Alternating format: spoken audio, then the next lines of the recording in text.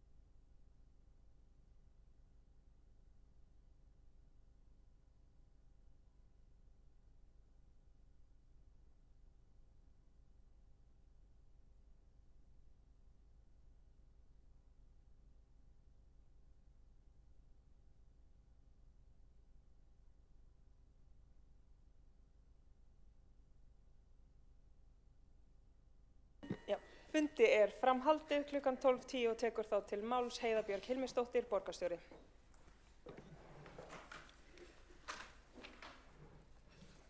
Forseti, ágætu borgarfulltrúar. Ég tala hér fyrir tillögu meirihlutans samstarfsflokkana byggðaþróun í Reykjavík til framtíðar. Við leggjum fram hér tillögu í 3 liðum þar sem við erum að leggja af stað að skipuleggja Úlfarsárdalinn. Við ætlum að halda áfram með sviðsmyndagreiningu á mögulegum uppbyggingarsvæðum til framtíðar og líka sviðsmyndagreiningu á þróun Faxaflóahafna til lengri framtíðar og valkostagreiningu þar Hvers vegna erum við að þessu? Jú, við þurfum að horfa langt þegar við erum að þróa borg. Við getum ekki bara horft til 2040 eins og við höfum oft talað hér, þá þarf að horfa lengra. Það þarf líka að vera hægt að fletta.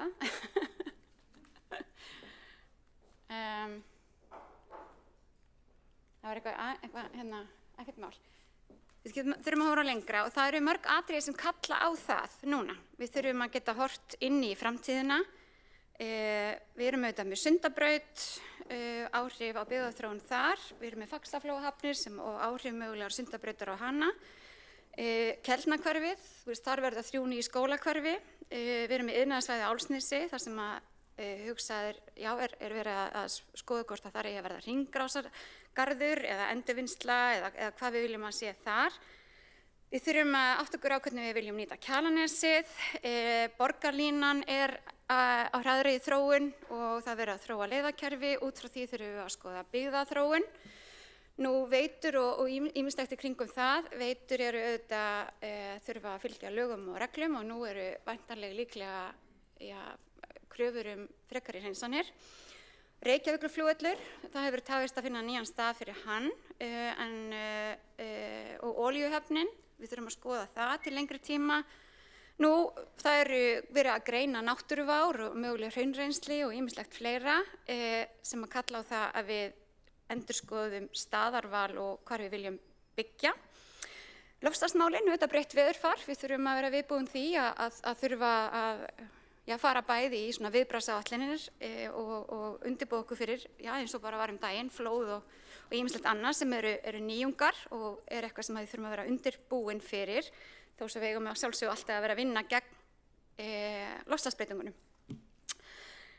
Við erum að spá í orku og efnisþörf, lýðfræðilega þróun, mannfjöldaspá, við erum að spá í breytt samfélagsgerð, við erum að spá í mannfjöldan, þróun atvinnuhátta, og það eru ýmsar hraðar tæknibreytingar og svo finnst okkur eiginlega að það hafi verið kannski komið fullur tími á það að horfa aðeins lengra fram í tímann. Við settum af stað í okkar húsnæðissáttmála eða okkar sáttmála, samstarfsyfirlýsingu, vorum við með nokkur atriði sem að tengdust akkurat aðgerðum í húsnæðismálum og settum í rauninni það sem okkar forgangsmál. Að hraða fjölbreyttri uppbyggingu í Reykjavíkurborg og horfa á það að við séum að byggja fyrir alla hópa samfélagsins. Þetta voru þau atriði sem við settum í okkar yfirlýsingu þann 21. febrúar. Við settum strax 4. mars á fyrsta fundi þessar aðgerðir í okkar fyrsta aðgerðapakka og eftir þennan fund í dag erum við í rauninni búin að setja allar aðgerðir í okkar samstarfsyfirlýsingu í vinnu. Og jafnvel bættum við einnig sem heildarendurskipulagning Mjóddarinnar en þar hefur auðvitað verið bara rík ástæða til þess að skoða það. Við náðum eflaust ekki að klára það fyrir lok kjörtímabils en við höfum hafið þá vinnu og þá erum við að tala norður og suður Mjódd, bara alla Mjóddina, hvernig sjáum við hana fyrir okkur í framtíðinni. Við vorum með húsnæðisfund á föstudaginn síðasta, gríðarlega vel sóttur og flottur fundur. Þar skrifuðum við undir viljayfirlýsingu við BSRB og ASÍ. Og vinnan þar hafin á því að skoða hvernig við getum hraðað uppbyggingu, byggt og skipulagt meira með fólkinu og við erum þess vegna líka að leggja af stað hér. Viljayfirlýsingin auðvitað hérna fylgigagn með þessum lið en við vildum líka hefja strax skipulagningu á Úlfarsárdalnum. Því að við erum ekki meirihluti sem horfum stutt, við horfum langt og við viljum vera undirbúin og það þarf að vinna nokkrar sviðsmyndir þannig að við áttum okkur á hvaða leið við viljum fara. hvar viljum við sjá, hvernig nýtist landi okkar best. Af því við erum að horfa á við sem sjálfbær, við sem hagkvæm og borgarþróunin sé til langs tíma. Það auðvitað ýmislegt í undirbúningi og í vinnslu og það hafa verið gerðar miklar breytingar og það eðlilegt, það var hluti af aðalskipulaginu með aukinni tækni og aukinni þekkingu sem hefur safnast hjá Reykjavíkurborg, hjá þeim frábæru sérfræðingum sem vinna alltaf við aðalskipulagið, þá auðvitað auðveldara að uppfæra aðalskipulög. Við höfum verið að skoða aðalskipulag í tengslum við Sundabraut, iðnaðarsvæðið og Keldur eins og ég hef áður komið inn á, en líka Miklubrautagöngin og samgöngumiðstöð og skipulag Faxaflóahafna. Þetta allt saman eitthvað sem við höfum verið að skoða og undirbúa og þetta auðvitað lega henni til framtíðar, Sundabrautarinnar. Þarna þurfum við að geta hort lengra inn í framtíðina og bæði að horfa til mannvirkja, en líka hvernig almenningssamgöngur verður þjónað og hvernig við verndum náttúruna. Því að þarna eru ómetanleg fuglabjörg og fjörur og ýmislegt fleira en mögulegt byggingaland. Þannig að þegar við horfum inn í þetta, hvar þetta? Því við erum auðvitað með vaxtarmörkin og þau duga til 2040 og við erum með mikla möguleika innan þeirra marka. Án þess að við horfum nokkuð tímann á Vatnsmýrana, þannig að það sé nú algjörlega á hreinu. Þá hægt að byggja, bara getum í rauninni fullnægt okkar þörf þarna til lengri tíma. En við viljum samt geta hort lengra og þið sjáið það hér að það eru líka ný svæði innan marka sem við höfum ekki verið að skipuleggja sem við getum líka hort á. Og við sjáum hér næst af þessari slæðu mögulega framtíðarspá fjölda fólks í borginni, lágspá, miðspá og háspá og mögulega sviðsmyndir og við þurfum að hugsa hvernig komum við þessu fólki fyrir, hvernig kemst það á milli staða og hvernig svo byggð best skipulögð. Og þetta þekkið þið nú, kæru borgarfulltrúar, vel að við erum með ýmis skipulög og höfum gert það og fylgjum að sjálfsögðu aðalskipulaginu. Og þar erum við alltaf að horfa á fjölbreytta kröftuga byggð, kröftugan vöxt. Við erum auðvitað að horfa á borgarlínuna, hvar hún kemur í gegn, loftslagsmálin, byggja út frá kolefnisspori. Og við séum alltaf að horfa á það, við séum að setja okkur metnaðarfull markmið varðandi húsnæðissáttmálann og húsnæðisáætlanir. Og við erum ekki búin að klára það núna, en það enginn að hverfa frá neinum kröfum gæði í byggðu umhverfi, alls ekki. Þetta eru Hallar- og Hamrahlíðarlöndin sem við erum núna að setja í skipulag eftir þennan fund. Við höfum verið spennt fyrir því og þar munu koma til okkar tillögur, sviðsmyndagreiningar á hvernig við getum best gert þetta. Undanfarin ár þá höfum við verið að byggja að meðaltali 1150 íbúðir á ári og ef við horfum á þessa mynd þá verið að miða við uppbyggingu á hverja 100.000 íbúða á hverjum tíma og við sjáum hér að fjölgun íbúða hefur nokkuð stöðu undanfarið, svona með við fólksfjölgun, en fólksfjölgun hefur hins vegar verið það hröð að það þarf í rauninni að gera meira og mér fannst ekki hægt einhvern veginn að fara í gegnum þetta á þess að kannski sýna það að það byggðust auðvitað tæplega 1000 íbúðir í fyrra. Það þó undir því sem við hefðum viljað, þannig að þetta kjörtímabil hefur ekki verið jafn kröftugt og það síðasta. Margar ástæður fyrir því og óþarfi kannski að dvelja við það, en hins vegar þá hefur okkur fjölgað hraðar. Og við verðum vonbráður 140.000. Við erum með þeirra borgar sem að vaxa hvað hraðast, við vöxum mun hraðar en bæði Stokkhólmur og Osló. Þar hröðunin vel undir 1%, en við erum hins vegar að fjölga okkur ca. 2,2% á ári. Þannig að við þurfum að, Osló var 1,2 og Stokkhólmur 0,6, meðan við erum 2,2%. Þannig við þurfum að horfa dálítið og vera svolítið brött og vera dálítið forsjál í þessu. Því spáð að færri og færri búi á hverju heimili og það má vera. Mér fannst líka mikilvægt að horfa á það að Reykjavíkurborg, þegar ég tala fyrir þessum 3 tillögum hér möguleg uppbyggingarsvæði, þróun Faxaflóahafnar sem eitthvað sem að Faxaflóahafnir hafa óskað eftir, uppfærslu skipulags, Það finnst mér samt mikilvægt að minna alltaf á að við erum alltaf að horfa á alla hópa. Við erum alltaf að horfa á það að við séum bæði að byggja húsnæði til eignar, leigu, óhagnaðardrifið, félagslegt, verkamannabústaða, kerfi sem að verkalýðsfélögin vilja núna koma upp fyrir fleiri tekjuhópa. Og við séum alltaf að horfa á það, við sem byggja fyrir aldraða, við erum að byggja fyrir námsmenn, við erum að byggja fyrir tekjulága og við erum að byggja fyrir fatlaða og við séum alltaf að gera þetta saman. Og mér finnst mikilvægt af því að það er oft talað það að Reykjavíkurborg, hér nú bara þetta almenna félagslega húsnæði sem að við erum með 2249 íbúðir, þá tökum við ekki með húsnæði sem er fyrir eldra fólk eða fyrir fatlað fólk. Þá sjáum við yfirburði Reykjavíkurborgar því miður á höfuðborgarsvæðinu. Og það væri óskandi að önnur sveitarfélög á höfuðborgarsvæðinu gæfi meira í og ég horfi hér á í seinni hringnum á hverja 10.000 íbúa og þið sjáu þar að ef við eigum að geta byggt fyrir alla, þá þurfa fleiri að koma að. Heiða Björg Hilmisdóttir, borgarstjóri hefur lokið máli sínu. Næsta mælendaskrá er Helga Þórðardóttir, borgarfulltrúi.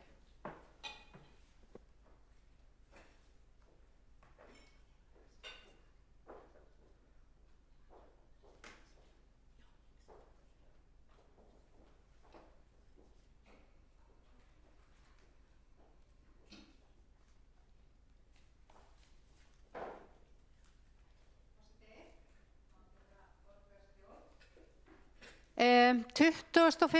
febrúar var kynnt samstarfsyfirlýsing Samfylkingar, Pírata, Sósíalistaflokksins, Flokks fólksins og Vinstri grænna lífsgæði í Reykjavík. Hröð húsnæðisuppbygging og húsnæðisöryggi er eitt af lykilmálum nýju samstarfsflokkana í borginni.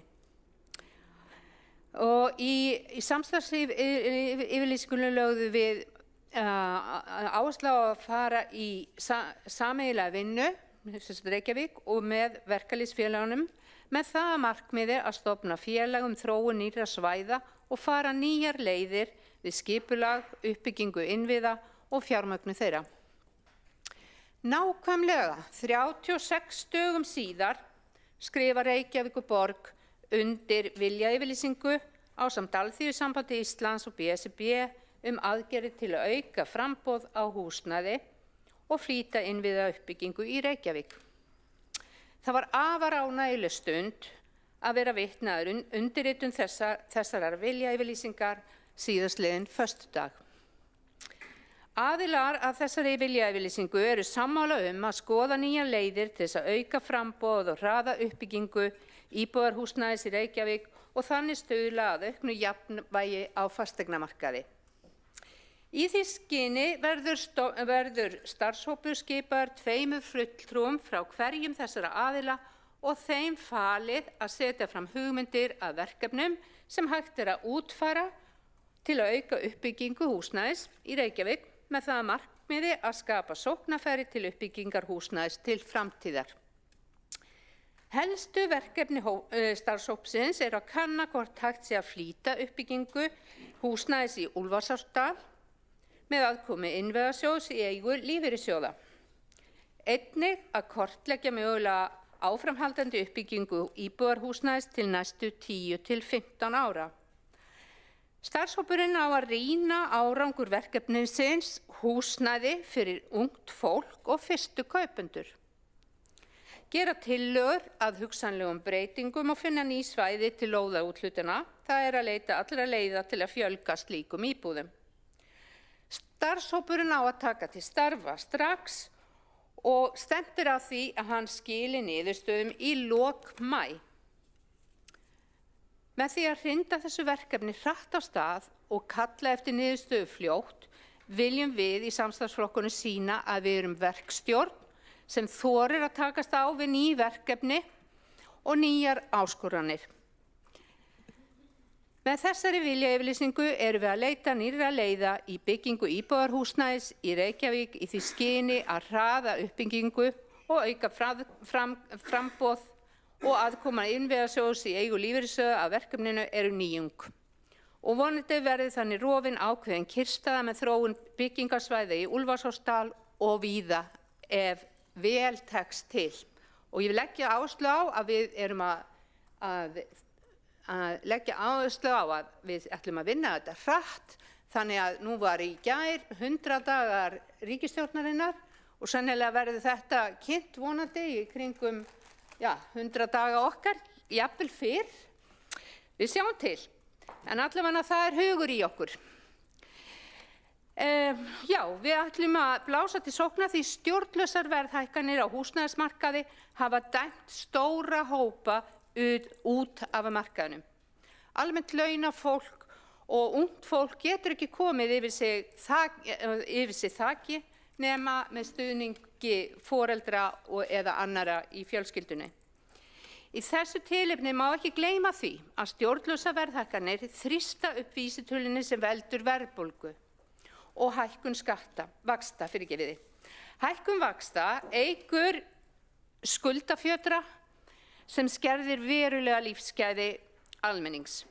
Og við megum ekki gleyma því að öryggi hvað varðar húsnæði getur haft áhrif á fjölskyldur félagslega og bara andlega. Það getur valdið miklum vanda hjá fjölskyldum sem búa við mikla óvissu í húsnæðisöryggi. Því miður hefur íbúðamarkaðurinn breyst í fjárfestingamarkað með gróðasjónarmið eitt að leiðarljósi. Við samstarfsflokkarnir í nýjum meirihluta viljum snúa þessari óheilla þróun við og við ætlum að blása til sóknar með aðkomu verkalýðshreyfingarinnar. Og ef við lítum til sögunar, þá hefur verkalýðshreyfingin átt frumkvæðið að uppbyggingu íbúðarhúsnæðis. Þar má til dæmis nefna verkamannabústaðina sem reistu voru í Vesturborginni á 4. áratug síðustu aldar. Verkalýðshreyfingin átti stóran þátt í uppbyggingu Breiðholts á 7. og 8. áratug 20. aldar. Bjarg íbúðafélag sem BSRB og ASÍ stofnuðu árið 2016 hefur náð eftirtektarverðum árangri. Byggt meira en 1000 íbúðir þar sem leigjendur njóta mun betri kjara en á almennum markaði. Nú í janúar voru fyrstu leiguíbúðir VR Blævar afhentar í fjölbýlishúsi í Úlfarsárdal. Þar einnig að ræða rekstur sem snýst að tryggja fólki heimili og ekki að maka krókinn á kostnað fólksins. Þannig liggur fyrir að ný nálgun ASÍ og BSRB í húsnæðismálum með stofnun Bjargs og Blævar hefur skilað miklum árangri og langir biðlistar til marks að þörfin mikil en í dag bíða 4000 manns á biðlista Bjargs eftir íbúð og í íbúðafélaginu Blæ bíða 1000 manns. Þetta rosalega tölur. En á fundinum á föstudag var athyglisvert að hlusta á erindi Björns Traustasonar, framkvæmdastjóra Bjargs íbúðafélags. Þar lýsti hann hversu vel hefur tekist til hjá félaginu að byggja hagkvæmar íbúðir þrátt fyrir óhagstætt vaxtastig. Fyrir félagið mikilvægt að hafa nægjanlegt lóðaframboð því að stærðarhagræðið mjög mikið. Og Björn taldi þessa viljayfirlýsingu að kanna leiðir til að flýta uppbyggingu íbúða í Úlfarsárdal munu hafa mikil áhrif á uppbyggingu félagsins og íbúðamarkaðinn í heild. Meðal helstu verkefna að kanna hvort hægt sé að flýta uppbyggingu húsnæðis í Úlfarsárdal á skipulagssvæðinu M22 með aðkomu Innviðasjóðs eins og ég hef nefnt hér áður. Það svæðið í hlíðunum fyrir ofan Bauhaus sem oft einnig kallað Halli en það gert ráð fyrir 2000 til 2500 íbúðum. En síðan þarf að rýna og skoða fleiri uppbyggingarsvæði í dalnum eins og svæði sunnan Úlfarsfells, norðan Reynisvatnsás en þar miklir uppbyggingar möguleikar fyrir fjölda íbúða. Sundabraut mun opna á uppbyggingarmöguleika í Geldinganesi og Álfsnesi en þar eru miklir uppbyggingarmöguleikar sem þarf að skoða til framtíðar líkt og borgarstjóri var að nefna hér áðan. Það sem mikilvægast að vinnan hafin með þessari viljayfirlýsingu verkalýðsfélaganna og Reykjavíkurborgar.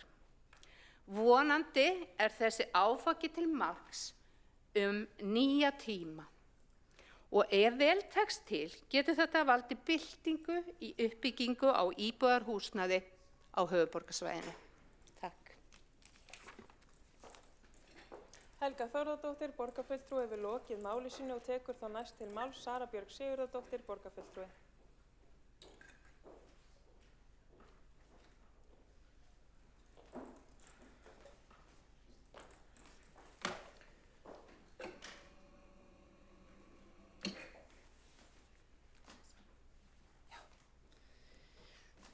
Forseti, ágæti borgarstjórn, í dag málana rædd, húsnæðismál, tillögur samstarfsflokkanna í borgarstjórn og viljayfirlýsingu aðgerðir til að auka framboð húsnæðis og flýta innviðauppbyggingu í Reykjavík. Í samstarfi við verkalýðshreyfinguna, félagsdrifin fyrirtæki og í anda samvinnu kannski rekstrar fyrir framtíðarborgina. Ég ætla að bjóða okkur í ferðalag. Ég ætla að bjóða okkur til Frakklands, bjóða okkur til Saint-Denis sem annað fjölmennasta úthverfi Parísar. En þar hafa orðið algjör umskipti en að ræða nýtt hverfi sem hefur verið byggt upp síðustu 7 árin á grunni iðnaðarsvæðis. Ný metrólína var lögð og tekin í notkun á síðasta ári. Það tekur 20 mínútur að skella sér í miðborg Parísar. Félagslega blönduð þétt byggðir risin þar sem helmingur íbúða, 52,2% á félagslegum grunni. En 22 ólíkir rekstraraðilar sjá íbúðareiningarnar. Fjölbreytt flóra aðilar taka þátt í uppbyggingunni á þessu svæði frá einkafyrirtækjum sem vilja tryggja öruggt húsnæði fyrir sitt starfsfólk, einkaaðilar, félags- og óhagnaðardrifin fyrirtæki eins og Plain Commune Habitat sem sjá 20.000 íbúðaeiningar í 8 aðliggjandi sveitarfélögum. Sveitarfélagið stendur ekki sjálft fyrir úthlutun húsnæðis né hefur umsjón með því heldur gerir félagsdrifnum fyrirtækjum kleift að skapa framboð á húsnæði sem rekið út frá samvinnuhugsjón og félagsdrifnum sjónarmiðum þar sem þjónusta og sjálfbærni í fyrirrúmi.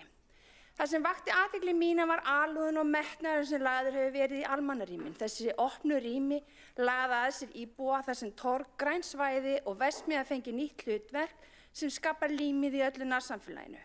Hverfishjarta með mathöll, matamarkaði, brugg- og kaffihúsi, skrifstofurými, bókasafni og svæði til að hanga á fyrir allan aldur, þar sem hægt að spila borðtennis og borðspil, leiktæki, aðstaða fyrir börn, risaskjár fyrir viðburði og kraninn sem heldur burðarvirki hússins saman orðinn fallega gult og minnisverki liðna tíma. Slík hönnun þar sem samfélagsrými, þar sem sameiginleg rými vönduð og ríflega skapa möguleika og skilvirkari leið byggingaforma fyrir íbúðarnar sjálfar. Stuttir í mannlíf og þjónustu, hágæða borgarumhverfi þar sem almannarými gert hátt undir höfði, virðing fyrir sameiginlegum gæðum til handa öllum auðsjáanleg. Fólki þótti vænt og þykir vænt sameiginleg rými, hirðir þau fallega og hóparnir nýta þessi svæði vel. Hér að ræða mjög vel heppnaða uppbyggingu í þéttri félagslega blandaðri byggð, hágæða almannagæða svæði fyrir almenning og allir njóta góðs af því óháð tekjum uppruna eða félagslegri stöðu. Þetta jöfnuður í sinni fegustu mynd. Ég hef verið pínu hugsi yfir umræðu síðustu mánaða húsnæðisuppbyggingu og þá svörtu mynd sem ítrekað hefur verið dregin upp í fjölmiðlum, meðal annars í þessum sal. Tíma var ég satt best að segja fann að trúa umfjölluninni sjálf, svo markviss og sannfærandi var hún. Virkilega lóðaskortur í Reykjavík og hamlar hún uppbyggingu? Í húsnæðisáætlun sem nú liggur fyrir fundinni sést glöggja hvernig íbúðaruppbyggingu hefur verið háttað síðustu árin. Hún dregst saman í kjölfar heimsfaraldurs, síðan vendingar upp á við. Mér fannst einkennilegt að fyrrum borgarstjóri og núverandi borgarfulltrúi Einar Þorsteinsson skyldi ekki hafa kjark til að halda húsnæðisfundi eins og fyrirrennari hans og eftirmaður hélt með glæsibragði síðasta föstudag. Einmitt til að leiðrétta þessar bábilur og vitlandi fréttaflutning sem tekið hafa yfirhöndina. Þegar teknar eru saman tölur frá Húsnæðis- og mannvirkjastofnun annars vegar og Seðlabanka Íslands hins vegar blasir hins vegar raunveruleikinn við. Skýrt neikvætt samband á milli vaxta og útlána frá árinu 2013 til loka árs 2024. Útlán til húsnæðiskaupa fólks ruku upp þegar stýrivextir voru skyndilega lækkaðir, niður fyrir 1%. Á sama tíma lækkaði eftirspurn byggingaraðilanna lítillega, meðal annars vegna rekstrarerfiðleika og óvissu sem fylgdi kórónufaraldrinum sem tafði aftur byggingaframkvæmdir. Eftir að vextir Seðlabankans voru hækkaðar á ný til að mæta hækkunum á fasteignaverði sem urðu í kjölfar gífurlega vaxtalækkana og annarar eftirspurnar hvetjandi aðgerða hins opinbera á þessum markaði, eins og ráðstöfun séreignarsparnaðar til íbúðakaupa má glögglega sjá að byggingaraðilar hafi ekki náð sér á strik, enda hafa vextir verið í sögulegu hámarki. Stýrivextir hafa ekki verið jafn háir síðan 2009 og þá fór byggingageirinn í frost, rétt eins og nú náður ekki endum saman. Það sjá öll sem vilja sjá að hér ekki lóðarskörti að kenna. Seðlabankinn hefur sjálfur bent á þetta í maíhefti peningamála árið 2023 og algilt lögmál í hagfræði og fjármálum að þegar vextir lækka hækka eignir á markaði. Og þá vík ég mér að umfjöllun síðustu mánuð og missera eiginlega með hætti kalla þetta herferð gegn Reykjavíkurborg. Herferð gegn meirihlutanum, að slá allt til að slá ryki í augu íbúa borgarinnar, skapa tortryggni gagnvart þéttingu byggðar og stjórna umræðinni. Tala niður eiginlega allt og ömmu þeirra líka sem tengist uppbyggingu, víðsvegar borgina og fjárfestingu í byggingageiranum. Það má segja að þeir hafi nýtt sér erfitt efnahagsástand og veikt fjölmiðlaumhverfi sem tækifæri sér til framdráttar. Nýtt visst neyðarástand á húsnæðismarkaði sjálfum sér og þeim iðnar sem þeir starfa sér til hagsbóta, sér til framdráttar. Mér finnst þetta bara ljót pólitík. Áhlaupið síðustu misserin áhugavert, spannar yfir viðskiptasíður Hádegismóa, Viðskiptablaðsins, vettvangi samtaka iðnaðarins og bæjarstjórum nágrannasveitarfélaganna. Mantaran sú sama, engar lóðir eru til staðar, lóðarskortur, hamlir uppbyggingu, kvartaðir yfir upplýsingaóreiðu, ryðja þurfi nýtt land, endurskoða þurfi vaxtamörkin og þéttingarstefnan komin í þrot. En það ekki lóðarskart að kenna að uppbyggingaraðilarnar hafi ekki byggt síðustu árin. Heldur að kenna efnahagsumhverfi, svimandi háum vöxtum, verðbólgu, röngum ákvarðunum að fyrir ríkisstjórn og Seðlabanka Íslands, meðal annars með allt og lágu vaxtastigi á tímum kórónuveirunar. Á síðum Viðskiptablaðsins í Morgunblaðinu 30. janúar síðastliðinn var í viðtal við athafnamann sem vill að fasteignafélögin stækki. Með leyfi forseta segir hann orðrétt: Ég tel að skuldsetning íslensku fasteignafélaganna sé ekki vandamál. Arðsemi fasteignamarkaðarins á Íslandi hærri hér en annars staðar, sem gerir hærri skuldsetningu mögulega án aukinnar áhættu. Tilvitnun lýkur. Fasteignafélögin sem sjá tækifæri til vaxta, því arðsemin hér meiri en annars staðar. Magnað að tala svona heimili fólks, skjól, barnafjölskylda, öryggi fyrir öll. Sem víkur mér að hinum punktinum sem langaði að koma inn á. Það að skoða uppbyggingu félagsdrifna fyrirtækja og hagnaðardrifna aðila í sveitarfélögum á höfuðborgarsvæðinu og borgarstjóri kom aðeins inn á áðan. Ekkert sveitarfélag á landinu hefur lagt jafn mikla áherslu á að skapa umgjörð fyrir uppbyggingu óhagnaðardrifins húsnæðis fyrir jafn fjölbreytta hópa og Reykjavík. Ekkert. Þið sjáu það. Á 9 árum hafa risið 2535 íbúðir.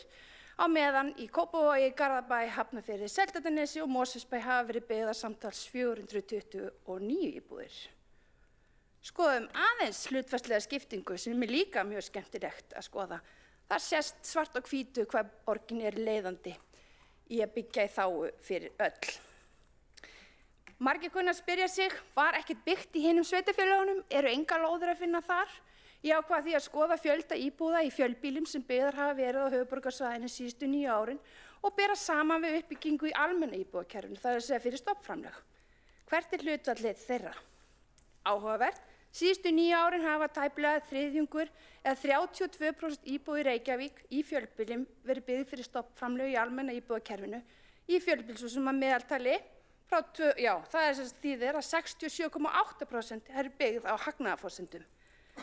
Í Garðabæ þetta 1,9%, þannig að það þýðir að 98% í Garðabæ byggt að hagnaðardrifnum félögum. Við skulum aðeins bara staldra við þessa mynd, þetta mjög áhugavert. Forseti, ágæta borgarstjórn, allt tal uppbyggingaraðila, hagaðila fjármagns, samtaka iðnaðarins sem skort á lóðum í Reykjavík og höfuðborgarsvæðinu sé ástæða fyrir miklum húsnæðisskorti er vandræðalegt yfirklúr. Og valin vankunnáttu hagsmunasamtaka atvinnurekenda á alþekktum lögmálum fjármálafræðinnar sem félagsmenn þeirra þekkja fullvel en hugsa þeir fyrst og fremst sína fjárhagslegu hagsmuni í óvissu rekstrarumhverfi þegar vextir og verðbólga bíta í hagnaðinn og þess vegna dróst fjöldi nýbyggðra íbúða jafnmikið saman og raun ber vitni. Ástæðan fyrir samdrætti í húsnæðisuppbyggingu síðustu árin má hengja á farsótt, efnahagsstjórnun, fyrrum ríkisstjórnar, peningastefnu Seðlabankans og efnahagslegar afleiðingar þeirrar stefnu. Forseti, öruggt húsnæði er grunnstoð í lífi hvers einstaklings, hverrar fjölskyldu. Í því efnahagsástandi sem ríkt hefur síðustu árin, hátt vaxtastig, verðbólga og hækkandi verðlag og vöru og þjónustu hefur komið niður á öllu samfélaginu okkar, sérstaklega tekjulægri hópum. Þess vegna er þessi tillaga sem liggur hérna til samþykktar í fundinum í dag, þessi viljayfirlýsing sem undirrituð var á föstudaginn, svo ótrúlega mikilvægt skref í að koma jafnvægi á fasteignamarkaðinn með því að byggja meira og hraðar að hálfu óhagnaðardrifna og félagsdrifna aðila sem bæta þeim við húsnæðisflórunni í borginni til langs tíma. Þau svæði sem munu bera byggð framtíðarinnar er víða að finna í borgarlandinu. Tækifærin til að byggja upp í samstarfi við verkalýðshreyfinguna og félagsdrifin fyrirtæki, meðal annars húsnæðissamvinnufélög, þetta byggð og draga okkur síðan allt á borgarlínunni eins og í Frakklandi. Gott og gæði fyrir öll. Takk. Sara Björk Sigurðardóttir, borgarfulltrúi við lokið máli sínu og næsta mælendaskrá er Þórdís Lóa Þórhallsdóttir, borgarfulltrúi.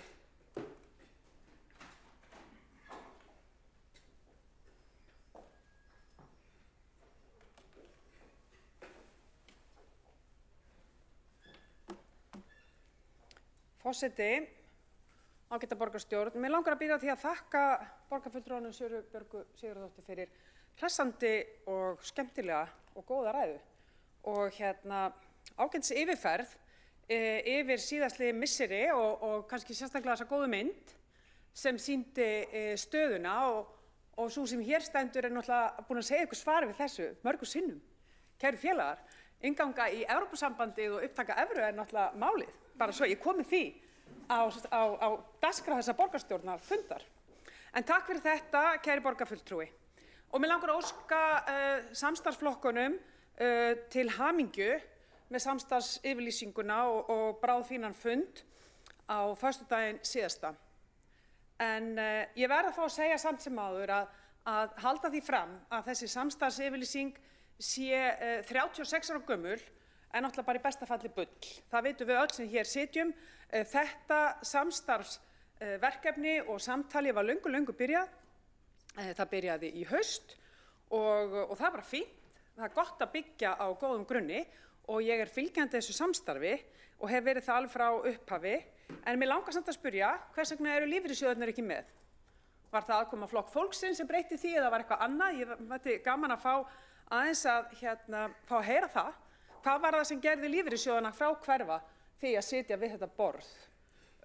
Svo langar mér líka aðeins að fara inn á hlutfalli 35% eða meira. Nú Sara Björk Sigurðardóttir, borgarfulltrúi, kom hér inn á uppbyggingu í Frakklandi. Ég heyri að það verið að daðra við eitthvað 50% hlutfall. Við þekkjum það að Sósíalistaflokkur Íslands hér í borgarstjórn hefur ítrekað talað hærra hlutfall. Mér langar að fá þetta bara gjarnan upp á borði, kæru samstarfsflokkar. Getum við aðeins fengið að sjá á spilin. Hvað sjáu þið fyrir ykkur eitthvað annað en 35% hlutfall í þessu? Við í Viðreisn höfum stutt það í gegnum tíðina með það að leiðarljósi að hér verði öflugur og fjölbreyttur leigumarkaður með fjölbreyttu framboði. Við höfum þá skýru sýn að við viljum fá fjölbreyttan markað og ekki bara hér svona menningarlegan samgróin íslenskri húsnæðisuppbyggingu séreignamarkað. Fjölbreyttur húsnæðismarkaður er það sem við sjáum fyrir að sé framtíðin. Þannig að ég vil gjarnan fá að heyra hvað samstarfsflokkarnir hyggjast fyrir. Erum við að vinna áfram með 35% eða er eitthvað annað í spilunum?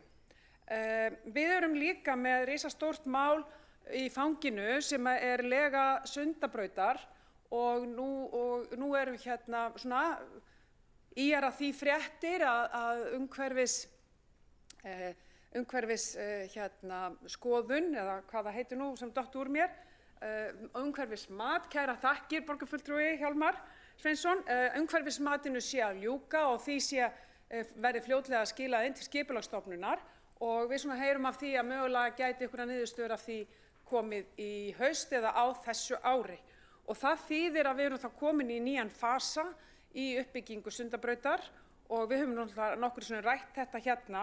Þess vegna skiptir máli að við vitum hvert við erum að fara með svona hafnarmannvirkin okkar og þess vegna langar mig að spyrja hérna, er fyrirhuguð sviðsmyndagreining, er hún þá fyrir öll hafnarsvæðin eða er hún hugsuð bara fyrir gámasvæðin? Við erum náttúrulega með Sundahöfn og gámasvæði sem svona helsta hlið Íslands fyrir inn- og útflutning, þannig að það skiptir miklu máli að borgin styðji við framtíðar uppbyggingu hafnarinnar og hvernig hún á að vera. Og höfnin þarf ekki 15–20 ára sín, hún þarf 50 ára sín. Nákvæmlega eins og nú stendur yfir ákveðin svona risasýn fyrir Isavia á Minnisheiði og upp á Reykjanesi, þar sem eldsumbrot standa yfir núna, að þá skiptir máli að hafnarmannvirkin okkar hérna, að þeirra framtíðarsýn sé skýr til ekki síst til 50 ára. Þannig að ég vil hvetja til þess að valkostagreining eða sviðsmyndagreining, að hún verði gerð hratt og vel, af því að það er ekki nema nokkrir mánuðir í að við stöndum frammi fyrir svona stóru línunum í Sundabraut.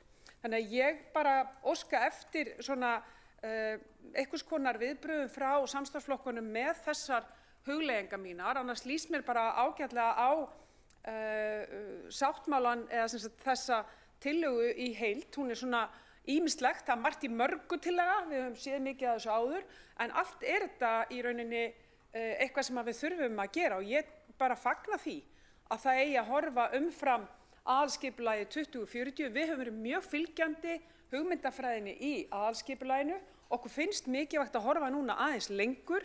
Tillaga okkar hér í borgarstjórn í dag sem snýr að því að útiloka einkaþotur og almennt þyrluflug af flugvellinum snýr einmitt að þessari raunverulegu pólitík að átta okkur á því að það korter í að 2040 sé komið.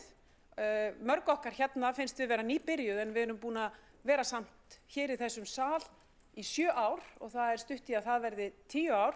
Mörg okkar alltaf í framboð hérna aftur á næsta kjörtímabil og þá erum við skyndilega farin að vera hérna saman í áratug og þið sjáum við erum alla búin að blikka augum og þá er það komið eins ung og falleg við erum. Kærar þakkir. Þórdís Lóa Þórhallsdóttir, borgarfulltrúi, hefur lokið máli sínu og tekur þá næst mál Stóra Björk Guðjónsdóttir, borgarfulltrúi.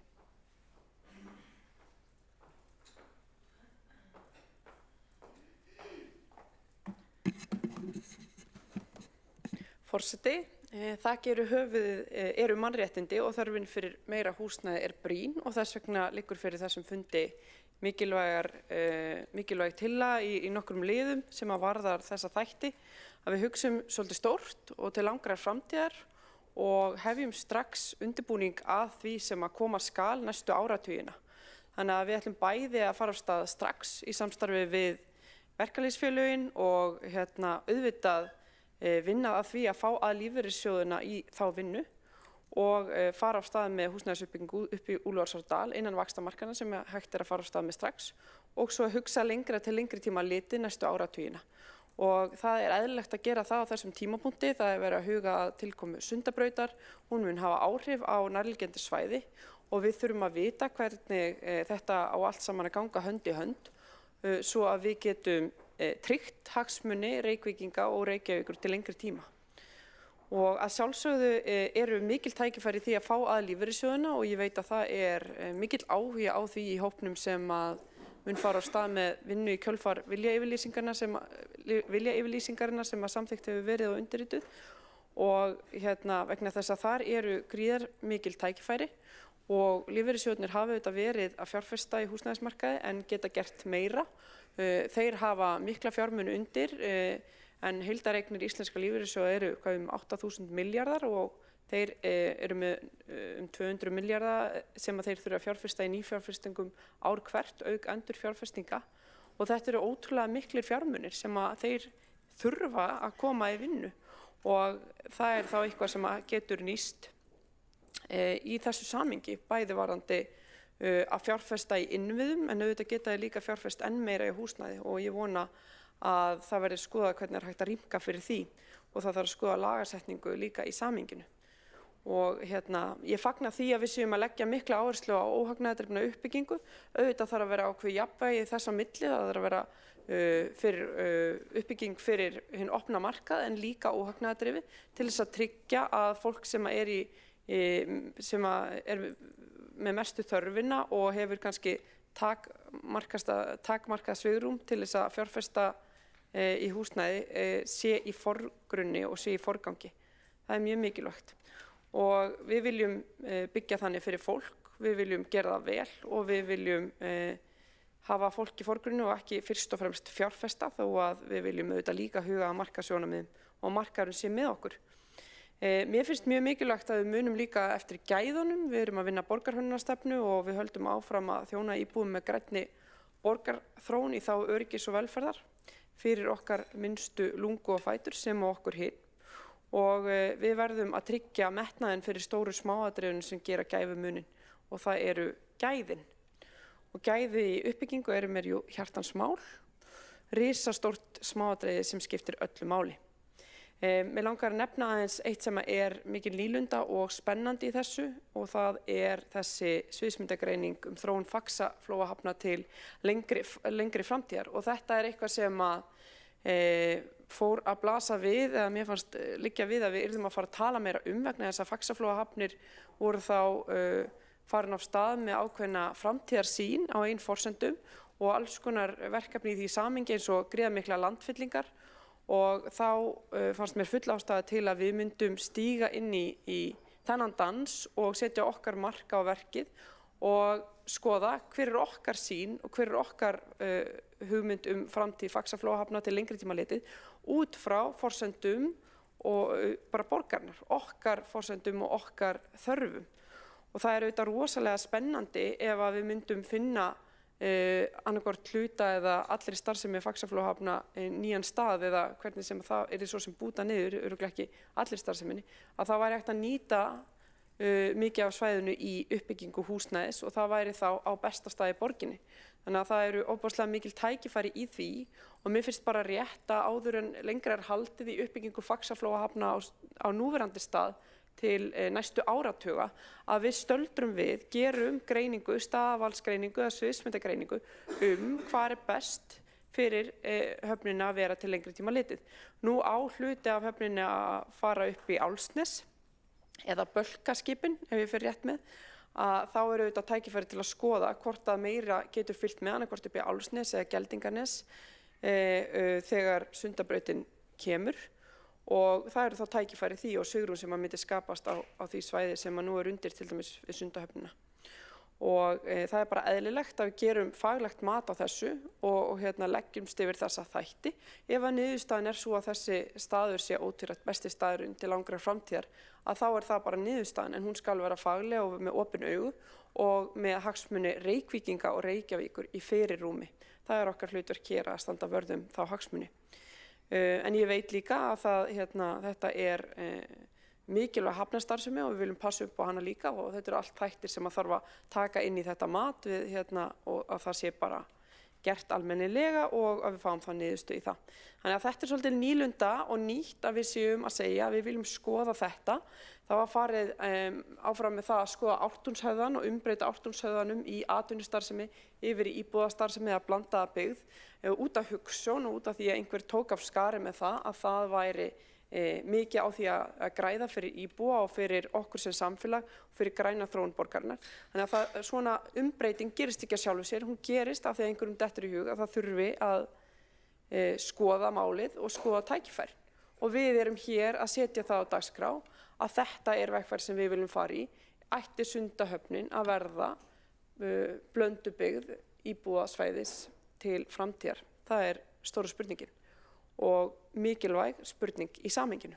En við erum líka að tala ný svæði, það er verið að fara þá að skoða Geldinganesi, tækifæri á Kjalanesinu, frekari tækifæri í Úlfarsárdalnum og víðar í samhengi við uppbyggingu þeirra samgöngumannvirkja sem eru að koma, hvort sem það er Sundabrautin eða borgarlína og þetta er allt eitthvað sem það þarf að skoða í samhengi. Líka vegna þess að Sundabrautin mun hafa áhrif á hvernig við fungerum sem borg og við þurfum að vita hvernig við höfum að bregðast við því, hvaða áhrif mun hún hafa á hvernig við hreyfum okkur innan borgarinnar, hvaða samgöngumannvirkjum þarf mögulega að huga að í samhengi við það, jafnvel sem mótvægisaðgerðum vegna Sundabrautar, vegna þess að Sundabraut mun sannarlega auka umferð. Ég held að hjá því verði ekki komist, en við þurfum þá að horfast í augu við hvaða áhrif mun hún að hafa, hvar mun hún auka og ýta undir uppbyggingu og hvaða áhrif mun það svo hafa okkar borgarþróun til langrar framtíðar. Þannig við þurfum alltaf að vera að hugsa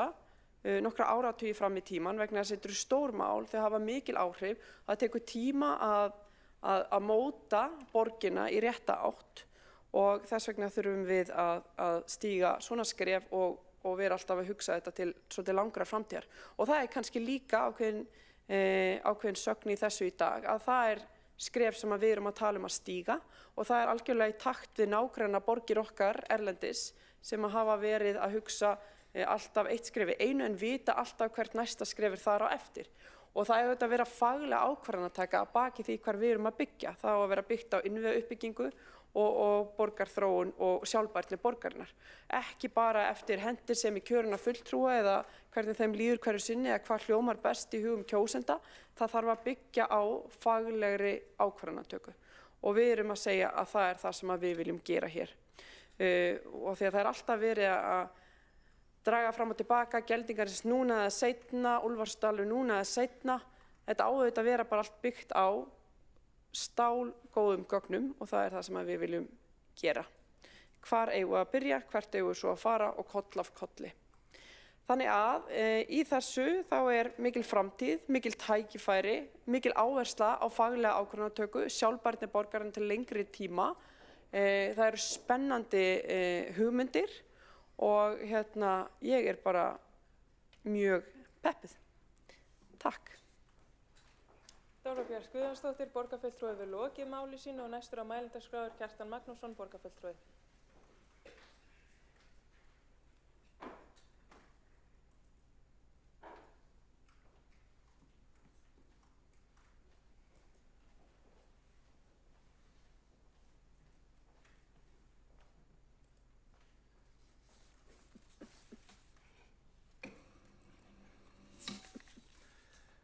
Forseti, góðir borgarfulltrúar, það er aldrei of oft fjallað húsnæðismálin hér í borgarstjórninni, enda er þetta sá málaflokkur þar sem borgarstjórnin hefur svona í heild skilað einu svona slakasta verkinu og er þó af ýmsu að taka.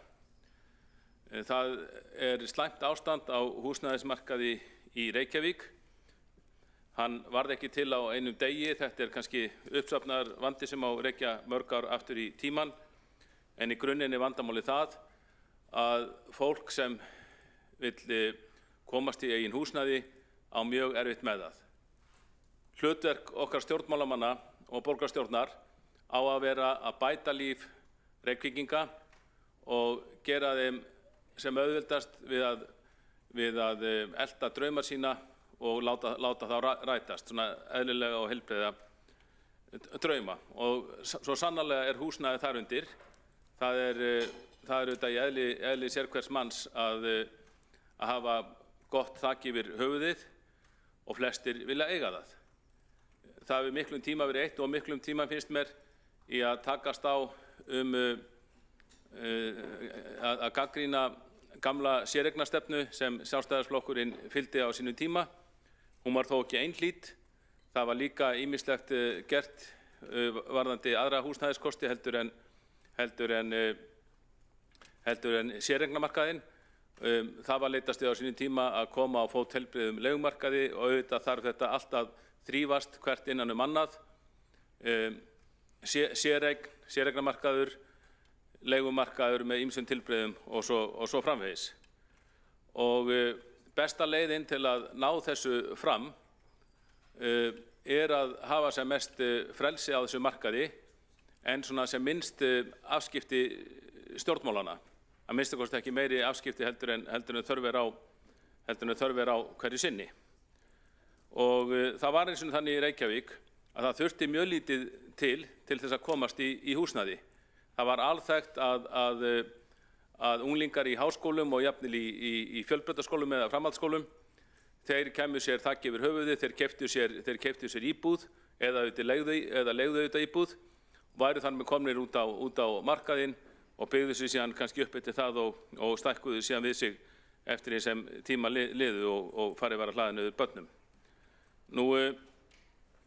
En ég held að við viðurkennum það öll að húsnæðisverð er hátt í Reykjavík. Húsnæðisverð er hærra í Reykjavík heldur en í mörgum milljóna borgum í Evrópu. Það er mun erfiðara að eignast húsnæði í Reykjavík heldur en í helstu nágrannalöndum okkar sem við berum okkur gjarnan sama við. Og þessar miklu hækkanir má rekja til húsnæðisstefnu Samfylkingarinnar og fylgiflokka hennar, Pírata, VG, Sósíalistum og svo framvegis og nú síðast Flokki fólksins.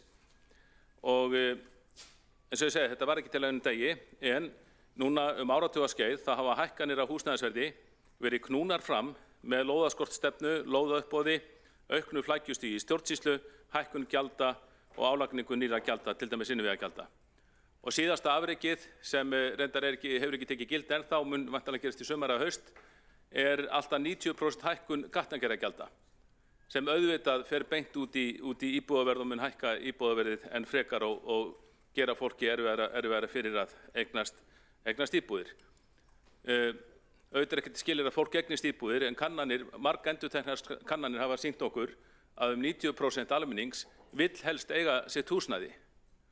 Og auðvitað eigum við þá að reyna að koma til móts við þessar óskir borgarna sem vilja eignast húsnæði, en að sjálfsögðu líka koma til móts við þær óskir sem vilja ekki endilega eiga sitt húsnæði heldur leigja það á góðu verði, að sjálfsögðu.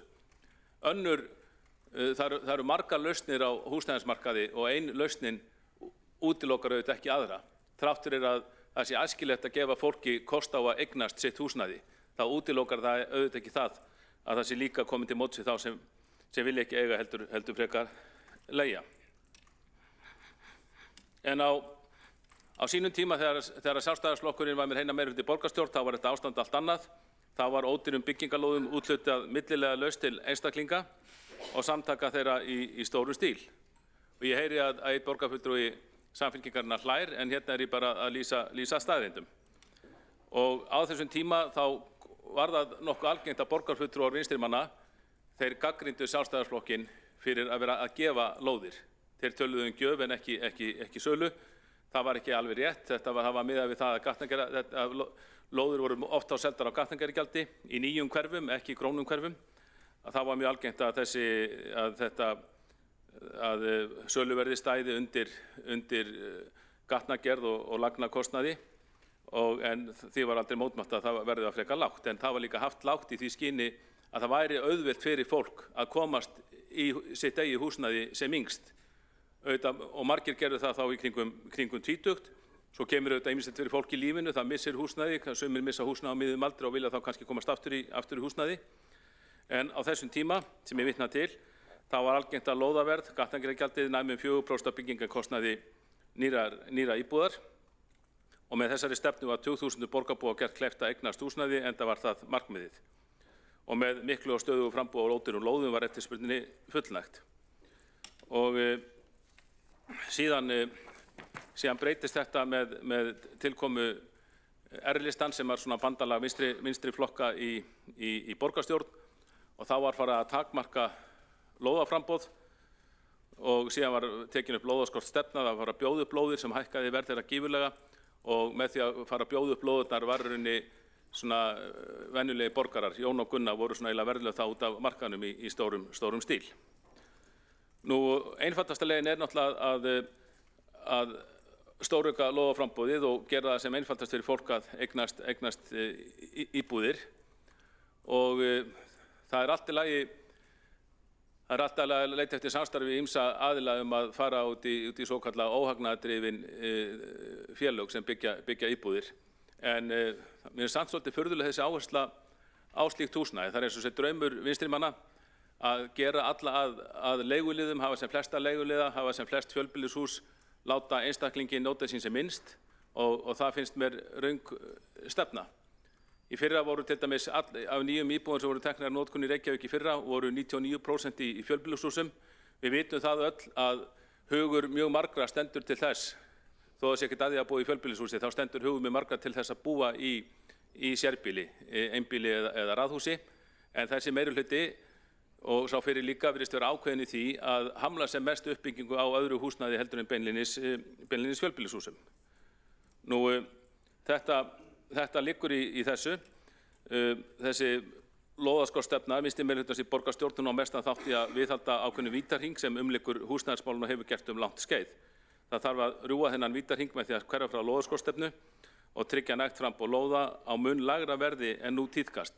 Það getur auðvitað verið erfitt að ná fram verðlækkun á lóðum þegar það er svo mikill skortur á þeim, en slíkt er auðvitað hægt. Og slík breyting kemur öllum almenningi til góða, ekki síst ungu fólki sem vill eignast eigið húsnæði þrátt fyrir að hafa lítið fé handa á milli. Nú, það er margt sem vekur spurningar í þessu plaggi, þessari tillögu nýja meirihlutans byggðaþróun í Reykjavík til framtíðar. Ágæturinn fyrsti liðurinn uppfærsla skipulags í Úlfarsárdal. Sjálfstæðisflokkurinn hér lagði fram tillögu þetta í mars í fyrra og hún hlaut ekki góðar viðtökur. Ég heyrði það svona eftir á að fulltrúar Samfylkinganna og Pírata hefðu viljað fella tillöguna, fulltrúar Framsóknar ekki, en tillagan var það að hún var ekki felld, henni var vísað til húsnæðishóps, þessa fræga húsnæðishóps, en leið tekið fram að hún yrði ekki í neinum forgangi. Þannig að það var ekki meira áhersla á þetta þá, en það er ágætt að það skuli vera áherslubreyting í samræmi við það sem Sjálfstæðisflokkurinn hefur lagt til á kjörtímabilinu. Og við Sjálfstæðismenn lögðum til uppfærslu skipulags í Úlfarsárdal því að það er til skipulag sem þarf auðvitað að uppfæra en hluti vinnunnar hefur verið unnin. Svo mjög athyglisvert að sjá í öðrum lið tillögunnar það sem er verið að tala önnur svæði og þá segir hérna orðrétt með leyfi forseta: í því samhengi verði framkvæmt forathugun á uppbyggingarmöguleikum á svæðum eins og Geldinganesi, Víðinesi, Kjalarnesi og öðrum sambærilegum svæðum. Borgarstjóri góður, þessi forathugun, þetta er ekki nýtt, þetta hefur löngu farið fram. Það fór fram forathugun á uppbyggingarmöguleikum til dæmis á Geldinganesi í kringum á 9. áratugnum.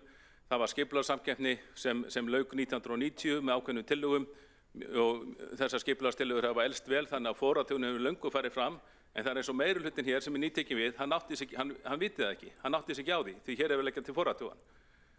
Forathugunin fór fram fyrir 40 árum og þess vegna er mjög auðvelt að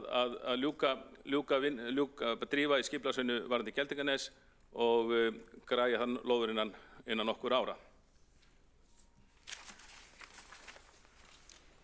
Kjartan Magnússon, borgarfulltrúi, hefur lokið máli sínu og næstur á mælendaskrá er Helgi Ás Grétarsson, borgarfulltrúi.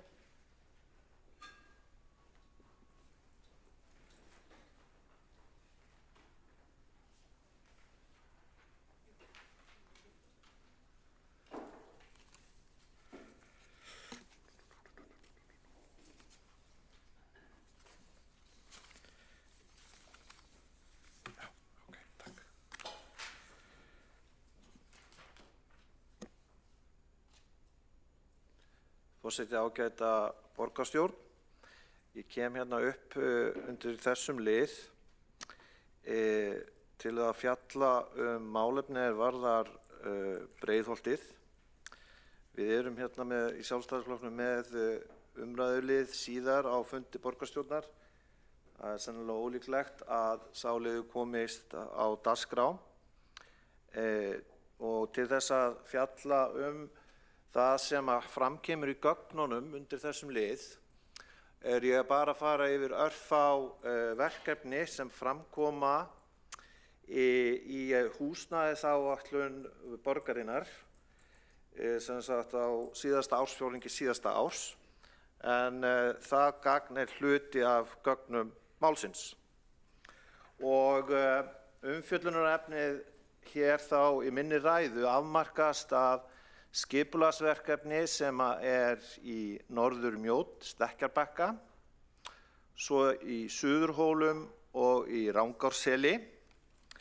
En það kemur líka fram í gögnum málsins og í texta tillögu meirihlutaflokkana að það framkvæma eigi sviðsmyndagreiningu á mögulegum uppbyggingarsvæðum, en það liggur fyrir að það er svolítið langt í land með hvaða hætti Suðurhólar verða þróaðir og ég vildi leggja hérna áherslu á Breiðholtið vegna þess að Breiðhyltingar hafa fengið mun meiri áhuga á skipulagsmálum í kjölfar málsins sem að blasi við öllum þeim sem að fara inn í Breiðholtið og græna gímaldið tekur á móti þeim. Og það mál út af fyrir sig gerir að verkum sem mjög alvarlegt mál í skipulagsmálum, skapar vantraust í garð þeirra sem að fara með skipulagsyfirvald hér í borginni. Allar áætlanir þess vegna, hversu góðar sem þær kunna vera, verða þegar að þessum ástæðum gerðar tortryggilegar. Og það fyllsta ástæða fyrir borgarstjórn að fá yfirlit og heimildir öll þau plön sem eru í gangi í Breiðholti. En eins og ég segi, þá afmarka ég mig með hliðsjón á dagskrárliðnum og að því sem að fram kemur í gögnunum frá meirihlutanum undir þeim dagskrárlið. Þess vegna umfjöllunin svona takmarkaðri. Ef við sjáum hérna Norðurmjót, þá hefur legið fyrir í langan tíma að það einkaaðili sem á lóðina, þessu stóra svæði, sem var áður og ennþá bensínstöð. Svo var náttúrulega lengi Garðheimar og ríkið og fleira, en nú komin þar bílasala tímabundið. Og ég vil vekja athygli borgarfulltrúa á því að væntanlega í þessari viku þá verður aðgengilegt fyrir alla borgarbúa tillaga að deiliskipulagi í Norðurmjót. Og með við þau gögn sem að ég hef séð, þá gert ráð fyrir að mörg hús verði 7 hæða, sum 6 og svo framvegis. Það gífurlegur fjöldi íbúða sem á að koma þarna á Stekkjarbakkanum eða í Norðurmjót. Hér ég með tölu sem að gefa til kynna ef þú ferð í uppbyggingar vefsjá borgarinnar, þá gefur sú heimild til kynna að þetta getur verið alltaf í 650 íbúðir. Og það líka mjög athyglisvert við þessa vinnu að maður áttar sig ekki alveg á hvort að þessi uppbyggingarvegur borgarinnar að hann sé uppfærður. Mér sýnist ekki, vegna þess að sumir uppbyggingarreitir eins og til dæmis í Arnarbakka hafa þegar verið samþykktir, en það ef þú skoðar uppbyggingarveginn eins og hann sé ennþá í deiliskipulagsferli. Punkturinn varðandi þessa umfjöllun Norðurmjót að eins og almennt með þá tillögu sem hér til umfjöllunar að skipulagið gengur eiginlega ekki upp nema að fólk að verulegu leyti hætti að nota bíla. Samgöngunar, ef að allir þeir sem eru í íbúðum, eða við skulum segja að sé ein íbúð, það sé einn bíll á hverja íbúð, þá verður mikil aukning á götum borgarinnar. Þannig að það alltaf, eins og í verkefninu í Norðurmjót, þá farið af stað með þá grunnforsöndu að stærra strætókerfi, öflugri tíðni og svo framvegis, gerir það verkum að allir hætti að nota bíl. Þetta frumforsöndan, sem að mér hefur alltaf fundist að var sérkennileg. Þess vegna hef ég töluverðar áhyggjur af því byggingamagni sem í Norðurmjót og hver ásýndin verði allar þessar byggingarheimildir samþykktar og fyrirliggjandi drög verður í grundvallaratriðum samþykkt.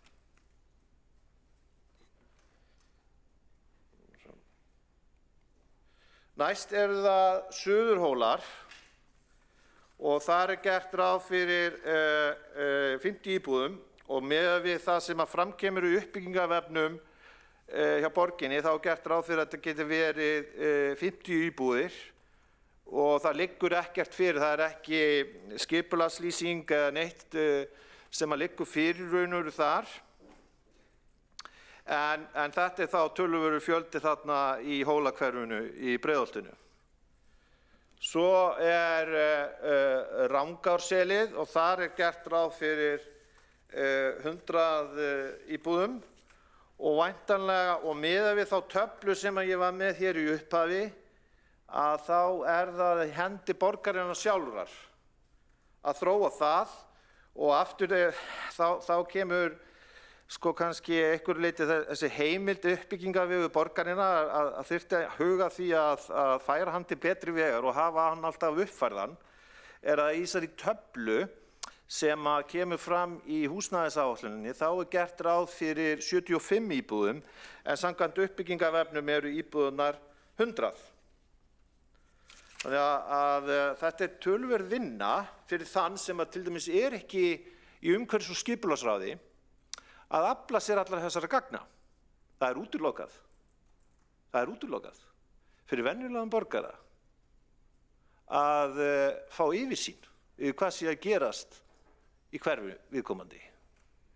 Og það mjög erfitt fyrir venjulegan breiðhylting sem búin að horfa upp á stálgrindahúsið í Álfabakka 2A að geta ekki fengið þessa yfirsýn. Hvað að gerast í hverfinu mínu? Geti fengið upplýsingar. Hvað sé nákvæmlega að gerast í hverjum einstaka skipulagsreit hér?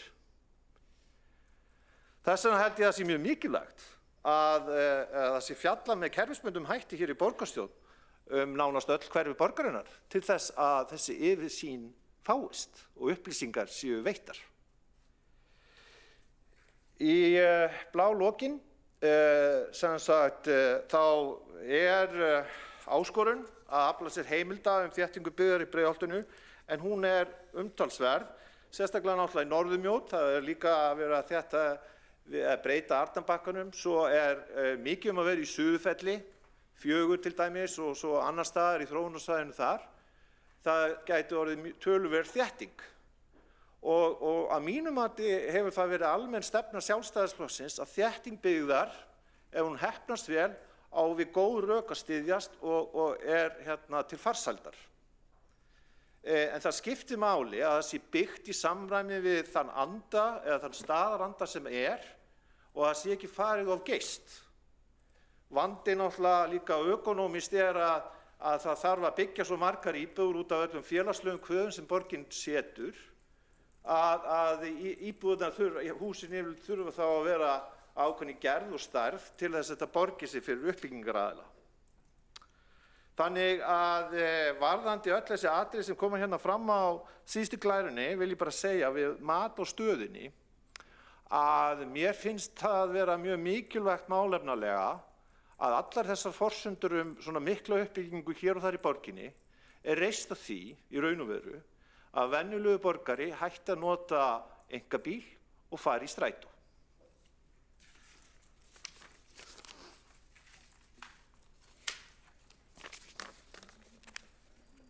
Helgi Ás Grétarsson, borgarfulltrúi, við lokið máli sínu. 2 borgarfulltrúar hafa óskað eftir að veita ansvar og veitir þá ansvar fyrst borgarfulltrúin Sara Björg Sigurðardóttir.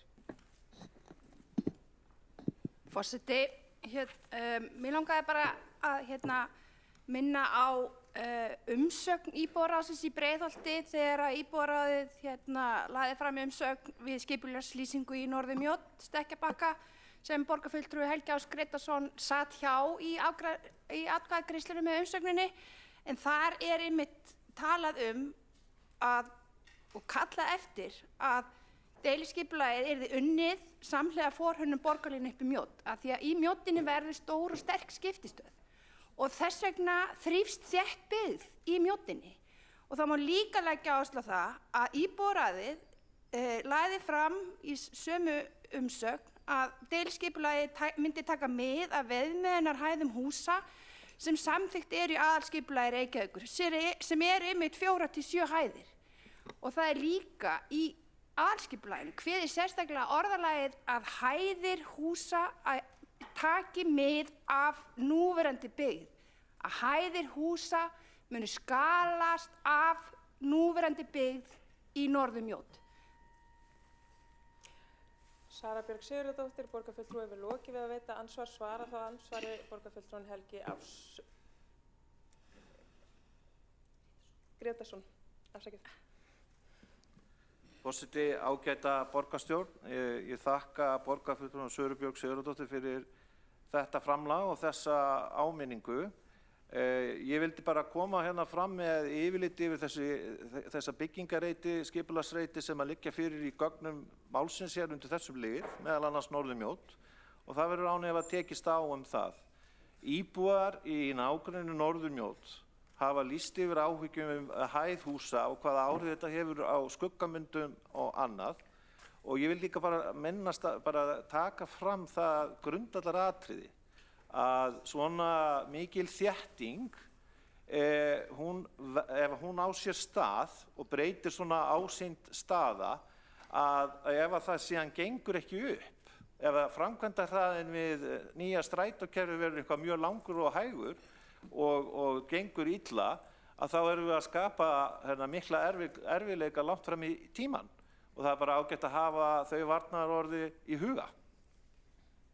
Helgi Grétarsson, borgarfulltrúi, hefur lokið við að svara andsvari og veitir það ansvar öðru sinni borgarfulltrúinn Sara Björg Sigurðardóttir. Já, forseti, ágætu borgarfulltrúar, mér finnst bara svolítið skrítið að borgarfulltrúi Helgi Grétarsson mæti hér í pontu, tali áhyggjur íbúa þegar hann situr hjá umsögninni sjálfur í ráðinu. Og það er mjög greinaskýrt hér í umsögninni að, með leyfi forseta, að horft verði til ákvæða hæðastefnunar að stakar byggingar geti notið hámarksheimilda og við mótum byggðar verði leitast við að skala byggðina niður næstinni lágrestu íbúabyggð þannig að skuggavarp verði sem minnst. Samhliða verði gæði byggða tryggt með vandari birtu og bjartri borgarhönnun. Þessum nákvæmlegum orðum í umsögninni situr borgarfulltrúinn hjá. Þannig að þetta er mjög einkennileg afstaða að standa hér og tala að íbúarnir hérna og bara við hér bara stöndum ekki með hæðum húsa og tökum ekki undir áhyggjur íbúana sem búa í hverfinu. Sara Björg Sigurðardóttir, borgarfulltrúi, hefur lokið við að veita ansvar öðru sinni. Svara þá ansvar öðru sinni borgarfulltrúinn Helgi Grétarsson. Forseti, ágæta borgarstjórn. Það er bara gaman að því að borgarfulltrúinn Sara Björg Sigurðardóttir hafi ánægju því að rifja upp gamlar umsagnir íbúðaráðs Breiðholts sem er núna orðið sálugt. Aðalatriði varðandi mína afstöðu þar og þá núna hér er sú að það er ekki hægt að skrifa undir umsögn þar sem er fullt af atriðum sem maður er gjörsamlega ósammála sem kjörinn fulltrúi, þó að sumt sé maður sammála Og fyrir utan það að afstaða mín á sínum tíma var lýst þá með bókun. Og það er alveg fullt tilefni að eitthvað apparat svipa íbúðaráði Breiðholts komi saman og haldi opna fundi víðsvegar í hverfinu til þess að kynna skipulagsmál í hverfinu og að sé sérstaklega tekið fyrir hvernig eiga að leysa það stóra vandamál sem blasir við öllum Breiðhyltingum að Álfabakka 2A, græna gímaldið. Það leikur enginn vafi að full þörf er á slíku samtali. Helgi Grétarsson, borgarfulltrúi, hefur lokið við að svara andsvari öðru sinni. Veitir það ansvar borgarfulltrúinn Hjálmar Sveinsson. Já, forseti, ágæta borgarstjórn. Það er fínt að grípa tækifærið og ræða þetta hverfi sem hefur reynda verið mjög tíðrætt undanfarna áratugi, sko.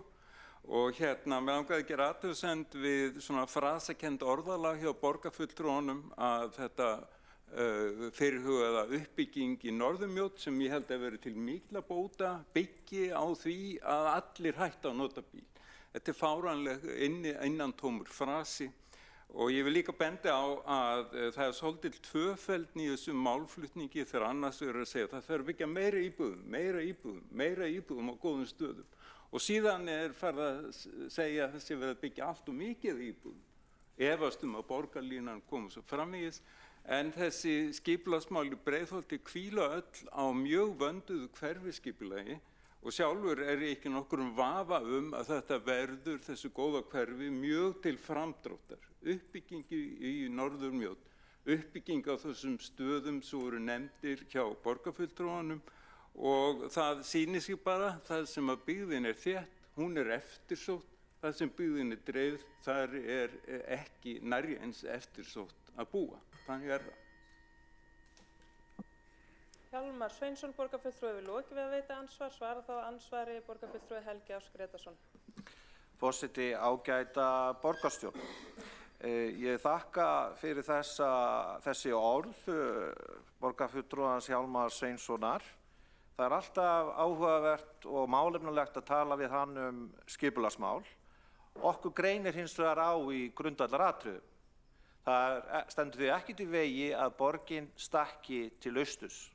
Það er ekkert að því að það sé mikið af bílum hér í Reykjavík. Það er ekkert að því. Þegar byggðin er þétt hins vegar svona rosalega mikið og hvernig hún er síðan framkvæmd, er ástæða til þess að hafa verulegar áhyggjur af samgöngunum. Og út af öllu systeminu þá er ástæða til þess að fjalla hérna síðan seinna sérstaklega Norðurmjóddina, vegna þess að ég held að það sé ágreiningslaust að það þurfi að endurhugsa hvernig nýtingin á þessum reitum í Norðurmjódd séu nýttir og það komi vel til greina að þétta þar byggð. En þá komi bara í ljós, þá verður bara að vera skýrt hversu mikið. Og þetta er í raun og veru hinn grundvallar ágreiningur. Það er engin ágreiningur að það eigi að fjölga Helgi Áss Grétarsson, borgarfulltrúi, hefur lokið við að svara ansvari. Þá er ansvörum lokið undir þessa ræðu og næsta mælendaskrá er borgarfulltrúin Alexandra Briem.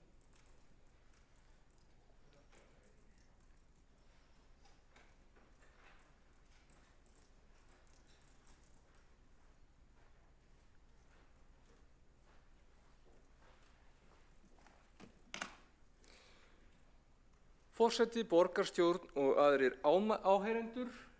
Ég er eitthvað pínu þyrst hérna. Ég vildi leggja hér orð í belg til að taka undir það hver mér finnst upplýsingaóreiðan og bara helber áróður gegn uppbyggingarstefnu borgarinnar verið ósvífin og bara forhert. Ástæðan fyrir því að uppbygging gengur hægar en við hefðum viljað sjá er ofur einföld. Eins og hefur komið fram, það er hátt vaxtastig. Það er of dýrt að byggja miðað við hver þörfin fyrir húsnæði er. Það er ekkert flóknara en það. Já, ok, það eru nokkur aukaatriði í þessu sem hafa líka áhrif, en það er aðal og grundvallar orsökin. Ástæðan fyrir því að það var svona mikill íbúðaskortur í kringum og eftir COVID var að á þeim tíma voru vextir til íbúðakaupa lækkaðir. Sérstaklega af því og það hafði sérstök áhrif að vextir til framkvæmdalána og sérstaklega lána til uppbyggingaraðila á framkvæmdatíma voru ekki lækkaðir með sama hætti. Það var ekki ódýrara að byggja nema bara að litlu leyti og það var á sama tíma ódýrara að kaupa. Það hefur þær augljósu afleiðingar að þetta var aðgerð til að auðvelda sölu ekki uppbyggingu. Það hefur þær augljósu afleiðingar að framboðið þurrkaðist einfaldlega upp og verð hækkuðu. Í kjölfarið á þessu, í kjölfarið á COVID og eftir að við fórum að takast á við bara aðra efnahagsstöðu eftir það, því að það má alveg færa rök fyrir því að þetta hafi verið einhverju leyti nauðsynlega aðgerð í því efnahagsástandi sem þá var. Ég veit ekki hvort ég er sammála því en það má allavega færa rök fyrir því.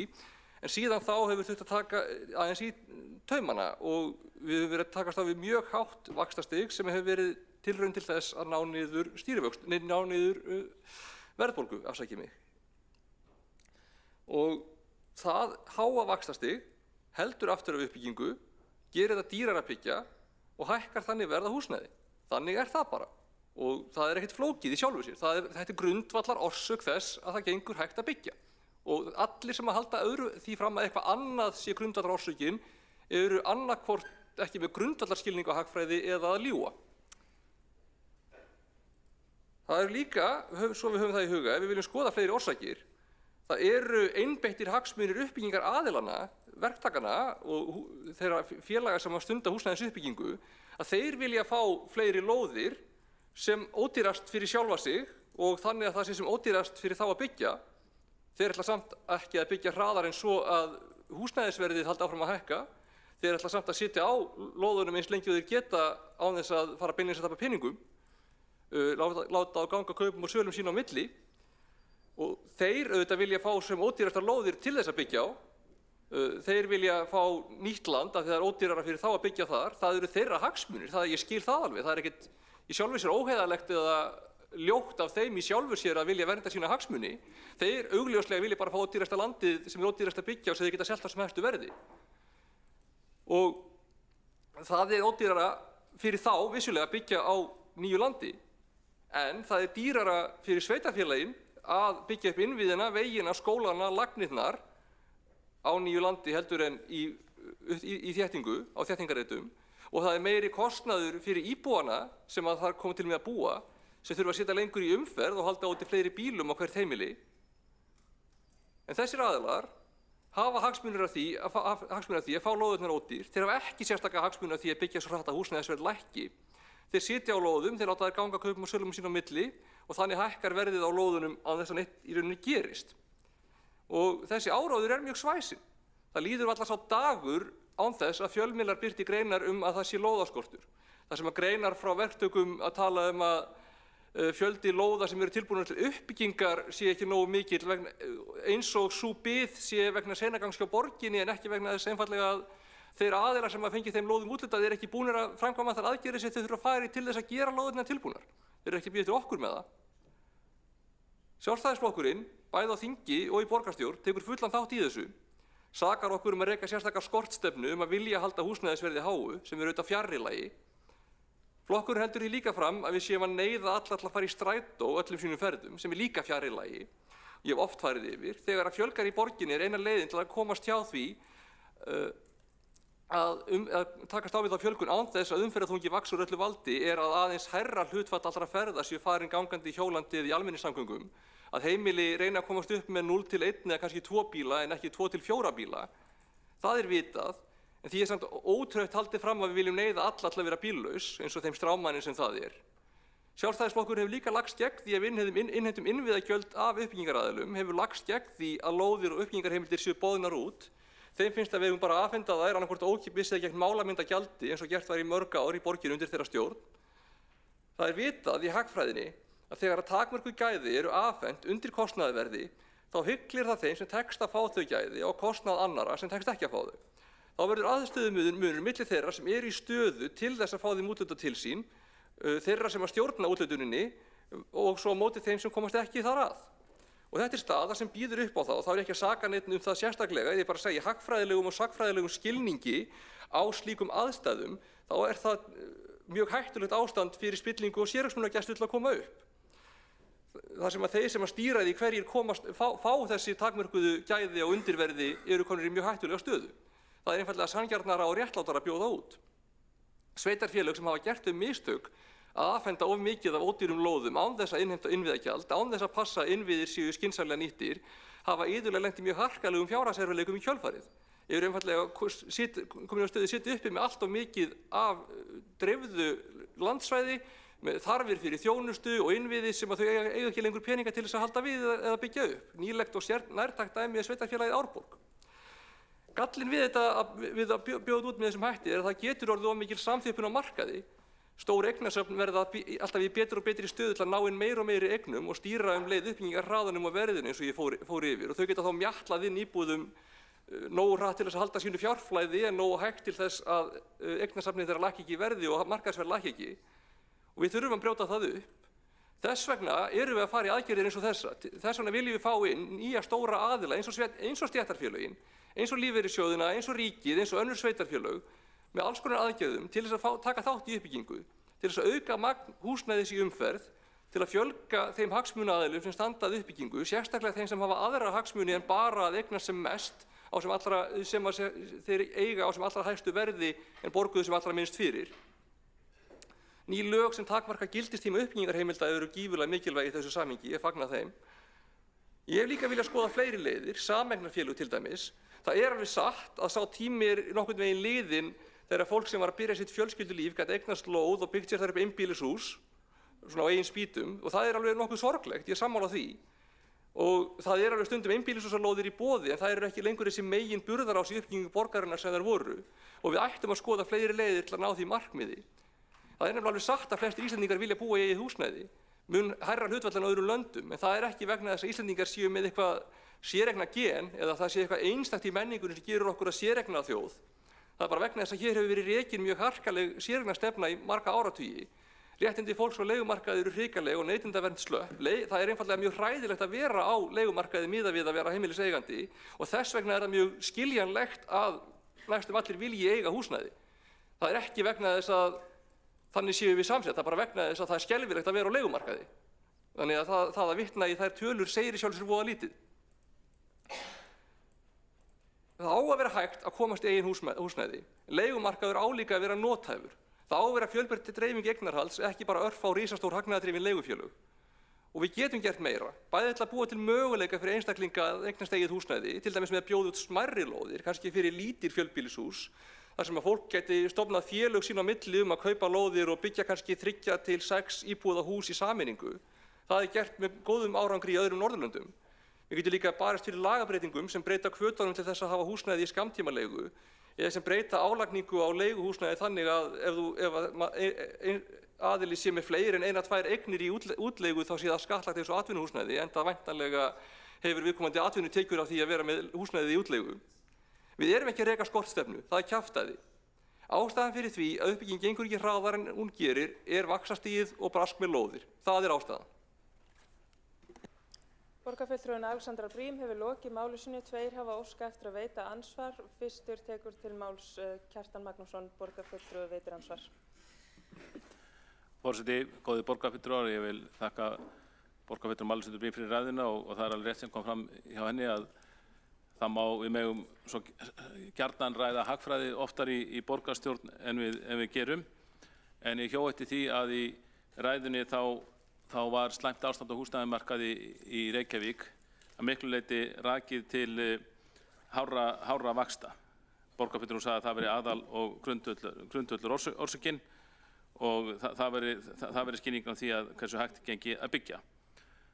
Samt hefur það nú verið svo, ef við lítum bara á þróun vaxtaði gegnum tíðina, þeir hafa náttúrulega verið mjög háir á Íslandi í sögulegu samhengi, en þrátt fyrir það þeir væru oft mjög háir, til dæmis á 9. áratugnum, þar sem voru mjög háir og stundum voru 9% raunvextir lengst af á þeim áratug og kom oft tímabil þar sem þeir fóru upp í 2 stafa tölu, 10–15%, þá var samt byggt mjög mikið í Reykjavík.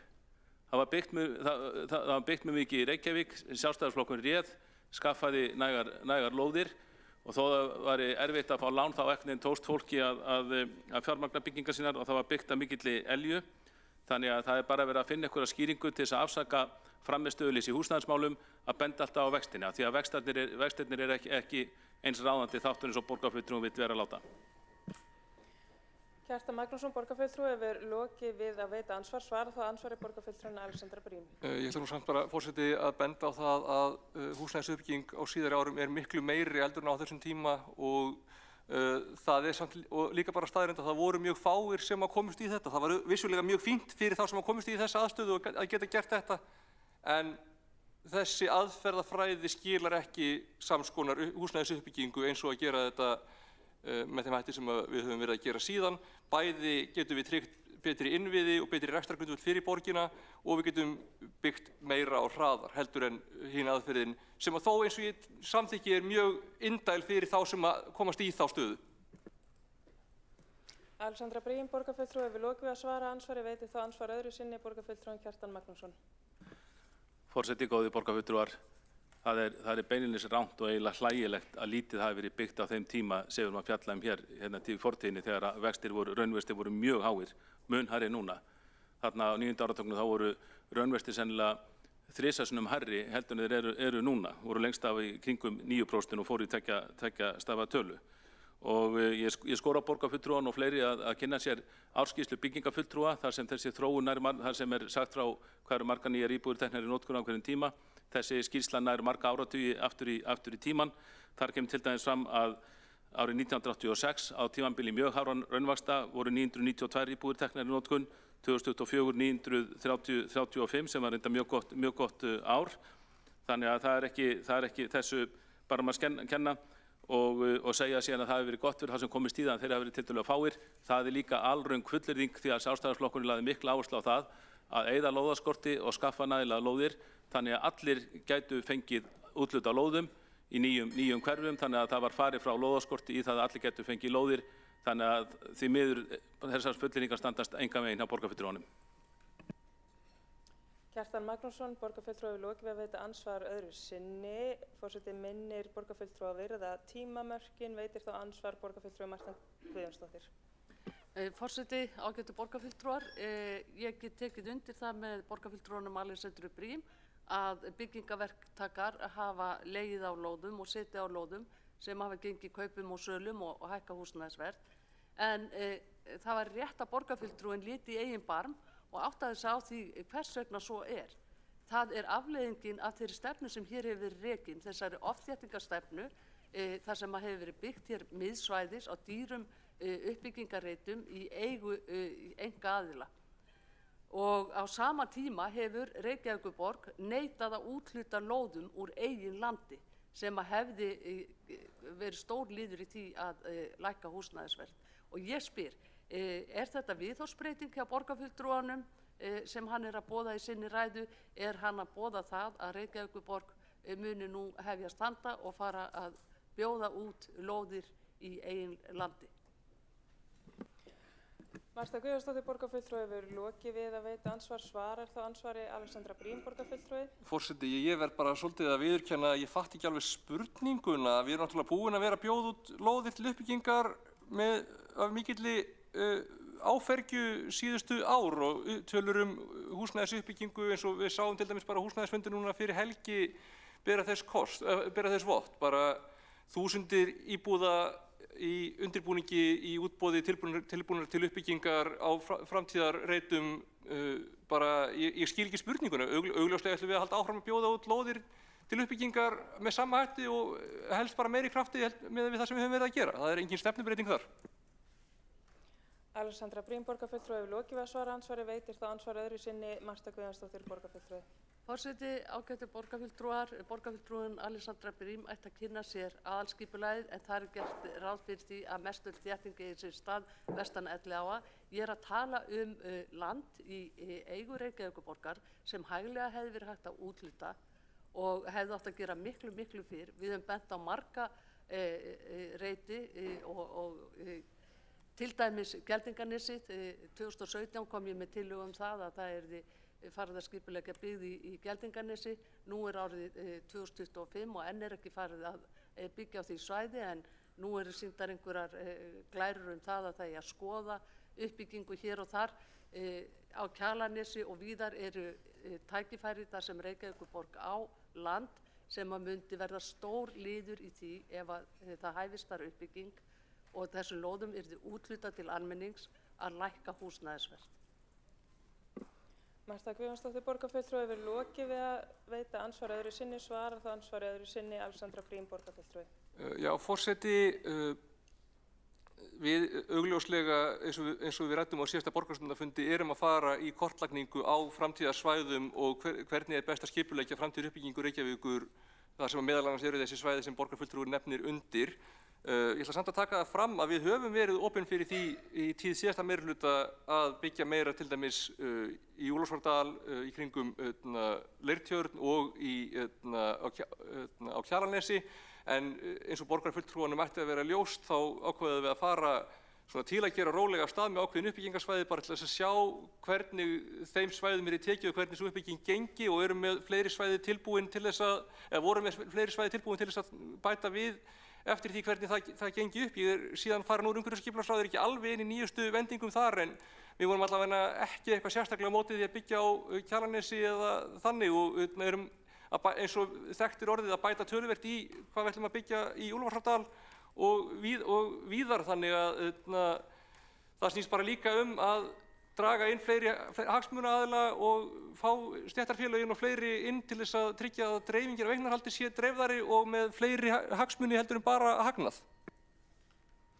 Alexandra Briem hefur lokið við að svara ansvar öðru sinni. Forseti minnir á að virða tímamörkin, þá er ansvörum lokið undir þessari ræðu og næstur á mælendaskrá er borgarfulltrúinn Einar Þorsteinsson.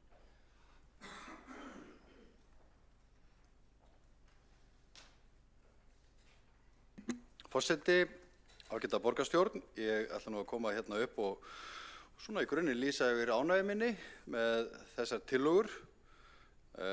Ég kannski dregur aðeins svona úr ánægjunni, þessi skítapilla sem ég fekk frá borgarfulltrúa Söru Björg Sigurðardóttir einhvern húsnæðisfund. Ég held að við ættum ekki að gera sérstaklega persónuleg í borgarstjórnarsalnum, en látum það liggja milli hluta. Þessi fyrsta tillaga sem að felur í sér að hefja skipulagsvinnu fyrir fyrsta áfanga nýrrar uppbyggingar í Úlfarsárdal með áherslu á Hallana, Hamrahlíðarlönd og Suðurhlíðar Úlfarsfells afar tímabær, og ég fagna því að þessi nýji meirihluti og þá kannski Flokkur fólksins hafi náð þessu í gegn í þessum meirihlutaviðræðum og í því sambandi langar með að víkja aðeins að viljayfirlýsingunni sem var undirrituð á dögunum, og hér því haldið fram að þetta sé glæný hugmynd og hafi fæðst hjá þessum nýja meirihluta, og það er nú kannski ekki mikil reisni við því að halda því fram, enda vita þau öll að málið var á vinnslu á mínu borði fyrir áramót. Og eins og fjölmiðlar hafa greint frá, þá var Ragnar Þór Ingólfsson, þingmaður Flokks fólksins, þáttakandi í þessum meirihlutaviðræðum, og einmitt hann hafði farið ásamt öðrum úr verkalýðshreyfingunni á fund fyrrverandi borgarstjóra Samfylkingarinnar með óskum að byggja hverfi í Úlfarsárdal, oftar en einu sinni, en alltaf fengi neitun. Samfylkingin sagði alltaf nei. Og það var ekki fyrir enn á síðasta ári, þegar ég var borgarstjóri, hitti bæði Ragnar og forseta ASÍ, tók vel í þessar hugmyndir að hreyfing komst á málið. Náðum því miður ekki að ljúka við þessa yfirlýsingu og koma málun á staður en að meirihlutinn sprakk, en í grunninn er mér alveg sama hvaðan gott kemur. En það skiptir hins vegar grundvallarmáli hvernig svona vinna er lögð upp, og þá langar mig að spyrja, og það væri nú ágætt ef að einhver úr meirihlutanum væri hérna í salnum, borgarstjóri eða formaður umhverfis- og skipulagsráðs eða formaður borgarráðs, til þess að svara þeim spurningum sem að beint til þeirra, af því að borgarfulltrúinn Þórdís Lóa Þórhallsdóttir spurði hér áðan af hverju eru lífeyrissjóðirnir ekki með í þessu verkefni. Af því þannig var það á mínu borði fyrir áramót og rætt í meirihlutanum þá. Þannig að ég treysti því að forseti komi þeim skilaboðum til þeirra sem eiga að sitja hér í stalnum, að þau sitji hérna og svari þeim spurningum sem beint til þeirra. Þetta upplag hefði hins vegar aukið mjög þungan í þessari vinnu. Tillaga 2 felur í sér að forathugun á uppbyggingarsvæðum eins og Geldinganesi, Víðinesi, Kjalarnesi og öðrum sambærilegum svæðum fari í gang og byggja á sviðsmyndagreiningu í tengslum við fjárfestingu í samfélagslegum innviðum, veitu- og samgöngukerfum, almenningssamgöngum, borgarlínu og Sundabraut. Og ég vil bara lýsa yfir ánægju minni með þetta. Hún er í góðum takti þessi tillaga við það ræðu sem ég flutti hér í borgarstjórn á síðasta fundi, og við þurfum einmitt að horfa til lengri tíma. Og það skiptir máli af því að þá erum við að leggja mat á þann kostnað og þá fjárfestingu sem þarf að ráðast í þegar við horfum svona langt fram í tíman. Og þá kemur kannski líka í ljós að borgin þarf að forgangsraða innviðafjárfestingum í nýjum hverfum fram yfir aðra fjárfestingar sem eru kannski hugulegar fyrir okkur, að endurgera götur eins og Austurstræti fyrir kannski milljarð. Við öll viljum við það, en kannski þarf að fresta því fyrir fjárfestingu í nýjum hverfum, fyrir húsnæðisuppbyggingu. Hugulegheitin þurfa kannski aðeins að bíða. Þriðja tillagan felur í sér að gera valkostagreiningu staðsetningu Faxaflóahafna, og ég ætla ekki að hafa neina sérstaklega skoðun á því. Ég hefði kannski bara talið eðlilegra að þetta væri sértillaga, af því hún er gríðarlega umfangsmikil og stór og mikilvæg. Það er kannski óljóst hvert markmið er með henni eða hver vilji meirihlutans er með tillögunni. Ég heyrði nú formann umhverfis- og skipulagsráðs lýsa því hérna áðan að þetta væri gott byggingaland, og ég tek alveg undir það. En við verðum líka að hafa höfnina með í þessari sviðsmyndagreiningu og alla hagaðila sem tengjast hafnastarfseminni, af því það er gríðarleg mikil gæði í því að hafa höfnina svona nálægt þeim sem flytja inn, selja og kaupa vörur. Þannig að þetta er mjög stórt mál. eðlilegt að skoða það, en hérna ég bara hvet meirihlutann til þess að stýra þessu verkefni þannig að það verði unnið í mjög þéttu samráði og horfi til lengri tíma. Forseti, sem sagt, það gott að við séum að horfa hérna til framtíðar og flokkar sem að hafa hingað til lagst hart gegn því að Sundabraut verði að veruleika séu að átta sig á því að Sundabrautin mun opna mikla möguleika á þróun borgarinnar sem við í Framsókn reyndar Sjálfstæðisflokkur hér í borgarstjórn höfum bent á að felast í aukinni byggð við sundin og ef að hugur fylgir máli sem ég vona að sé, þá verið að leggja til að hér sé byggðinni dreift. En ég verð að vera alveg hreinskilinn að ég á erfitt með að sjá það gerast að það verði teknar ákvarðanir eitthvað slíkt á þessu kjörtímabili undir þessum meirihluta. Það sem tillagan kannski felur í sig líka, eða þessar þrjár, þær eru mjög umfangsmiklar. Þetta eru miklar greiningar og líklega það svo að þessi meirihluti þarf ekki að taka afstöðu til stórra ákvarðana fyrir utan kannski hallana, því að mér heyrist nú að það eigi að ganga hraðar til verks þar og það er gott.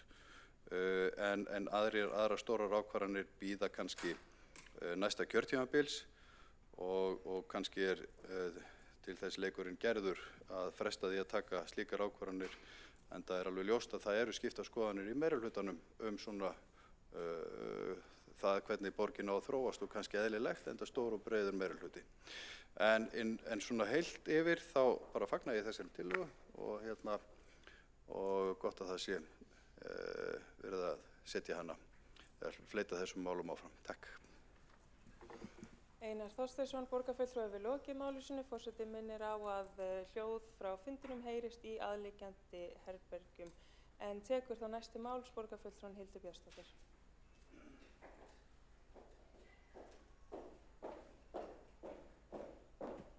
Fundarsköp. Það er búið að kynna Hildi Björnsdóttir inn í pontu en ég skrái niður að óska sér eftir að veita athugasemd við fundarsköp að loknu máli borgarfulltrúans Hildar Björnsdóttur. Það bara tengdist fyrir ekki forseti athugasemd forseta sem að koma í kjölfar minnar ræðu.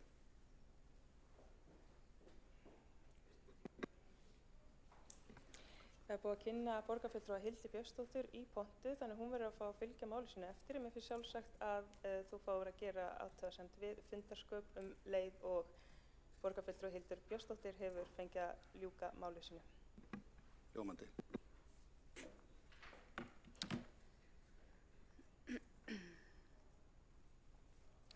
Forseti, ágæta borgarstjórn, ég vil byrja á að fagna að hér sé loks vilji til að ræða húsnæðisuppbyggingu á svæðum sem við sjálfstæðismenn höfum ítrekað í gegnum árin af ákveðinni fyrirhyggju lagt til að verði skoðaðir sem framtíðaruppbyggingarsvæði í Reykjavík. Og hér mætti nefna Halla, Hamrahlíðarlönd, Suðurhlíðar Úlfarsárdals, Geldinganes og Kjalanes sem dæmi. Hér þetta hins vegar ákveðna framtíðarmúsíkaræða, sviðsmyndagreiningar og skipulagsvinnu sem ekki mun raungerast fyrir á næsta kjörtímabili sennilega. En gott og vel, við alltaf til samtals framtíðina. Við sjálfstæðismenn fögnum því auðvitað að skyndilega séu ákveðnir flokkar hér í borgarstjórn reiðubúnir að skoða uppbyggingarsvæði austan Elliðaánna. Enda höfum við lagt áherslu á að eina leiðin til að leysa húsnæðisvandann verði alltaf að brjóta nýtt land. En samhliða þá má vissulega líka þétta byggð, en það þarf alltaf að gera í góðri sátt við íbúa á fyrirliggjandi svæðum. Og þá nærtækt að nefna fyrirhugaða þéttingu byggðar bæði í Breiðholti eins og borgarfulltrúi Helgi Áss Grétarsson kom inn á hér í ræðu sinni áðan og í Grafarvogi. En þessi uppbygging hefur vægast sagt komið illa við íbúa þessara rótgrónu hverfa í mörgum tilfellum. Þétting sem hefur ekki verið unnin í góðri sátt við íbúa á fyrirliggjandi svæðum og það auðvitað ákveðin óheilla þróun sem við teljum nauðsynlegt að vinda ofan af. Ég ætla þá að víkja máli mínu að viljayfirlýsingu sem að borgarstjóri kynnti fyrir helgi við BSRB og ASÍ aukna húsnæðisuppbyggingu hér í borginni. En borgin hefur vissulega á fyrri stigum samið við verkalýðsfélögin eða eftir atvikum Blæ og Bjarg niðurgreidda húsnæðisuppbyggingu í Reykjavík. og er ekki annað að sjá en að sambærilegt verði uppi á teningunum samkvæmt nýrri viljayfirlýsingu. Nú, vinstri meirihlutinni hér í borginni hefur í áherslum sínum á húsnæðismál að minnstakosti í heyranda hljóði lagt mesta áherslu á að byggja hér fyrst og fremst félagslegt, óhagnaðardrifið eða niðurgreitt húsnæði af einhverju tagi. Og eftir situr spurningin, hvað með meginþorra fólks sem ekki þarf á slíkum stuðningi að halda, en þarf samt að komast inn á húsnæðismarkað? Og hver á svo að borga allt þetta niðurgreidda húsnæði í höfuðborg sem undir stjórn vinstri meirihluta virðist með engu móti styðja sérstaklega við atvinnulíf eða atvinnuuppbyggingu eða verðmætasköpun? Hvaðan eiga öll þessi verðmæti að spretta? Nú, þau komu auðvitað meðal annars úr verðmiðanum á húsnæði sem stærstur hluti almennings greiðir. Sá hluti almennings sem kaupir íbúðir byggðar á dýrum lóðum, hvar greidd eru gríðarhá gatnagerðargjöld, ekki síst eftir hækkun gjaldanna nú áramót, og önnur sligandi innviðagjöld. Þetta er fólkið sem borgar brúsann, enda smitast þessi gjaldtaka á suma, auðvitað öll yfir í hærra húsnæðisverð á almenning. Húsnæðisvandinn er eitt stærsta viðfangsefnið sem við fáumst við á næstu árum og ég held að það séu engin sérstök áhöld. Þetta er óumdeilt. En felst lausnin virkilega í því að ráðast í gríðarlega umfangsmikla uppbyggingu á niðurgreiddu húsnæði? Nei, í mínum huga svari nei. Augljóslega felst hún í því að skapa hér heilbrigðan og fjölbreyttan húsnæðismarkað. Við búum hér í ótrúlegu velferðarsamfélagi. Við höfum raunar tekið okkur stöðu meðal fremstu þjóða heims, hvað varðar lífsgæði, velferð og jafnrétti. Ísland mælist meðal efstu OECD-þjóða þegar kemur að hamingju, jöfnuði og atvinnutækifærum. Þá mælist fátækt hérlendis sú lægsta meðal OECD-þjóða. Hér mælist gott aðgengi að menntun, félagslegur hreyfanleiki mikill og lífsgæði meðal þeirra bestu í heimi. Hvernig væri að hugsa viðfangsefnið út frá þessum staðreyndum, út frá þessu sjónarhorni? Að líta ekki samfélagið þeim augum að hér lifi allir í volæði og að hér þurfi að byggja þriðjung alls húsnæðis á félagslegum forsendum til þess að fólk geti komið sér þaki yfir höfuðið. Hvernig væri að horfa á samfélagið okkar og samfélagsgerðina af meira stolti? Að stefna því að byggja upp samfélag þar sem tækifærin drjúpa af hverju strái. Þar sem atvinnutækifærin eru alltumlykjandi og þar sem allir geta bætt lífskjör sín með því að leggja bara svolítið meira á sig. Þar sem fólk á þess kost að freista gæfunar og uppskera eins og það sáir. Auðvitað verða alltaf einstaklingar sem munu þurfa að reiða sig á stuðning hins opinbera. Og það er nauðsynlegt að við byggjum upp félagslegt kerfi sem grípur það fólk, sem lendir í tímabundnum eða varanlegum hremmingum. Reykjavíkurborg hefur hins vegar látið hjá líða að móta stefnu félagslega húsnæðismarkaðinn í borginni. Biðlistar eftir almennum leiguíbúðum þeir hafa verið viðvarandi þrátt fyrir fjölgun félagslegra íbúða á síðustu árum. Og það er lítil velta með félagslegt húsnæði og hreyfanleiki innan kerfisins, hann virðist vera lítill. Og ég hef sagt það áður og mér þykir leitt að þurfa að segja en maður óttast hreinlega að félagslega húsnæðiskerfi borgarinnar geti reynst ákveðin fátæktagildra fyrir skjólstæðinga kerfisins. Og þessa hugleiðingu má undirbyggja með þeirri tölfræði að á síðustu 15 árum þá hefur velta með félagslegt húsnæði verið mjög lítil í Reykjavík. Árlega hefur að meðaltali verið að losna 20 íbúðir eða 0,9% af almennu leiguíbúðunum á vegum félagsbústaða. Og því miður er það í mörgum tilfellum hreinlega vegna þess að fólk fellur frá. Það er mjög mikilvægt að samfélagið okkar búi yfir félagslegu kerfi sem grípur fólk í brýnni neyð og það kerfi mun alltaf reynast varanlegur samastaður fyrir einhverja. En það getur alveg reynst tímabundin áfangastaður fyrir suma. Og það er alltaf eitthvað fólk sem við getum hjálpað betur til sjálfshjálpar og gagnvart því fólki verðum við að mínu mati að gera mikið betur. Forseti, við eigum ekki að kerfisvæða húsnæðismarkaðinn. Hér er ekki húsnæðisvandi vegna þess að hið opinbera hafi ekki haft næg afskipti eða ekki dælt nægilega miklum fjármunum inn í húsnæðiskerfið. Nei, hér er einmitt húsnæðisvandi vegna þess að hið opinbera hefur lagt stein í götu þeirra sem vilja byggja hér eðlilegt magn húsnæðis fyrir fólk.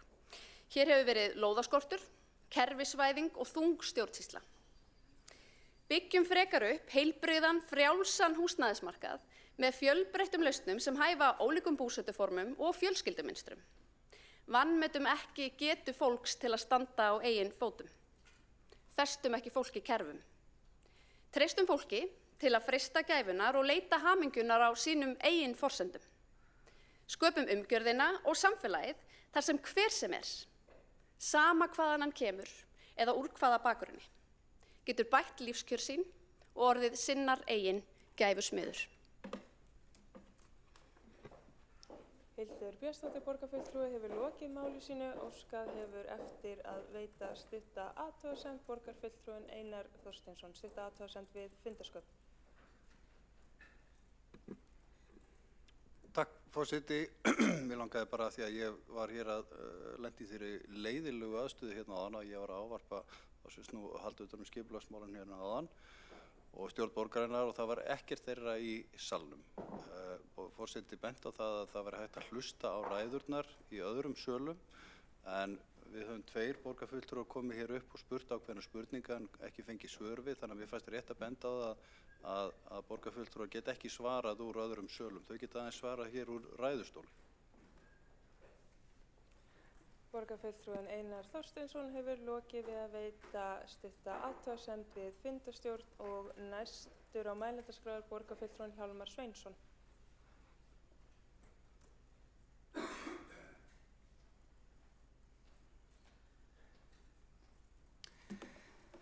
Já, forseti, ágæta borgarstjórn, þetta fín umræða og bara ágætlega málefnaleg og ég fagna því og spennandi og óbærslega mikilvægt að því að eins og ég stundum sagt hér í þessu púlti, eða þetta púlt af svona dagstaglega hlutskipti okkar, lífskeið okkar ráða svo mikið af því byggðu umhverfi sem við göngum út í á hverju mánuði og auðvitað líka þetta grundvallaratriði að fólk geti sem sagt haft þak yfir höfuð, hvort sem það er leigt eða átt. Borgarfulltrúi Hildur Björnsdóttir fór hér með ágæta tölu sem var svona mjög í anda Sjálfstæðisflokksins og það er bara allt gott það að segja. En mér fannst vera að lýsa samfélagi sem einmitt við höfum í sveitarfélögunum í kringum okkur, í Garðabæ og Seltjarnarnes og víðar, einmitt það sem er nánast engin áhersla lögð á uppbyggingu félagslegs húsnæðis, nánast engin áhersla lögð á samvinnu við óhagnaðardrifin húsnæðisfélög og allir eru bara sinnar gæfusmiðir. Ég held að allt fólk sé reyndar í einhverju skilningi sinnar gæfusmiðir. Það er ekki bara þeir sem gengur rosa vel í lífinu. Þú veist, allir reyna sitt besta, allir reyna að duga sem best og það bara gengur misvel. Þannig að þarna kom líka í ljós, og það var líka þakkarvert að þarna fannst mér koma í ljós mjög skýr hugmyndafræðilegur munur á því sem er hér í þessum sal til hægri og til vinstri. Og sem sagt, já, ég fagna því að línurnar séu skýrar og það séu ekki allir að tala til að þóknast öllum. Það er alveg þakkavert þó að ég sé ekki sammála öllu því sem sagt er. En það er bara, ég ætla að grípa einhver svona atriði sem hafi verið nefnd og það var sagt sem er orðin svona frasi að þéttingastefnan sé komin í þrot. Það er að mínum mati algjör vitleysa. Ég tel að við séum í rauninni rétt að byrja á því að gera Reykjavík að þéttri, lífvænlegri, vistvænni borg. Það eru eftirsóttustu borgir í heimi, þær eru þannig. Og þannig viljum við vera, það eru borgir sem við viljum heimsækja. Það eru fáir sem að heimsækja sér til ánægju og endursauka borgir eins og Houston eða Phoenix, það sem er bara ekkert pláss fyrir gangandi vegfarendur eða neitt slíkt, enga gangstéttar. Og þetta byggð er miklu líflegri, öflugri og það sýna allar tölur, eftirsóknarverðari, þar eru hæstu fermetrarnir því að þar vill flest fólk búa, þar sem byggðin er þétt og fæstir vilja búa þar sem byggðin er dreifð. Þessu vildi ég halda til haga. Já, ég kom inn á þetta með þennan félagslega þátt, ég ætla ekki að eyða fleiri orð með því. Ég tel að það sé mjög gott að Reykjavík heldur uppi merkjum uppbyggingar í samvinnu við félög sem ekki hagnaðardrifin, í samvinnu við félög sem að líta ekki á íbúðir fólk sem markaðsvöru, heldur einmitt sem heimili. Og það getur vel verið að önnur sveitarfélög hafi aðra stefnu og það er reyndar augljóst. Við sjáum það á öllum tölum félagslegt húsnæði. Og og svo var líka hér talað góðsenntíð Sjálfstæðisflokksins og ég ætla ekki að gera lítið úr að Sjálfstæðisflokkurinn ofta á köflum staðið sig vel. En ef við lítum aðeins söguna þá voru mjög hatramar umræður hér húsnæðisskort. Nokkra áratugi eftir stríð. Maður þarf að séða bara í öldin okkar að lesa Braggahverfin og hvað Sjálfstæðisflokkurinn var rosalega seinn að uppræta Braggahverfin og byggja ný hverfi. Og kannski eitt af því að, þú veist, við erum að tala svona almennt svolítið hlutina að eitt svona smá ljóður og okkar svona hagtækjum, og það hefur verið bent á það, að hefur verið að við höfum það tilhneigingu til að reyna að styrkja eftirsókn eftir húsnæði með því að hækka lánin sífellt, handa sífellt fleira fólki í stað þess að styrkja framboðsliðina. Og þetta hefur leitt til þess að allt of margt fólk hefur lent í allt of miklum skuldum, allt of miklu vesinni, verið fast á skuldaklafa allt sitt líf. Hvað meira það var að tala hér leiguliða mér fannst vera að tala miklu hroka, ég meina eiginlega í öllum löndum nálægt okkur. Þykir bara fínt að vera á leigumarkaði, af því leigumarkaðurinn góður og örugur og það er enginn að tala leiguliða. Bara millitekjufólk sækist eftir því að búa í leiguíbúðum, hvort sem það er í Hamborg, Zürich, Stokkólmi, Oslo eða hvert sem er. Þannig að mér finnst að við ættum ekki að tala fólk sem kýs að búa eða neyðist til að búa í leiguíbúðum, að kalla þá leiguliða. Það er ekki engum til uppdráttar og svo ætla ég að nefna sem ég nefndi síðast í ræðustól að við þurfum að passa okkur á því að leggja áherslu á gæði og ekki leggja alla áherslu á magn. Það kom fram í ræðu borgarstjóra að mannfjölda vöxtur í Reykjavík og hefur verið undanfarin kannski 6 ár hraðari heldur en í borgum eins og Stokkólmi og Oslo og teljast það þó hraðvaxandi borgir. Þannig að við þurfum líka að passa okkur á að vera ekki að keppast við eitthvað þar að segja sem allra mest magn, sem við ættum ekki endilega að vera að keppast við, heldur sem allra mest gæði. Og talandi samanburða þá sýna allar tölur það að hlutfallslega hefur aukning íbúðarhúsnæðis í Reykjavík aukist meira heldur en hlutfallslegt aukning íbúðarhúsnæðis í nágrannasveitarfélögum. Og ég rakti það síðast að þessi tilhneiging byrjaði upp á 1960, þar að segja sú tilhneiging að fólki fjölgaði hraðar í nágrannasveitarfélögum heldur en í Reykjavík. 1960 byrjaði þessi tilhneiging en hún hefur eins og aðeins gengið tilbaka síðastliðin 6 ár. Hlutfallslega mannfjölgunin meiri í Reykjavík heldur en hún var fyrir 10-15 árum. Og svo er líka einn vandi sem við þurfum aðeins að glíma við og er kannski smá viðkvæmt mál og ég hef líka minnst það áður. Ég hef stundum minnst á grein sem birtist í janúar í tímaritinu The Economist og hvað hét sú grein? Hún hét The Horrible Housing Blunder, Why the Obsession with Home Ownership is so Harmful. Það er að segja þeir hryllilega húsnæðisklúður, á hverju þráhyggjan í sambandi við séreignarstefnu svona skaðleg. Og ég ætla ekki að rekja greinina nema að kjarninn í henni sá að íbúar sem að eiga sín hús fyrir í einhverjum tilteknum hverfum borgarinnar eða borganna hafa tilhneigingu til að beita öllum ráðum til að engir fleiri megi flytjast inn í viðkomandi hverfi, að megi engir byggja ný hús og ekkert nýtt fólk, takk fyrir, sérstaklega ekki ef það kannski lágtekjufólk, nei takk. Og ég nefni þetta vegna þess að við erum hér hverfi, einmitt það sem að stendur til að fjölga íbúðum, gróin hverfi, fjölga íbúðum, fjölga fólki og það sem einmitt meiningin að vera með öflugt samstarf við óhagnaðardrifin félög, við verkalýðsfélögin, við félagsstofnun stúdenta, félög aldraðra og öryrkja. Þetta nýji Skerjó og þetta líka Grafvogurinn. Það bara þannig.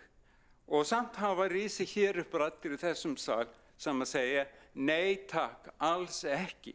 Og þetta svo furðulegt og það þetta sem að greinin í The Economist, sem nú ekki frægt fyrir mikla vinstrivillu, tekur á. Og það alveg hollt að lesa það og það þarf talsverða staðfestu til að láta ekki hrópa sig niður með mikilvæga uppbyggingu á íbúðafundum í slíkum hverfum. En ég bara bjartsýnn, við höldum bara áfram veginn í stórum dráttum með sömu áherslu og hafa verið, en þó með þeim breytingum sem eru augljósar hjá þessum ágæta nýja samstarfsmeirihluti. Hjálmar Sveinsson, borgarfulltrúi, hefur lokið máli sínu. 2 borgarfulltrúar hafa óskað eftir að veita ansvar. Borgarfulltrúin Hildur Björnsdóttir veitir ansvar. Forseti, ágæta borgarstjórn, ég þakka borgarfulltrúunum Hjálmari Sveinsinni ræðuna og ég tek undir að það auðvitað gott þegar að hugmyndafræðilegi munurinn milli hægri og vinstri skýr. Ég vil hins vegar undirstrika það sem kom fram í ræðu minni að okkur sjálfstæðismönnum þykir sannarlega félagslega húsnæðiskerfið okkar vera mikilvægt. En við trúum því hins vegar að við getum hjálpað fleira fólki til sjálfshjálpar. Það sýnir sig í gríðarlega lítilli veltu með félagslegar íbúðir og hversu fáir stíga út úr kerfinu. Við trúum því að þetta geti verið tímabundin lausn fyrir suma og við teljum algjörlega, mjög slæmt að festa fólk í kerfum að óþörfu. Og vegna þess að ég nefndi að hver geti verið sinnar gæfusmiður og að því við erum að tala húsnæðismál og þá skipta líka skipulagsmál gríðarlega miklu máli að mínu mati í þeim efnum að við tryggjum blandaða byggð þar sem börn til að mynda sem alast upp í fátækt alist ekki upp í einsleitu umhverfi heldur blönduðu og það hafa rannsóknir sýnt að það einmitt umhverfi sem getur tryggt að þessi börn geta orðið sinnar eigin gæfusmiðir.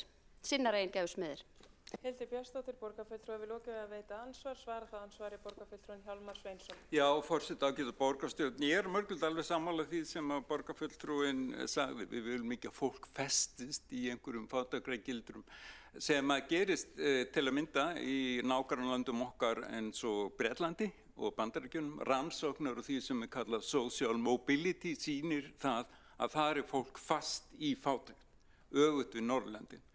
Og þannig ég tek undir það, en vandinn svo hér í sambandi við þennan litla hreyfileika hjá félagsbústaðum sem alveg góðra gjalda vert að minnast á, svo að við höfum svo veikan leigumarkað hérna, þannig að fólk leggur ekki í að fara út úr þessu húsnæði á hinn almenna markaðsdrifna leigumarkað.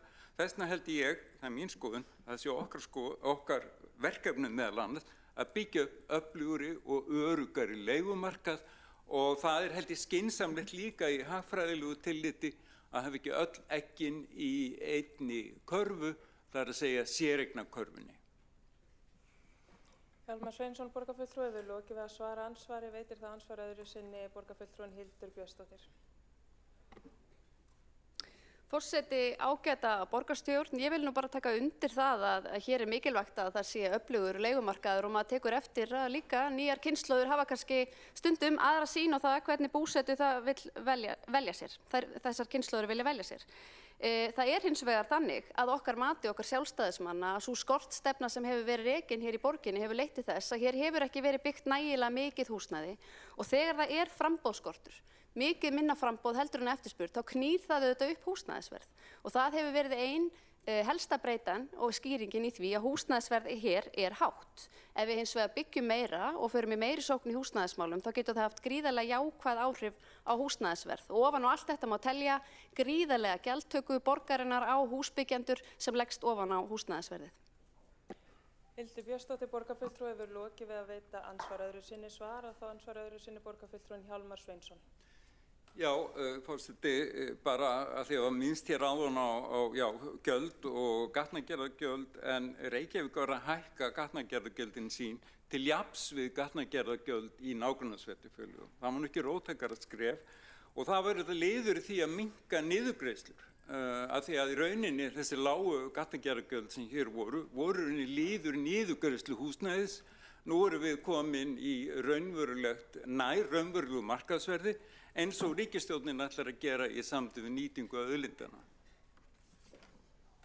Hjálmar Sveinsson, borgarfulltrúi, hefur lokið við að svara andsvari öðru sinni. Veitir þá ansvar borgarfulltrúin Kjartan Magnússon. Forseti, góðir borgarfulltrúar, ég var bara sammála ýmsu í ræðu Hjálmar Sveinssonar borgarfulltrúa og ég held að við séum alveg sammála það að það eigi að vera hér öflugur og heilbrigður leigumarkaður. Hann gæti svo sannarlega verið öflugri. En það var nú ein ástæða fyrir því að þegar búseti komin á markaðinn 1989 ef ég mann rétt, þá fekk hann lóð eins og aðrir á gatnagerðargjaldi í Grafarvogi, mjög eftirsótta lóð í Frostafold, byggði það stóra blokk og gat haft íbúðina tiltölulega ódýrar, einmitt vegna þess að hann fekk lóðina á lágu verði. En ég hjó eftir þarna þessu orðalagi að ég notaði örugglega orðið leiguliði og þetta alls ekkert skammaryrði í mínum huga. Ég er nú kominn af leiguliðum.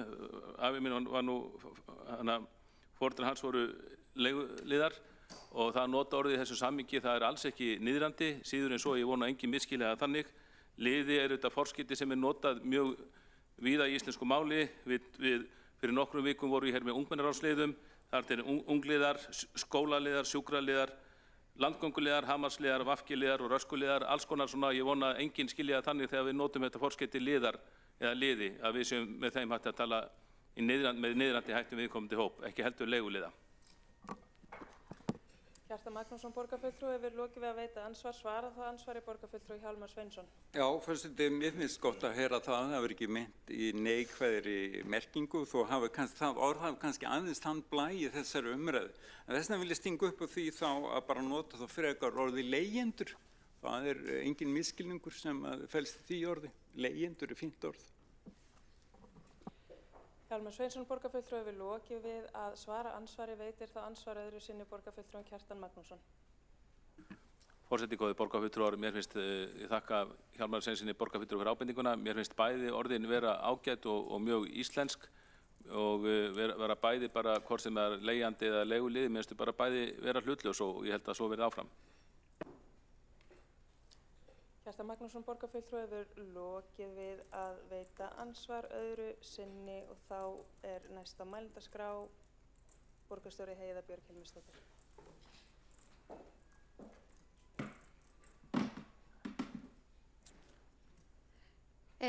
Forseti, ágæta borgarstjórn, ég ætlaði bara að fá að þakka fyrir góða umræðu hér í dag þessa tillögu okkar sem vissulega í 3 liðum og umfangsmikil.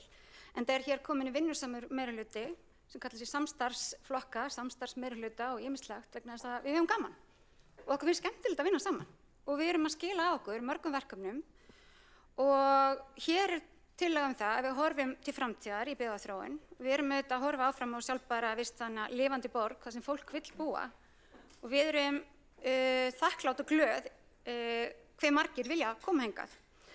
Ég ætla að fara yfir nokkrar spurningar sem hafa til okkar beinst í umræðunni og það þarf enginn að hafa áhyggjur af því að við höfum ekki verið að hlusta. Það hefur verið sjálfsögðu gert. Þórdís Lóa Þórsdóttir, borgarfulltrúi, kom að því að viljayfirlýsing hafi verið í vinnslu frá hausti. Það getur vel verið og ég held í rauninni miklu lengur. En við komum að fyrir 36 dögum, við kláruðum þetta samtal á 30 dögum og við erum búin að setja vinnuna í gang. Og það ekki nóg að tala, það þarf líka að gera.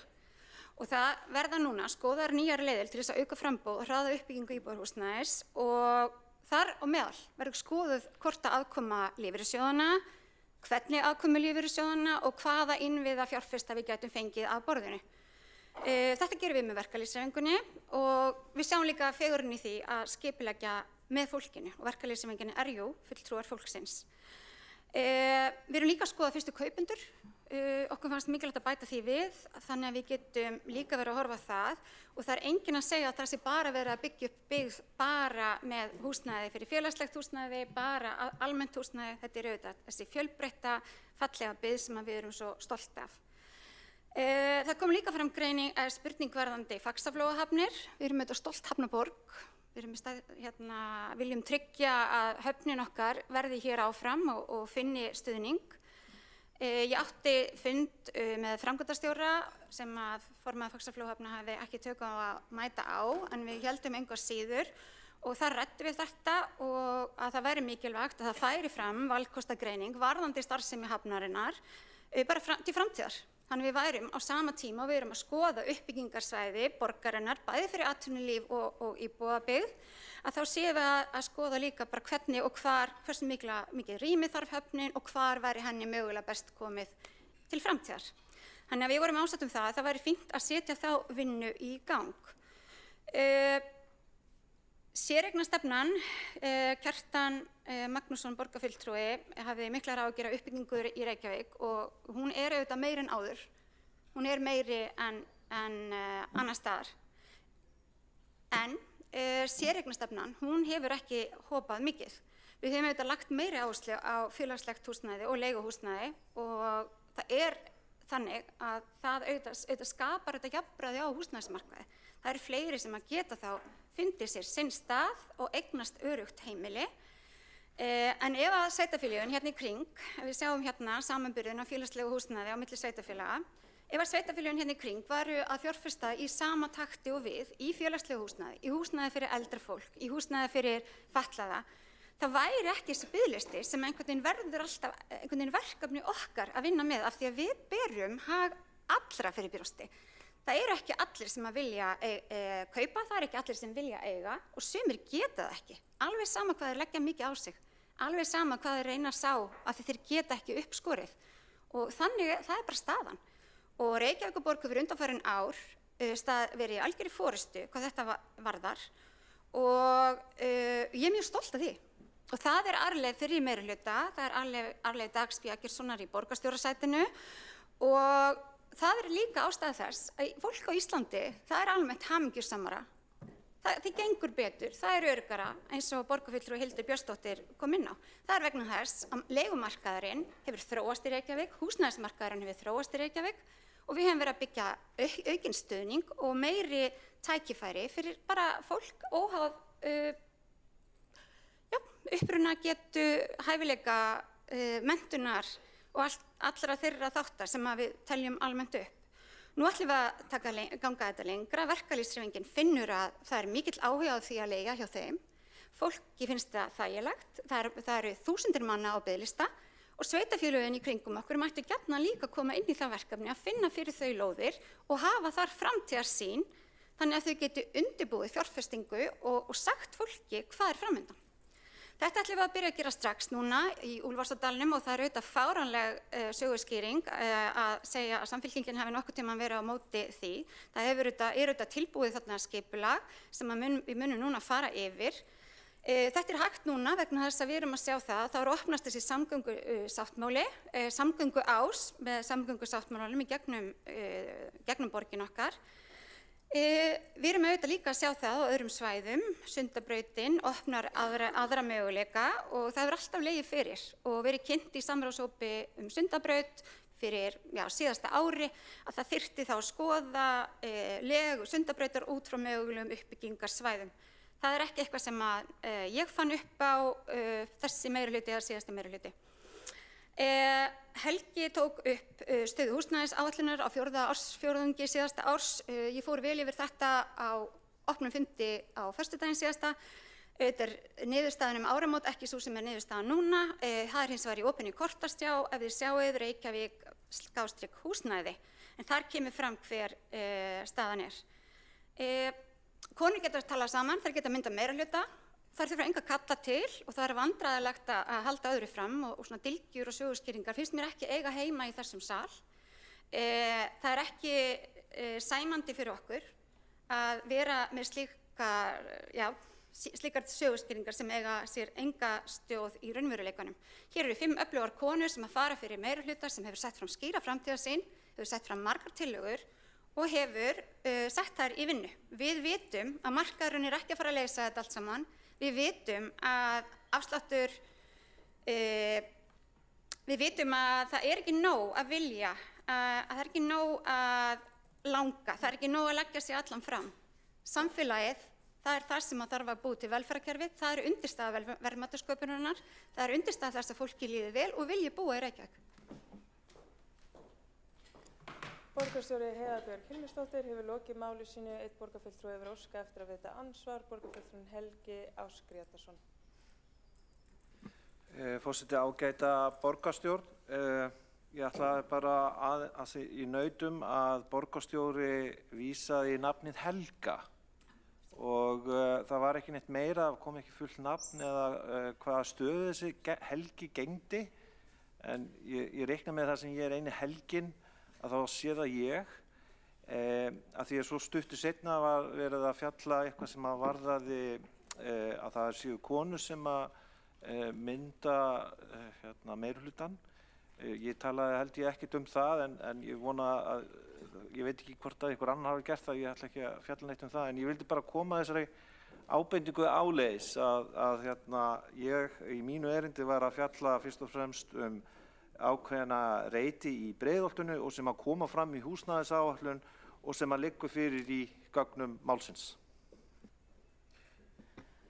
Borgarfulltrúinn Helgi Ásgrétarsson hefur lokið við að veita andsvar og nýtir forseti tækifæri til að minna á að vísa í borgarfulltrúa með fullu nafni og starfstitli. En svarar þá ansvari borgarstjóri Heiða Björg Hilmisdóttir. Já, forseti ágætu borgarfulltrúar, það er rétt, Helgi Ásgrétarsson biðji afsökunar á því. Ég var að reyna að koma svo mörgu að því það komu sem betur fyrr fram margar athugasemdir og spurningar í þessari umræðu. Borgarfulltrúinn tók upp stöðu húsnæðisáætlana á 4. ársfjórðungi síðasta árs en talaði ekkert konur að kalla við myndun meirihluta. Það gerði hins vegar fyrrverandi borgarstjóri, Einar Þorsteinsson borgarfulltrúi, og ég var að segja að það væri vandræðalegt að halda því fram að það hefði verið einhverjir karlar sem tóku þátt í þeim myndun þess meirihluta. Það er auðvitað ekki satt, við erum 5, við erum öflugar konur og konur nefnilega geta vel unnið saman. Samfylkingin fer fyrir ríkisstjórn sem er að leggja áherslu á innviðafjárfestingu og við munum gera það líka. Í þeirri ríkisstjórn er líka flokkur fólksins og þeir flokkar eru mjög samstiga þar og hér og við hlökkum til framhaldsins.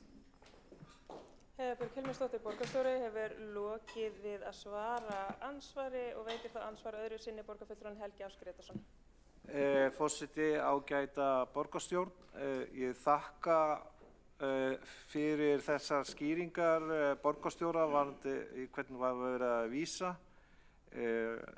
Ég bara almennt séð í stjórnmálum horfa á þau þannig að það er málefnið og það skiptir engu máli hvaðan manneskjan kemur eða hver hún er, heldur hvað hún hefur fram að færa, og það er það sem á að vera undirstöðu atriði í stjórnmálum.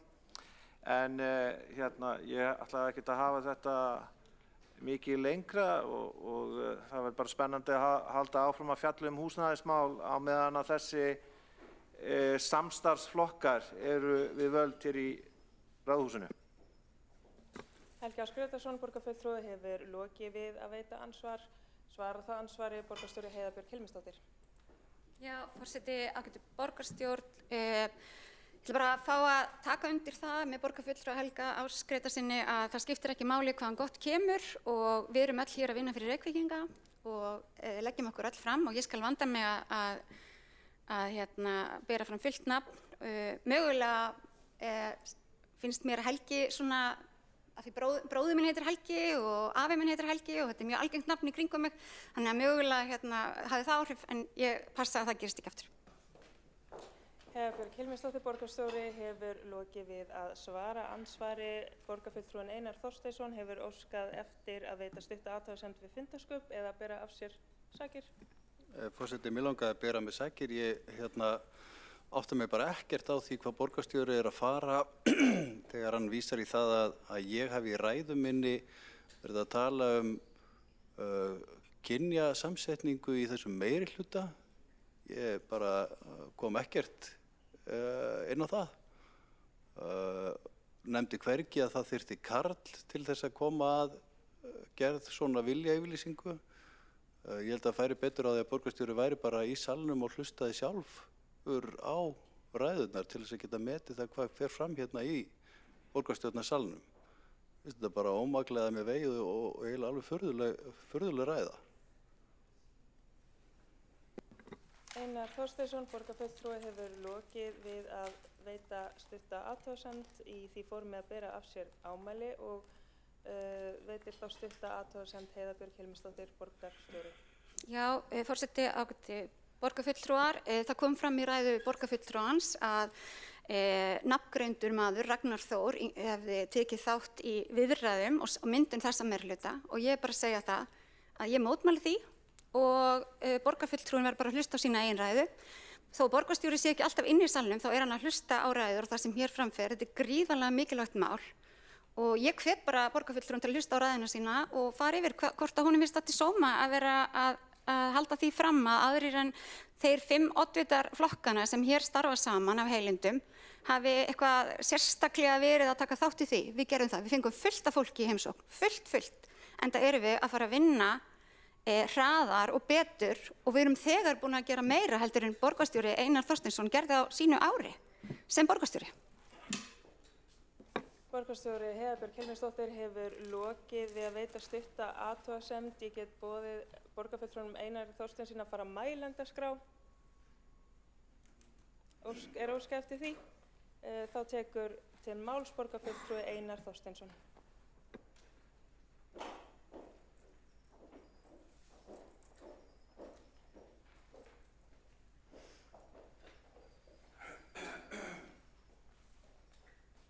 Forseti, ágæta borgarstjórn, þetta er nú alveg stórfurðuleg umræða. Ég leyfi mér hér í ræðu minni áðan að benda á það sem að liggur bara fyrir, hefur verið greint frá í fjölmiðlum að Ragnar Þór Ingólfsson er einn af þeim sem að koma að myndun þessa meirihluta með Helgu Þórðardóttur og borgarfulltrúum Flokks fólksins. Það voru bara myndir af honum fyrir utan heimili borgarstjóra á fyrstu dögum myndun þessara meirihluta. Ég sjálfur hitti Ragnar Þór hérna í borgarstjórnar í Ráðhúsinu eitt kvöldi þegar var verið þessir öflugu borgarfulltrúar meirihlutans, oddvitarnir, sátu við. Ég efast ekkert það að margir hafi komið að, sérfræðingar og ráðgjafar og fleiri. En það er bara ekki rangt sem ég sagði það að Ragnar Þór hefði verið hér í húsinu og tekið þátt í þessu, í samtalinu. Ég skil ekki af hverju það er einhver viðkvæmur punktur og að benda á það og í samhenginu það að hann hefur verið mjög mikill hvatamar af því að það rísi hverfi í Úlfarsárdal, rætt það við fyrrverandi borgarstjóra, rætt það við mig meðan ég var borgarstjóri, skrifað það greinar á opinberu vettvangi að fyrrverandi meirihlutar hafi staðið gegn slíkri uppbyggingu og það voru svona sjónarmið félagslega blöndun og fleira sem allt sem verið góð og gegn sjónarmið. En það var ekkert rangt og ekkert sett fram í minni ræðu til þess að gera lítið úr þessum öflugu oddvitum flokkana sem mynda þennan meirihluta. Það er bara langt í frá, þvert á móti. Ég er bara að benda á sögulega samhengið í umræðinni Úlfarsárdal, hverjir hafa viljað byggja þar upp. Hann var þá hluti af verkalýðshreyfingunni og kemur bara í algjörlega í opna skjöldu að vera settur hér á einhvern sakamannabekk það að hafa verið að tala niður til hvernig það er bara þvert á móti. Og ég er bara að benda á sögulegt samhengi þess máls. Ég hélt hérna ræðu þar sem ég var í grunninn að fagna þessum tillögum. En ég hef greinilega hitt á snöggan blett á borgarstjóra og það er leitt, en þetta nú bara liggur allt fyrir, eru opinbert og hefur komið fram í fjölmiðlum og ekkert við það athuga, held ég, að fjalla það hér í borgarstjórnarsalnum og ekkert af oddvitunum tekið með því. Einar Þorsteinsson, borgarfulltrúi, hefur lokið máli sínu. 2 borgarfulltrúar hafa óskað eftir að veita andsvar og tekur til máls borgarfulltrúin Helga Þórðardóttir. Já, forseti og borgarfulltrúar.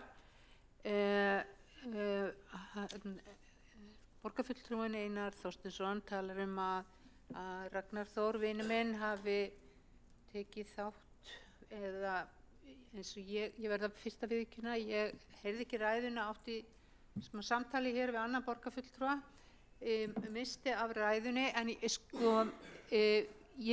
við fengum ráðgjafa, það er rétt hjá Heiðbjörgu Hilminsdóttur, borgarstjóra, og ég var fulltrúi Flokks fólksins en ekki Ragnar Þór kom sem stuðningsmaður við mig en hins vegar var ég sú sem að stjórnaði viðræðunum og þarf ekkert að skammast mín fyrir kynni við Ragnar. Við höfum verið vinir frá 2009, allt frá hruni og góður félagsskapur. Ég vil bara skýra þetta út fyrir borgarfulltrúanum. Helga Þórðardóttir, borgarfulltrúi, hefur lokið við að veita ansvar. Svara þá ansvari borgarfulltrúi Einar Þorsteinsson. Forseti, ágæta borgarstjórn. Ég átta mig alveg á þessu. Helga Þórðardóttir, borgarfulltrúi, og gaf ekkert annað til kynna en annað en það að ég veit að hann tók þátt hér í þessu samtali. Þetta er ekki í hug að einhverjir aðrir heldur en oddvitar flokkana hér 5 hafi leitt þessa viðræður. Ég var bara að benda á það að Ragnar Þór hefur lengi talað fyrir uppbyggingu í Úlfarsárdal. Ég hef átt samtöl það við hann sjálfur og forveri minn í starfi. Ég var bara að benda á sögulegt samhengi þessara mála og það gerði ég í ræðu minni, en sæti hér gagnrýni fyrir það, sem er óskiljanlegt. Borgarfulltrúin Einar Þorsteinsson hefur lokið við að svara. Ansvari veitir þá ansvar. Öðru sinni borgarfulltrúi Helga Þórðardóttir. Já, forseti og borgarstjórn og Einar Þorsteinsson, borgarfulltrúi.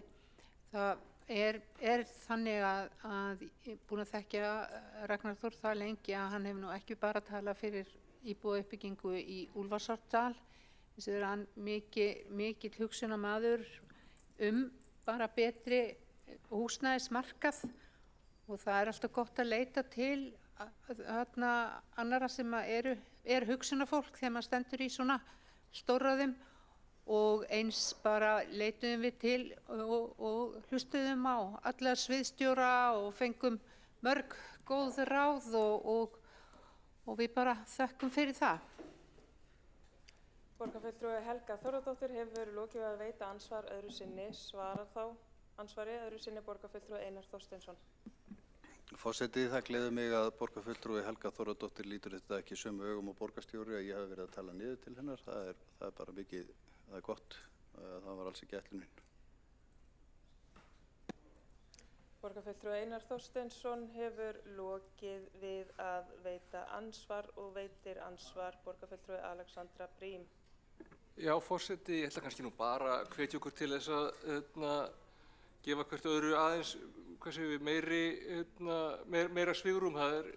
Ég get skilið, því þó ég hef buðið mig fram að sækja mér tesopa og sinna ákveðnum náttúrulegum þörfum sem ég ætla ekki að fara nánar út í hér, þá heyrði ég nú ræðu borgarfulltrúans og var meðalans að veltaði fyrir mér að koma í ansvar og hrósunum fyrir skemmtilega notkun á svona því sem er kallað í ensku passive voice í því hvernig meirihlutinn sprakk, en ákveða að sleppa því nú bara. Ég held að það sem fór fyrir brjóstið á fólki var að það mátti túlka orð borgarfulltrúans þannig að umræddur Ragnar Þór hafi verið einhvern veginn megin burðar á þessu, hann kom inn til ráðgjafar eins og raunar margir fleiri, eins og ég sjálf gerði á tímabili. En þú veist, ég held að við vitum öll að það hafi kannski ekkert, eftir útskýringar borgarfulltrúans, þá held ég að við vitum öll að þetta var kannski ekkert illa meint, en ég get skilið af hverju fólk hafi tekið í þannig og ekki bara að láta þetta liggja milli hluta eða þannig. Borgarfulltrúin Alexandra Briem hefur lokið við að veita ansvar. Svara þá ansvari borgarfulltrúin Einar Þorsteinsson. Forseti, ég er ekki upphafsmaðurinn að þessu samtali og get ekki stjórnað því hvernig meiri hlutin túlkar mín orð. Ég bara hvet borgarfulltrúa til að vera í salnum og hlusta og meta og og hefur sjálfur sér ekkert við þetta bæta. Borgarfulltrúinn Einar Þorsteinsson hefur lokið við að svara andsvari. Veitir þá telst andsvörum lokið undir þessari ræðu og ekki hafa fleiri hvatt sér hljóðs undir þessum lið og telst umræðu lokið og við göngum þá til afgreiðslu tillöguna.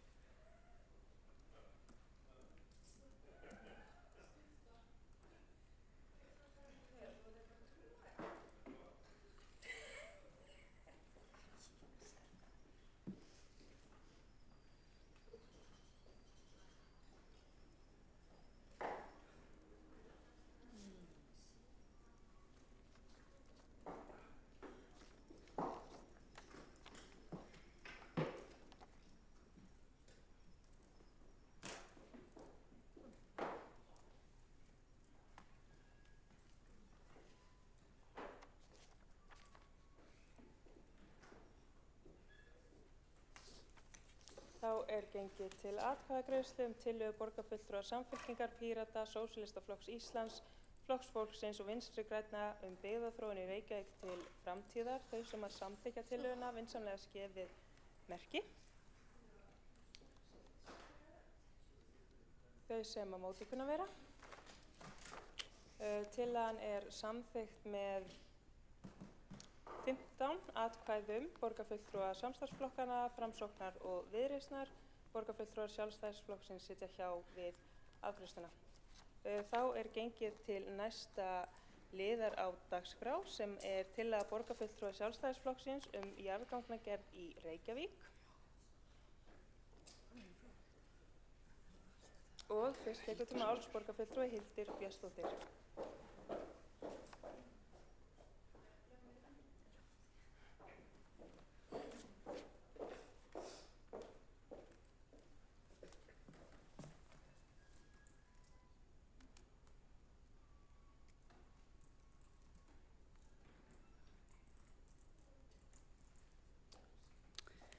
Forseti, ágæta borgarstjórn, ég mæli hér fyrir tillögu okkar sjálfstæðismanna að könnuð verði tækifærin til þess að ráðast í frekari jarðgangagerð í Reykjavík.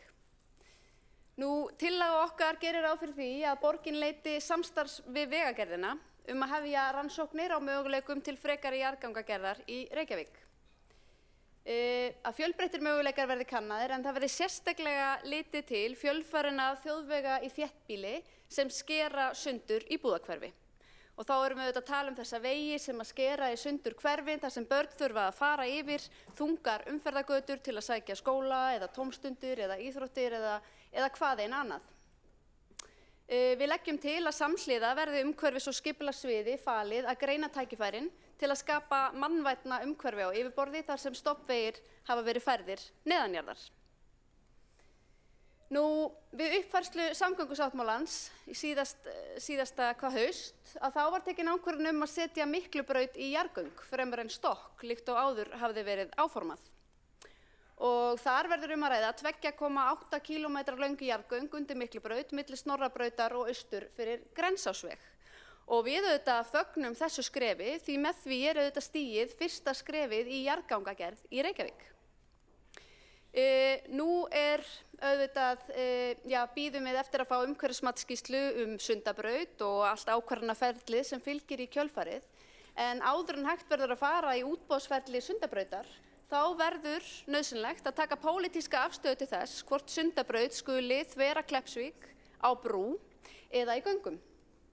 Áhersla á gangalausnina hefur augljóslega farið vaxandi á síðustu árum enda sú lausn sem talin hafa minnst rask í för með sér fyrir lífsgæði íbúa og fyrir starfsemi í Sundahöfn. en við höfum sett það að íbúar bæði Grafarvogsmegin og Laugardalsmegin, þar sem að brautin ætti að koma upp og niður, leggja ríka áherslu á að Sundabraut fari í göng. Það muni fela í sér minna rask fyrir lífsgæði í hverfunum og svo vitum við auðvitað líka að gangalausnin mun hafa minna rask í för með sér fyrir hafnirnar. Þannig að hér verður mögulega tekin pólitísk ákvörðun að færa Sundabraut í göng og þá hafa enn frekari skref verið stigin í því að leggja jarðgöng í Reykjavík. Þannig að með þessu lítum við svo á að aukinn vilji hafi skapast til þess að leggja stoppvegi innan borgarmarkanna í jarðgöng. Og við lítum svo á að með slíkum lausnum þá megi sannarlega greiða fyrir umferð neðanjarðar en ekki síður skapa mannvænna, öruggara og betra umhverfi ofanjarðar fyrir fólk. Nú, við teljum fara best á því að einkaframkvæmd verði fyrirkomulagið og þá má auðvitað byggja á velheppnaðri útfærslu við gerð Hvalfjarðarganganna. Við lítum líka svo á að með frekari jarðgangagerð megi ná fram miklum efnahagslegum ávinningi og auðvitað gríðari umferð. Uppbyggingu stoppvega neðanjarðar getur fylgt mikil hagkvæmni til að mynda hvað varðar betri landnýtingu og minni viðhaldsþörf á vegum. Svo eru öflugar samgöngur og styttri ferðatími auðvitað veruleiki sem leiðir af sér gríðarlegan efnahagslegan ávinning, getur styrkt atvinnulíf og stutt við verðmætasköpun í samfélaginu ef við höfum hér greiðari samgöngur. Umferðin á höfuðborgarsvæðinu hefur verið í stöðugum vexti á síðustu áratugum. Milli áranna 2016 og 2024 þá hafði íbúum höfuðborgarsvæðisins fjölgað 34.000 og skráðum bílum hafði fjölgað 29.000. Og ef við skoðum bara þessi sömu hlutföll og við gerum ráð fyrir því að þróunin verði í sömu hlutföllum, að þá erum við að sjá að á næstu 15 árum gert ráð fyrir að íbúum höfuðborgarsvæðisins fjölgi 75.000. Þannig að ef við lítum á þróunina frá 2016 til 2024 og gerum ráð fyrir að hún verði svo sama, að þá erum við að horfa á það að bílum geti fjölgað á næstu 15 árum 64.000 í Reykjavík. Og það er alveg ljóst og það kemur líka fram í gögnum með samgöngusáttmálanum og jafnvel í björtustu spám notkun á borgarlínu til framtíðar að bíllinn verði áfram þessi helsti og algengasti samgöngumáti sem fólk velur sér. Margvíslegum ávinningi mætti ná til framtíðar með því að færa bílaumferð, ekki síst þá þyngstu, á stoppvegum að miklu leyti neðanjarðar. Þannig teljum við að við getum dregið verulega úr umferðartöfum, við getum tryggt rólegri hverfisumferð ofanjarðar og skapa rými til að efla almenningssamgöngur og virka ferðamáta á yfirborði. Með þessu öllu þá tel ég að einn helsti kosturinn auðvitað að við getum skapað mannvænna umhverfi, mannvænna borgarumhverfi á yfirborði jarðar. Jarðgöng skapa þessi nýju tækifæri í borgarskipulagi. Við getum endurhannað stór svæði sem færu annars undir umferðarmannvirki og nota þau til þess að ráðast í frekari húsnæðisuppbyggingu eða stækka útivistarsvæðin í hverfum borgarinnar. Með því að færa stoppbrautir neðanjarðar sem að skera sundur íbúðarhverfi, þá getum við brugðist við þessum erfiðu aðstæðum sem í dag við höfum skapað fyrir börn sem að sækja skóla og tómstundir yfir þungar götur. Og þetta eitthvað sem Miklabraut í göng mun auðvitað gera. Hér getum við nefnt 2 dæmi þjóðvegi í þéttbýli eða þungar umferðargötur sem að skera í sundur íbúðarhverfi. Það erum annars vegar með Hringbrautina sem sker í sundur Vesturbæinn og svo erum við með Bústaðaveginn sem að sker í sundur Fossvoginn og svo Háaleiti og Bústaði. Og yfir þessar götur fara börn á degi hverjum til þess að sækja íþróttir eða tómstundir eða skóla. Og við sjáum til að mynda í Vesturbænum og þá hafa börn sem búa í gamla Vesturbænum svokallaða. Þar hefur notkun á frístundakortinu í gegnum árin verið lakari heldur en hjá börnum sem búa hinum megin við götuna og nær íþróttasvæðunum. Og ef maður rýnir í þetta þá kannski helsta skýringin sem fólk hefur séð að það hika á fólki að senda börn yfir þungar umferðargötur. Við getum séð mikil tækifæri í því að leysa úr þessari stöðu með því að færa þessa þungu umferð niður í jarðgöng og til að mynda skapa einhvers konar vistgötu fyrirkomulag á þessum svæðum. Svo það hljóðvistin. Mikil umræða hefur að undanförnu skapast hljóðvist í íbúðum nálægt þungum umferðargötum. Með aukinni áherslu á þéttingu byggðar og byggð húsnæðis ofan í þungum umferðargötum þá hafa umkvartanir íbúa slæma hljóðvist aukist. Og hér sjáum við kort yfir svona hljóðstyrk í borginni og þessi dökkblái litur sýnir okkur hvar hávaðamengunin mest nærri þessum stofnbrautum og þá getum við notað ímyndunaraflið og ímyndað okkur hvernig þetta væri ef að þessar þungu brautir færu neðanjarðar. Svo höfum við þetta fyrirmyndir hérlendis sem erlendis, Norðmenn, þeir hafa verið í mikilli sókn í gerð jarðganga, ekki síður Færeyingar, smáþjóð sem hefur verið í mikilli sókn. Við getum litið líka til Finnlands, þar hefur Helsingi, með fyrirhuguð hafnargöng, 2 kílómetra löng og svo þurfum við ekki alltaf að leita langt yfir skammt vegna þess að Hvalfjarðargöngin voru vel heppnað verkefni sem að sýndi hvernig veggjöld og enga fjármögnun getur tryggt sjálfbæran rekstur og samfélagslegan ávinning. En fyrsta skrefið auðvitað athugamálin og við leggjum því til að við hefjum þessar rannsóknir og við kortleggjum möguleikana. Því við lítum svo á að frekari jarðgangagerð geti skapað gríðarleg tækifæri í borgarskipulagi til framtíðar. Og svona rétt að lokum þá baði ég gervigreindina að sýna mér hvernig þetta gæti nú allt saman litið út og ég ætla nú ekki að segja að þetta sé mín túlkun á framtíðinni en þetta er túlkun gervigreindarinnar og þarna sjáum við að umferðin komin neðanjarðar og hvað gerist þá? Við fáum svona létta hverfisumferð almenningssamganga og gangandi og hjólandi umferðar. Við fáum miklu meira mannlíf og augljóslega miklu betra veður. Þá hefur borgarfulltrúinn Hildur Björnsdóttir lokið máli sínu og næstur á mælendaskrá Hjálmar Sveinsson.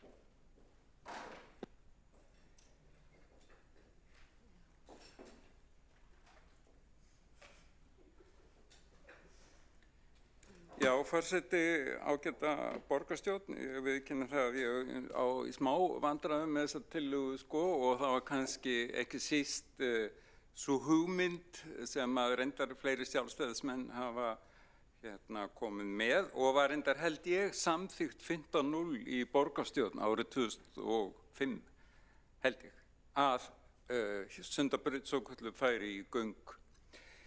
En sko það sem að fyrstulega vil ég segja það að við erum núna, það er búið að vera mikill undirbúningur að gríðarlega mikilli jarðgangagerð í Reykjavík. Ég segi gríðarlega mikill að því að það er algjörlega óþekkt hér að gera slík göng eins og eiga að koma tæplega 3 kílómetrar það ekki frá Grensásvegi og að Bústaðavegi undir það sem að Miklabraut liggur og það er líka á hluta af Kringlumýrarbraut og svo auðvitað líka á hluta af Sæbraut en þar hef ég, ef ég maður rétt, það er ekki alveg búið að finna út úr því hvort að þar verði hagstæðar að hafa það í svokölluðum stokk eða göngum. Og þetta er verkefni sem að mun þessi þrjú jarðgöng eða stokkur í einu tilviki, það mun samkvæmt tímalínu betri samgangna, því mun ekki ljúka fyrir í fyrsta liðan 2040, það eru 15 ár þangað til. Og og svona mín skoðun er svo að við höfum, það er svona margt brýnna sem við þurfum að huga að heldur en nákvæmlega þetta. Þar er ég með ekki halda því fram að þetta sé alveg ómöguleg svona framtíðar hugmynd sko, en mér finnst það ekki mjög brýnt sko að því að þú veist, við erum að fara í rauninni byltingarkennda samgöngugerð með þessari gangnagerð þannig að ég sé ekki svona, og þetta sé eitthvað sem að þurfum að gera strax, það er fleira sem að ég tel mikilvægara. Og ég líka svona aðeins, ég hef smá efasemdir sumt sem að kom fram í ágætri kynningu borgarfulltrúans Hildar Björnsdóttur. Ég hef náttúrulega engar efasemdir með gott veður en við höfum ekki enn náð að stjórna því einhver hluta vegna. En hitt þessi sýn að setja alla bílaumferðina neðanjarðar, ég er ekkert vissum bara að sé örða beint út og það sé málið sko. Ég held að það sé nærtækara miklu ódýrara að gera eins og við gerðum við suðurhluta Grensásvegar, bara þrengja göturnar, gera miklu breiðari gangstéttir, setja trjágróður, fallega lýsingu og við sjáum það mjög víða að þá verða að fara í miklu svona ódýrari lausnir, hvort sem það eru stórborgirnir París eða Berlín. Þannig að svona þessi algjöru aðskilnaður bílaumferðar og síðan umferðar gangandi, hjólandi, vegfarenda, já eða almenningssamgangna. Ég ekki alveg sannfærður það, þetta í rauninni gamall draumur móderníska skipulagsins, módernísku skipulags hugmyndarinnar, einmitt algjöran aðskilnað, bæði í sambandi við funksjónir í borginni, hafa á einum stað verslanir og öðrum stað iðnaðarhúsnæði og þriðja stað þjónustustofnanir og svo á fjórða stað þá íbúðahverfin. Og við erum líka horfin frá þessu, við viljum blandaða byggð. Og ég rauninni hallast af líka svona blandaðri umferð, rétt eins og ég hallast af blandaðri byggð. En það þarf bara að passa að þessi mjög svo ríkjandi samgöngumáti, að hann kæfi ekki allt annað. Hann sé ekki hættulegur gangandi vegfarendum. Og það er náttúrulega, þú veist, gallinn við jarðgöng fyrir Sundabraut, sem ég einhver liti hlynntur, samt sá að það fyrir enginn á hjóli þar og ég sé ekki alveg, kannski einhverjar rútur, þannig að ég tel það að Miklubrautagöngin séu bara sennilega bara skynsamleg og kannski Sæbraut líka, en ég held að við eigum bara klára það og svona aðeins sjá svo til, kannski gefst nægur tími svona þegar það kemur í ljós hvernig gengur að gerist í göng með skilstærendur á rannsóknum að Reykjavíkur grágrýtisgrunnurinn sem myndaðist fyrir 100.000 árum, hann sé frekar hagstæður fyrir að bora í gegnum, Þannig að það ekki víst að sé þannig einhver svona jarðfræðilegur ómöguleiki. En svona ég bara lýsi þeirri skoðun minni að mér finnst svona að alla jafna í borg á þá eigi samgöngumátarnir að vera blandaðir, þó að vissulega í einstaka tilvikum geti sér komið ágætlega að aðskilja þetta. Þetta nú sem sagt það sem að ég vildi sagt hafa og læt þau orð nægja í bili. Það hefur borgarfulltrúinn Hjálmar Sveinsson lokið máli sínu og hefur einn borgarfulltrúi óskað eftir að veita andsvar og það er borgarfulltrúinn Alexandra Brím. Nei, ég voru að mæla þetta Nei, mæla þetta Já, næstur að mæla þetta borgarfulltrúinn Friðjón R. Friðjónsson. Ekkert við ræðum Hjálmars aðtúða.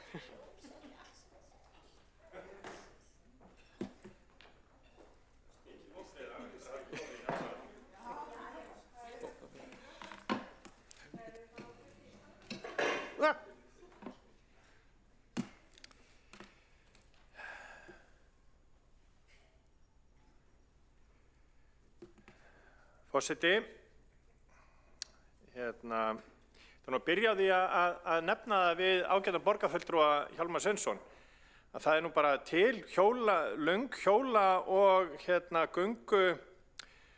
göng í Bergen sem eru um 3 kilometrar og liggja í gegnum fjall sem liggja til hliðar við lestargöng sem að þar eru eða sporvagnagöng sem þar eru og eru mjög vinsæl til útivistar í gegnum þetta ágæta fjall. Þannig að það ætti ekki verið því til fyrirstöðu að búa til einhvers konar hliðargöng og jafnvel hjólagöng af Sundasvæðinu og upp í Geldinganes, uppáhalds staðinn okkar Hjálmars. En mér langaði til þess að tala aðeins jarðgöng og þessar hugmyndir okkar en ég ætla ekki að tala Reykjavík til að byrja með, ég ætla að tala nágranna okkar í Færeyjum. Þeir eru mjög duglegir, Færeyingar. Á síðustu 5 árum eru þeir búin að gera 5 göng sem eru samtals tæpir 29 kilometrar og þau merkilegustu sem að mér finnst og sem að góður borgarfulltrúi, oddviti okkar sjálfstæðismanna sýndi aðeins frá og nú reynir á færeyskan framburð,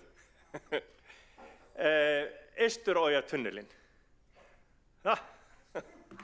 Eysturoya, ok. Ég þakka Vinstri grænum leiðréttinguna, borgarfulltrúa Vinstri grænna. Hún alltaf tilbúin til þess að leiðrétta mig þegar að það ber undir. Þessi ágætu göng eru einmitt með hringtorgi í þeim miðjum. Þau eru 10 kilometrar og tengja saman 3 bæjarfélög á Færeyjum. Þarna fara í gegn 5.800 bílar á dag. Það er ekki mikil umferð í stóra samhengi hlutana, sérstaklega þegar við horfum á Ísland. Það er kannski mikil umferð í Færeyjum, þar sem að búa 55.000 manns tæplega, en ekki endilega fyrir Ísland. Nú er ég farið vitlaus átt. Hérna sjáum við þetta góða hringtorg sem er orðin ferðamannastaður í Færeyjum, en skrítið eins og það hljómar. Hringtorg undir sjávarmáli. En þarna er verið að tengja þessa 3 bæi. Það eru 23.000 manns sem búa í Þórshöfn. Það eru og Rúnavík sem 585 manns búa og Strendur þar sem 760 manns búa, 780.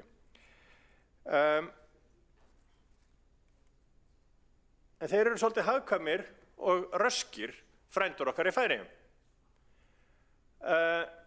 Þessi 5 göng sem hafa verið tekin í notkun á síðustu 5 árum, ekkert þeirra hefur tekið meiri tíma í byggingu en 5 ár. Og í rauninni meðaltíminn er undir 4 árum. Og kostnaðurinn er heldur ekki svo hár. Við sjáum það að meðalkostnaðurinn við þessi göng eru rétt rúmar 2 milljónir á metra. Það er í samhengi hlutana alls ekki há upphæð. Það er reyndar að það svipað og Vegagerðin gerir ráð fyrir að Fjarðarheiðargöng muni kosta, en þetta er ekki til líkingu við þessi stóru verkefni sem við höfum kannski horft til og tekið eftir í Seattle eða Oslo eða Boston. Ég er alltaf að fara í vitlaus átt. Það eru 4 önnur göng í byggingu núna. 3 þeirra eiga að vera tekin í notkun á þessu ári. Fámínstúnelinn er sínu dýrast, en þar hafa menn lent í þeim vandræðum að þakið hefur hrunið ítrekað, en þeir halda samt áfram og ætla að klára verkefnið. Þessi göng eru fjármögnuð með veggjöldum. Og fyrir fólk sem er þarna bara á ferð og ætla bara að fara eina ferð, þá er þetta ágætlega dýrt. En þeir eru með háa afslætti eða góða afslætti fyrir þá sem eru í áskrift.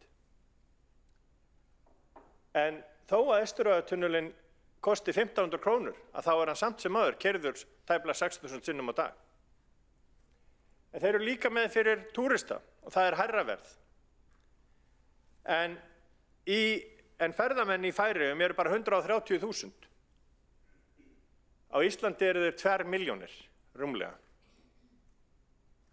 Og það blasir við að hluti af fjármögnuninni á göngunum þeirra kemur líka í gegnum ferðamennsku. Og það er eitthvað sem við getum horft til. Og þetta er nefnilega svo merkilegt hvernig frændur okkar í Færeyjum, sem eru bara rétt 50.000. Ég held að Kópavogur ætli sér að verða 50.000 innan 10 ára. Að þeir eru búin að tengja þarna saman nokkrar eyjar, vegalengd sem áður tók nokkra, sem bæði þurfti að fara með ferju og eða þurfti að keyra langan veg. Á aðeins 5 árum eru búin að breyta þetta í klukkutíma, breyta dagsferðalagi í klukkutíma ferðalag. Mér finnst þetta mjög merkilegt.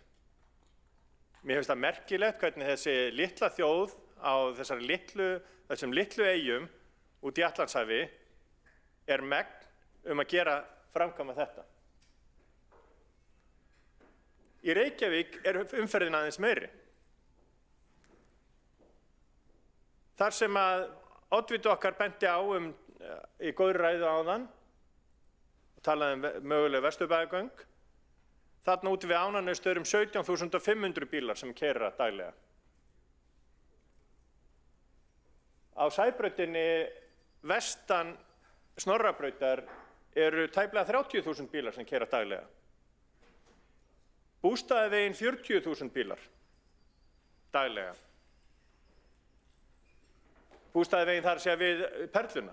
Bústaðaveginn við Grensásveg 15.000 bílar. Miklubrautina við Grensásveginn 65.000 bílar á dag.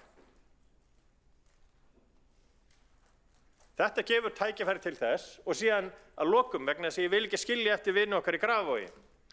Að þá Hallsvegurinn þar sem að fólk óttast að með komu Sundabrautar munu umferð aukast, keyra nú 6.000 bílar á dag. Þar mætti gjarnan koma fyrir vistlöggi til þess að loka umferðina úti. Og ég eins og oddviti okkar spurði gervigreindina, en ég lét hann ekki teikna fyrir mig, ég lét hann að reikna. Og ég bað hann að reikna hvað ef það eru 40.000 bílar sem færu Miklubrautargöng, sem við ætlum að gera, 2,8 kilometra. Það yrðu 14 milljónir bíla á ári. Það árleg greiðsla sem við þurftum að kosta til þess að borga af kostnaðinu við að gera þessu göng væri rúmur milljarður. En við gætum komist af með veðgjald upp á 80 krónur og greitt þetta upp á 20 árum, Miklubrautargöng. Ef við tækjum þau út fyrir þann sviga sem að samgöngusáttmálinn er. Og það var nú fyrri borgarstjóri, forveris þessa borgarstjóra og síðasta borgarstjóra, sem spurði í byrjun árs sem þingmaður hvort það væri ekki hægt að flýta Miklubrautargöngum. Og það eitthvað sem við eigum að horfa til. Að taka Miklubrautargöng bara út fyrir og fara með því einkaframkvæmd, fjármagna það og gera það til þess að leysa þennan vanda sem að í umferðinni hérna í Reykjavík. Og lokum, fyrir Eirík búa, þá vil ég þakka fyrir. Þá borgarfulltrúinn Friðjón L. Friðjónsson lokið máli sínu og næst á mælendaskrá borgarfulltrúinn Alexandra Briem.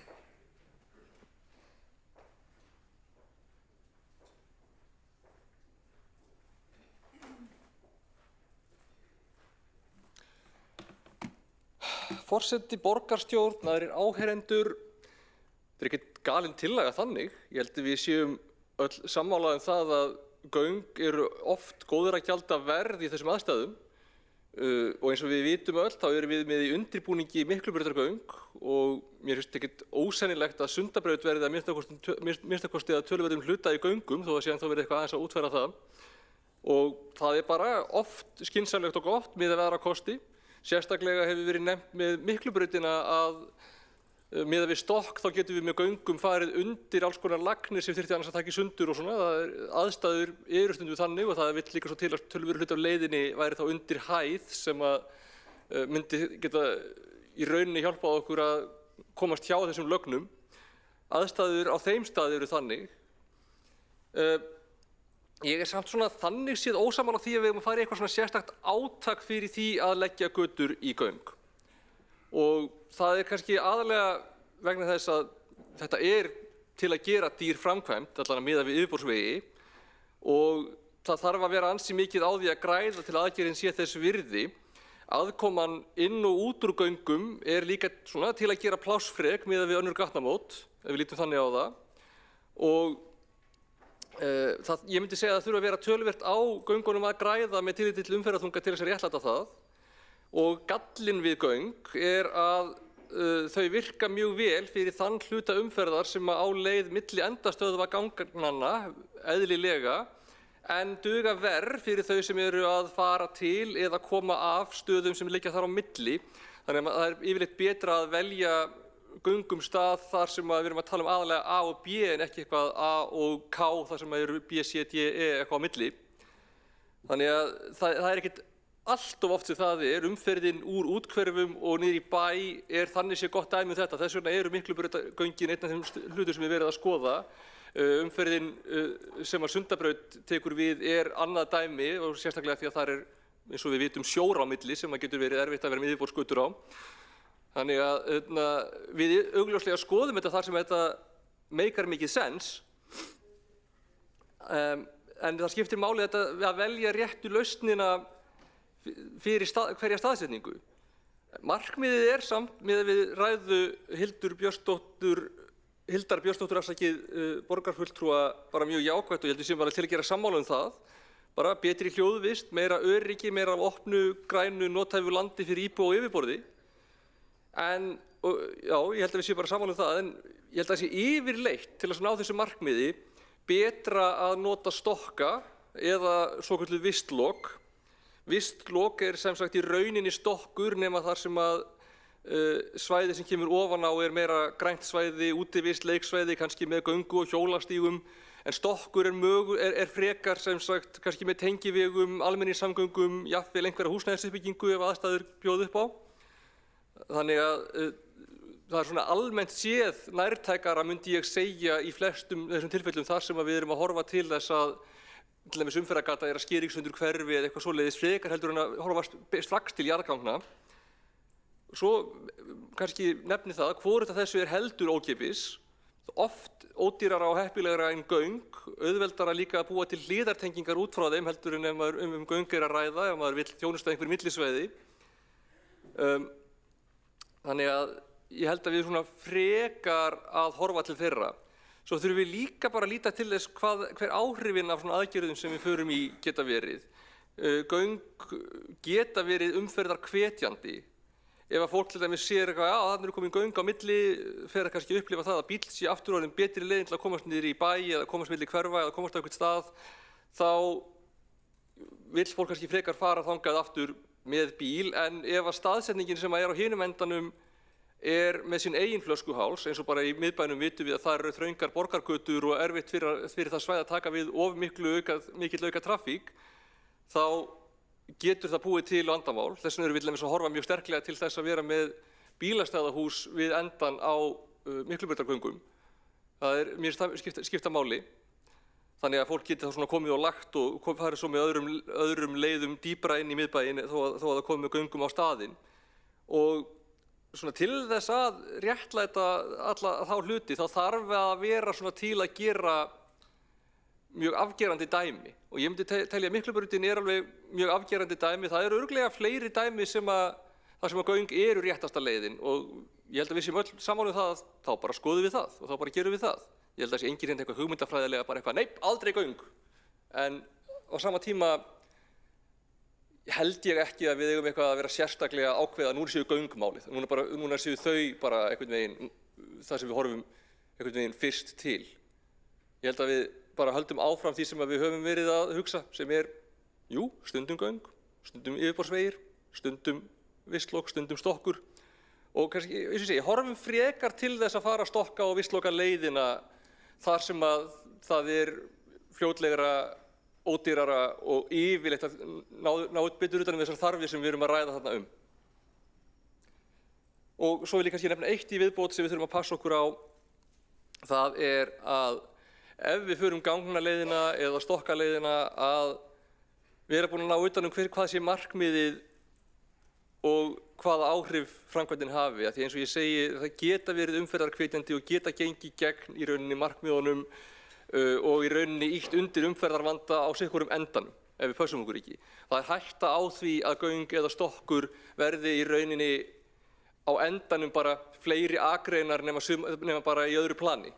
Og það leysa engan vanda ef að móttökustaðurinn ræður ekki við það eða ef að það verður til þess að umferð eykst það sem hún hefði verið annars. Þannig að við þurfum að passa mjög vel allar slíkar útfærslur líka.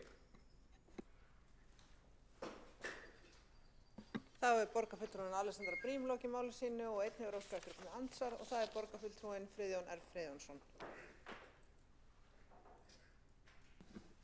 Forseti, óttalega þetta nú metnaðarlaust að tilbúin til þess að fara að ganga til rannsókna og skoða möguleika. Óttalega þetta smátt og smátt hugsað og afhjúpandi í raun og veru. Hvernig það versta sem að gæti komið fyrir var í það að fólk myndi uppgöta það að það gæti komist niður í bæ með léttari hætti eða farið milli staða með léttari hætti heldur en nú er. Það er það sem að skein í gegnum ræðu borgarfulltrúans. Og mér finnst þetta eiginlega bara léleg og slök framtíðarsýn, því miður.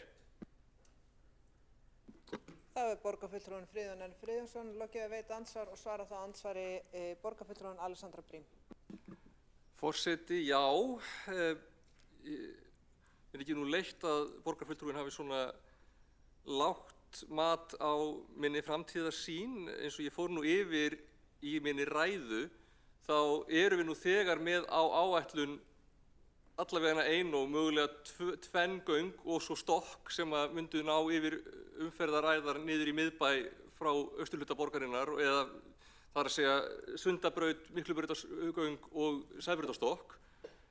Og ég í rauninni veit ekki alveg hvaða aðrar æðar ættu raunverulega að vera til umræðu í því samhengi, en eins og ég segi, þetta er alltaf eitthvað sem við erum tilbúin að skoða. Ég er ekki eitthvað að segja að við getum ekki rannsakað það eða við séum eitthvað alfarið á móti því eins og borgarfulltrúinn virtist vera að gefa í skyn. Ég er ekki að frábiðja mér að það sé rannsakað. Auðvitað er það bara allt í lagi að rannsaka það þar sem að við erum að skoða einhverja framkvæmd, þar sem að það er hugsanlega fýsilegt, en mér finnst það furðuleg afstaða að ætla að ákveða það fyrirfram að núna skuli þetta alltaf vera að skoða sem einhvers konar ákveðin afstöðupunktur. Þá er borgarfulltrúinn Alexandra Briem lokið að svara andsvari og veitir það andsvar öðru sinni, borgarfulltrúinn Friðjón L. Friðjónsson. Forseti, ég held að það sé mitt ágætt að við skoðum, staðinn fyrir að slá þessar hugmyndir út af borðinu, að þá eigum við mitt að rannsaka. Það er alveg rétt það sem borgarfulltrúinn sagði að hún veit ekki hvaða möguleikar opnast þarna. Ég veit það ekki heldur, en það gæti bara vel verið að það yrðu einhverjir umferðarstraumar sem gætu leitt umferð framhjá þröngum flöskuhálsum eða undir þá. Það gæti líka bara komið í ljós að við gætum einmitt komið umferð milli bæjarhluta sem að sannarlega er til staðar og verður áfram til staðar, staðinn fyrir að við berjum haustnum við steinin og segjum það væri það versta að fólk gæti uppgötað að það gæti farið með bílnum niður í bæ. Þá er borgarfulltrúinn Friðjón R. Friðjónsson veitt andsvar öðru sinni og svara þá andsvar öðru sinni borgarfulltrúinn Alexandra Briem. Já, eins og ég segi, það er ekki það versta. Það sem ég sagði var að það gæti virkað umferðarhvetjandi ef að fólk heldur það, en svo væri það vandamál ef að raunin væri svo að það hafi verið farið í einhverja framkvæmd þar sem að væri verið að auka rýmdina til þess að komast niður í bæ án þess að miðbæjarsvæðið hefði aukna getu til þess að taka á móti þeirri umferð. Ég rifja kannski upp það sem ég tala stundum miklu umferðarteppuna sem var út á Þingvelli við kristnitökuhátíðina, að þar var bílalest hálfa leið til Reykjavíkur, allar leið til Mosfellsbæjar, eitthvað svoleiðis, og það hefði ekki hjálpað neinum að vera með þrefaldan eða fjórfaldan veg á Þingvelli. Vandamálið var bara að það komist ekki nema svo og svo margir í einu inn á bílastæðið á Þingvöllum. Það skiptir ekki máli hvað við aukum vel flæðið á milli ef að endapunkturinn er flöskuhálsinn. Þá er andsvörum undir þessum liði lokið og næstur á mælendaskrá er borgarfulltrúinn Kjartan Magnússon.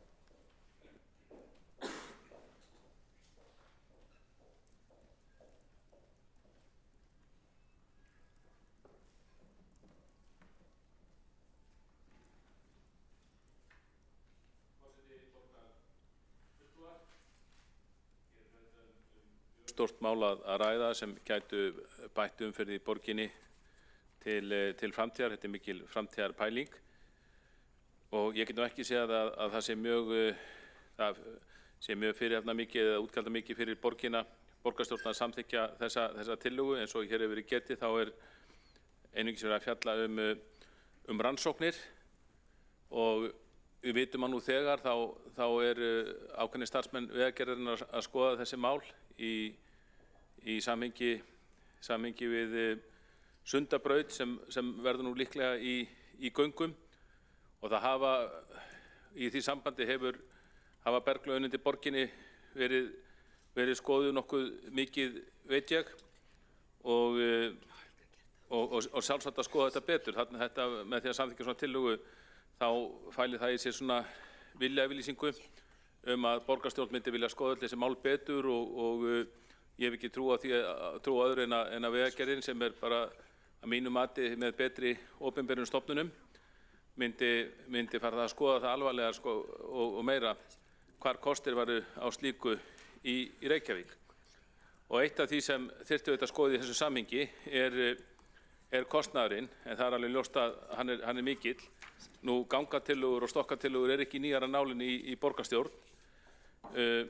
Sjálfstæðisflokkurinn hefur til dæmis ítrekað flutt tillögur Miklubrautarstokk eða Miklubrautargöng. Það ljóst að Sjálfstæðisflokkurinn byrjaði með það mál en svo smám saman hoppuðu aðrir flokkar á vagnin og ég held að flestum sé það ljóst að Miklubrautargöng yrðu mikil samgöngubót. Hef að vísu efasemdir það að ég sé að borgin gerir ráð fyrir eða betri samgöngur að göngin verði bara með tveimur akrunum hvora átt, 2+2 og ég óttast að með því að auka ekki umferðarrýmdina með 3+3 þá var ég verið að búa til stíflur hérna neðanjarðar og afleiðingin yrði sú að umferðin myndi bara takmörkuðu mæli leita ofan í jörðina sem þó tilgangur Miklubrautargangana heldur yrði hún töluvert áfram á yfirborði. Við vitum það að á ákveðnum tíma dagsins þá stíflast Miklubrautin eins og hún núna 2+2 og þá leitar umferðin gjarnan í íbúðahverfi og ég óttast það að ef þetta yrði bara 2+2 göng þá myndi umferðin leita fari áfram með miðborðið á Miklubraut ofanjarðar sem yrði þá vantarlega bara 1+1. Þannig að þetta hafa í huga og auðvitað þarf síðan að hafa kostnaðinn í huga. Það hafa ýmsir farið flatt af því að fara í metnaðarfull gangaverkefni og ekki síst í Bandaríkjunum. Nú, ég man eftir því að þegar ég var í einhverju gamalli nefnd að skoða þetta sínum tíma þá höfðu nefndarmenn mikinn áhuga á þessu og við tókum kostnaðinn við Hvalfjarðargöngin. Ég held að kostnaðurinn við Hvalfjarðargöngin þegar þau voru tekin í notkun aldamótin kostnaður var innan við 5 milljarðar króna þá og gæti verið 10–15 milljarðar króna að núverið samkvæmt byggingavísitölu. En árið 2010 þá var áætlað að ný Hvalfjarðargöng við hliðina á þessum gömlu að þau myndi kosta 7,5 milljarð 2010 sem, já, ekkert ólíklegt að þetta séu 15 milljarðar króna núna. Og þá vorum við upplýstir það borgarfulltrúar af tæknimönnum borgarinnar og verkfræðingum að það væri mjög algeng villa hjá pólitíkusum að taka bara eitthvað svona ódýr göng eins og Hvalfjarðargöngin því að þau voru mjög ódýr og hagkvæm og yfir taka kostnaðinn þaðan og yfirfæran á dreifbýlisgöng og yfirfæran yfir á borgarskipulag. Og það ákveðin villa því að eins og með Hvalfjarðargöngin sem voru frekar ódýr, þar eru bara 2 stútar, það er stútur við syðrenda gangana og svo við það nyrðri. En síðan voru sýnd dæmi göng í borgarskipulagi, þar sem þarf náttúrulega miklu fleiri stúta, það er ekki bara spurning A og B og Alexander Briem borgarfulltrúi kom nú inn á þetta aðeins, það er ekki bara spurning A og B, heldur A, B, C, D, E og jafnvel meira. Og kostnaðurinn við hvert stút og hvert munna þar og kostnaðurinn við gatnagerð þar, hann er gífurlegur og það er hann sem hleypir kostnaðinum upp þetta mjög hátt upp sko. En það er sjálfsagt að skoða þetta og ég hygg að mér finnst nú líklegra en ekki að Miklubrautarstokkur verði að veruleika ef að ríkisstjórninni tekst að fjármagna hann og ég hef trú á því að Miklubrautargöng geti tekist mjög vel og þá verður þetta haldið áfram á sömu braut af því að á mjög mörgum íbúafundum sem við borgarfulltrúar komum á er kvartað yfir umferðinni og þá kemur oft með eitthvað lausn eins og við þekkjum setja þessa götu bara í stokk eða göng, setja bara í göng og ég er viss að ég hef heyrt ekki fleiri en 30, fengið ekki færri en 30 þannig tillögur á íbúafundum víðsvegar borgina. Setja Réttarholtsveginn í stokk, setja Suðurgötuna í göng og svo framvegis til þess að leysa ákveðin vandamál sem blasir við íbúum í viðkomandi hverfi. Og þetta hefur tekist mjög vel í Færeyjum eins og Friðjónsson borgarfulltrúi fór hérna yfir. En þar er auðvitað það að ræða að mestu leyti getum við sagt að það séu dreifbýlisgöng. Það er sem sagt frá A til B, ekki margar stútar og það sem er alltaf gott við borðtakna er það að hún er að vera ódýrari. Nú bara þessi dæmi frá Bandaríkjunum, við fengum stutta kynningum mynda borgarfulltrúar sem fóru til Seattle á sínum tíma og það var ekkert langt frá því sýndist manni þegar maður fór að spyrja óþægilegra spurningu það verkefni að það veri bara stutt í grátinn hjá ákveðnum embættismönnum þar sem hefðu komið nálægt verkefninu. En mér minnir að ég hef fengið þar upplýsingar þá að þau göng sem voru 3,2 kilometrar hefðu kostað eitthvað vel yfir 100 milljarða króna, en ég var að fletta þessu upp á netinu núna og þá sé ég að þau kostuðu sem sagt 438 milljarða íslenskra króna þau göng, 3 kilometra göng undir Seattle til að tengja hraðbraut sem er sitt hvorum megin við borgina eða 137 milljarða á kilometran. En við fengum reyndar miklar afsökunarræður þar sem okkur var bent á að flest hefði farið úrskeiðis í því verkefni og þetta var greinilega hafði ekki verið þeim pólitíkum sem voru þarna svara okkur nokkuð erfitt. Og það var líka nefnt dæmi hérna Boston Big Dig verkefni svokallaða sem var alríkisverkefni vegna þess að þingmenn Massachusetts voru svo öflugir eins og sem við borgarfulltrúar þekkja að þeim tókst að láta alríkið kosta það stóra verkefni sem var fyrst og fremst tilraunaverkefni og það endaði held ég samkvæmt verðlagi 2020 í 984 milljónum króna og gífurlegur kostnaður og er bara dýrasta samgönguverkefni sem verið farið í Bandaríkjunum og okkur var sagt það eftir þegar ég var í Boston og var að skoða fekk kynningu á þessu þar að þetta hefði bara, það er ekki farið í annars slíkt verkefni, þetta hefði verið svo dýrt og þetta hefði aldrei verið farið út í þetta nema því að alríkið borgaði. Þannig að það er margt að varast í þessu samhengi. Fjármál borgarinnar og ríkisins er eins og þau eru og mér heyrist að ríkisstjórnin ætlar að gera allt sem hún getur til þess að ná niður hallarekstri ríkissjóðs sem er þetta mjög gott og göfugt markmið. Þannig að maður veit ekki hvernig eru fjármögnun á þessu en ég gerir mér nú samt vonir það að Miklubrautargöng verði að veruleika, það er það svona ákveðin byrjun og þá er þetta haldið áfram og líka auðvitað Sundabrautin en mér er sagt að með Sundabrautina, ég heyrði það sagt af verkfræðingum daginn algjörlega án ábyrgðar að við getum búast við því að verðmiðin á Sundabraut ofanjarðar yrði 90 milljarðar króna og verðmiðin á Sundagöngum sem kæmi þá væntanlega upp á Geldinganesi yrði 110 milljarðar króna. Þannig að við sjáum að þetta er engar smáræðis upphæð sem er verið að ræða hér Þá er borgarfulltrúinn Kjartan Magnússon lokið máli sínu og hefur borgarfulltrúinn Sara Björg Sigurðardóttir óskað eftir að veita andsvar. Forseti, ágæta borgarstjórn, mér lengur forvitni á að vita hver sé afstaða borgarfulltrúans til umferðargjalda því að með því að grafa, bara neðanjarðar göng undir alla borgarhluta, jafnvel undir Réttarholtsveginn, þá bara velti ég fyrir mér hvernig hann ætlar að fjármagna, hvernig hann sér fyrir sér að fjármagna göng undir Réttarholtsveg ef það er ekki með gjaldtöku. Þá hefur borgarfulltrúinn Sara Björg Sigurðardóttir lokið að veita andsvar og svara það ansvarið borgarfulltrúinn Kjartan Magnússon. Forseti, góðir borgarfulltrúar, ég vil taka fram að ég var ekki að lýsa neinni skoðun minni á því hvað ætti að grafa. Ég var einungis að lýsa því að það sé svona þrýstingur til staðar í borginni að það veri grafin göng víðar en þau hafa verið grafin eða verða grafin og nefndi bara það að á íbúafundum var mjög algengt að íbúar kæmu með slíka ósk til okkar þá jafnvel að grafa ætti niður götur til að leysa einhver ákveðin vandamál og þá jafnvel götur þar sem er ekki svo mikil umferð. En ég var ekki að lýsa því, það er ekki skoðun mín að það er að grafa til dæmis undir Réttarholtsveginn. Þá hefur borgarfulltrúinn Kjartan Magnússon lokið við að svara andsvari og veitir það andsvar öðru sinni borgarfulltrúinn Sara Björk Sigurðardóttir. Já, forseti, ágæta borgarstjórn, en hver er afstaða borgarfulltrúa Kjartans Magnússonar til umferðargjalda?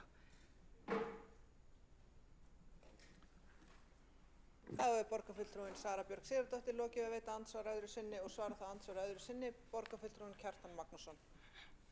Já, ég hef nú ekki lagst gegn umferðargjöldum. Sko, umferðargjöld eru innheimt í stórum stíl, sérstaklega í svokölluðum bensínskatti og í hvert sinn sem við setjum bensín á bílinn okkar þá erum við að borga, þá fer megnið held ég að kaupum þeim bensínlítra til hins opinbera með einum eða öðrum hætti og það er svona í nokkurn veginn í samhengi við notkunina. Eftir því sem maður ekur lengra þá notum maður meira bensín og borgar þar alveg meira til ríkisins. Það eru umferðargjöld. Þetta er nú kannski ekki með þessar umræðu ekki beint við en ég hef sem sagt verið mótfallið því að það verið bætt við einhverju nýjum stofni umferðargjalda til viðbótar það sem fyrir enda borga Íslendingar nú þegar einhverja hæstu bílaskatta, bensínskatta og bifreiðagjöld í heimi.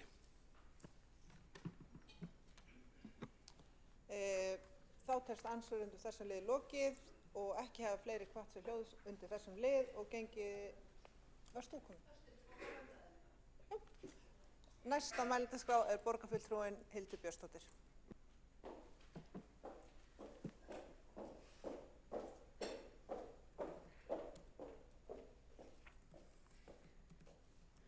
Forseti, ágæta borgarstjórn, ég vil fá að þakka ágæta umræðu hér tillögu okkar sjálfstæðismanna. Ég vil undirstrika tækifærin sem við sjáum í borgarskipulagi með því að færa fleiri stofnvegi niður í jarðgöng. Þannig getum við greitt verulegur umferð, við getum minnkað bæði hljóðmengun og loftmengun, við getum tryggt mikið betri landnýtingu þar sem við getum ráðist í húsnæðisuppbyggingu og skipulag grænna svæða þar sem annars hefðu verið umferðarmannvirki.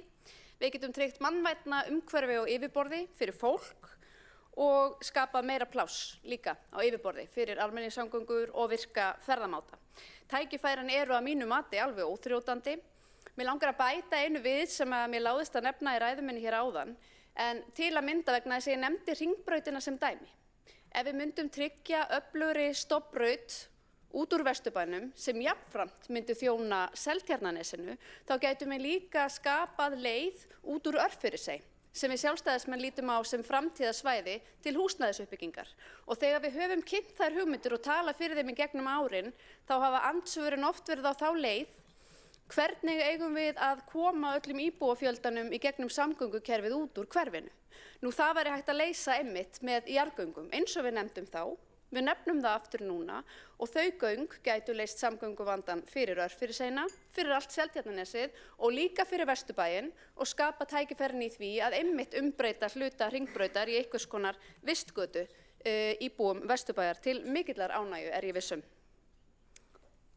Hér spurt gjaldtöku af umferð og þá vil ég nefna að tillögur okkar gera þetta ráð fyrir því að jarðgangagerðin væri í einkaframkvæmd og við lítum meðal annars á fyrirkomulag Hvalfjarðarganga sem fyrirmynd, þannig að alltaf yrði einhver hófleg gjaldtaka af göngunum til þess að þau myndi borga sig. Mér langar að lokum að nefna að á barnamenningahátíð fyrir einhverjum árum síðan að þá voru börn beðin að veita álit sitt á aðalskipulagi Reykjavíkur.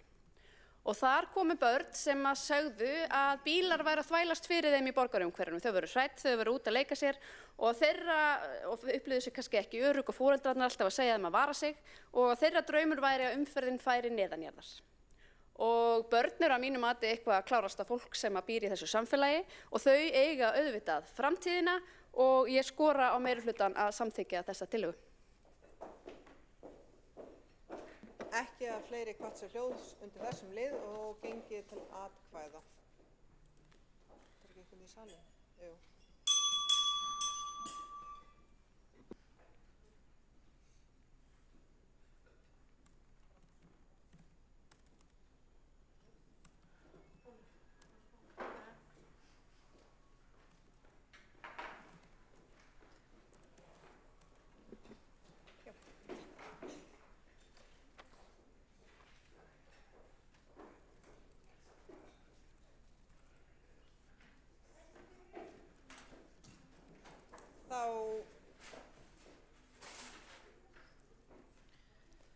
Þá göngum við til atkvæða tillögu borgarfulltrúa Sjálfstæðisflokksins jarðgangagerð í Reykjavík. Þau sem samþykkja vilja tillöguna vinsælast gefa merki. Þau sem á móti kunna vera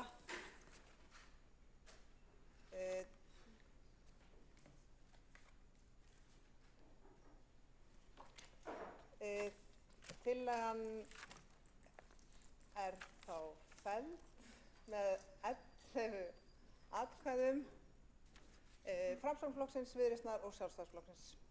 Nei, guð. Hún er felld með atkvæðum Samfylkingarinnar, Sósíalistaflokks Íslands, Vinstri grænna, Flokks fólksins og Pírata. Þú ruglaði með þetta.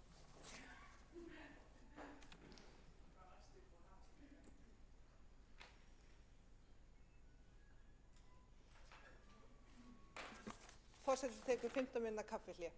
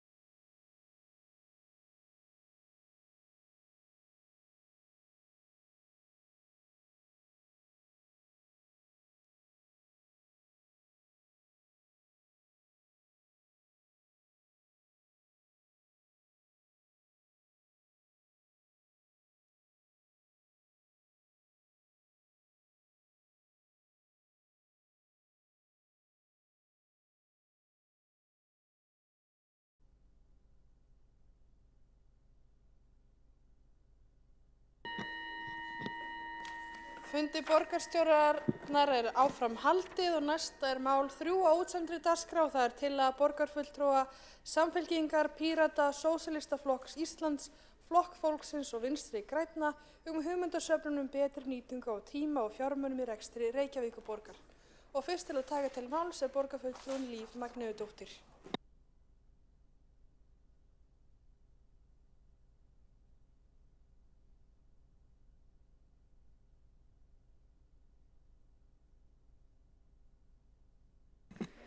Já, ágæti forseti og borgarstjórn. Þetta er tillaga okkar samstarfsflokkana sem að rataði einmitt í sáttmálanum okkar.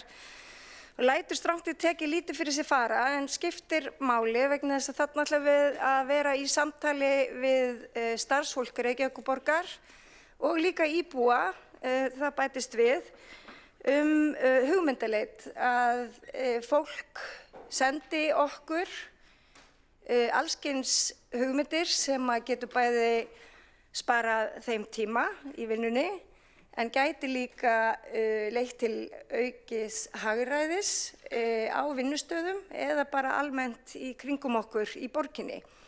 Reykjavíkurborg er auðvitað risastór vinnustaður og betur sjá augu en auga og svo ég haldi nú áfram, glöggt er gests augað. Þannig að ég held að við getum gert mikið betur í því að leita eftir hugmyndum hvernig við nýtum fjármuni og eigur borgarinnar betur en líka förum vel með tíma starfsfólks sem að þá aftur skila sér í kannski léttari lund og kannski betri vinnustað. Þannig að við höfum eftir því þá ætlum við að opna gátt sem opnar á morgun, gaman að segja frá því, og þar geta íbúar og starfsfólk Reykjavíkurborgar komið inn tillögum sínum, ábendingum og sjónarmiðum og við munum síðan fara yfir þetta, ekki við, kannski persónulega, en ákvörðunin eðli málsins samkvæmt verður alltaf pólitísk. Við höfum auðvitað hérna sem erum í þessum sal, við höfum pólitíska forystu hvað verður tekið upp, hvað verður gert, hvað verður framkvæmt, hverju verður hafnað og svo framvegis, þetta er náttúrulega allt pólitík. En það verður vinnuhópur sem að fer yfir tillögunar og ábendingarnar og dregur saman helstu niðurstöður. Og í kjölfarið verður farið í vinnu við það að skoða þessar þá leiðir og frumlegu og lýðræðislegu leiðir til þess að ná fram góðum hugmyndum og helstu niðurstöður heildarsamráðsins verða síðan kynntar í fagráðum og borgarráði og hér loksins í borgarstjórn. Og niðurstöðunar þær verða nýttar til þess að móta starfsemi Reykjavíkurborgar, til dæmis eins og við gerð fjárhagsáætlun sem við erum að fara á fullt í núna og kannski önnur í öðrum verkefnum á vegum borgarinnar og það geti jafnvel verið að við tökum upp eitthvað nýtt verklag eða að við setjum eitthvað nýtt á dagskrá eftir þessa hugmyndaleið. Nú íbúar þurfa að skrá sér með rafrænum skilríkjum, íbúar og starfsfólk og það er engin takmörk sett á lengd umsagnanna en það er auðvitað þess krafist að þetta sé allt skýrt og læsilegt þannig að við vitum hvað fólk vill og hverja hugmyndir þess eru. Við höfum líka heitið því að gæta, við munum passa upp á það að þetta verði ekki persónugreinanlegt, þannig að allir geta verið óhræddir við að senda inn sínar ábendingar.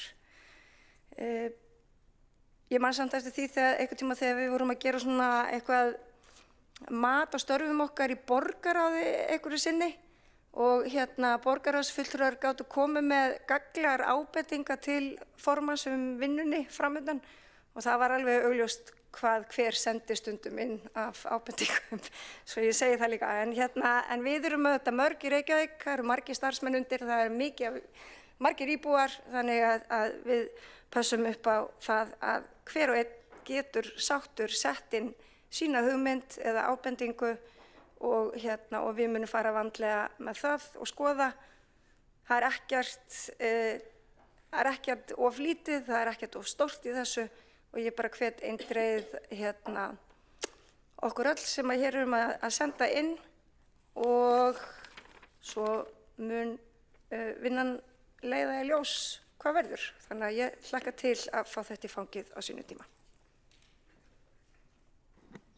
Borgarfulltrúinn hefur lokið mál sitt. Næsta mælendaskrá er borgarfulltrúinn Hildur Björnsdóttir.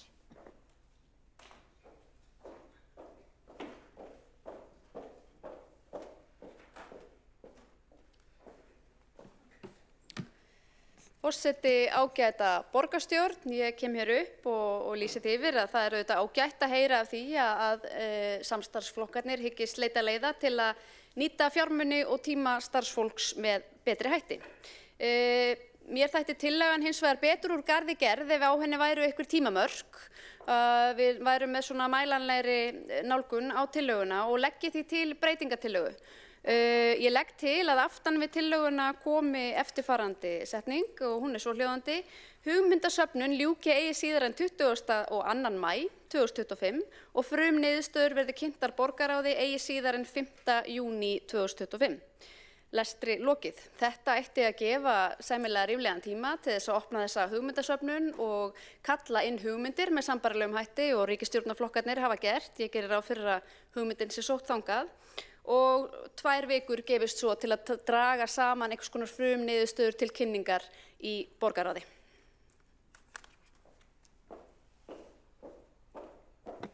Borgarfulltrúinn hefur lokið mál sitt. Næstur á mælendaskrá er borgarfulltrúinn Skúli Helgason.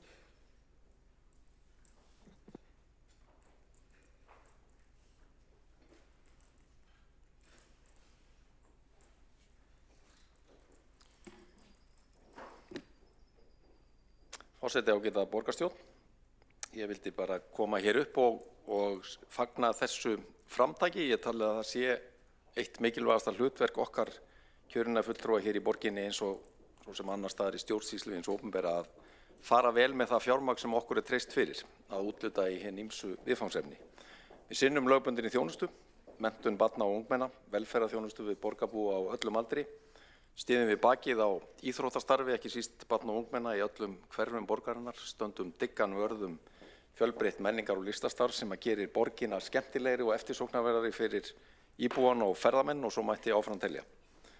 Það er krefjandi eins og við þekkjum öll að láta endan á saman og til þess þurfum við stöðugt að leita nýrra leiða til þess að auka tekjur og draga úr útgjöldum. Eins og hér hefur komið fram og flestir þekkja þá leitaði ný ríkisstjórn nýlega eftir hugmyndum frá almenningi hagræðingu í ríkisrekstri og fékk nærri 4.000 umsagnir frá almenningi og fleirum og tillögur upp á tæplega 10.000.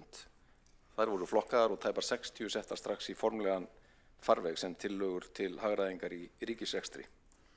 Og við hér, nýju samstarfsflokkarnir í borgarstjórn, höfum nú ákveðið að leita til bæði starfsfólks borgarinnar og almennings eftir hugmyndum hvernig við getum nýtt betur fjármuni og tíma starfsfólks í rekstri borgarinnar eins og kom fram í máli Lífar Magnúsdóttur borgarfulltrúa.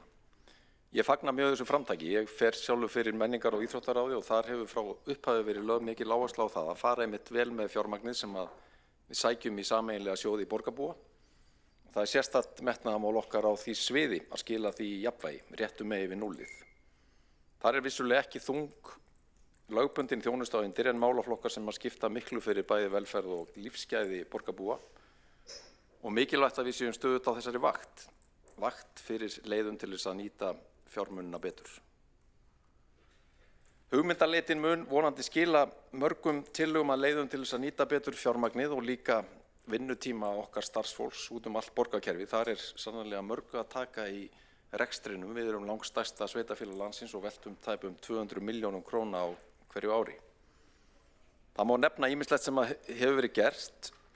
Hagkvæm innkaup hafa lengi verið áhugamál hjá okkur mörgum og við höfum þar náð árangri í gegnum árin. Til dæmis tókst að lækka til muna verð á skólavörum með magninkaupum áður en að þær voru reyndar gerðar alveg gjaldfrjálsar en ég held einmitt að það stóra útboð hafi reiði baggamönninn það að menn sáu að það var möguleiki án verulegs tilkostnaðar að gera þær nauðsynlegu vörur gjaldfrjálsar.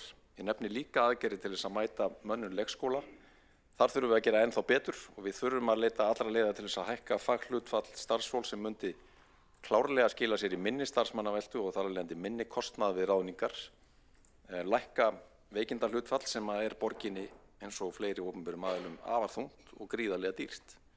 Stafræn umbreyting að gjörbreyta mörgum verkferlum og við sjáum það þó að við séum langt frá því komin með eitthvað heildar yfirlit yfir ávinningin af þeirri vegferð að það að spara borginni 10 og jafnvel 100 milljóna króna núna og á komandi árum.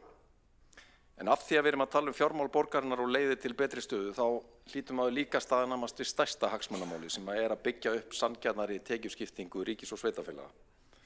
Þar voru sveitarfélögin árabil í hlutverki þolanda sem mátti bíða spakur eftir brauðmólum úr kreftum hnefa ríkisvaldsins undir stjórn Sjálfstæðisflokksins. Aftur og aftur árum saman gengu fjármálaráðherrar Sjálfstæðisflokksins á bak orða sinna og félaga sinna bæði prívat og með því að svíkja loforð sem jafnvel voru gefin í sjálfum stjórnarsáttmálunum. Eins og varðandi bætur til sveitarfélaga fyrir milljarða útgreiðslur séreignarsparnaðar, að tekjur af gistináttagjaldi ætti að renna til sveitarfélagana, að ógleymdri baráttunni við að fullfjármagna málaflokk fatlaðs fólks sem að tekið hefur mörg ár eins og við þekkjum öll blóðsvita og tár, þó það hafi sem betur fer skilað 2 mjög mikilvægum áföngum á allra síðustu árum. Nýr samningur málefni barna með fjölþættan vanda og uppbyggingu hjúkrunarheimila mjög stórt skref í rétta átt og gefur manni væntingar að við séum að horfa fram á betri tíð í þessum fjárhagslegu samskiptum ríkis og sveitarfélaga. Frumvarpið jöfnunarsjóð líka sem betur fer á leiðina aftur inn í þingið þar sem mikilvægt risaskref sem vonandi tryggir jafnræði milli sveitarfélaga málefni barna með annað móðurmál en íslensku og svo framvegis. En ég hlakka til að sjá hvað kemur út úr þessari hugmyndaleit frá starfsfólki og almenningi í borginni og sömuleiðis verður gaman að vinna eftirleikinn, það að segja velja úr þeim hugmyndum sem inn koma og hrinda í framkvæmd þeim sem við teljum að séu raunhæfar til þess að skila árangri. Borgarfulltrúinn hefur lokið við mál sitt. Næstur á mælendaskrá borgarfulltrúinn Kjartan Magnússon.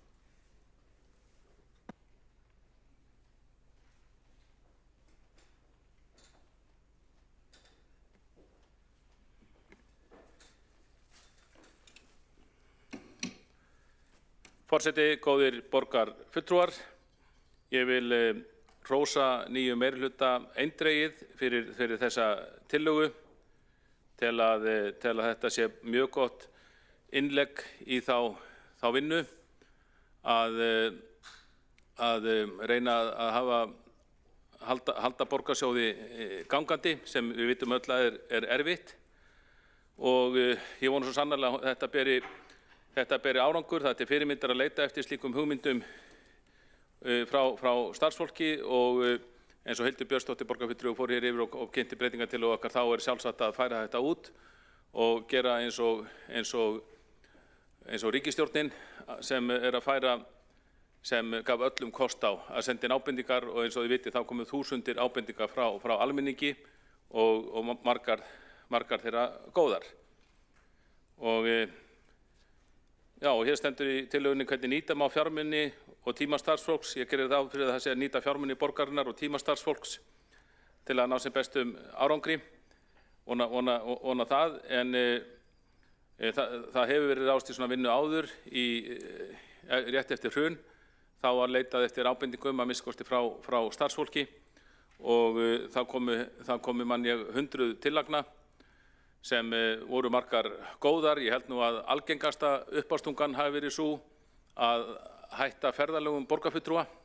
Ég held að það sá maður, það var það sem hinnir almennu borgarstarfsmenn hugsuðu. Þeir hugsuðu til okkar að við getum hætt þessu rápi. En þetta sjálfsögðu mjög æskilegt, eins og hér sagði borgarfulltrúi undan mér, það eiginlega verkefni að láta endar ná saman.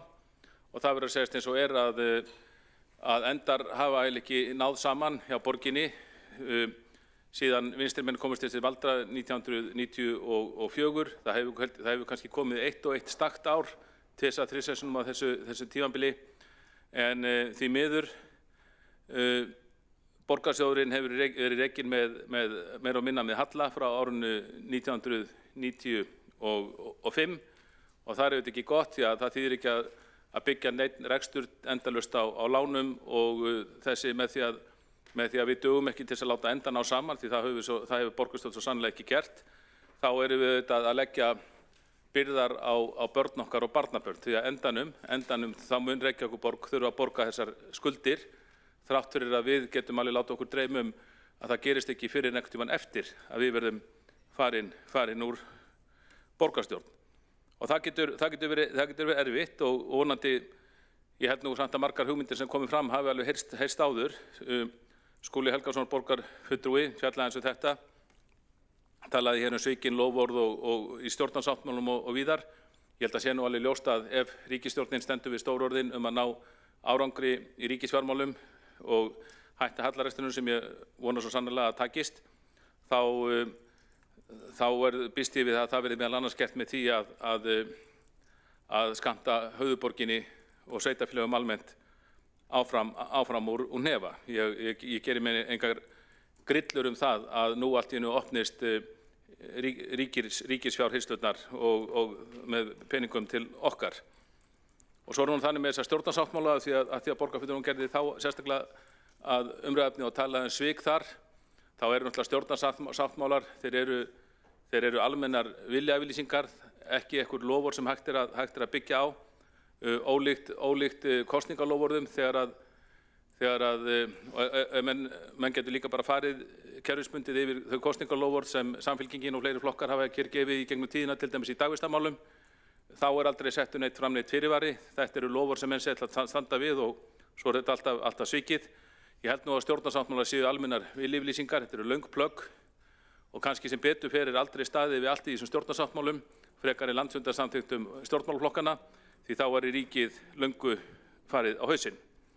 En það er að gera að fá fram svona hugmyndir og ég man að hér áður fyrr þá voru starfandi hér svokallaðar sparnaðarnefndir embættismanna og þá voru harðir. Ég kynntist nú einum embættismanni sem satt í slíkri nefnd og þeir gátu gengið mjög hart fram gagnvart ákveðnum sviðum og þvert á allar klíkur í borgarkerfinu. En það sem ég held að sé þetta erfiðast viðureignar það að þeir sem eru inn í ráða borginni og rekana frá degi til dags eru sviðsstjórarnir okkar, borgarsefarnir. Þetta er harðasta klíkan í borgarkerfinu, alveg eins og ráðuneytisstjórarnir eru harðasta klíkan í ríkiskerfinu. Og ég var við það gegnum tíðina að þegar að sparnaðarhugmyndir hafa komið fram, þá er þeim oft vel tekið og einn sviðsstjórinn, fjármálastjórinn, hann bara, maður kannski berðar undir hann og hann hvetur mann til dáða og leggja þetta fram í einhverju ráði, en svo verður ekkert úr þeim og ég held að sé kannski vegna þess að það er ákveðin samtrygging meðal embættismannanna, það er samtrygging meðal sviðsstjórana að einn sviðsstjóri, hann sér kannski kosti á hagræðingu á öðru sviðin sínu en leggur því málið aldrei lið, því að sviðsstjórnir standa saman og láta hver annan í friði. Þannig að ég hef alveg hort á hagræðingarhugmyndir sem jafnvel hafa notið svona munnleg stuðnings fjármálastjóra einhvern veginn daga uppi því að það fá engan stuðning innan kerfisins og einhver sviðsstjóri, hann lítur jafnvel á sparnaðarhugmyndina sem svona árás á sig. Ef það er hægt að spara 200 milljónir þarna, af hverju var það þá ekki búin að því fyrst það var hægt? Og þá er þetta alltaf auðveldasta svarið og hann er þá bakkar upp á hinu sviðsstjóranum að segja það er ekki hægt að spara þessar 200 milljónir því annars var ég búin að því. En ég hef séð marga svona sparnaðarhópa skipaða og hef oft orðið fyrir vonbrigðum með hvað þeir hafa náð litlum árangri. En einn hópur fannst mér þó ná miklum árangri og það var á kjörtímabilinu 2006-10 undir stjórn Sjálfstæðisflokksins að sjálfsögðu. Þá var skipaður svona sparnaðarhópur og hann var skipaður utanaðkomandi ráðgjöfum. Það var kannski lykillinn að því. Það var skipaður hópur, það voru 3 menn í honum og einn var aðstofamaður borgarstjóra sem var þá svona tengingi við ráðhúsin en samt ekki sviðsstjóri. Hinnir 2 voru bara ráðgjafar sem voru fengnir úr bæ, annar hafði unnið mjög mikið sinnt fjármálaráðgjöf fyrir sveitarfélög og 3. maður var bara svona öflugur endurskoðandi. Og það er skemmst frá því að segja að sviðsstjórunum sömum var mjög illa við skipun þessa hóps, þeim var mjög illa við að fá einhvern menn utan borgarkerfisins sem ætti að koma inn á þeirri svið og fá allar upplýsingar og koma svo með sparnaðartillögur og þeir óttuðust þetta mjög. Og kannski höfðu þeir ástæðu til að óttast því að þessi hópur sem var utan borgarkerfisins þannig séð, var ekki tengdur inn í þessar embættismannaklíkur, að honum tókst að koma með margar góðar sparnaðarhugmyndir sem margar urðu að veruleika og skiluðu, og ég fullyrði, árangri sem skipti milljörðum á þeim tíma, milljörðum króna. Þannig að ég held að þetta sé alveg hægt, það þarf bæði að fá hugmyndirna fram sem ég vona að komist fram með þessum hætti, með þessari góðu tillögu, og síðan þarf kjark, síðan þarf svona yfirsýn, það þarf kjark og þor og svona rekstrarhugsun til að velja úr góðu tillögurnar og fylgja þeim eftir. En ég viss að í þessari vinnu koma frá margar góða tillögur og svo þurfum við, borgarfulltrúarnir og borgarstjórnin, við þurfum bara að hafa vit á því að velja bestu tillögurnar og kjark og þor til að fylgja þeim eftir.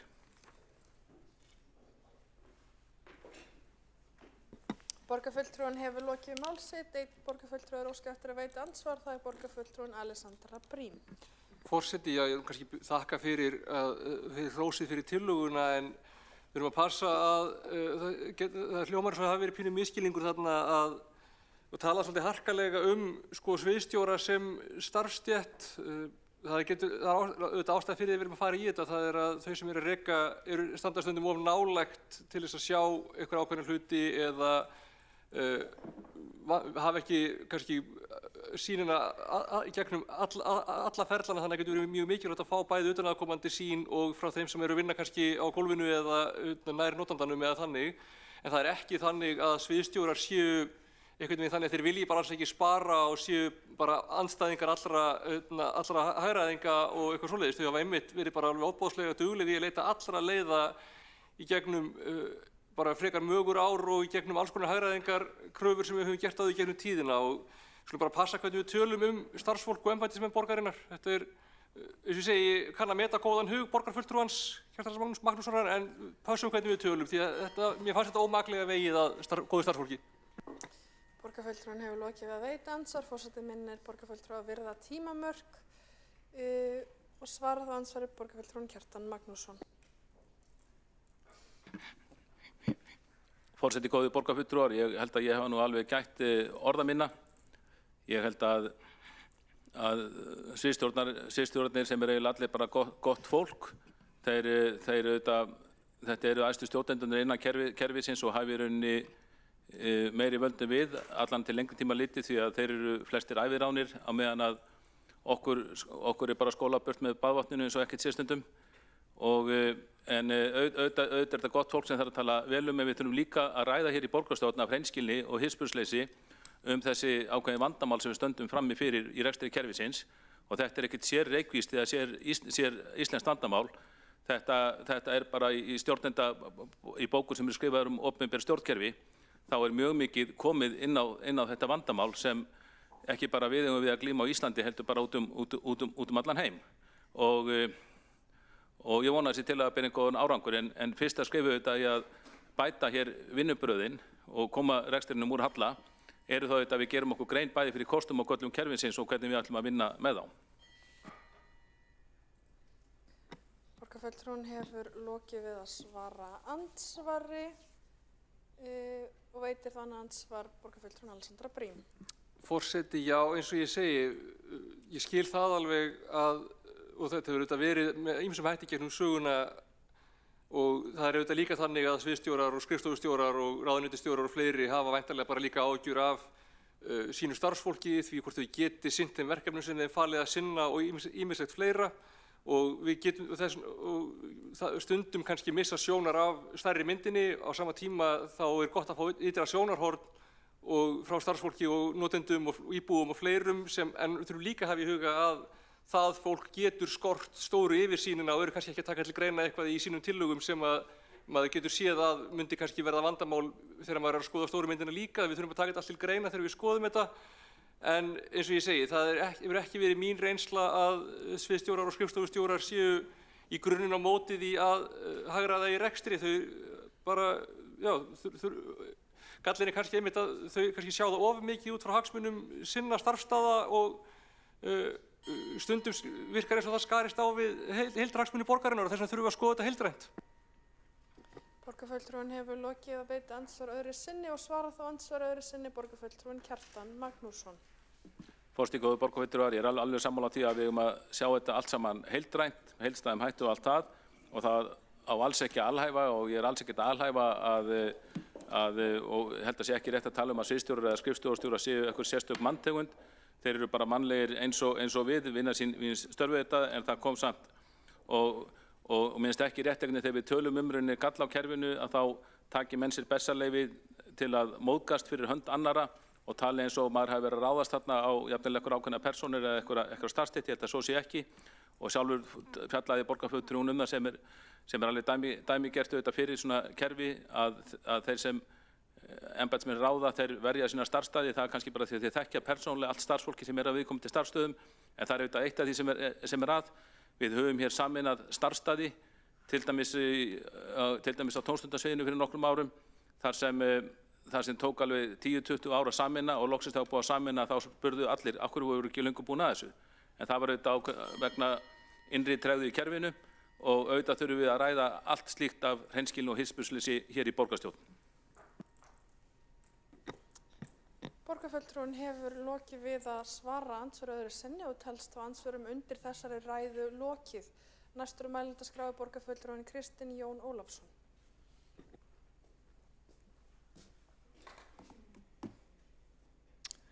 Forseti, ágæta borgarstjórn.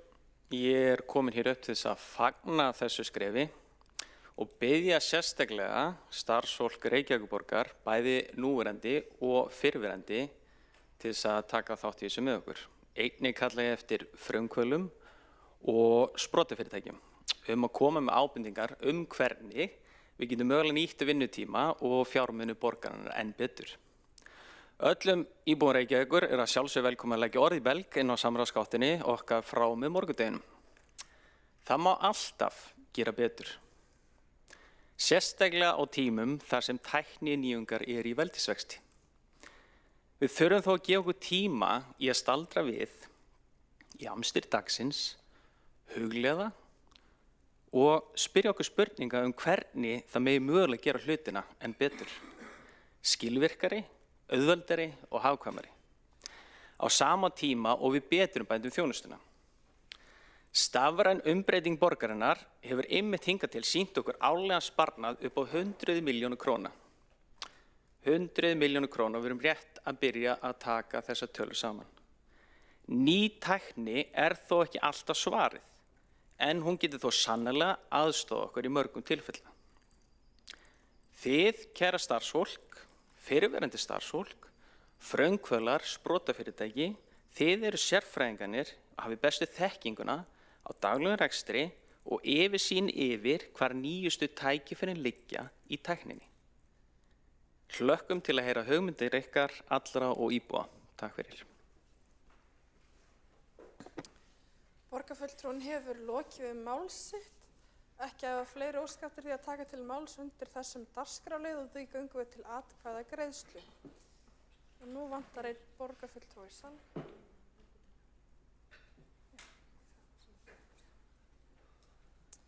Vantar hérna.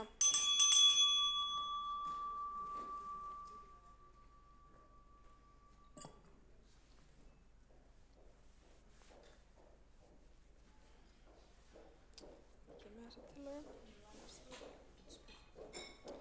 Lesa nefna.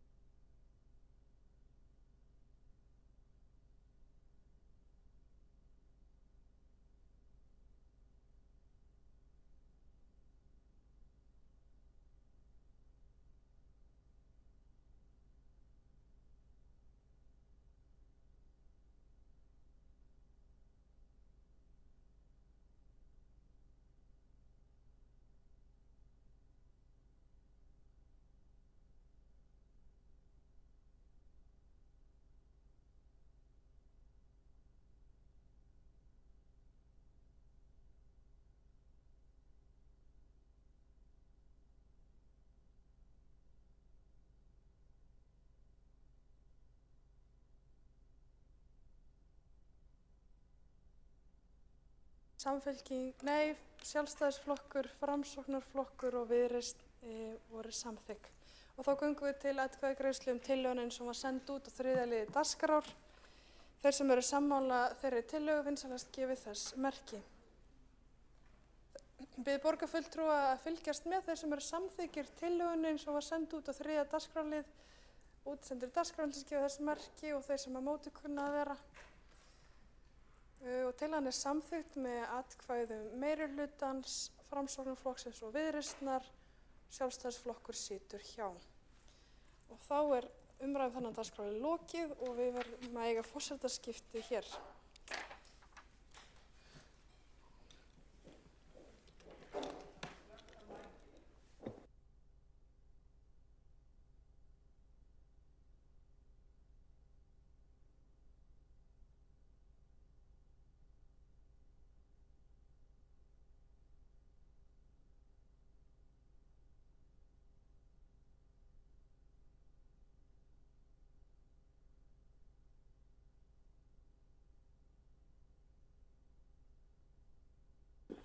Þá göngum við að næsta dagskrárlið, 4. dagskrárlið útsendrar dagskrár sem er tillaga borgarfulltrúa Framsóknarflokksins leik- og útivistarsvæði í Öskjuhlíðinni. Til máls tekur Magnea Gná Jóhannsdóttir. Afsakið.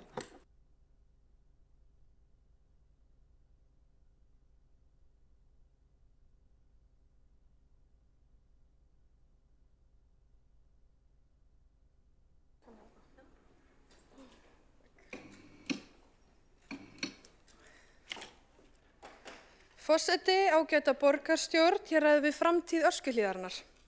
Nú þegar búið er að ljúka við nauðsynlegar trjáfellingar í Öskjuhlíð til að tryggja flugöryggi Reykjavíkurflugvallar, myndast tækifæri til að endurhugsa svæðið sem stendur eftir og skapar það skilyrði fyrir aukna útivistarmöguleika fyrir almenning. Í dag leggjum við í Framsókn því fram tillögu að vinna við framtíðarskipulag á því svæði í Öskjuhlíð þar sem tré hafa verið felld vegna Reykjavíkurflugvallar, verði unnin í samstarfi við skóla- og frístundarsvið og menningar- og íþróttasvið og miði að því að þar verði leik- og útivistarsvæði fyrir alla aldurshópa. Með tillögunni er verið að bregðast við því að fella þurfti tré við enda austur-vesturbrautar Reykjavíkurflugvallar til þess að tryggja rekstraröryggi flugvallarins. Ákveða þarf hvað eigi að gera við þetta svæði, sem eftir stendur hvort eigi að gróðursetja aftur tré sem síðar gæti þurft að fella til að tryggja flugöryggi eða hvort við eigum að nýta tækifærið og skipuleggja svæðið til framtíðar sem aðlaðandi grænt svæði fyrir almenning án þess að það stofni flugöryggi í hættu. Það síðarnefnda viljum við í Framsókn gera. Öskjuhlíðin er vinsælt útivistarsvæði enda staðsett í nálægð við miðbæ Reykjavíkur og fjölmenn hverfi borgarinnar. Það er því mikilvægt að svæðið sé áfram aðlaðandi og nýtist raunverulega sem grænt svæði fyrir almenning. Með vel skipulögðu leiksvæði í Öskjuhlíðinni sem hannað er fyrir alla aldurshópa í takt við hið náttúrulega umhverfi mætti bregðast við ákalli fleiri leiksvæði í nálægð við miðbæ Reykjavíkur samhliða því að skapa jákvæða upplifun á þessu græna svæði fyrir ólíka aldurshópa. Ömmur og afar gætu þannig notið svæðisins til jafns við barnabörnin, til dæmis með rólum fyrir börn og fullorðna og svæðum fyrir lautaferðir. Skipulagsmál hafa bein áhrif á lýðheilsu og hreyfingu.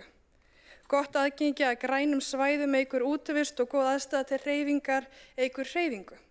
Í Öskjuhlíðinni eru göngu- og hjólaleiðir en þar mætti koma upp aðstöðu fyrir hópa sem vilja stunda aðra hreyfingu, svo sem jóga eða hugleiðslu í náttúrunni. Mikilvægt er því að framtíðarskipulag svæðisins sé unnið í samstarfi við menningar- og íþróttasvið borgarinnar og sé unnið í samráði við lýðheilsustefnu borgarinnar. Aukin heldur mætti hafa samráð við íþróttafræðideild Háskólans í Reykjavík sem er staðsett í næsta nágrenni og gæti hugsanlega sé fleiri tækifæri til útivistar og hreyfingar á svæðinu. Með skipulaginu væri þannig hægt að skapa frekari aðstæður í nærumhverfinu sem auðvelda fólki að stunda heilbrigða lífshætti og verja tíma út í náttúrunni. Með því að skipuleggja svæðið í samstarfi við skóla- og frístundasvið skapast einstakt tækifæri til að nýta svæði fyrir skóla- og frístundastarf. Þannig geta börn fengið að taka þátt í að byggja upp svæðið og nota það fyrir leik og útivist á þess að læra ásamt því að læra skógrækt og landgræðslu í Öskjuhlíðinni. Í samstarfi við leik- og grunnskóla í nágrenni Öskjuhlíðar væri þá hægt að byggja þar upp útikennslusvæði, en útikennsla er þverfagleg kennsluaðferð sem felur meðal annars í sér tækifæri til að tengja náttúruna við viðfangsefni úr ýmsum námsgreinum samhliða því að stunda hreyfiþjálfun. Í útikennslu læra nemendur að þekkja, skilja og virða náttúruna og nærumhverfi sitt. Einnig væri hægt að koma upp matjurtagarðum á svæðinu til að kenna börnum að rækta matjurtir. Auk náttúrufegurðar í Öskjuhlíðinni býr hún yfir merkilegri sögu og þar eru meðal annars staðsettar jarð- og menningarminjar frá stríðsárunum. Sögunni mætti gera hærra undir höfði með því að setja upp sögugöngur eða ratleiki fyrir börn og fullorðna í Öskjuhlíðinni. Þannig gefst tækifæri til að miðla sögu svæðisins til borgarbúa og gesta borgarinnar ásamt því að styrkja heildarmynd svæðisins í tengslu við þá menningarupplifun sem staðsett í Perlunni. Á svæðinu mætti einnig koma upp upplýsingaskiltum fyrir almenning gróðurfar, fuglalíf og dýralíf í Öskjuhlíðinni. Möguleikarnir í Öskjuhlíðinni eru óþrjótandi og trjáfellingar hafa skapað einstakt tækifæri til að skipuleggja leik- og útivistarsvæði sem mætir þörfum fólks á öllum aldri. Með því að fela umhverfis- og skipulagssvið að vinna framtíðarskipulagssvæðisins í samstarfi við skóla- og frístundarsvið og menningar- og íþróttasvið er hægt að móta heildstæða sýn fyrir svæðið sem tekur mið af fagþekkingu sviðanna. Ég vona að borgarstjórn sjái tækifærin sem felast í því að skipuleggja framtíðar útivistarperlu í Öskjuhlíðinni sem eykur útivist og eflir lýðheilsu. Það er tækifæri sem ætti að nýta. Borgarfulltrúi Magnea Gná Jóhannsdóttir hefur lokið máli sínu. Næstur tekur til máls borgarfulltrúi Hjálmar Sveinsson.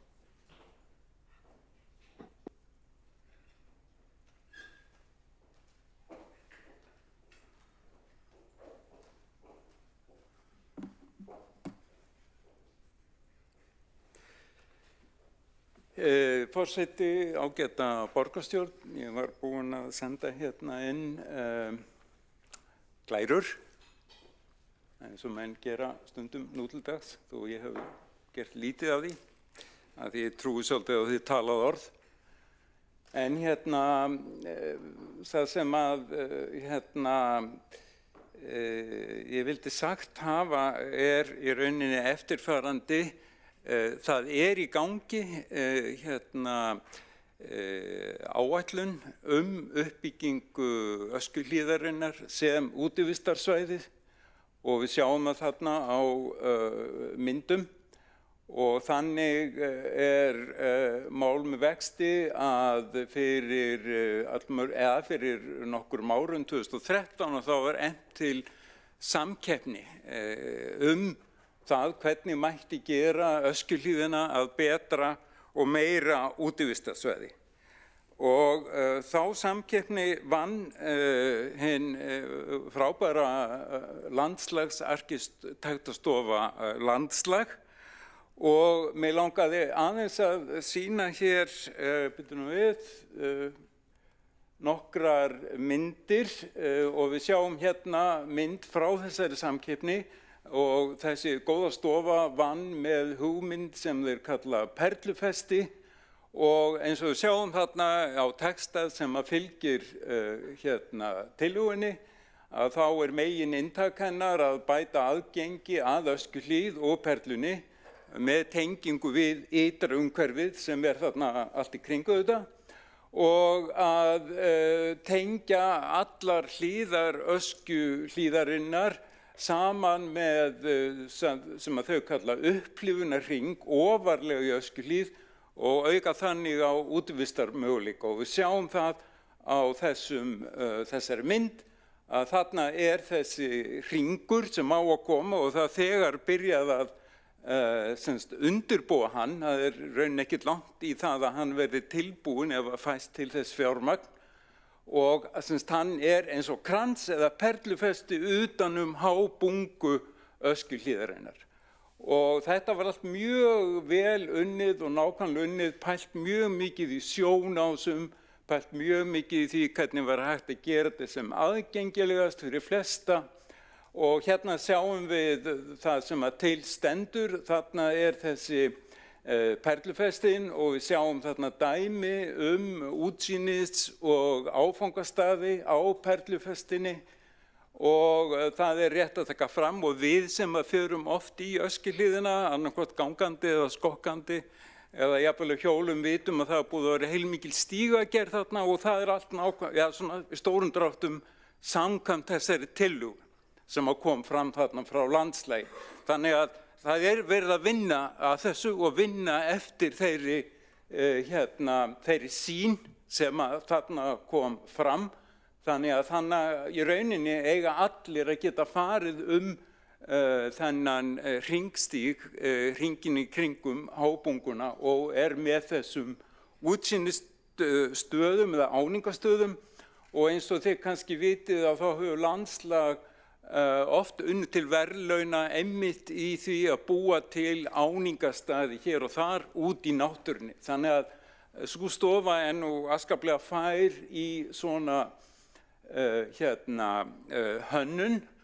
Þarna sjáum við aftur ofan á og betur þennan stíg og allskyns pælingar sem að sýna svona þetta var vönduð svona sjáum við stíginn sem þegar kominn.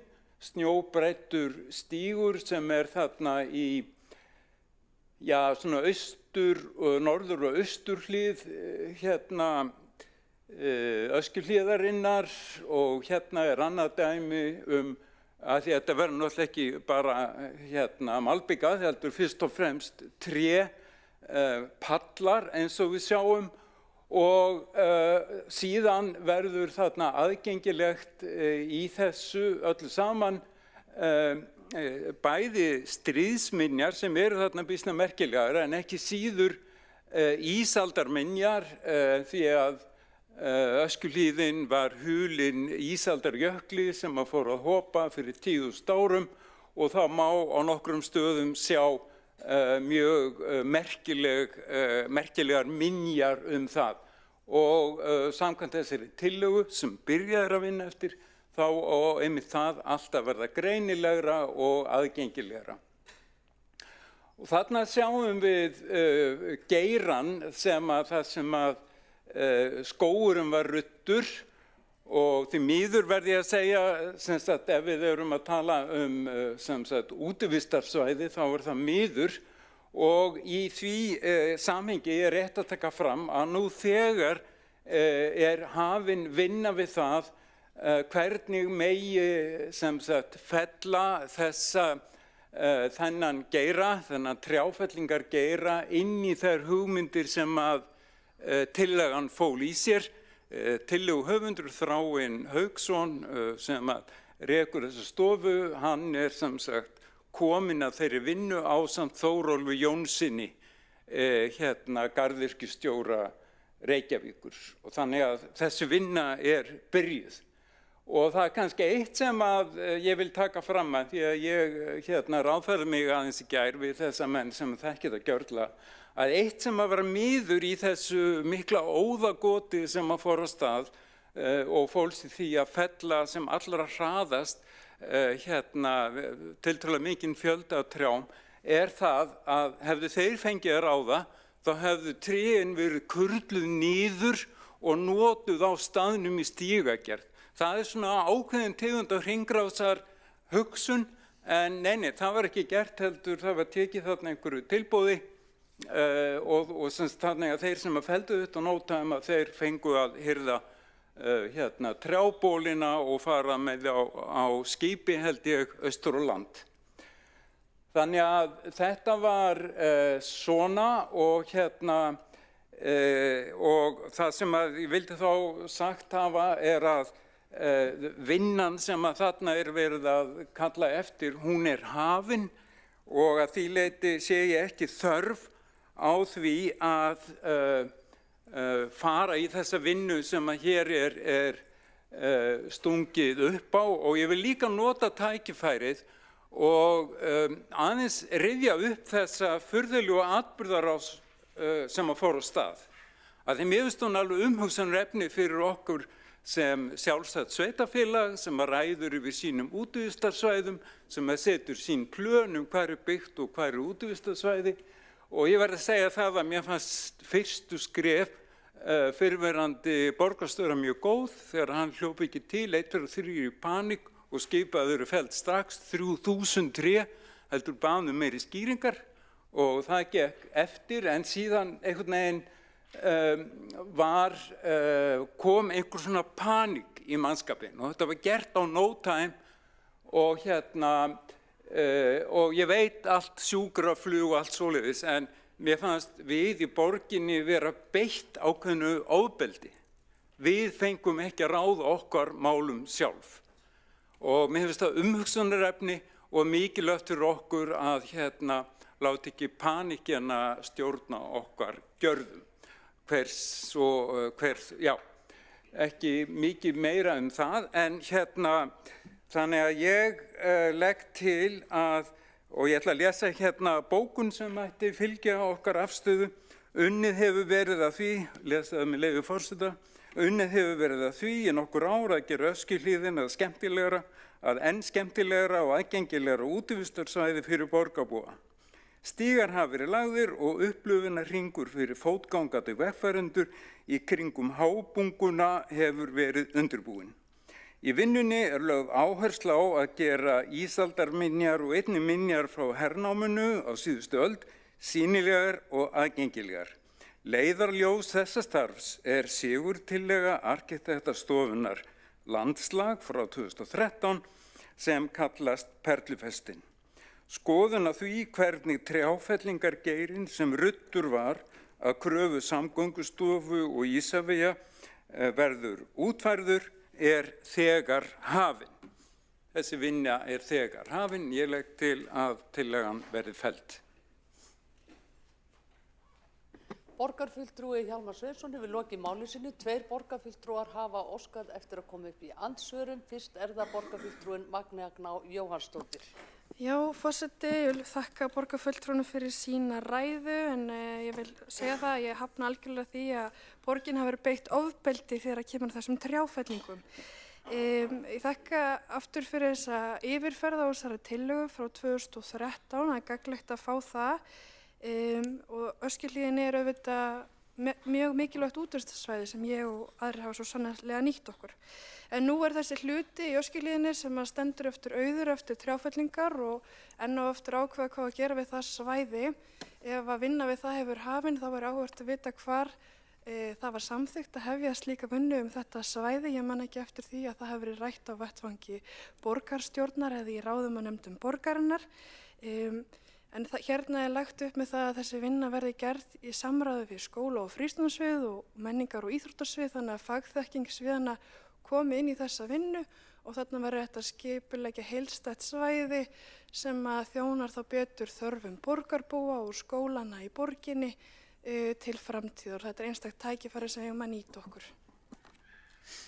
Borgarfulltrúi Magnea Gná Jóhannsdóttir hefur lokið við að veita andsvar. Þá svarar andsvari borgarfulltrúi Hjálmar Sveinsson. Já, forseti, ég neyðist nú til að líta ekki á þessa trjáfellingu sem einstakt tækifæri, heldur finnst mér það frekar sorglegt að svona þyrfti að fara og það hafa jú verið nefndar miklu hærri tölur, allt upp í 8000 tré og mér rak aðeins í Rófastans þegar ég las grein á Vísi eftir borgarfulltrúan og það mátti skilja það milli línanna að Framsókn teldi það kannski fara best á því að það yrði engin skógrækt í Öskjuhlíðinni til framtíðar.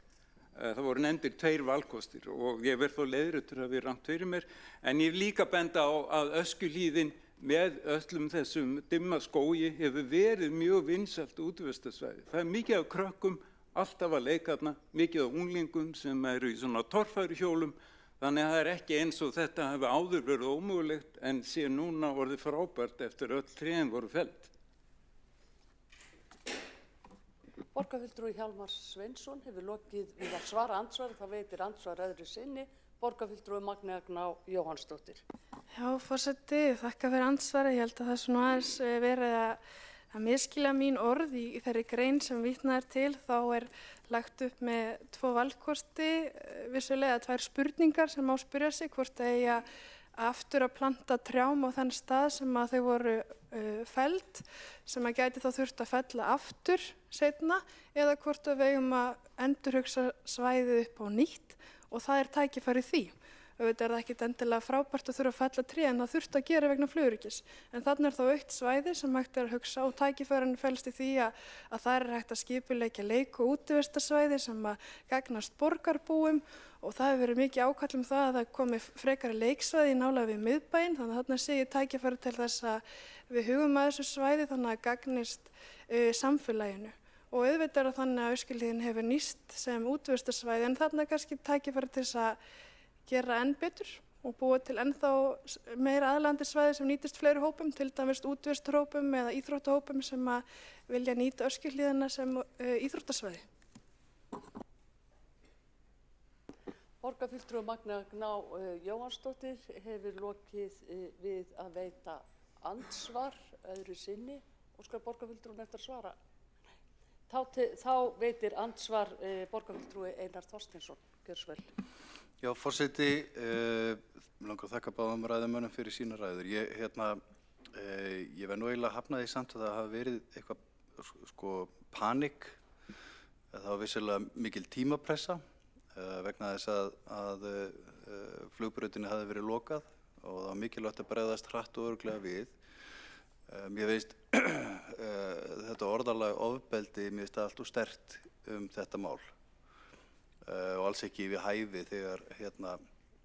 þegar svona mikilvægir hagsmunir eins og sjúkraflug eru undir og ég veit að það fer fyrir brjóstið á sumum að við séum að ræða þessi máli í þessu samhengi en þetta er nú einfaldlega bara staðan og sem við horfum fram á og jú við vissulega óskuðum eftir skýringum og svoleiðis en svo þegar það komið á þann stað að flugbrautinni var lokað þá þýðir ekkert annað en að gangi í verkið. Ég vil ekki hugsa til þess hvernig umræðan hefði verið ef að það hefðu fleiri sjúkraflug fallið niður, við höfum verið í einhverjum málalengingum og þrefi það að fella þessi tré. Ég er ekki viss að það hefði verið falleg umræða með fólk sem reiðir sig á sjúkraflug. Þannig að ég hafna þessu málflutningi en ég held já. Borgarfulltrúi Einar Þorsteinsson hefur lokið við að veita andsvar, þá svarar andsvari borgarfulltrúi Hjálmar Sveinsson. Já, forseti, jú, orð eru vandmeðfarin og og allt það, þú veist, ég neita því ekki neitt, ofbeldi sterkt orð, en ég veit bara margir borgarfulltrúar og líka margir borgarbúar upplifa þetta þannig. Og það miður og fyrir borgarstjóri veit oss vel að það var mjög undarlega staða þessum málum af hálfu í samgöngustofu Isavia. Það voru bréf sem voru skrifuð bárust ekki fyrir 3 mánuðum seinna og það var bara, svo ég segi við og þá yfir borgin okkur svolítið stillt upp við vegg og þetta voru ekki góð vinnubrögð, svo ég segi það bara eins og Borgarfulltrúi Hjálmar Sveinsson hefur lokið við að svara andsvar, þá veitir andsvar öðru sinni borgarfulltrúi Einar Þorsteinsson. Forseti, já, ég ætla ekki að vera ósammála borgarfulltrúi Hjálmari Sveinsyni það að vinnubrögðin og stjórnsýslan í kringum þetta mál, ég gagnrýnt hana sjálfur. Varðandi þessa tillögu sem við berum fram, þá gott og vel að það sé þarna tillaga frá 2013 og hún hefur verið í einhverju svona móði síðan þá og margt gott komist til framkvæmda en hér erum við bara með afmarkaða tillögu þetta svæði sem ég veit að borgarbúar margir sjá eftir. Nú það ekki alveg að fallegt og það var og en það opnast tækifæri til þess að nýta það með betri hætti og ég held að kjarninn í þessari tillögu að því að við höfum nú heyrt af því og ég fengið að fylgjast með því að það stendur til að laga þetta svæði til. Kjarninn í tillögunni felur það í sér að við leitum til skóla- og frístundasviðs og menningar- og íþróttasviðs samstarf. Hvernig hægt að nýta þetta sem best fyrir börnin og fjölskyldurnar í borginni og ég sé ekki alveg af hverju það að fella þessa tillögu, hún er ekkert með sér nema bara samstarf og vinnu í þágu borgarbúa og jafnvel þó það sé einhver gömul tillaga sem verið að vinna eftir, þá þetta vísinni til þessara 2 ágætu manna til meðferðar þar. Borgarfulltrúi Einar Þorsteinsson hefur lokið við að veita andsvar, þá svarar andsvari borgarfulltrúi Hjálmar Sveinsson. Forseti, já, þetta vissulega rétt og sem sagt, munnurinn á mér var aðeins fljótari en hausinn og ég ætlaði að segja að vísa frá í staði þess að fella. Ég veit að það breytir í stóru myndinni svo sem ekki miklu en svo að það liggi fyrir fundunum að það mín tillaga að vísum þessu frá með þeirri klassísku útskýringu að það verið að vinna að þessu og það verið að skoða á umhverfis- og skipulagssviði hvernig hægt að nýta þennan geira sem þarna kominn til að gera ákveðna hluti sýnilega og ég ætla ekki að gera það lítið úr því að það eitt og annað ágætt í tillögunni en þetta bara vinna sem byrjuð og ég held að við höfum bara halda okkur við hana þannig að svo ég endurteki það mín tillaga að þessu sé vísað frá með þeim rökum að það verið að vinna að þessu. Borgarfulltrúi Hjálmar Sveinsson hefur lokið við að svara andsvari og þá telst andsvörum lokið. Næstur tekur til máls borgarfulltrúi Aðalsteinn Haukur Sverrisson.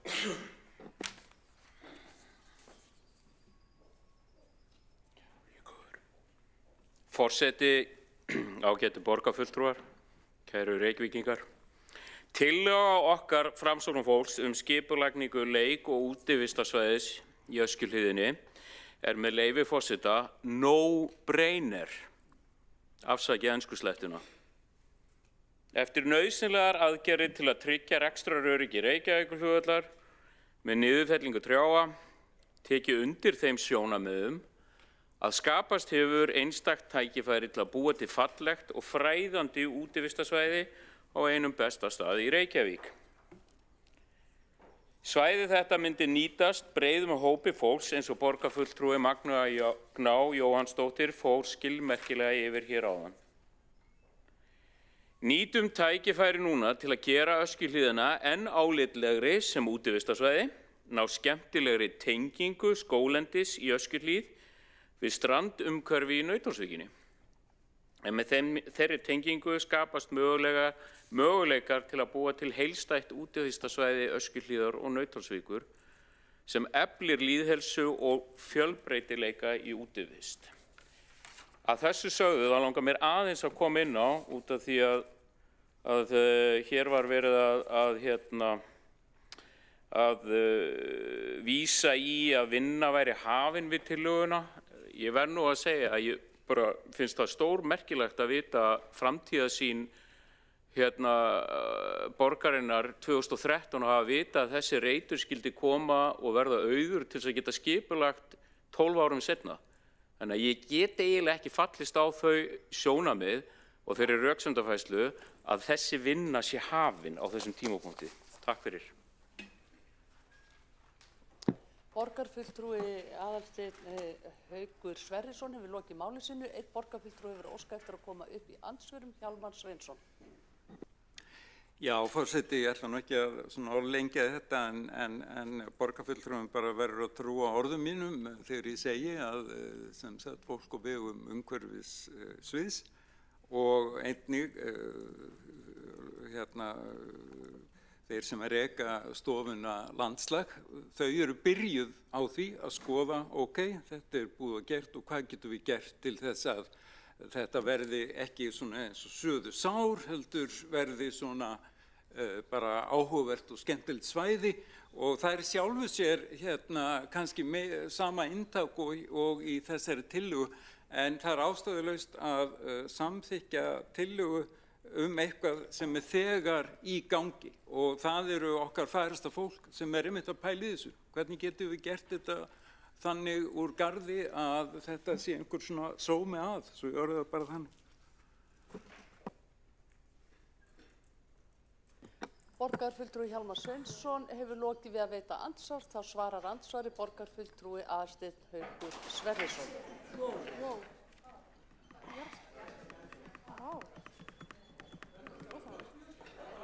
Jörðin ekki sammálaðir, Hjálmar.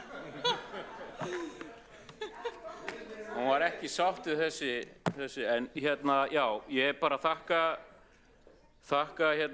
borgarfulltrúanum Hjálmari Sveinssoni fyrir að útskýra þetta betur en mér finnst það samt mjög svona rýr rök að þessi vinna hefði verið hafin og að það hefði verið búið að fyrirsjá, sem sagt að þetta hefði verið fyrirséð fyrir 12 árum síðan að þessi reitur myndi koma til kastana. Þannig að ég stend bara við það sem ég sagði á hann. Takk.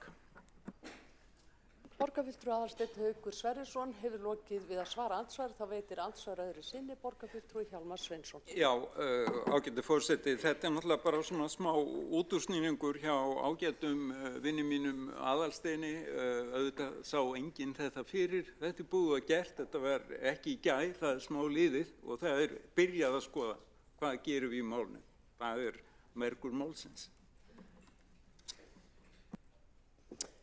Borgarfulltrúi Hjálmar Sveinsson hefur lokið við að veita andsvar. Þá telst andsvörum lokið. Næst ykkur til máls borgarstjóri. Nei, í andsvari. Fellir frá henni, já. Þá tekur næst til máls borgarfulltrúi Magnea Gná Jóhannsdóttir.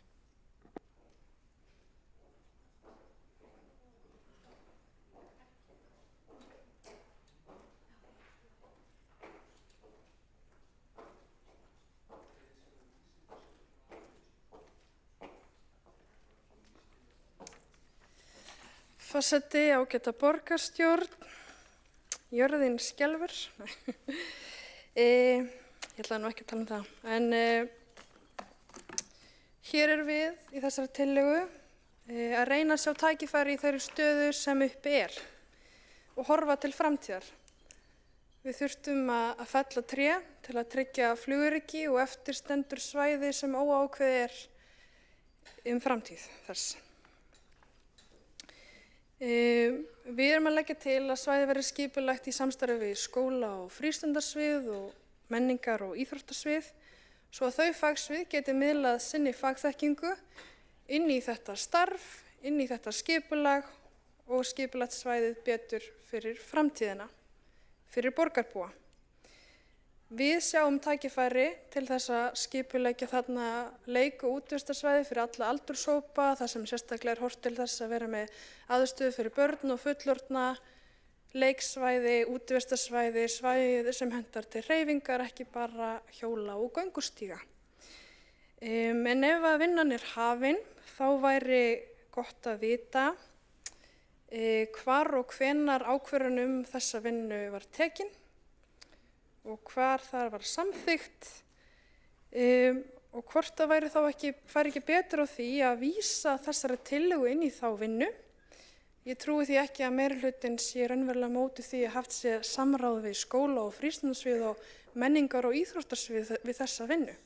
Því það eina þar sem þessi tillaga gengur út á, að við þessa vinnu við framtíðarskipulag þess svæðis sé haft samband við þessi fagsvið og þau spurðu út í það hvernig væri hægt að gera þetta svæði sem best fyrir borgarbúa og nýta það samtalinn í þessa vinnu.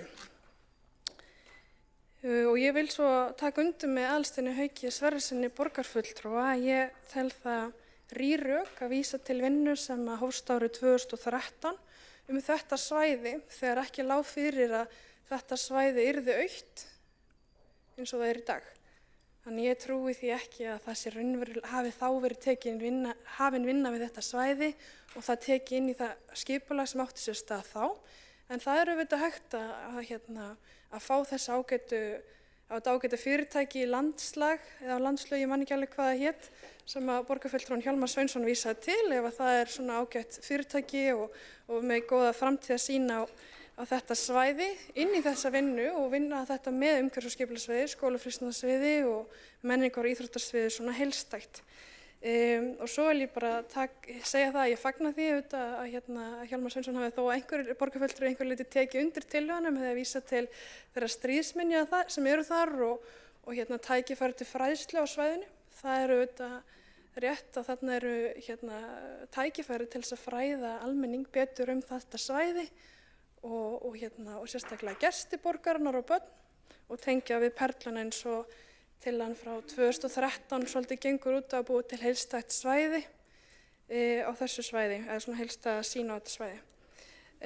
En mér þykir að miður að borgarfulltrúar meirihlutans sjá ekki tækifæri í því að vinna með skóla- og frístundaráði og menningar- og skóla- og frístundasviði og menningar og íþróttasviði að því að vinna þessa tillögu áfram. Þannig að hún gagnist betur borgarbúum heildstætt. Það eru mikil tækifæri til að nýta þetta svæði og íbúar miðborgar og Hlíða hafa verið að kalla eftir því að þar sé fleiri leiksvæði í kring, sérstaklega fyrir lítil börn. Og hérna er tækifæri til þess að vera með leiksvæði sem stuðla líka kynslóðablöndun. Þannig að allar kynslóðar getur komið saman og leikið sér út í náttúrunni. En ég kannski kem upp í þriðju ræðu ef það eru fleiri sem ætla að taka til máls. Borgarfulltrúi Magnea Gná Jóhannsdóttir hefur lokið máli sínu og 2 borgarfulltrúar hafa óskað eftir að koma upp í andsvörum. Fyrst er það borgarstjóri Heiða Björk Hilmisdóttir. Skelfilegt að þessi gos hafi í Grindavík enn einu sinni og kannski lítið fyrir okkur að takast á jarðskjálfta með það og kannski ekkert gaman mál. Borgarfulltrúinn var hér að fjalla tillögu og það hefði komið á óvart að vinna væri hafin við að endurskipuleggja svæðið og ég vildi bara benda á það að það hefur margoft komið fram í tilkynningum frá borginni, bæði 22. febrúar og núna 27. febrúar þar sem að stendur á heimasíðu borgarinnar skýrt og greinilega að vinna sé hafin við það að endurhanna svæðið. Það eru mörg tækifæri, ef ég má með leyfi forseta. Það stendur þá starfsfólk borgarinnar að vinna að áætlunum gerð fallegra rjóðra, lagningu stíga á svæðinu og sjá mörg tækifæri til að bæta enn frekar þetta vinsæla útivistarsvæði. Það eru margar hugmyndir hvernig nýta má viðinn og margar áhugaverðar tillögur í skoðun. Borgarstjóri Heiða Björk Hilmisdóttir hefur lokið við að veita andsvar og þá veitir næst andsvar borgarfulltrúinn. Já, þú ætlar afsakið. Borgarfulltrúinn Magnea Gná Jóhannsdóttir ætlar að svara andsvari. Já, forseti, þakka borgarstjóra fyrir sitt andsvar. Mér var kunnugt þessa fréttatilkynningar en það sem ég var að óska eftir var að fá að vita þar hvar það var samþykkt á vettvangi kjörinna fulltrúa að hefja skipulag á þessu svæði og því hefur ekki verið svarað. Og svo hvað varðar það, ég vísaði til að mér þykir ótrúlegt að vera búið að hefja vinnu á þessu svæði árið 2013 eins og vísa var í málflutningi Hjálmars Sveinssonar þar sem að vísaði þá tillögu sem var unnin 2013 og mér þykir það ótrúlegt að það hafi verið byrjað að vinna skipulag við þetta svæði nákvæmlega sem var óljóst að yrði autt árið 2013 og það er það sem að ég var að segja og það skýrist þá bara hér með ef það var óljóst. Borgarfulltrúi Magnea Gná Jóhannsdóttir hefur lokið við að svara andsvari og þá veitir andsvar öðru sinni borgarstjóri Heiða Björk Hilmisdóttir. Já, borgarfulltrúi, forseti og ágætu borgarfulltrúar. Við sitjum hérna undir þungu tjaldi þannig að við erum smá í lífshættu ef það skerfir mikið meira. En borgarfulltrúinn spyr hvar það hafi verið heimilt. Við tókum þetta fyrir í borgarráði þann 13. mars síðastliðinn sem við ákváðum að klára þessa, að höggva skóginn, gera það áætlun og þar var komið inn á það að sjálfsögðu myndum við síðan vinna úr því hvað við ætluðum að gera í framhaldinu. Við höfum gert það allan tíman og það kann að koma einhverjum óvart en þó að stefna sé sett 2013 svæðið þá er það við heildarskipulag svæðisins og þar eru leikvellir og þar eru minjar og þar eru margt skemmtilegt að sjá og við bara lökkum til að sjá þær tillögur sem að koma núna á grundvelli þeirra framtíðarsýnar sem var lögð fyrir margt löngu eða 2013. Borgarstjóri Heiða Björk Hilmisdóttir hefur lokið við að veita andsvar öðru sinni og þá veitir andsvar borgarfulltrúi Hjálmar Sveinsson. Afsakið, borgarfulltrúi Magnea Gná Jóhannsdóttir, þú þarft að sýna rauða spjaldið til að við sjáum á viljir svara andsvari. Gjör svo vel, þá veitir Magnea Gná Jóhannsdóttir svarar hún andsvari. Forseti, ég vil þakka borgarstjóra Heiðu Björgu Hilmisdóttur fyrir sitt andsvar. Í þessari tillögu einungis lagt upp með það að það sé haft samráð og farið í samstarf við skólafrístundasvið og menningaríþróttasvið við þessa vinnu sem í gangi. Það það sem stendur orðrétt, það ekki verið, eða ekki orðrétt en svona í inntaki felst í þessu. Þarna hefur verið að leggja upp með það að við séum að horfa til fagsviðana, spurja þau hvað megi koma þarna inn á þetta svæði og þannig að mér þykir að skrítið eða á að vísa þessari tillögu frá í staðan fyrir að vísa henni þá kannski inn í þessa vinnu sem í gangi á umhverfis- og skipulagssviði ef að það svið hefur nú þegar fengið þetta verkefni sem að mér fannst kannski ekkert skýrt af því sem hefur verið talað í umhverfis- og skipulagssviði, ég veit ekki til þess að það hafi komið þangað inn. En ef þessi vinna í gangi þá kannski hvet ég bara borgarfulltrúa meirihlutans til þess að vísa þessu þangað inn þannig að það sé haft samráð og samtal við þessi fagsvið borgarinnar sem að hafa þekkingu á þessum málflokkum. Borgarfulltrúi Magnea Gná Jóhannsdóttir hefur lokið við að svara andsvari og þá veitir andsvar næst borgarfulltrúi Hjálmar Sveinsson. Já, forseti og borgarstjórn, það rétt við borgarstjóra að þetta var fjallað og samþykkt ákveðið verklag í borgarráði daginn áður á fundi umhverfis- og skipulagsráðs var þetta samþykkt til að byrja með svona, hvað við kalla endurhönnun þessa svæðis. Þannig að þá var strax hrundið af stað fyrir vinnu sem hafin það hvernig megi vinna þetta. Ég sé sjálfur sér ekkert athugavert við það að kalla fleiri til en á þessu stigi held ég sé ágætt að þeir sem hafa verið ábyrgir fyrir hönnun svæðisins mjög ríkulega með börn og unglinga að leiðarljósi þeirra hagsmuni, þá held ég að við látum þetta sem stingu upp og þessu vísa frá standa. Og það verður bara gaman að sjá hvað kemur út úr þessari skoðun á því hvað hægt að gera þarna öllum til ánægju og yndisauka. Þegar þetta mjög fært fagfólk sem leggur þarna hönd að verki. Borgarfulltrúi Hjálmar Sveinsson hefur lokið við að veita andsvar, þá svarar andsvari borgarfulltrúi Magnea Gná Jóhannsdóttir. Já, forseti. Þakka borgarfulltrúnum fyrir sitt andsvar. Ég efast ekki verklag þessa ágæta fyrirtæki sem hefur ráðgjafi borgarinnar. En það einmitt það sem að borgarfulltrúin sagði í andsvarinu sínu að það hefur verið samþykkt verklag vegna trjáfellinganna og enduruppbyggingu á því svæði. En það ekki ennþá komin fram reyn konkrétt tillaga sem þetta svæði en allt góðu.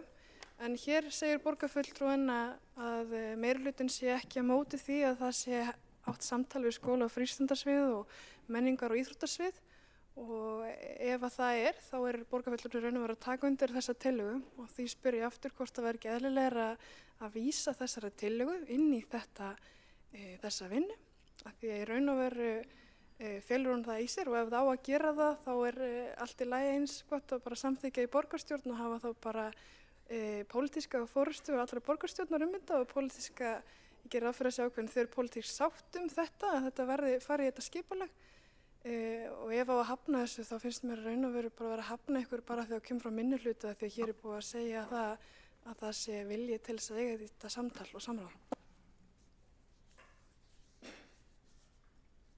Borgarfulltrúi Magnea Gná Jóhannsdóttir hefur lokið við að svara andsvari, þá veitir andsvar öðru sinni borgarfulltrúi Hjálmar Sveinsson. Forseti, ágæta borgarstjórn, ég sé ekki ástæðu til þess að falla frá þessari málsmeðferðartillögu sem stungið upp á og ég vil líka ítrykka það vegna þeirra orða sem hér hafa fallið að þessi tillaga, þó sem frá 2013 það eru mjög góð og það hefur verið unnið. Þeir sem eiga einhvern tímann leið Samfylkinguna sjá það búið að vinna alveg verulega mikið eftir þessari tillögu en við í borgarstjórn hefðum gjarnan mátt láta meira fé af hendi rakna til þess að það væri hægt að klára það. Þannig að ég bara held að við eigum að bara treysta okkar fagfólki til þess að vinna þetta, koma með tillögur hvað hægt að gera og það einmitt í undirbúningi núna og þannig að svo sem ég hef ekki meira það að segja. Borgarfulltrúi Hjálmar Sveinsson hefur lokið við að veita andsvar. Þá svarar andsvari borgarfulltrúi Magnea Gná Jóhannsdóttir. Já, forseti, þakka borgarfulltrúanum aftur fyrir sitt andsvar. Eins og ég komin á þá efast ég ekki það að þessi ráðgjafar séu mikið fagfólk og þessar tillögur hafa verið vel unnar.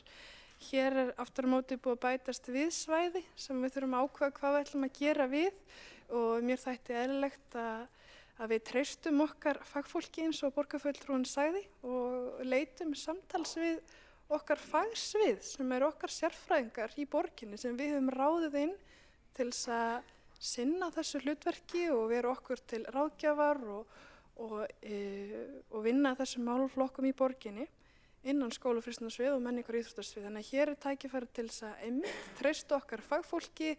Það hægt að gera það í samráði við og í vinnu við þessa ráðgjafa sem hafa verið að vinna þessa tillögur frá 2013 og mér þætti eðlilegt að við værum að vísa þessu inn í þá vinnu að því að við viljum, það ekki öll eiga samtal við þessi fagsvið sem að vinna að þessum málum og eru að vinna með börnunum okkar á hverjum degi sem eru kannski sá markhópur sem við viljum einna helst að nýta þetta svæði.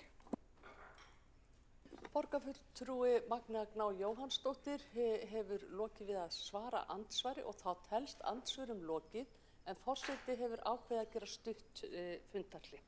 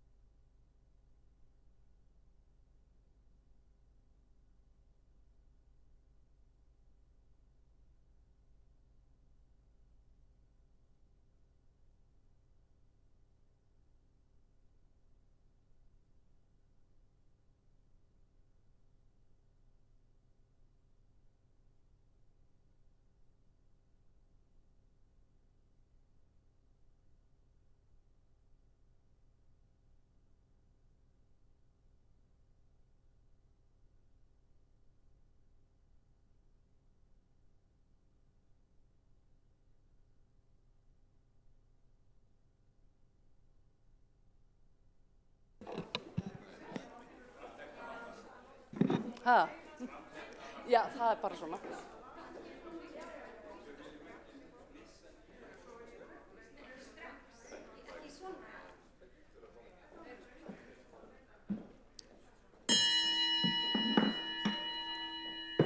Þá er fundi borgarstjórn Reykjavíkur framhaldið eftir stutt hlé og næsta mælendaskrá er borgarfulltrúi Dóra Björt Guðjónsdóttir.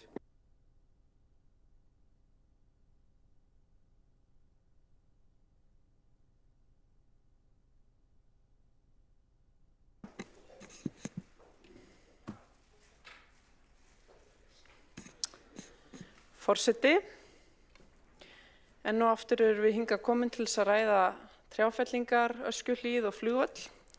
Alltaf jafn gaman. Ef við horfum svona heilt á litið á þetta mál, þá langar mig til þess að nefna það að mér finnst að þetta mál sem að varða þessar trjáfellingar í Öskjuhlíð til þess að tryggja flugöryggi hafi afhjúpað svona hálf brenglaða stjórnsýslu af hendi Samgöngustofu og Isavia. Og það hefur einkennst af óskýrleika og dræmri upplýsingagjöf og það hefur komið niður á getu borgarinnar til að bregðast við á viðeigandi hátt til að tryggja flugöryggi hingað til. Og sem á getu borgarinnar til að halda eins fallega utan málið og hægt er og upplýsa íbúa. Samgöngustofa hefur reyndar gengist við því að hafa sofið á vaktinni, en samt hefur Reykjavík setið uppi sem einhvers konar blóraböggull, eins og jafnan er óháð réttmæti þeirra ályktana. Eitt sem er afar sérstakt er að í september 2024 sendi Isavia Samgöngustofu bréf og baðum að flugbrautinni yrði lokað. En Reykjavíkurborg fékk ekki veður af þessari beiðni fyrr en í janúar 2025. Flugbrautinni er svo lokað fyrirvaralaust og Reykjavíkurborg er kennt um. Það sýnir fáránleika málsins og hvernig á þessu hefur verið haldið. Það er mjög margt athugavert við þetta. Við höfðum ekki fengið upplýsingar til að geta brugðist við í tíma. Fram að þessum tímapunkti hafði borgin verið í samskiptum við þessa aðila beiðni umfangsmiklar trjáfellingar alltaf 3000 trjáa og staðið í stappi við að reyna að fá fram alvöru, faglegar forsendur og rökstuðning fyrir trjáfellingunni. Það er lágmarkskrafa til faglegra stjórnsýslu að forsendur liggi skýrar fyrir. Og svo eiga borgarbúar skilið að það sé yfir allan vafa hafið að þetta umfang trjáfellingar sé nauðsynlegt. Nú finnst mér vera ansi alvarlegt að andinn sé að það eigi að færa víglínuna og fjarlægja enn fleiri tré. Öll tré í aðflugslínum svæðisins eða alltaf 8000 tré, en við vonum að af því verði ekki. En það er rosalega vont að við byrjum með einhverja tölu, höldum svo áfram og svo kemur alltaf meira og meira. 8000 tré þýðir í rauninni að þarna verði ekki skógur til framtíðar. Þannig að þetta er alvarlegt mál og þessi stjórnsýsla hefur verið algjörlega fáránleg, alveg sama hvað manni finnst flugvöllin í sjálfu sér. Þetta er ekki í lagi. Með slíkri breytingu, þessum 8000 trjám, þá yrði svæðið óþekkjanlegt og skógurinn eins og við þekkjum hann minning ein. Öll kurl eru því ekki komin til grafar í þessu máli, því miður. En við vonum að þetta fari allt vel. Reykjavíkurborg hefur í takt við gerðarsamninga samþykkt aðgerðaáætlun trjáfellingar. Þeirra trjáa sem skaga upp í VFSS flöt og nú hafa þessi 16 tré verið felld í Öskjuhlíðarskógi til að tryggja flugöryggi. En trjáfellingin er eins og hefur komið fram að kröfu Samgöngustofu. Og það er að sjálfsögðu mikilvægt að tryggja flugöryggi og við erum öll sammála það. En þetta er samt sárt að vissu leyti. Það munar þessi tré sem hafa nú verið felld. Reykvíkingum þykir vænt ævintýraskóginn sinn og Öskjuhlíðin er grænt og dýrmætt lunga í borginni. Trén hafa jákvæð áhrif á loftgæði og heilsu, þau skapa vellíðan og hamingju. Þessi tré hafa nöfn, leikskólabörn heimsækja þau og faðma þau, sinna þeim, eiga við þau samtöl og sambönd. Þess vegna hefur þessi asi verið svo vondur. Fólk hefði viljað geta séð fyrir sér breytinguna, gefið sér tíma til að syrgja og kveðja og finna ljósupunktana. Því það eru sannarlega möguleikar í þessu líka og við munum gera það sem við getum til að tryggja gæði svæðisins. Og í þessu eru meðal annars tækifæri til miðlunar bæði náttúru og menningarminjar eins og Hjálmar Sveinsson borgarfulltrúi fór yfir hér áðan og að planta lágvaxnari gróðri sem getur í þá útivistar hentað vel að hafa í blandi hærri tré. Og að endurhanna þetta svæði var hluti af aðgerðaáætlun trjáfellingar sem samþykkt var 12. mars í umhverfis- og skipulagsráði og 13. mars í borgarráði. En þar segir að hluti af 4. áfanga sé eftirfarandi með leyfi forseta. Samhliða fyrstu 3 áföngum verksins verður svæðið endurhannað með það fyrir augum að tryggja gæði útivistar skógarins í Öskjuhlíð. Tilvitnun lýkur. Landslagsarkitekt er með verkefnið að skoða tækifærin á þessu svæði og leggja fram tillögur eins og komið hefur fram og að skoða ýmsar hugmyndir í því samhengi. Þetta því í skýrum farvegi. Það sem þetta mál birtir okkur í heild sinni fyrst og fremst það sem svo sem lá fyrir að mínu mati að það hentar frekar illa að hafa flugvelli miðri borg í návígi við heimili fólks og vinsælt útivistarsvæði. Nágrenni flugvallarins líður fyrir ónæði, mengun og óöryggi. Öskjuhlíðin og þeir íbúar sem njóta hennar hafa nú þurft að sæta stórfelldri trjáfellingu. Þessar aðstæður eru beinlínis hættulegar eins og sagan hefur sýnt okkur. En banaslys varð á sínum tíma við Suðurgötu þar sem lítil vél hrapaði í aðflugi. Slíkt getur endurtekið sig og jafnvel í mun stærri skala. En þetta aftrar líka þróun flugvallarins og því hann uppfyllir ekki nútíma kröfur. Og það hægt að raka Öskjuhlíðina eins mikið og við bara viljum, en það breytir ekki þessari staðreynd. Í dag væri flugvöllur aldrei settur á þennan stað og mér skilst hann sé á ákveðinu undanþágu gagnvart öryggiskröfum sem gerðar eru í dag. Þannig að þetta ástand í sjálfu sér engum til góða, mínu mati. Forseti áminni borgarfulltrúanum að hér verið að tala útivistarsvæði í Öskjuhlíðinni en ekki flugvöllin eða trjáfellingar. Það verið að tala trjáfellingar reyndar. Og ég var að tala hvernig að raka Öskjuhlíðarskóg getur komið við og haft með flugöryggi að gera. Þannig að þetta náttúrulega eitthvað sem tengist mjög mikið eins og við vitum. Mjög erfitt að tala að planta þarna trjám og að tala af hverju við erum komin á annan stað. En ég svo sem ekki að fara að tala mikið til viðbótar. Það sem við vitum að það ýmislegt sem áskorun í þessu máli og þetta svöðusár sem orðið til vegna trjáfellinga verður nýtt eins og kostur og við reynum að gera það best úr stöðunni að sjálfsögðu, en þetta ekki eins og best verður á kosið fyrir neinn. Það bara svolítið staðan. Takk. Borgarfulltrúi Dóra Björk Guðjónsdóttir hefur lokið máli sínu og næst tekur til máls borgarfulltrúi Magnea Gná Jóhannsdóttir.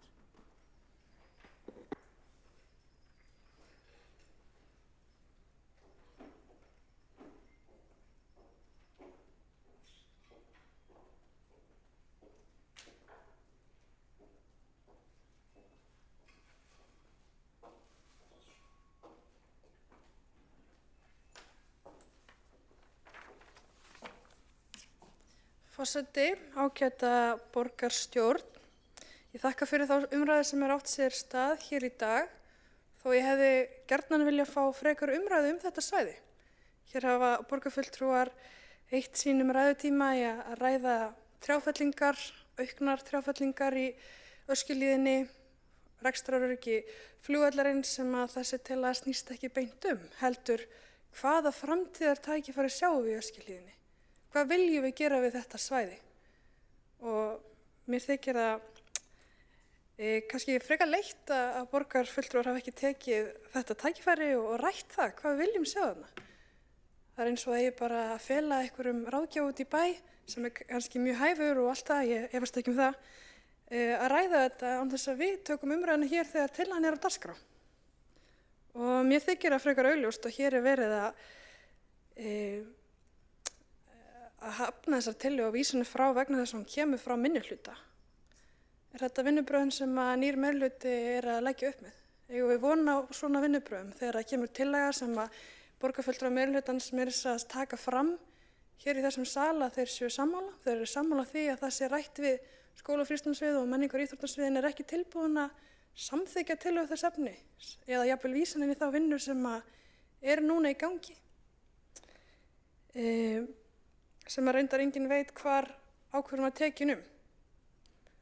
Það er hérna sagt frá aðgerðaáætlun sem er rétt, en mér hefði þótt eðlilegt að meirihlutinn hefði kannski lagt fram einhverja forlega tillögu um það að þeir ætla að fela þessa ráðgjafarstofu að vinna tillögur að þessu svæði áfram. Þetta er hérna tillögur frá 2013 og þetta er svæði sem er búið að vera í hérna hönnun og uppbyggingu lengi og orðið mjög fallegt svæði, og ég held að við öll njótum þess að fara í Öskjuhlíðina og ég var þannig að fara í vikunni og var gaman að sjá hvað það er orðið fallegt og í raun og veru góðir stígar og mikil uppbygging sem átt sér stað. En mér finnst það líka til marks lítinn samstarfsvilja meirihlutans við minnihlutann. Hér er lagt fram tillaga sem að þeir segjast vera sammála en er ekki til að samþykkja eða vísa. Samt vilja eiga samtal við þessi fagsvið borgarinnar. Og ég bara vona að borgarfulltrúarnir endurhugsi þessa afstöðu sína, nýti þessan tíma sem eftir er meðan ég tala og hugsi sinn gang. Það eru tækifæri til þess að eiga í auknu samtali og hanna þarna svæði sem að er hérna spennandi fyrir fólk að koma á. Og öll viljum við hafa okkur grænu svæði og þarna var grænt svæði sem var þakið skóg, en hér er nýtt tækifæri og svæði sem er autt og hægt að skipuleggja sem leiksvæði og útivistarsvæði eins og ég komi inn á. Þannig að ég vona að borgarfulltrúar meirihlutans opni hug sinn fyrir þessa tillögu og fari í vinnu við það að skipuleggja þetta svæði sérstaklega, ekki bara taka það inn í eitthvað skipulag sem var árið 2013. Margt hefur breyst meðal annars að svæði sem bættist við og mér þætti eðlilegt að það yrði farið í svona ákveðna vinnu þetta svæði og það tengt svona okkar stefnumótun í borginni. Og við vitum það að það verður ákall leiksvæðin sem við komum inn á og þarna er tækifæri til að koma því í gagni. En já, ég hveti ykkur til að samþykkja tillöguna. Borgarfulltrúi Magnea Jóhannsdóttir hefur lokið máli sínu og einn borgarfulltrúi hefur óskað eftir að koma upp í andsvari, Dóra Björk Guðjónsdóttir. Forseti,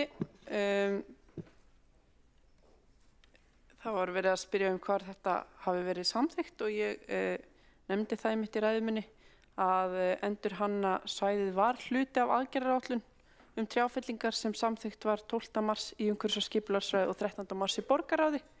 En þar segir að hluti af 4. áfanga sé eftirfarandi með leyfi forseta. Samhliða fyrstu 3 áfangum verksins verður svæðið endurhannað með það fyrir augum að tryggja gæði útivistarskógarins í Öskjuhlíð.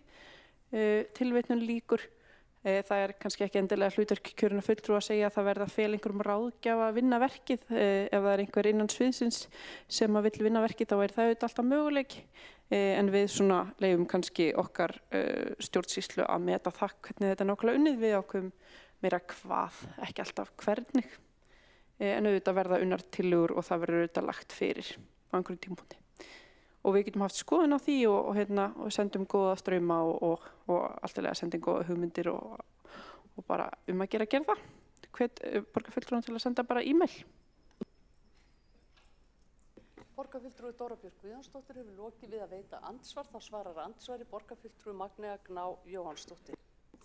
Já, forseti, ágæta borgarstjórn, ég þakka Dóru Björk Guðjónsdóttir borgarfulltrúa fyrir sitt andsvar. Eins og ég áréttaði í ræðinu þá tók ég undir það að var samþykkt þessi aðgerðaáætlun en það er ekkert svona nánar útfært og þar sem það er ekkert nánar útfært þá væri kannski eðlilegt að við ættum í samtali og samstarfi við þessi fagsvið borgarinnar og það er það sem við erum að leggja til. Ef að tillagan er lesin þá stendur þar að það sé lagt til að umhverfis- og skipulagssvið eigi samstarfi við þessi fagsvið á meðan að það er verið að vinna þessa tillögu. Það er það sem er lagt til. En svo getur ég auðvitað sendt tölvupósta en ég er hérna að leggja fram tillögu sem kjörinn fulltrúi og þetta er minn vettvangur til þess að leggja það fram hér en ef að borgarfulltrúin vill fá tölvupóst þessa tillögu þá get ég gert það líka. Borgarfulltrúi Magnea Gná Jóhannsdóttir hefur lokið við að svara andsvari, þá veitir andsvar öðru sinni borgarfulltrúi Dóra Björk Guðjónsdóttir. Forseti, bara að gera, hér er lagt til að vísa tillögunni frá því að máli er í skýrum farvegi. Það verður allavega skrítið að fara að samþykkja eitthvað sem er þegar í skýrum farvegi eins og við vitum. Hefur verið hægt að vísa sinni verkefnið, það hefur verið hægt að gera það en það var ákveðið að vísa þessu frá af því að það er bara verið að skoða alls konar og þannig að það líka bara fyrir. Það hefur verið meira að vera íhugað hvort við ættum að opna gagnagáttar sem er hægt að senda inn hugmyndir en okkur finnst bara hreinlegast að vísa þessu frá því þetta er þegar í skýrum farvegi verið að skoða alls konar meðal annars jafnvel leiktæki eða annað, það er bara margt sem hefur verið rætt. Borgarfulltrúi Dóra Björk Guðjónsdóttir hefur lokið við að veita andsvar og þá svarar andsvari borgarfulltrúi Magnea Gná Jóhannsdóttir. Já, forseti, ég veit að fagna því að það eigi auknu samráði við borgarbúa þetta svæði, en mér langar að lesa eins upp úr tillögunni sem hér er lögð fram ef hún er ekki nægilega skýr. Tillögnin hefst með leyfi forseta: vinna við framtíðarskipulag á því svæði í Öskjuhlíðinni þar sem tré hafa verið felld vegna Reykjavíkurflugvallar verði unnin í samstarfi við skóla- og frístundasvið og menningar- og íþróttasvið og miði að því að þar verði leik- og útivistarsvæði fyrir alla aldurshópa. Þetta er það sem stendur í tillögunni. Þarna er bara verið að leggja upp með að þarna sé átt í samstarfi við þessi fagsvið borgarinnar sem skilst að meirihlutin ætli hvort þið er að gera. Þannig að hvers vegna ekki að vísa þessu þarna inn í vinnuna ef við ætlaði að gera þetta. Ég meina, ef við fellum þessa tillögu að vísum henni frá, þá erum við í raun og veru að segja að borgarstjórn ætli ekki í samstarfi við þessi fagráð. Er það sem meirihlutin er að leggja til, að við ætlum ekki í þessi samstarf? Af því að ég meina, það er það sem að pólitísku skilaboðin eru inn á sviði, að við ætlum ekki að eiga í þessu samstarfi. Er það raunverulega skilaboðin? Borgarfulltrúi Magnea Gná Jóhannsdóttir hefur lokið við að svara andsvari. Forseti minnir á að það er ekki hægt að spyrja spurninga í seinna andsvari. En þá telst andsvörum lokið og við göngum þá til afgreiðslu tillöguna og það hefur komið fram frávísunartillaga frá meirihlutanum og ég ber hana upp. Þeir sem vilja samþykkja frávísunartillöguna vinsamlega skrifið merki.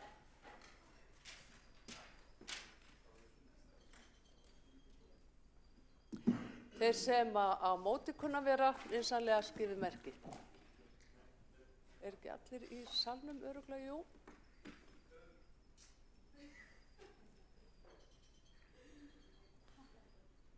Já, þá telst tillagan samþykkt, frávísunartillagan, með 12 atkvæðum meirihlutans gegn 11 atkvæðum minnihlutaflokkana. Þá telst þessum lið vera lokið og við göngum til 5. liðar á dagskránni sem er tillaga borgarfulltrúa Viðreisnar breytingar á Reykjavíkurflugvelli sem snúa að einkaþotum, almennri þyrluumferð ásamt einka- og kennsluflugi. Til máls tekur Þórdís Lóa Þórhallsdóttir, borgarfulltrúi.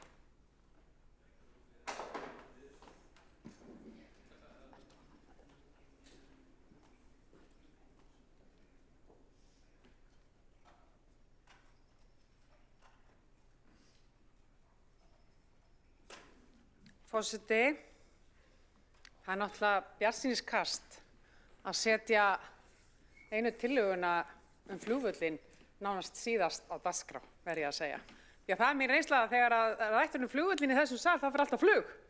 Þannig að ég segi bara, spenniði beltin og fáið ykkur kaffi því að hér verður örugglega hörku stuð. En kæra borgarstjórn, ég hef sendt skrifstofustjóra borgarstjórnar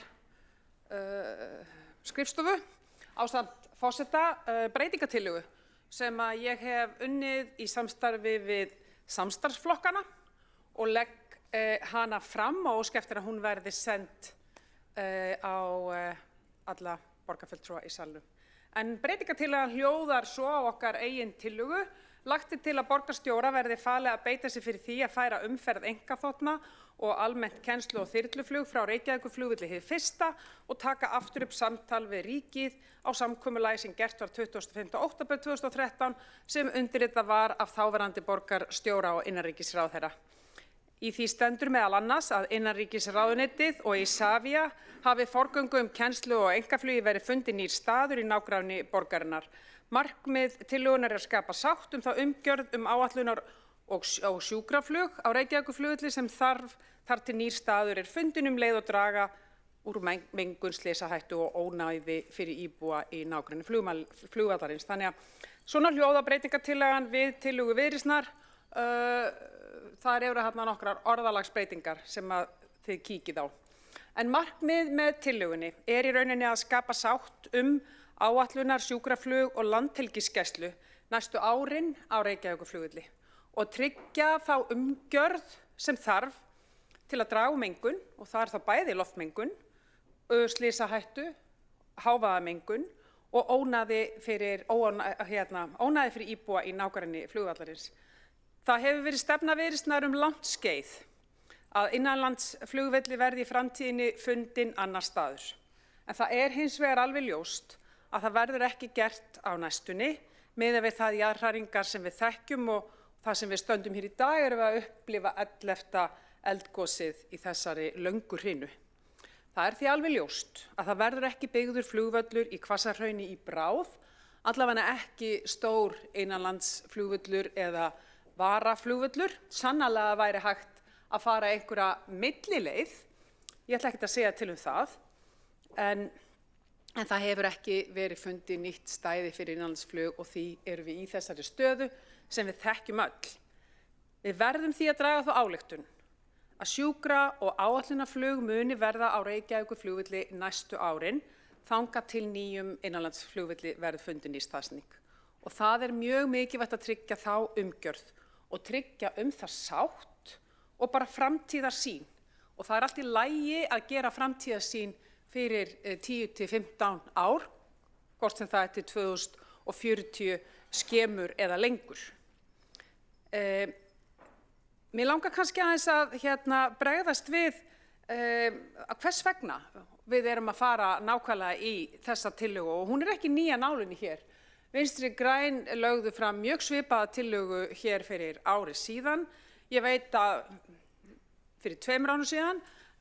Ég veit að mörg hér inni hafa tjáð sig einkaþotur eða þyrluflug og það er kannski sérstaklega á tímum eins og núna þar sem er eldgos að þá vaknar túrisminn, hvort sem hann er innlendur eða erlendur, því að hann er ekki síður innlendur, sá áhugi að fara á þyrlum yfir flugvöllin eða á litlum einkaflugvöllum. Og það er einmitt á svona stundum sem að verður mikið ónæði og fyrir utan það allt flugi sem er svona bara á áætlun dagsdaglega, hvort sem það er kennslu, einkaflug eða áætlunarflug. Þannig að við erum bara að sigla nákvæmlega inn í svoleiðis tíma frá með deginum í dag, hversu lengi hann verður veit ég ekki. En með því að færa einkaþoturnar og þyrluflugið ásamt einka- og kennsluflugi má draga úr loftmengun, úr hávaðamengun, úr slysahættu að ótöldu ónæði fyrir íbúa. Mér langar aðeins kannski að setja íbúana hann í samhengi. Hvað er áhrifasvæði flugvallarins stórt þegar kemur að fjölda íbúa? Jú, það tala að það séu 25.000 manns sem búa eða starfa innan áhrifasvæði flugvallarins. Og innan þessa svæðis eru líka 4 leikskólar, það eru grunnskólar, það er heilt þjóðarsjúkrahús og það er allt háskólasvæðið. Og við þekkjum það vel sem situm hér í ráðhúsinu mörgum sinnum í viku hvað það er mikil ónæði af þessum flugvelli. Og með því að taka einkaþotur og þyrlur, einkaflug og kennsluflug út úr þessari breytu, þá breytum við heilmiklu. En þá erum við líka að skapa umgjörð til næstu ára. Við höfum líka orðið var við mikla óánægju íbúa og hún er ekki bara bundin þessi óánægja hér við Reykvíkinga. Hún er einnig bundin við þá Kópavogsbúa sem búa hérna megin bæjar. Það hafa verið stofnuð hagsmunasamtök hávaðamengun og ónæði frá flugvellinum. Hví skildum við ekki hlusta á þetta? Nú þegar við vitum og við erum búin að tryggja áætlunar og sjúkraflug til næstu ára. Nú þegar við vitum að svona verður staðan næstu árin. Er þá ekki nákvæmlega kominn tími til að taka skrefið, taka upp þennan risafíl sem eru einkaþoturnar, sem þyrluflugið, sem einkaflugið og kennsluflugið. Við leggjum því þessa tillögu hér fram í dag. Ég ætla ekki að gerast einhver sófasérfræðingur hvar flugvöllurinn á að vera. Það má kasta allskyns fram úr því. Ég sé að það hefur meðal annars verið gert á skemmtilegan hátt á samfélagsmiðlunum mínum. Það er verið að kasta þessu fram hvort að ég fari í Löngusker, það tillaga sem við höfum nú heyrt áður. Eitthvað má fara í Hvassahraun, eitthvað á Keflavíkurflugvöll, mögulega á gamla völlin á Keflavíkurvelli og fleira. Ég ætla ekki að setja mig í þær stellingar. Bara sátt það sem við erum með núna, næstu árin, það ekki að fara að breytast. Finnum annan stað, góðan stað fyrir einkaþotur. Það engin ástæða til þess að þær séu hérna á Reykjavíkurflugvelli og í rauninni alveg fáránlegt. Þyrluflugið einnig, það engin ástæða fyrir því að hafa það hér. Það sannarlega söguleg ástæða fyrir því að hafa einkaflug og kennsluflug hér. Ég skil það alveg, en því má breyta líka. Sköpum rými fyrir sjúkraflug, fyrir áætlunarflug og fyrir landhelgisgæsluna næstu árin, en finnum öðru flugi annan stað. Takk fyrir. Borgarfulltrúi Þórdís Lóa Þórhallsdóttir hefur lokið máli sínu og næst tekur til máls borgarfulltrúi Sanna Magdalena Mörtudóttir.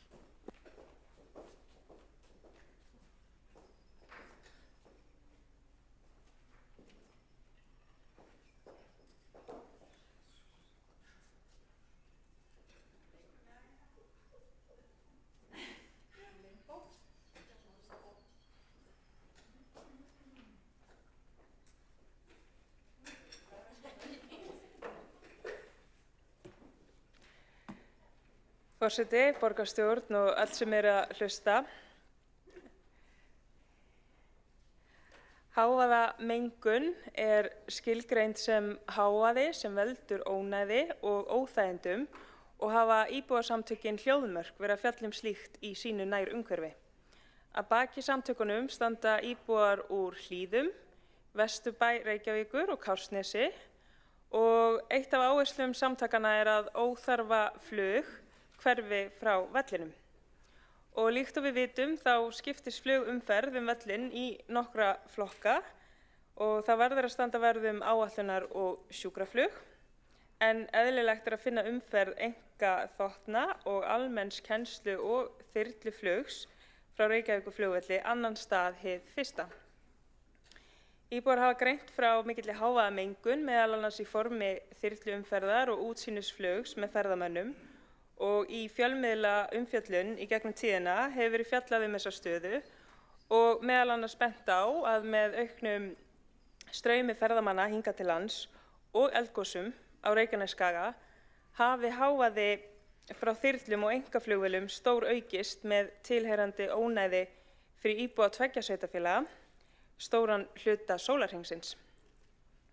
Og það vissulega stórt svæði sem verður fyrir áhrifum og hávaðamengun getur komið niður á lýðheilsu íbúa og við því þarf að bregðast.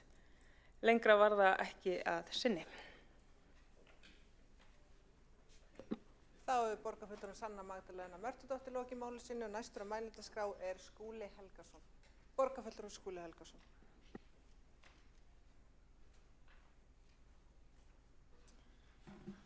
Forseti, ágæta borgarstjórn. Ég held að það sé góð samstaða það hér í borgarstjórn að það sé nauðsynlegt að standa vörð sjúkraflug og innanlandsflug á Reykjavíkurflugvelli þangað til annar heppilegri staður fundinn.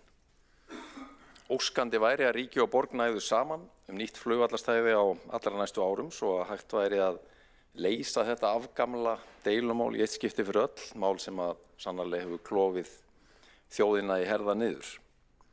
En á meðan við bíðum eftir því getum við sameinast tvennt.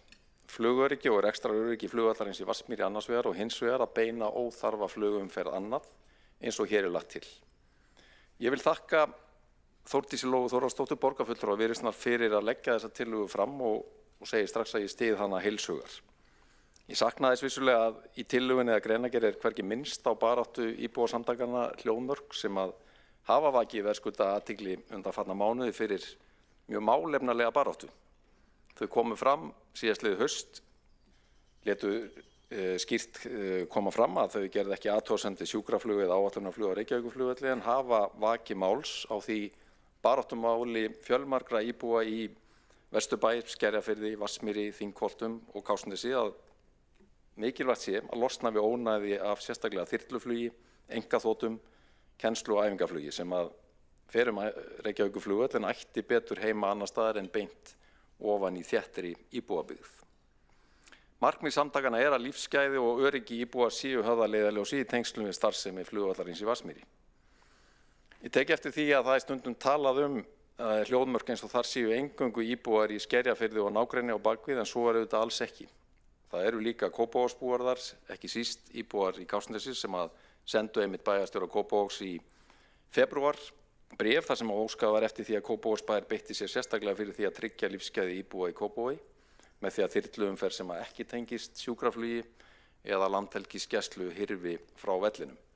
Í öðru lagi einkaþotum yrði beint til Keflavíkur og í þriðja lagi að kennsluflug færðist frá vellinum. Þá var kallað sérstaklega eftir því að þetta yrði allt saman unnið hratt og vel samkvæmt tímasettu aðgerðaplani. Engum sögum fer að viðbragðum bæjarstjóra Kópavogs við þessu erindi. Ég hef að minnsta kosti ekki séð neitt þar þrátt fyrir nokkra leit.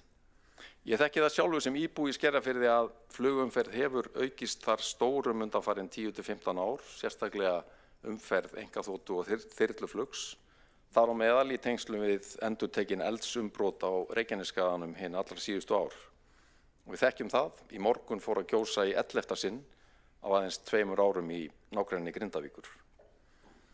Auðvitað er hægt að fagna því að fyrirtæki í ferðaþjónustu geti sýnt erlendum ferðamönnum og innlendum það magnaða sjónarspil sem að fylgir eldgosum en ónæði fyrir íbúa í nágrenni flugvallarins hefur verið mikið að ekki sé minnst á mengun.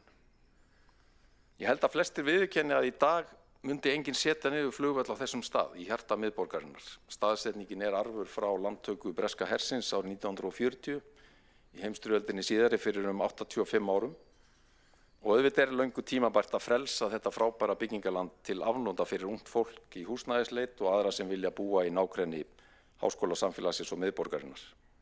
En til að svo megi verða þá þurfum við að finna nýtt flugvallarstæði og meðan við bíðum eftir því getum við náð meiri sátt flugvöllinn og auki lífsgæði íbúana í nágrenninu með því að samþykkja þessa tillögu sem að hér er undir.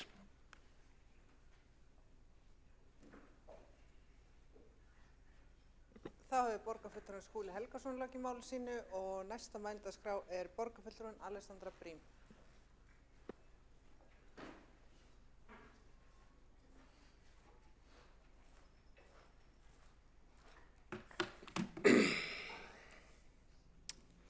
Forseti og borgarstjórn og aðrir áheyrendur, ég vil bara fagna þessari tillögu.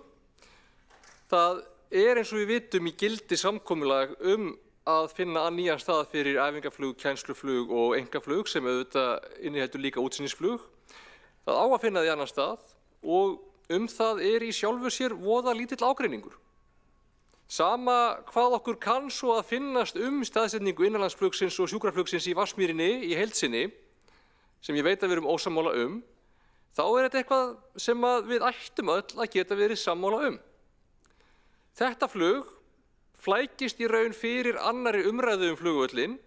Það skapar ónæði fyrir íbúa í nágrenninu umfram aðra flugumferð og ég held að það misbjóði líka gildismati Reykvíkinga að þarna séu milljarðamæringar með hálfgert einkastæði fyrir þóttundasinnarinni miðbæ. Ég held að það sé bara svolítið staðreynd málsins.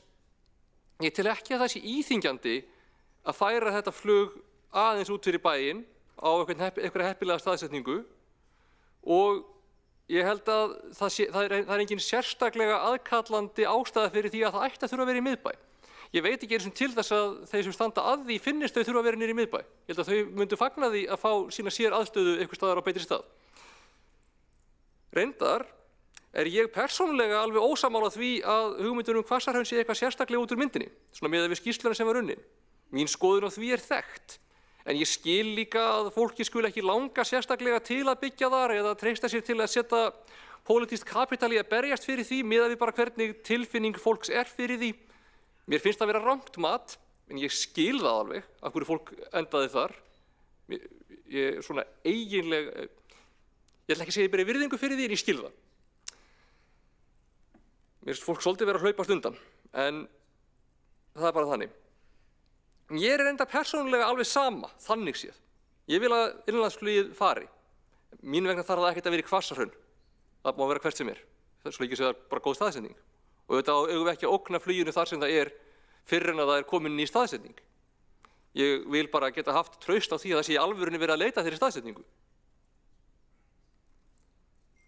Þessi ræða snýst ekki þetta hins vegar. Við erum ósammála þetta og ég veit að mínar tilfinningar eru svona íkt á öðrum enda skalans kannski. Við verðum örugglega bara ósammála þetta áfram og það má. En það að við séum ósammála það á ekkert að þurfa að hafa áhrif á þetta mál. Ég held, eins og ég segi, kennsluflug, æfingaflug, útsýnisflug, þau séu bara alveg sátt við að fá sér aðstöðu. Þau þurfi ekkert að vera innan áætlunarflugið og sjúkraflugið og ég held að þeim líki kannski ekki endilega mjög vel að vera alltaf einhvern veginn inn í þeirri umræðu og upplifa eitthvað sinni stöðu, ógna þegar að vera að tala að færa völlin eða bara blandast inn í umræðuna með hætti sem að þau kannski upplifa sig ekkert endilega þurfa að vera þáttakendur í. Ég held líka íbúar séu alveg sáttir við að losna við þetta flug sem er hávaðamyndandi úr sínu nærumhverfi og mögulega getur þetta líka skapað aðeins meiri sátt það flug sem eftir situr á meðan við erum tilneydd til þess að hafa það á þessum stað. Þannig að ef ég væri algjörlega samviskulaus pólitíkus þá myndi ég kannski vera á móti því af einhverju svoleiðis forsendu. Ég er ekki þannig þenkjandi heldur. Auðvitað vil ég að þetta gangi bara sem best miðað við þær aðstæður sem uppi eru hverju sinni. Kröfurnar sem við þurfum að gera fyrir svona flugvöll eru þetta allt aðrar og minni en það sem þarf fyrir alvöru alhliða innanlandsflugvöll. Hann er ódýrari, hann er fyrirferðarminni, hann er ekki bundinn góðri tengingu við sjúkraþjónustu með sama hætti eða við aðstöðu fyrir flugfarþega eða alls konar svoleiðis. Þess utan er í gildi samkomulag milli ríkisins og borgarinnar sem ég í raun veit ekki til að sé neinn ágreiningur nokkur staðar. Helsti gallinn er kannski að það er ekki hægt að fjármagna uppbyggingu þessa flugvallar með verðmæti landsins á vellinum í Vatnsmýrinni sem myndi losna, af því að það losnar í sjálfu sér ekki fyrir en að sá flugvöllur fer á sinni eigin tímalínu. Þannig að það er svona kannski gallinn á þessu, ef maður leyfir sér það. En hann er samt miklu ódýrari framkvæmd heldur en alvöru innanlandsflugvöllur eins og sá í Vatnsmýrinni eða í Hvassahrauni eða hvernig sem það væri. Þetta samkomulag er í gildi, ég bara styð það að við spörkum því aðeins í gang, minnum á að það sé til og vísum því til borgarstjóra að hefja aftur samtal að koma það til framkvæmdar. Ég eiginlega skil ekki hvernig það ætti að vera efnislega hægt að vera á móti þessu. Bestu, takk. Þá er borgarfulltrúin Alexandra Briem lokið máli sínu og næst á mælendaskrá er borgarstjóri Heiða Björg Hilmisdóttir.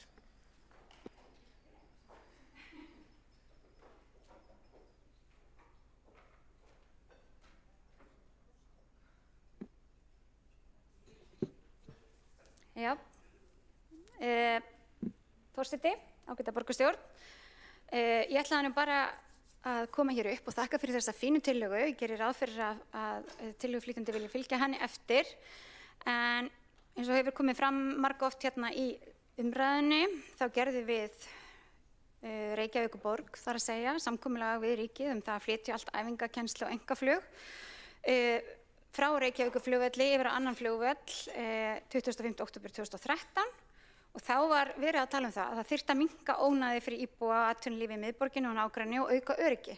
Og síðan þá hefur nú ekki mikið annað gerst en að flugumferðin hefur aukist og þá sérstaklega að tala íbúar þotur og þyrlur.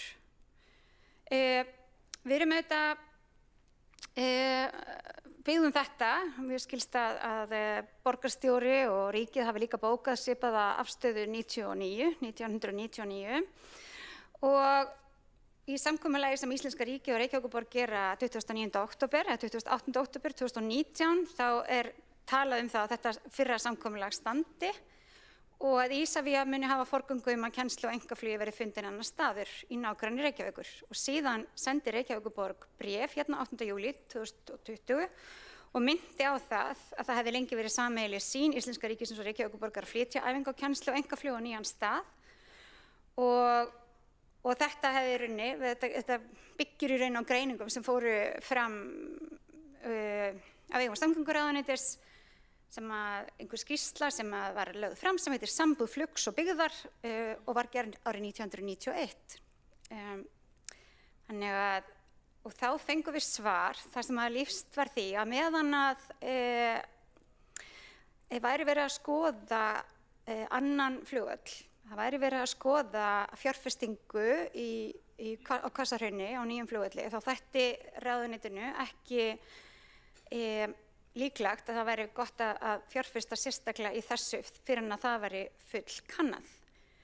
Ég myndi segja Reykjavíkurborg hefur sjálfsögur ekki brugðist við þessu undanfarið og það líklega vegna þess að auðvitað fór að gjósa á Reykjanesi, það var óvissa með áhrif þess.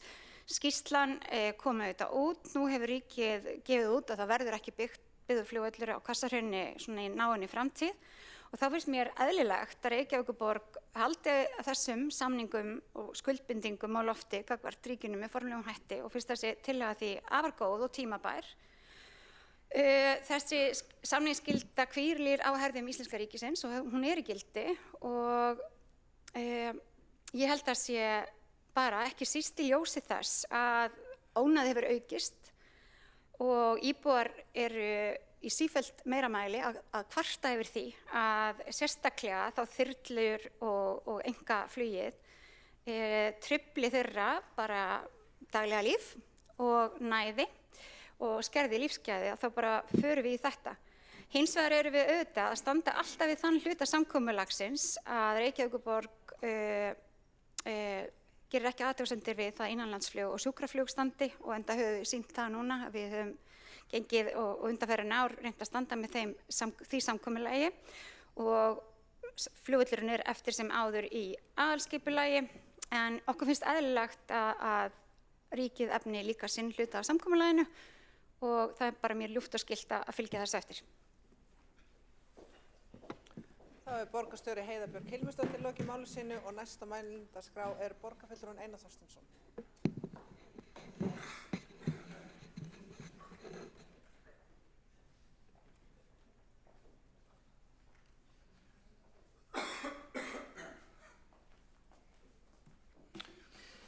Forseti, ágæta borgarstjórn, það margt í þessari tillögu sem alveg prýðilegt. Við hér á vettvangi borgarstjórnar höfum hitt íbúa sem að settu saman samtökin Hljóðmörk og við höfum alveg fundið fyrir óánægju íbúa varðandi þetta mikla þyrluflug sem að kannski skýrist aðalega af þessum eldgosum sem eru núna síendurtekin og þannig að staðan hefur gerbreyst bara á örfáum árum og ónæðið í kringum flugvöllin sannarlega aukist mjög mikið. Þyrluflugið, þetta listflug eða útsýnisflug sem þau kalla óþarfaflug, það á að mínu mati heima einhvers staðar annar staðar en hér alveg ofan í byggðinni og það hefur einhverju hluta vegna ekki tekist að beina þessum þyrlum í einhvers konar flugferil sem ekki jafn íþyngjandi fyrir íbúa og að þær lendi einhvern veginn bara eins og flugvellarnar inn á flugvöllin. Það virðast fljúga bara rétt yfir húsin og þetta algjörlega óþolandi og við verðum að lýsa yfir okkar afstöðu gagnvart þessu. Við höfum gert það hingað til en það ágætt að gera það hér í borgarstjórn með þessari tillögu. Einkaþoturnar, ég sömuleiðis fylgjandi því að það fari til á Keflavíkurflugvöll en það sem að hins vegar alveg klárt og kannski dagurinn í dag rammar nú dálítið inn stöðuna. Það eldgos og maður les það hérna á vefmiðlunum að vísindamenn hafa aldrei séð kvikuinnskotið svo langt til norðurs. Þetta stendur hérna á Morgunblaðinu. Við vitum náttúrulega ekkert hvernig þessar jarðhræringar þróast. Sumir segja að þetta sé á svona seinni metrunum þessi eldgosarhrina en við sjálfur sér vitum ekkert það. Þannig að Hvassahraun eins og okkur þótti sá kostur nú spennandi fyrir nýjan Reykjavíkurflugvöll, hann virðist ekkert í sjónmáli. Ég sama hvað við myndum vilja að ríki færi í það að byggja upp flugvöll þar, þá alveg klárt að það verður ekkert á næstu árum. Og þannig að ég og þá komum við kannski að því sem að snýra að kennslu og einkaflugi. Það svona hluti af þessu samfélagi sem að hér og mikilvægur partur af því að vera þjóð sem býr á eyju, að vera með öflugt flugsamfélag. Kennsluflugið með ákveðna aðstöðu á Reykjavíkurflugvelli og einkaflugið líka og alveg óháð flugvallapólitík, þá þetta bara hluti af okkar samfélagi. Og við þurfum að sýna því skilning að það ekki hægt að flytja það bara hvert sem Ég styð það samkomulag sem gert var 2013 og það rétt að ríkið efni það. En maður sér það ekki alveg í fljótu bragði hvernig, að því að það hangir saman við staðarvalsgreiningu fyrir nýja Reykjavíkurflugvöll. Það þarf að byggja upp nýja fluggarða. Þessir aðilar þurfa að hafa einhvern veginn burði til þess að vera með aðstöðu. Og maður sér það ekki í fljótu bragði hvert kennslu og æfingaflugið ætti að fara. Þannig að samtala það við ráðherra núna þegar við erum með Hvassahraun einhvern veginn í biðstöðu næstu kannski 5, 10, 15 ára hver veit, að þá það svona kannski dálítil erindisleisa að fara í það samtal. Þannig að ég og við þurfum bara að vera með svona eðlilega væntingar til þess sem við erum að samþykja í borgarstjórn. Og maður heyri það alveg á þeim sem að sinna og halda utan kennslu, æfinga og einkaflugið að sjá ekkert fyrir sér að það sé önnur staðsetning í nágrenninu. Þannig að tillagan að ákveðnu leyti mjög góð og við styðjum hana, en að öðru leyti hún óraunhæf og kannski ekki alveg í takt við raunveruleikann. Þannig að það mikilvægt að við lýsum því samt yfir hér að við styðjum íbúa þegar kemur að þyrlufluginu og einkaþoturnar mega svo sannarlega vera annar staðar. En þetta nú það sem við í Framsókn vildum leggja til hér og gerum ráð fyrir því að sitja hjá við afgreiðslu málsins. Það borgarfulltrúinn Einar Þorsteinsson lokið máli sínu og einnig óskað eftir að veita andsvar. Það borgarfulltrúinn Hjálmar Sveinsson. Já, forseti, ágæta borgarstjórn, þakka fyrir ágæta ræðu. Ég verð þó að nefna það að mér finnst það nákvæmlega ekkert eðlilegt að vera hérna með æfingu og kennsluflug yfir miðri miðborg og ég þekki það sjálfur íbúi í sunnanverðu Skólavörðuhortinu þar sem að þegar að sólin skín þá stanslaust áreiti, flugvélar að fara kannski 6-7 hringi og þetta mjög umrætt á þessu svæði.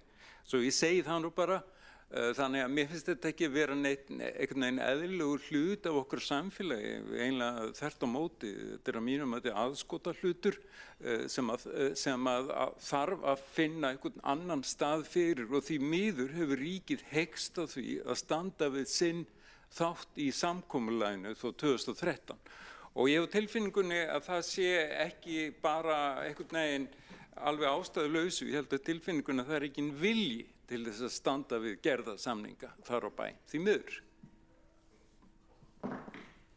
Það borgarfulltrúinn Hjálmar Sveinsson lokið við að veita andsvar og svara þá andsvari borgarfulltrúinn Einar Þorsteinsson. Forseti, það eiginlega alveg ótrúlegt hvað hægt að berja höfðinu við steininn hér í borgarstjórn. Í umræðinu hérna flugvöllin. Þetta bara raunveruleikinn, hann svona. Borgarfulltrúunum má alveg finnast þetta vera aðskotahlutur, en þetta fólk þarna og þessi starfsemi þarna.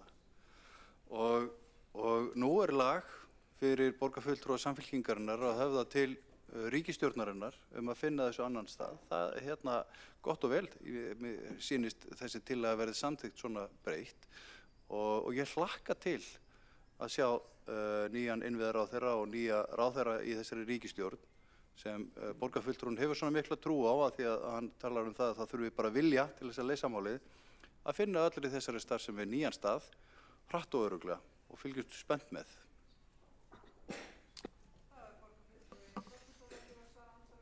andsvara öðru sinni borgarfulltrúinn Hjálmar Sveinsson. Já, ég ætla ekki að orðlengja þetta nema bara benda á það að með nákvæmlega sömu rökum mætti segja það að þyrluflugið sé hluti af okkar samfélagi, að einkaþotuflugið sé hluti af okkur samfélagi, búið að vera það í marga áratugi. Þannig að mér finnst þetta ekki alveg standast þessi athugasemd og læt það nægja. Þá borgarfulltrúinn Hjálmar Sveinsson lokið að veita andsvara öðru sinni og svara það andsvara öðru sinni borgarfulltrúinn Einar Þorsteinsson. Forseti, þetta lýsir ótrúlegri vanþekkingu á málinu. Þyrluflugið hefur margfaldast á undanförnum árum og þess vegna eru íbúar að kvarta. Kvartanir vegna æfinga og kennsluflugs hafa ekkert aukist. Það er ekki það sem að hljóðmörk þegar þau komu okkar fund og voru að ræða þetta, þau nefndu bara þyrluflugið og einkaþoturnar. Æfinga og kennsluflugið hefur ekki verið neitt sérstakt vandamál og hefur ekki margfaldast eins og þyrluflugið. Og þyrluflug þarf miklu minni aðstöðu, það þarf jú líklega flugturn en það þarf þyrlupall og einhverja byggingar utan þessar þyrlur. En þetta bara tvennt ólíkt sem borgarfulltrúinn að tala og það ótrúlegt að skilningurinn á þessari starfsemi sé ekki dýpri eftir allan þennan tíma hér í borgarstjórn. Þá borgarfulltrúinn Einar Þorsteinsson lokið við að svara andsvara öðru sinni og næst á mælendaskrá borgarfulltrúinn Ragnhildur Alda María Vilhjálmsdóttir.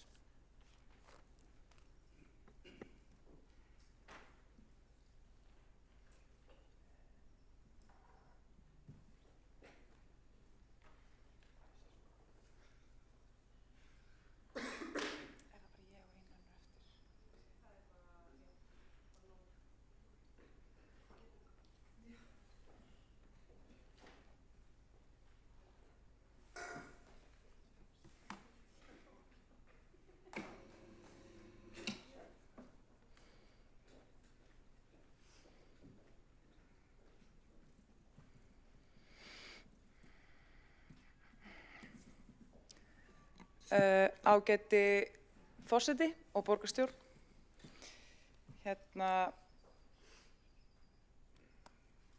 Hvað þessa tillögu varðar, þá höfum við verið svona aðeins hugsi yfir ákveðnum atriðum sem hafa komið hérna fram í umræðum hérna núna áðan. Það er þá helst kannski það að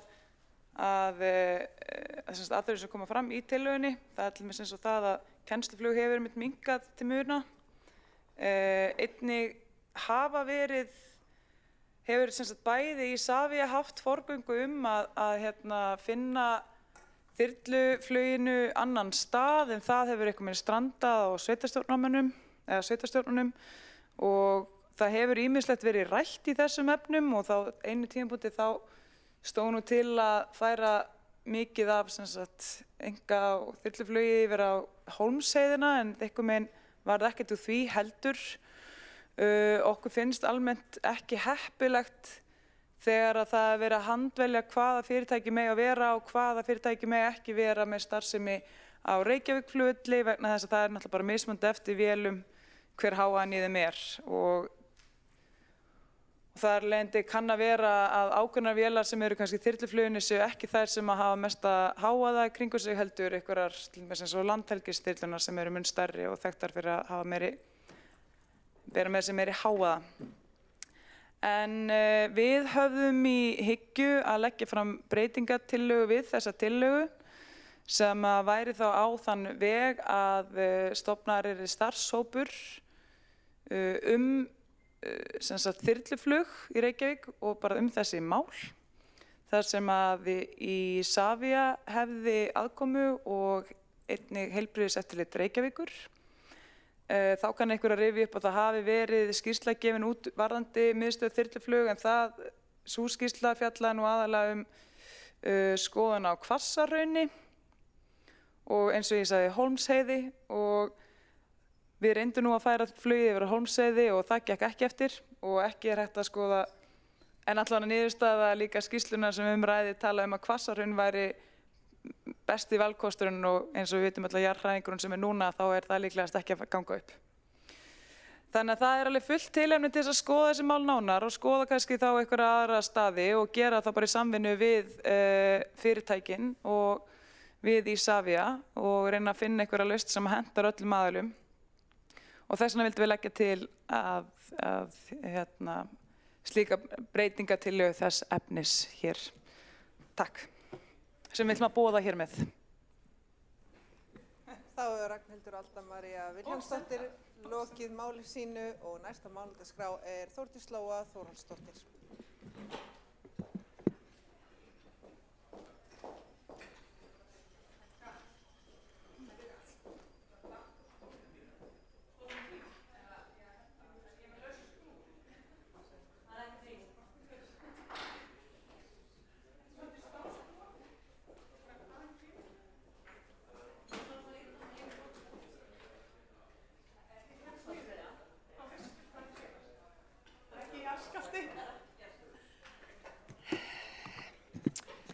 Forseti, já, nú, með leyfi forseta og í tilefni að því að hér er bráðum 60 poppari, fyrrverandi poppari, þá er þetta svona. Hlustaðu nú, reyndu að hafa bæði augun opin, heimurinn er aðeins meir en það sem flestir sjá. Gefðu þau helst allt sem þú getur til að njóta lífsins. Gleymdu í bráð það sem erfitt er að komast hjá. Já, ég veit það. Ástæðan fyrir því að ég er að syngja þetta lag, þetta er búið, ég kann þetta ekki alveg, en þetta er einhvern veginn svona. Það er að því að þetta var aðalsmellurinn árið 1991. Og borgarstjóri kom inn á það hérna áðan að skýrslan góða er síðan þá. En svo langaði mig fyrirfram að óska borgarfulltrúa Skúla Helgasyni til hamingju með afmælið bráðum. En það verða nú alvöru tónleikar. En ég vildi bara þakka fyrir þessa umræðu. Ég kom inn á það í minni ræðu hér áðan að það auðvitað hefur verið unnin vinna varðandi þyrlu. Við vitum það alveg. Ég ákvað að það væri engin leið að fara yfir alla sögu flugvallarins. Ég reyndi með veikum mætti hérna að raula eitthvað lag síðan 1991, en ég hefði alls getað sungið eitthvað síðan 1945. Þessi saga er gríðarlega löng. Ótrúlega mörg hafa komið að henni, hagsmunasamtök verið stofnuð í kringum flugvöllin, íbúakosningar átt sér stað.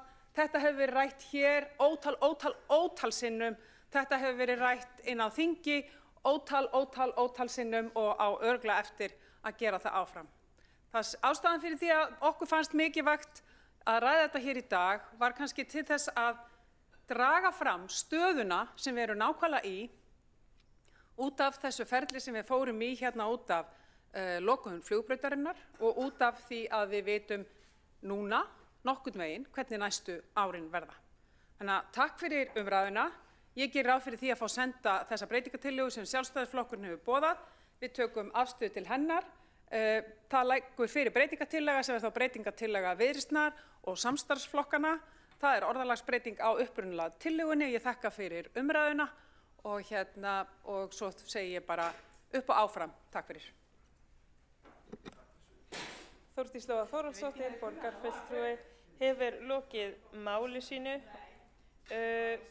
Forseti tekur stutt fundarhlé til þess að fara yfir þær breytingartillögur sem hafa borist við þetta mál.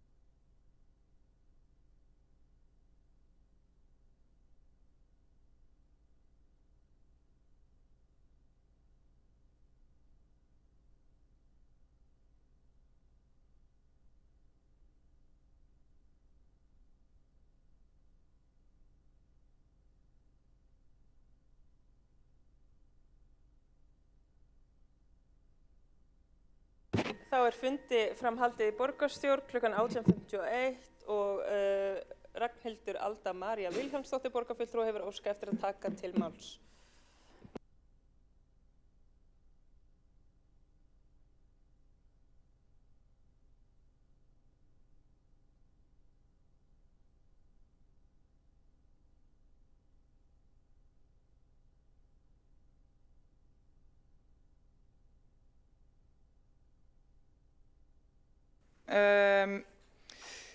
Já, við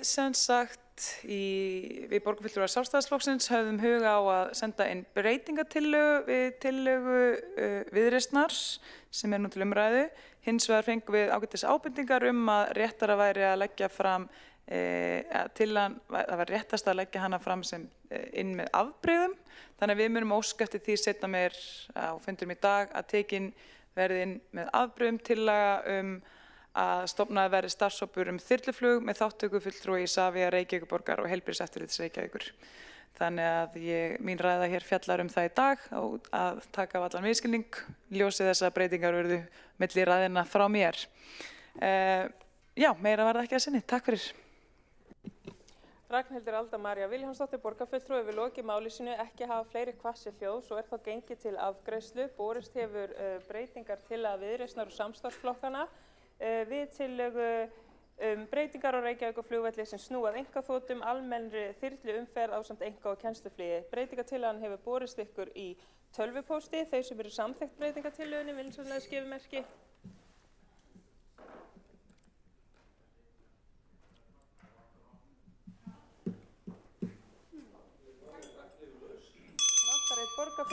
Vantar eitt borgarfulltrúa í salinn.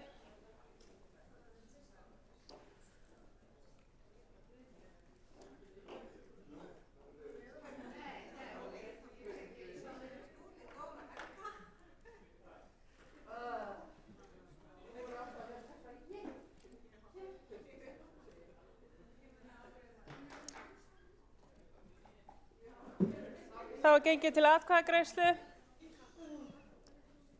Þau sem eru sammála breytingartillögu Viðreisnar og samstarfsflokkana við lið nr. 4 vinsamlega skefið þess merki. Þau sem að móti kunna vera. Já, að þá er gengið til atkvæða tillöguna svo breytta.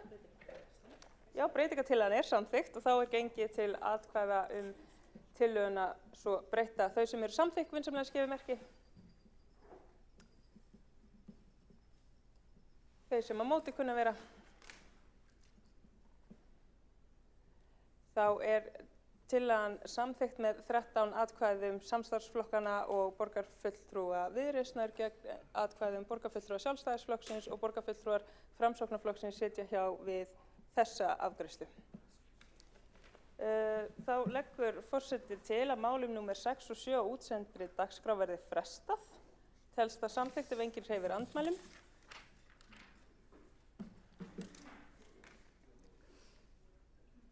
Já. Eru einhver andmæli? Já, þá legg ég til að tillaga nr. 6 á útsendri dagskrá, umræðan þéttingu byggðar í Breiðholti að beiðni borgarfulltrúa Sjálfstæðisflokksins verði frestað. Þau sem eru samþykkt því vinsamlega skefið þess merki. Þau sem að móti kunna vera.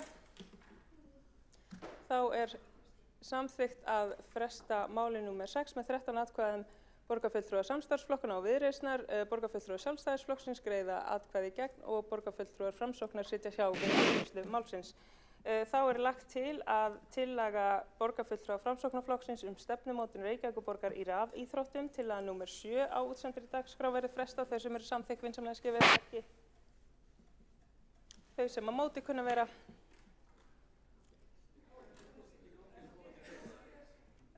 Já.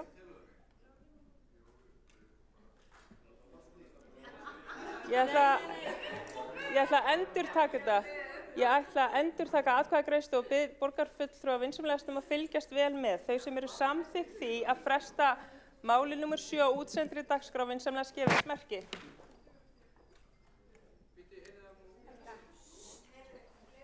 Þau sem eru samþykkt því að fresta gefi skýrt merki. Þau sem á móti kunna vera. Þá er samþykkt að fresta máli nr. 7 með 13 atkvæðum borgarfulltrúa samstarfsflokka auk Viðreisnar, borgarfulltrúar Sjálfstæðisflokksins og borgarfulltrúar Framsóknarflokksins greiða atkvæði gegn. Telst málið er þá frestað og göngum við til næsta liðar á dagskrá sem er liður nr. 8, kosning í mannréttindaráð. Skúli Þór Helgason, borgarfulltrúi, tekur til máls.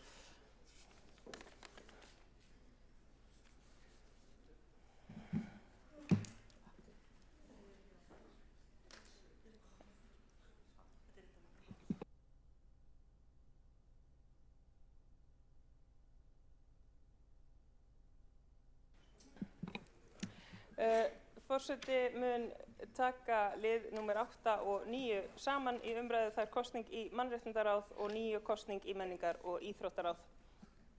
Óska hefur eftir því að taka til máls borgarfulltrúinn Skúli Þór Helgason.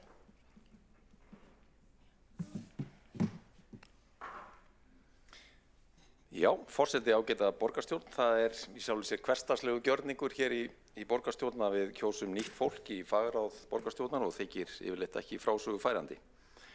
En á þessum fundi liggur fyrir tillaga frá Sjálfstæðisflokknum að skipt verði fulltrúa í menningar- og íþróttaráði og Björn Gíslason borgarfulltrúi taki þar sæti í ráðinu. Það er ekki í fyrsta sinn sem slík tillaga kemur fram.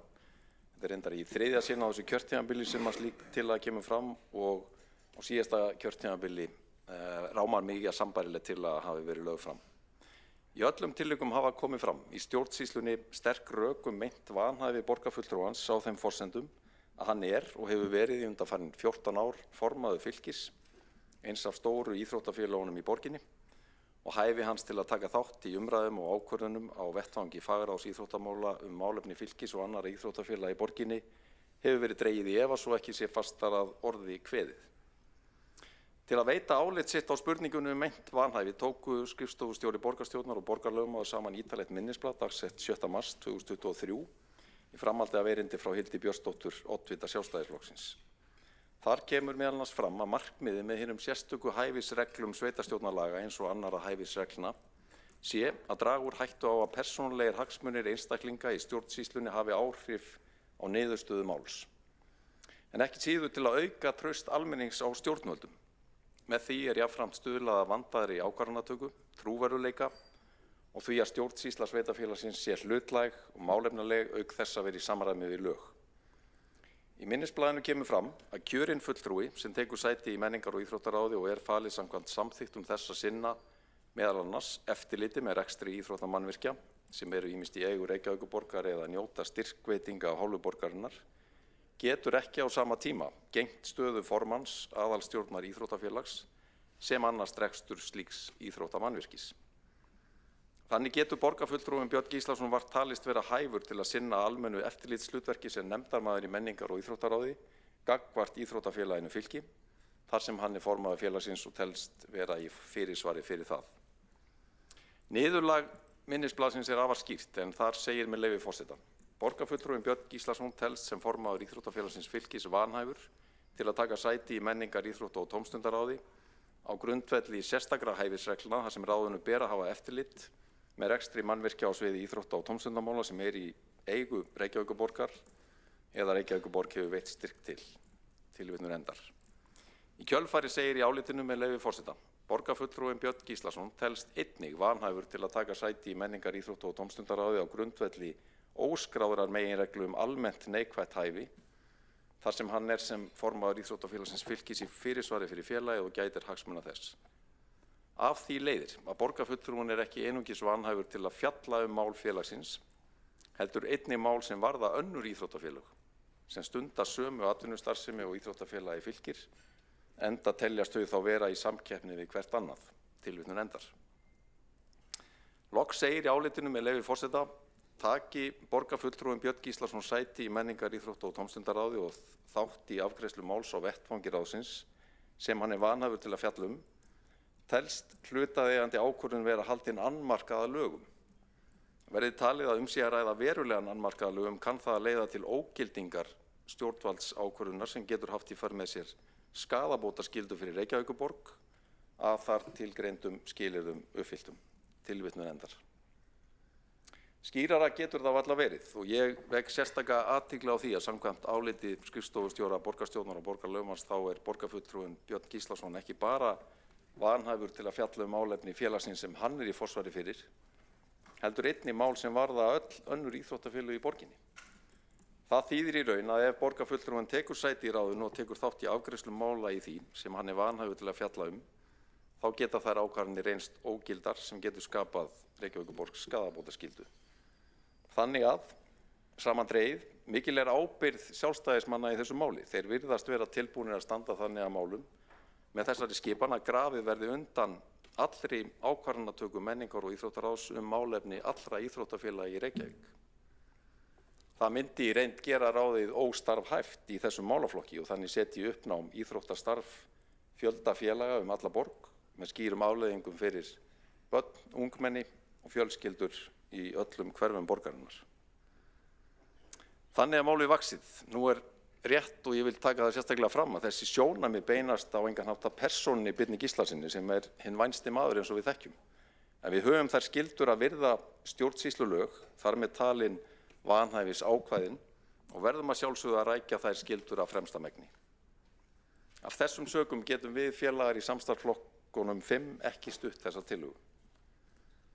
Við heyrum hins vegar af umræðu undanfarinna daga að það samhljómur með okkur og félögum í Sjálfstæðisflokknum að einu leyti varðandi þetta mál sem að vilja leita til ráðuneyti sveitarstjórnarmála með að kveða upp úr hæfi borgarfulltrúans og sveitarstjórnarmanna almennt í sambærilegum aðstæðum.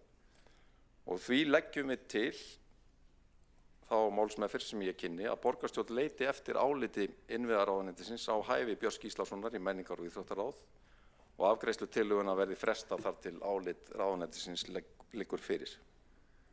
Ég vil kynna málsmeðferðartillögunni í heild sinni, en þar segir með leyfi forseta, í ljósi þess að mikill vafi leikur á því hvort borgarfulltrúinn Björn Gíslason sé hæfur til að taka sæti og taka þátt í afgreiðslu mála á vettvangi menningar- og íþróttaráðs, lagt til að borgarstjórn samþykki að fresta afgreiðslu málsins og fela forsætisnefnd fyrir hönd borgarstjórnar að senda fyrirspurn til innviðaráðuneytisins álit þess á hæfi borgarfulltrúans til að taka sæti í umræddu ráði. Óska verði eftir flýtimeðferð á erindi borgarstjórnar hjá ráðuneytinu. Forseti, svo mörg voru þau orð, ég þakka áheyrn. Skúli Helgason, borgarfulltrúi, hefur lokið máli sínu. Næstur á mælendaskrá Helgi Ás Grétarsson, borgarfulltrúi.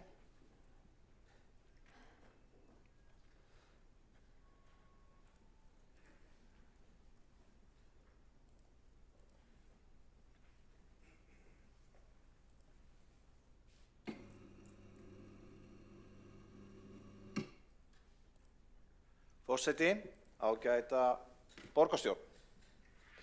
Hér verið að ræða að sumu leyti viðkvæmt mál. En frá sjónarhóli laga prinsippið frekar einfalt. Getur lýðræðislega kjörinn fulltrúi í sveitarstjórn verið í þannig stöðu að hann sé útilokaður frá því að taka þátt í starfi fagráðs sem að hann hefur reynslu og sérþekkingu í, meðal annars vegna stöðu sinnar í samfélaginu. Sá sem var hér á undan mér að flytja ræðu sagði að svarið var já og vísaði til álits sem að hefur legið fyrir í 2 ár. Mér finnst ekki beinlínis við hæfi að vera að fara hér að fjalla málefni sem að varðar vanhæfi og vera með fræðilegar útlistanir í þeim efnum. Það liggur hins vegar fyrir að árið 2005 skrifaði Páll Hreinsson doktorsritgerð þetta málefni og það meðal annars var verið að vísa í atvik sem að gerðust í Danmörku, þar sem að reglur eru sambærilegar og þar sem að nánast var sambærilega aðstaða og hér að ræða. Það sem að tali var að formaður íþróttafélags eða hvað svo sem það var ekki vanhæfur að taka þátt í störfum viðkomandi fagráðs. Þannig að það fullt tilefni til þess að ætla að sé málefnalegur ágreiningur þessa stöðu. margir sérfræðingar sem að minn góði vinur Björn Gíslason borgarfulltrúi hefur leitað til, hafa hvatt hann til þess að halda málinu til streitu, en þar sem að hann er þolgóður og þolinmóður maður hefur hann kosið að gera það ekki fyrir en núna á þessu ári. Og þá verðum við að hafa í huga að reglur sveitarstjórnarlaga eru ansi sérstakar. Hvað varðar mat á því hver sé hið æðra setta stjórnvald. Og það leiðir að sumu leyti að því að í stjórnarskránni er mælt fyrir það að sveitarfélög skulu vera sjálfstæð. Þess vegna þarf að uppfylla viss formskilyrði til þess að aðili sem er óánægður með sína réttarstöðu geti borið málið undir ráðuneytið. Þetta er það sem var í raun og veru uppleggið að láta á það reyna hvert sé gildið þess álits sem að liggur fyrir.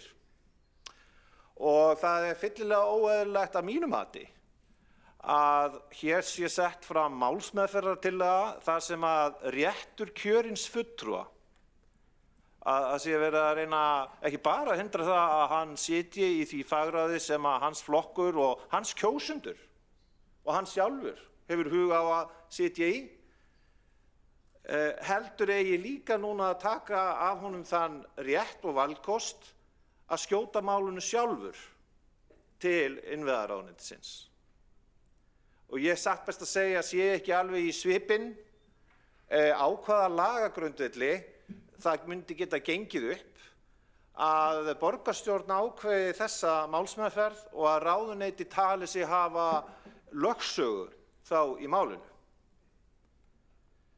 Vegna þess að það hefur reynst okkur vinum Björns Gíslasonar erfitt að hans áhugi og hugur til þess að gera vel fyrir alla sem að hafa áhuga á íþróttum og eftir atvikum menningu, þau álitamálum sem að hann brennur fyrir, hefur mikla reynslu af og sérþekkingu, að hann hafi ekki getað sinnt þeim hugðarefnum. Þess vegna er nauðsynlegt að formið á þessu er með þessum hætti að borgarstjórn taki efnislega afstöðu til þessarar tillögu og með því er á engan hátt verið að varpa rýrð á þau rök eða það starf sem að býr að baki því lögfræðiáliti sem hér er verið að leggja fram. Aðalatriði er í raun og veru að kjörinn fulltrúi í sveitarfélagi eigi rétt á málsmeðferð sem er sanngjörn og eðlileg og hann geti látið á það reyna að gildandi reglur málefnið séu orðnar þess eðlis að hann sé bara fyrirfram útilokaður vegna stöðu sinna sem formanns í áhugamannafélagi í raun og veru, íþróttafélagi, þar sem að hann fær ekkert greitt fyrir sitt starf, að hann sé fyrirfram útilokaður að taka þátt í almennum störfum viðkomandi fagráðs. Að sjálfsögðu er það svo, og það hefur líka legið fyrir í þessu máli alla tíð, að leið og mál varða sérstaklega það íþróttafélag sem að borgarfulltrúinn er í forsvari fyrir, þá víkur hann af fundi. Það er engin ágreiningur. Þess vegna er mikilvægt að það sé í höndum borgarfulltrúans sjálfs eftir öll þessi ár, kjósi hann það að loknum þessum borgarstjórnarfundi að leita til æðra sett stjórnvalds sem í þessu tilviki er innviðaráðuneytið sem að hefur þá að mínum mati skýrlega lögsögu í málinu til þess að taka afstöðu til þeirra lagalegu álitamála sem að uppi eru. Vegna þess að í raun og veru hefur ekki málin verið þannig búin að það hafi verið ráðnir hér dýrir sérfræðingar til þess að andmæla því sem að kemur fram í því áliti sem að vísað hefur hér verið til. Þess vegna verð ég að segja að mín fyrstu viðbrögð við þessari málsmeðferðartillögu séu þau að það eigi að hafna henni og leyfa sveitarstjórnarmanninum, kjósi hann það, að bera sjálfur upp málið fyrir innviðaráðuneytið, koma sínum málsástæðum og lagarökum á framfæri, svo í framhaldinu getur sveitarfélagið komið með sínar málsástæður og lagarök. Og það hinn eðlilegi gangur málsins, eins og var í því tilviki þegar borgarfulltrúinn Marta Guðjónsdóttir bar það undir innviðaráðuneytið að málefni sem varðaði ljósleiðarann, að hún fékk það málefni ekki á dagskrá borgarstjórnarfundar. Það eðlilegasti framgangsmátinn að mínu mati. Helgi Ás Grétarsson, borgarfulltrúi, hefur lokið máli sínu. 2 borgarfulltrúar hafa óskað eftir að veita andsvar. Borgarfulltrúin Dóra Björk Guðjónsdóttir. Forseti, að sjálfsögðu geta lýðræðislega kjörnir fulltrúar verið vanhæfir í málum og til setu í ráði í málefnum sem hann sérfróður um. Það ábyrgðarhluti að kjósa fulltrúa í ráð sem vanhæfur til þeirra setu eftir bestu upplýsingum, og mér finnst vera óskiljanlegt að Sjálfstæðisflokkurinn sé viljugur til að taka þessa áhættu með lögmæti ákvarðana ráðsins bara til þess að fá úr því skorið hvort þetta sé í lagi endingu í gegnum ráðuneytið. Þessi tillaga sem við leggjum fram gengur einmitt út af það að fá úr þessu skorið áður en við tökum áhættu með lögmæti ákvarðana ráðsins. Það ábyrgðarhluti að leggja annað til að ætla bara að taka þessa áhættu. Við verðum að tryggja að hlutirnir séu í lagi, og fulltrúin ekki bara vanhæfur þegar kemur að málefnum sem að snerta þetta íþróttafélag, heldur almennt vanhæfur til að sitja í ráðinu og gegna því eftirlitshlutverki sem á ráðinu hvílir. Þannig að þetta ekki þannig að fulltrúin geti bara vikið í sumu málum og það dugi til samkvæmt þessu áliti og bestu upplýsingum. Það verður að botna þetta mál fyrst. Takk. Dóra Björk Guðjónsdóttir, borgarfulltrúi, hefur lokið við að veita andsvar. Svara þá ansvari borgarfulltrúin Helgi Ás Grétarsson. Forseti, ágæta borgarstjórn. Þetta álitamál, eins og kom fram í máli Skúla Helgasonar borgarfulltrúa, hefur legið fyrir í ansi mörg ár. Björn Gíslason hefur reynst það þolgóður borgarfulltrúi að hann hefur síðan í reynd aldrei vilja láta á þetta almennilega reyna, þó að margir góðir sérfræðingar sem hann hefur leitað til hafi bent honum á að þetta standist ekki í lög. Það þess vegna fyllilega eðlilegt í ljósi allra aðstæðna að það sé hans réttur að láta þetta að það sé að borgarstjórn gefi honum rétt á því að bera þetta mál undir viðkomandi æðra setta yfirvald. Vegna þess að verður að hafa í huga að prinsipið sem hér ræðir lýtur að miklu fleiri sveitarfélögum en Reykjavíkurborg einnig. Vegna þess að það fullt af fólki sem aðsópsmikið í minni sveitarfélögum og í alls konar aðstæðum, og það kjörið einmitt út af því. Og þá vill það geta nota sína sérþekkingu og reynslu í þágu síns samfélags. Borgarfulltrúin Helgi Ás Grétarsson hefur lokið við að svara ansvari. Veiti það ansvar öðru sinni borgarfulltrúin Dóra Björk Guðjónsdóttir.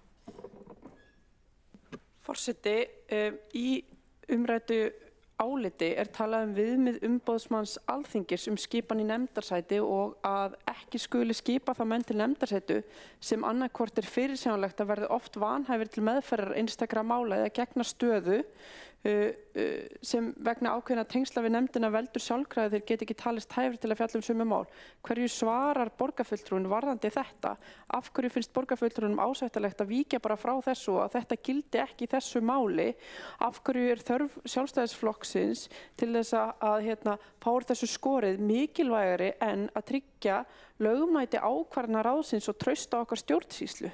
Mér þetta óskiljanlegt og við erum einmitt að leggja til að fá úr þessu skorið og eðlilegt að fá úr þessu skorið fyrir kosningu í ráðið. Ekki eðlilegt, það bara algjörlega nauðsynlegt og ófrávíkjanleg krafa að gera það. Annað bara ekki forsvaranlegt. Dóra Björk Guðjónsdóttir, borgarfulltrúi, við lokið við að veita ansvari öðru sinni. Svara það ansvari öðru sinni borgarfulltrúin Helgi Ás Grétarsson. Forseti, ágæta borgarstjórn. Hér enn og ný fer borgarfulltrúin Dóra Björk Guðjónsdóttir í bólakaf í einhverjar reglur sem hún hefur ekki sérþekkingu á sem varðar vanhæfi. Ég ekki, og að reyna að forðast það, að fjalla þær reglur. Vegna þess að þetta mál snýst mjög einfalt grundvallaratriði. Kjörinn fulltrúi sækist eftir því að sitja í tiltekinni nefnd eða ráði. Ef hann fær ekki þá kosningu vegna þess að það talið að hann sé með neikvætt vanhæfi eða get ekki verið í því ráði en hann telur eftir dúk og disk, eftir mörg ár, að nú sé orðið tímabært að láta á þessa túlkun reyna, að þá ekkert nema sjálfsagt og eðlilegt að hann fái að njóta þess réttar sem kjörinn fulltrúi. Það réttlát málsmeðferð. Borgarfulltrúinn Helgi Ás Grétarsson hefur lokið við að svara ansvari öðru sinni. Veitir það ansvar Skúli Helgason, borgarfulltrúi. Forseti, ágæta borgarstjórn. Ég vildi sérstaklega láta þess getið að það skiptir að mínu mati máli í þessu samhengi þegar við erum að velta fyrir okkur hvort að við leitum álits innviðaráðuneytisins á þessu áður en að við tökum tillöguna kosningu í ráðið til afgreiðslu. Láta þess getið að við eigum reyndar nýlegt dæmi það að hafa sendt einmitt fyrirspurn til ráðuneytis varðandi túlkun lagaákvæða og það tengdi skipan í öldungaráð borgarinnar. Tiltölulega nýlegt dæmi frá síðastliðnu ári hvernig bæri að túlka lög félagsþjónustu sveitarfélaga og lög málefni aldraðra. Fyrirspurn var send til félags- og vinnumarkaðsráðuneytisins 14. mars 2024 og ekki hægt að segja annað en að svarið hafi borist fljótt og vel frá ráðuneytinu því það var sendt 8. apríl 2024 eða einhverjum 3 vikum síðar. Við höfum fulla trú á stjórnarráðinu í þessu máli líka og vonumst eftir sambærilegri snerpu í þessu máli en ég ítreka að við óskum eftir flýtimeðferð ráðuneytisins á svari við þessari fyrirspurn. Skúli Helgason, borgarfulltrúi, hefur lokið við að veita ansvar. Svara það ansvari borgarfulltrúinn Helgi Ás Grétarsson. Forseti, ágæta borgarstjórn. Eins og ég kom inn á í minni ræðu þá eru reglur sveitarstjórnarlaga með hvaða hætti þú berð svona vafamál undir aðra sett stjórnvald sem í þessu tilviki innviðaráðuneytið. Þar eru með nokkur sérstökum hætti. Það verður að vera annars einhver, til dæmis kjörinn fulltrúi, sem að bera eitthvað undir ráðuneytið, eitthvað sem að varða stjórnsýslu sveitarfélagsins. Þannig eru bara reglurnar. Það ekki hægt að biðja ráðuneyti bara svona eitthvað álit. Það hefur ekki sama vægi samkvæmt lögunum eins og ef þetta gert með réttum hætti. Sú atburðarás sem að borgarfulltrúinn Skúli Helgason að vísa til ekki bara rétt að því leyti að viðkomandi fagráðuneyti það hafði enga svo sem sérstaka lögsu, það var bara að koma með einhverja túlkun, einhverja starfsmanna á þeim tímapunkti en það var ekki úrskurðaraðili. Eins og lög sveitarstjórnir eða sveitarstjórnarlög gera ráð fyrir með þeim hætti sem að innviðaráðuneytið getur gert, alveg eins og í máli Mörtu Guðjónsdóttur gegn Reykjavíkurborg og varðaði ákveðin atriði fundarsköp. Helgi Ás Grétarsson, borgarfulltrúi, hefur lokið við að svara. Ansvar veitir það ansvar öðru sinni borgarfulltrúinn Skúli Helgason. Forseti, ágæta borgarstjórn. Mér finnst áhugavert að heyra þann málflutning að þetta mál snúist í raun og veru fyrst og fremst vilja borgarfulltrúans Björns Gíslasonar til þess að sitja í þessu ráði af því að hann hafi svo brennandi áhuga á málefninu. Þau rök sem að ég færi fram í minni ræðu og eru mjög skýr í því minnisblaði sem að kemur frá skrifstofustjóra borgarstjórnar og borgarlögmanni snúast ekki bara sértækt vanhæfi borgarfulltrúans í þessu máli heldur almennt vanhæfi og það sem að kannski alvarlegast í þessu máli, þetta snýst ekki það að það sé nóg fyrir borgarfulltrúan að víkja sæti þegar málefni félagsins sem hann í forystu fyrir eru til umfjöllunar í ráðinu heldur öll málefni íþróttafélagi í borginni, hvorki meira né minna. Og það auðvitað það sem að gríðarlegur ábyrgðarhluti að ef við varum tilbúin til þess að kjósa mann í ráði sem reynd gerir ráðið óstarfhæft í því að fjalla íþróttamál komplett. Skúli Þór Helgason, borgarfulltrúi, við lokið við að veita ansvar öðru sinni. Svara þá ansvar öðru sinni borgarfulltrúin Helgi Ás Grétarsson. Forseti, ágæta borgarstjórn. Það enginn að efast það að færð hafa verið rök fyrir því að það sé rétt að hann sem borgarfulltrúi sé í slíku stöðu að hann ekki að fá að vera í því ráði sem að hann sækist eftir. Það ekki í sjálfu sér deilt. Það ekki heldur deilt það að það líka önnur veigamikil lýðræðisrök og lögfræðileg rök fyrir því að hann geti setið í ráðinu. Á það vill borgarfulltrúinn reyna í samræmi við þær reglur sem gilda störf sveitarstjórna og gert ráð fyrir sem úrræði í sveitarstjórnarlögum. Þá verður einfaldlega að vera þannig að sveitarstjórnin taki afstöðu í skýrum hætti réttindi og skyldur og þegar það búið hægt að bera málið undir ráðuneytið. Sú tillaga sem hér málsmeðferðartillaga sett fram, hún myndi ekki hafa sama vægi. Þess vegna nauðsynlegt að gera þetta svona og þá bara snýst þetta þetta prinsip að þú sem lýðræðislega kjörinn fulltrúi í sveitarstjórn að þú getir gegnt þeim ráðum þar sem að þú hefur mikla reynslu og sérþekkingu til vegna þess að það á við sveitarstjórnin allan hringinn í kringum landið og bara nokkuð algengt. Og þá þarf að fá úr því skori, ef að svona pottin búið, þá bara slíkt fólk útilokað fyrirfram að gegna einhverju stöðu í slíkum ráðum og nefndum. Og það var bara ósköp eðlilegt að fá svar við því vegna þess að fordæmi sem að hér verið að setja, það þarf að íhuga og ígrunda það mjög vel. Og það meðal annars fjallaði Páll Hreinsson í doktorsritgerð sinni frá árinu 2005. Borgarfulltrúinn Helgi Ás Grétarsson hefur lokið við að svara ansvar öðru sinni. Tekur þá næstur til máls borgarfulltrúinn Kjartan Magnússon.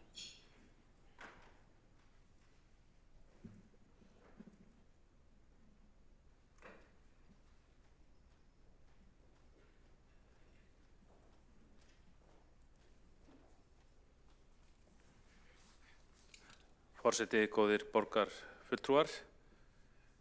Það auðvitað mjög mikilvægt að það sé farið eftir réttum stjórnsýslulögum og reglum varðandi allt okkar starf og það virðist vera uppi vafi í þessu máli og hann virðist vera nýtilkominn og maður fari ekki varist þeirri hugsun að sá vafi hafi komið til af pólitískum ástæðum. Ég sitt núna í menningar og eins og heitir menningar og íþróttaráði og satt áður lengi í íþrótta- og tómstundaráði og ég man eftir nokkrum tilvikum þar sem fulltrúar skipar í ráðið gengdu eða höfðu gengt formlegum trúnaðarskildum fyrir íþróttafélög. Og þau dæmi eru fleiri en eitt, þau eru nokkur, jafnvel mörg. Og ég man til dæmis eftir því að áður en Björn Gíslason settist í það ráð og hann satt þar í alveg nokkur ára skeið og ég man alveg þessi umræða kom upp og þetta var rætt á fundum íþrótta- og tómstundaráðs á þeim tíma, ekki út af Birni, heldur öðrum ágætum fulltrúa sem var formaður íþróttafélags og satt jafnframt í ráðinu. Og það var farið yfir það á þeim tíma og það var talið að það kemi ekki að sök. Það þyrfti meira til en það að menn væru vanhæfir. En hins vegar þegar málefni íþróttafélags viðkomandi fulltrúa, þar sem viðkomandi fulltrúi gegndi trúnaðarstörfum, þá skapaðist þú hefð smá saman að viðkomandi fulltrúi vék af fundi þegar málið var afgreitt. Og þetta kom tiltölulega sjaldan fyrir og það var þá látið túlka þannig að það ætti þá við þegar sérstakt málefni viðkomandi íþróttafélags væri að ræða. Og þetta voru nokkuð tilvik og þetta var rætt og ég nokkuð vissum að þáverandi sviðsstjóri hafi rætt þetta við lögfræðinga borgarinnar og það var ekki talin vera ástæða til þess þá.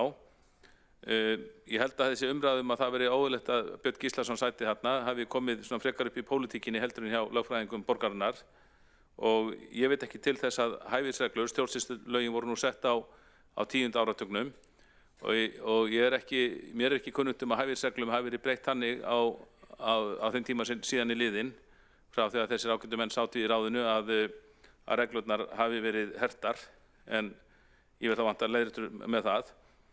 Og ég held að við getum líka fjallað fleiri áhugamannafélög ef við erum að tala um formennsku, þá erum við væntanlega að tala aðalstjórn og væntanlega formennsku í ráðum og nefndum hjá viðkomandi félögum. Það eru mörg áhugamannafélög starfrækt í borginni og landinu og ef við kveðum upp þann dóm að slík stjórnarseta hjá manni sem sinnir jafnframt starfi áhugamannafélagi í stjórnarsetu, þá held ég að við þurfum að líta til fleiri þátta. Hvað til dæmis með foreldrafélög? Yfirleitt hefur það fólk sem situr í skóla- og frístundaráði, yfirleitt hefur það átt miklu barnaláni að fagna og væntanlega setið í hinum af þessum foreldrafélögum. Er slík stjórnarseta óeðlileg? Hvað með fleiri atriði, fleiri áhugamannafélög? Það var nefnt hérna áðan dæmi hringinn í kringum landið, við vitum út á landið, þar er kannski sami maðurinn í stjórn íþróttafélags og í sóknarnefnd og í björgunarsveit og ég veit ekki hvað og hvað. Þannig að það má örugglega tína til mörg dæmi varðandi fulltrúa í sveitarstjórnum sem taka þátt í áhugamannastarfi sem þessu og eru þá væntanlega samkvæmt þessari skilgreiningu bullandi óhæfir og mér er nú nær að álykta að það sé frekar 100 manna að ræða sveitarstjórnarfulltrúa út á landi heldur en 10. En hér er verið Reykjavík og ég tek undir það sem Helgi Ásgeirsson borgarfulltrúi fór yfir hérna á undan. Það er æskilegt að fá úr þessu skorið og sjálfsögðu Björn Gíslason sem á að hafa það rétt að skjóta málinu áfram.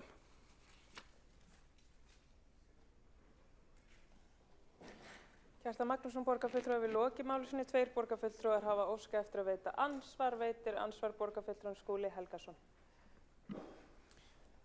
Forseti, ágæta borgarstjórn, ég hlýt að bregðast við þeim orðum borgarfulltrúans Kjartans Magnússonar að þessi málsmeðferðartillaga, hún sé af einhverjum, og þau rök sem ég færði fram í mínu máli áðan, þau sé af einhverjum pólitískum rótum runnin.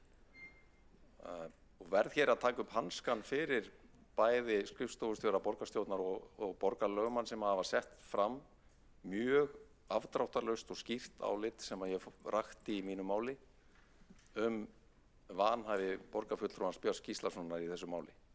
Það tengist sannarlega ekki bara því félagi sem hann er í forsvari fyrir, heldur öllum málafloknum, öllum öðrum íþróttafélögum í borginni þegar þau eru til umfjöllunar í ráðinu og það er þess vegna sem að þetta er risastórt mál og snýst miklu meira heldur Björn Gíslason.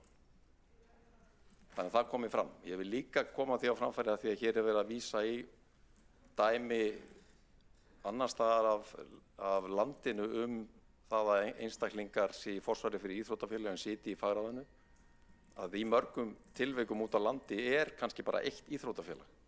En hér í borginni skiptaðu tugum og þar af leiðandi er þungi málsins margfaldur.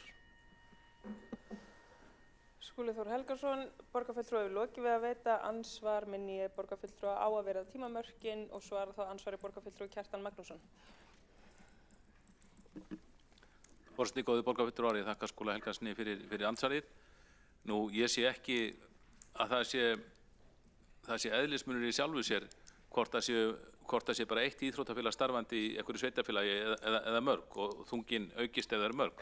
Ég held að sé út frá þessu sjónarmiði þá væntanlega getur komið upp kannski fleiri mál í sveitarstjórn þar sem aðeins eitt íþróttafélag sem sér allt íþróttastarf í viðkomandi sveitarfélagi heldur en þau séu kannski upp undir 100 eins og í Reykjavík.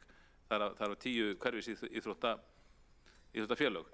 Ég ætla svo sem ekki alhafa þessa málsmeðferðartillögu, slegilegt ef orð mín hafi verið misskilin þannig, ég var ekki að fullyrða að málsmeðferðartillagan sem slík væri af þessum rótum runnin, en ég man að áður en þetta ívitnaða álit lögfræðinganna kom, sem var 7. mars 2023, þá var runni munnlega búið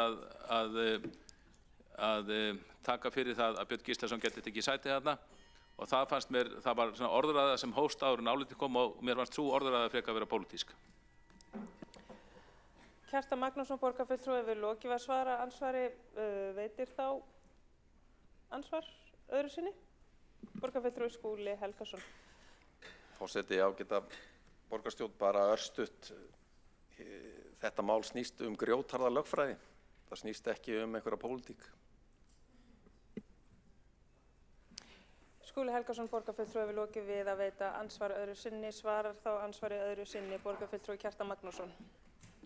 Forseti, góðir borgarfulltrúar, ég vona svo sannarlega að þetta mál snúist bara grjótharða lögfræði en ekki pólitík, en þó get ég ekki annað en bara munað eftir því að löngu áður en það var tekinn lögfræðilegu snúningur á þetta mál, að þá þurfti þessi ágæti borgarfulltrúi að sæta aðfinnslum og jafnvel skeytasendingum í borgarstjórn vegna þátttöku sinnar í þessu sjálfboðalega starfi sem hann hefur gegnt fyrir þetta íþróttafélag.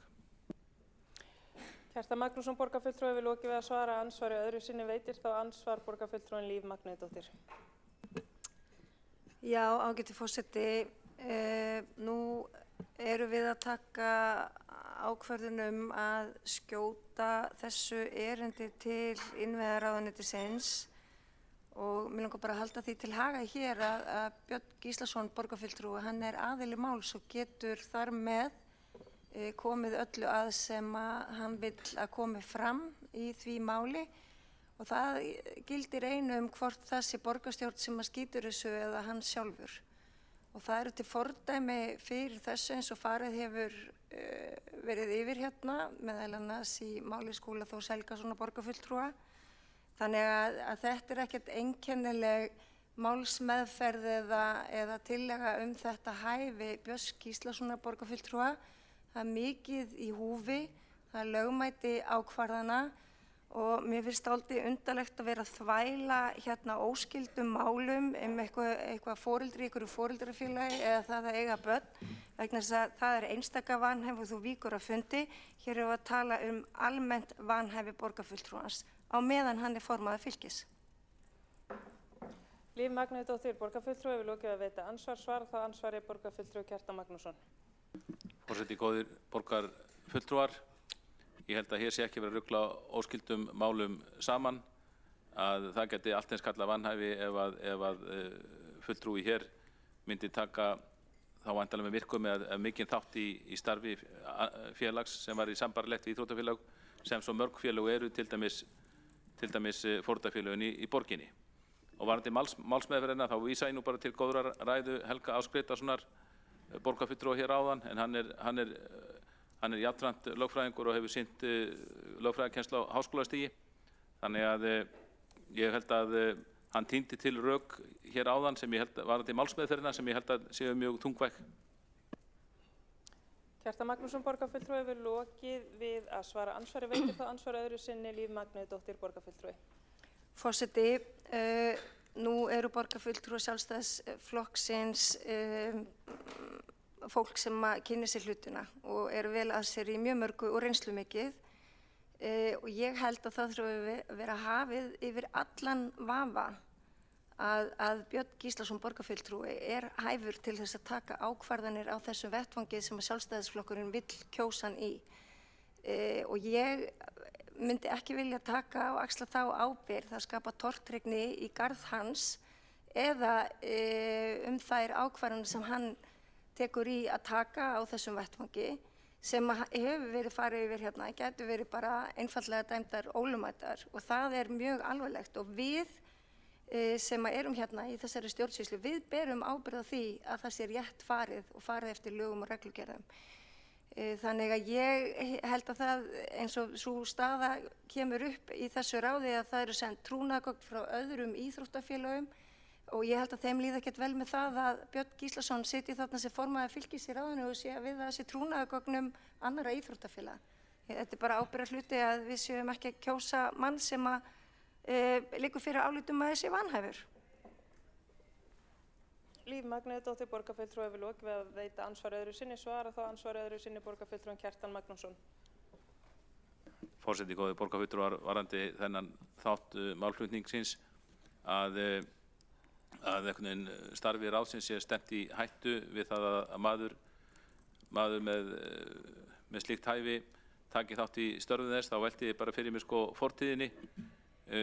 Getur verið, ef þetta er rétt sem borgarfulltrúin heldur fram, að það sé að fara í fortíðina og bera brigður á margar ákvarðanir eða íþrótta- og tómstundaráðs í fortíðinni, vegna þess að það sátu ýmsir menn þar sem tengdust íþróttafélögum, þó þeir þægi ekki laun fyrir það, voru formenn og formenráð og annað slíkt, og það voru svo miklu fleiri en sá borgarfulltrúi sem ég hér til umfjöllunar, þá velti maður, en sátu þarna samt eftir setningu stjórnsýslulagana sem var held ég 95.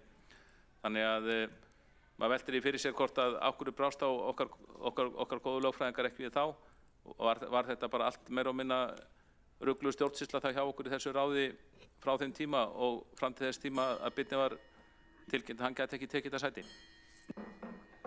Kjartan Magnússon, borgarfulltrúi, hefur lokið við að svara ansvari öðru sinni og telst á ansvörum lokið undir þessari ræðu og tekur þá næst til máls Marta Guðjónsdóttir, borgarfulltrúi.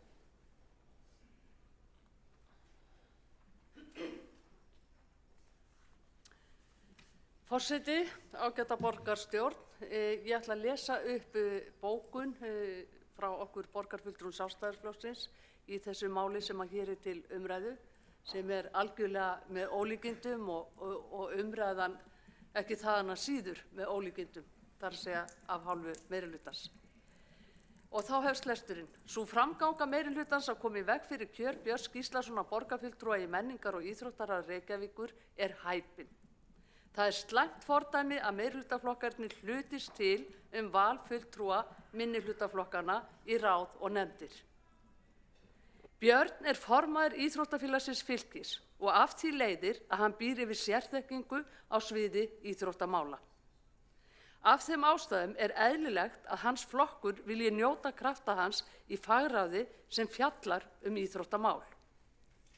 Meirihlutinn í borgarstjórn kemur hins vegar í veg fyrir þá kosningu og ber fyrir sig lögfræði álit vanhæfi Björns til að sitja í ráðinu.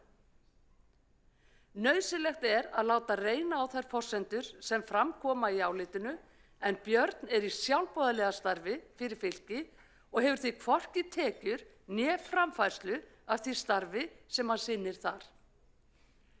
Til að teljast vanhæfur við töku stjórnvaldsákvarðana þarf viðkomandi að hafa sérstakra, persónulegra og verulegra hagsmuna að gæta.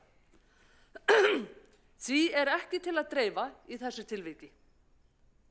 Til þess ber einnig að líta að Björn hefur árabil setið í íþrótta- og tómstundaráði á fyrri kjörtímabilum, án nokkura athugasemda.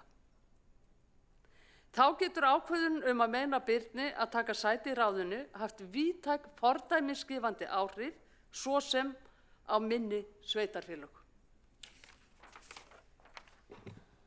Marta Guðjónsdóttir, borgarfulltrúi, hefur lokið máli sínu. Ég minni á að það liggur fyrir tillaga á þessum fundi að fresta málinu og öll hafa fengið að heyra málsmeðferð á tillöguna. Tekur þá næst til máls Alexandra Briem, borgarfulltrúi. Já, afsakið, það er Líf Magnúsdóttir, borgarfulltrúi, veitir ansvar. Forseti, já, mér langaði bara að gera athugasemd við þessa bókun vegna þess að hér er ekki verið að koma í veg fyrir að Björn Gíslason borgarfulltrúi sé kosinn á þessum fundi, hins vegar verið að fresta málinu, þannig að það er kannski fullsnemmt að segja að það sé verið að koma í veg fyrir eitthvað. Við viljum bara hafa vaðið fyrir neðan okkur og viljum ganga úr skugga að Björn Gíslason borgarfulltrúi sé hafinn yfir allan vafa hæfi sitt í þessu ráði. Þannig að mér finnst rétt og nauðsynlegt að því sé haldið til haga hér. Og svo vil ég líka bara halda því til haga að þú getur verið vanhæfur þó þú þiggir ekki laun fyrir eitthvað. Þannig að það sé sagt. Þannig að það að Björn Gíslason borgarfulltrúi þiggi ekki laun fyrir að vera formaður fylkis, það hefur bara ekkert með málið að gera. Líf Magnúsdóttir, borgarfulltrúi, við lokið við að veita ansvar, svara þá ansvari Marta Guðjónsdóttir, borgarfulltrúi. Forseti, ágætu borgarfulltrúar, ég vil benda borgarfulltrúanum Líf Magnúsdóttir á það að það er grundvallarmunur á því hvort að borgarfulltrúi þiggur laun fyrir starf eða hvort hann gerir það ekki, eða hvort hann er í sjálfboðaliða starfi. Vegna þess að ef að borgarfulltrúin hefur framfærslu af starfi sínu og ef að Björn Gíslason hefði framfærslu af starfi sínu sem formaður fylkis, þá myndi málið líta öðruvísi við. Þá getum við kannski frekar fara að tala um það að hann væri vanhæfur, ef hann hefði einhverja verulega persónulegra hagsmuna að gæta, eins og framkemur í lögunum. Jú, það er verið að koma í veg fyrir kjör Björns Gíslasonar hér í dag með því að samþykkja ekki þá tillögu okkar að hann taki sæti í menningar- og íþróttaráði. Marta Guðjónsdóttir, borgarfulltrúi, við lokið við að svara ansvari, veitir þá ansvar. Þá tekur næsti máls borgarfulltrúin Alexandra Briem.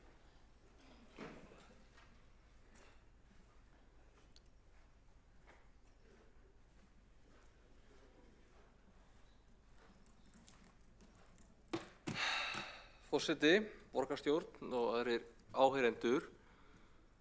Mér finnst í raun leiðilegt að við skulum vera hér að eiga þessa umræðu með þessum hætti af því að mér líkar vel við Björn Gíslason og hefur þótt gott að vinna með honum og ég vil bara að það sé mjög skýrt að þegar við erum að tala hér um vanhæfi hans þá er það bara tæknilegt vanhæfi vegna stöðu hans. Það er ekki verið að ég sé illa við hann eða ég haldi að hann sé einhver hrappur eða óþokki. Það er alls ekki þannig. Og ég verð bara að segja, ég átta mikið á því á hvaða vegferð Sjálfstæðisflokkurinn er hérna. Ég skil ekki hvernig það getur farið fram hjá nokkrum manni að hann sé vanhæfur til að sitja í menningar- og íþróttaráði.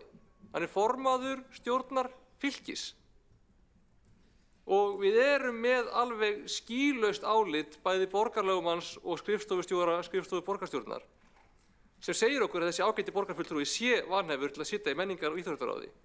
Og athugið það, ekki bara vanhæfur til að fjalla um málefni fylkis eða bara vanhæfur til að fjalla um málefni íþróttafélaga almennt, heldur að hann sé almennt vanhæfur til að taka sæti í ráðinu. Það er, ég hef ekki bara í rauninni séð svo skýrt álit um vanhæfi. Álitið er mjög skýrt og í minnisblaðinu sem við höfum fyrir okkur er farið mjög ítarlega yfir það. Og það skiptir í rauninni ekki máli að hann er ekki á launum hjá félaginu. Hann er í ábyrgð fyrir hagsmuni þess.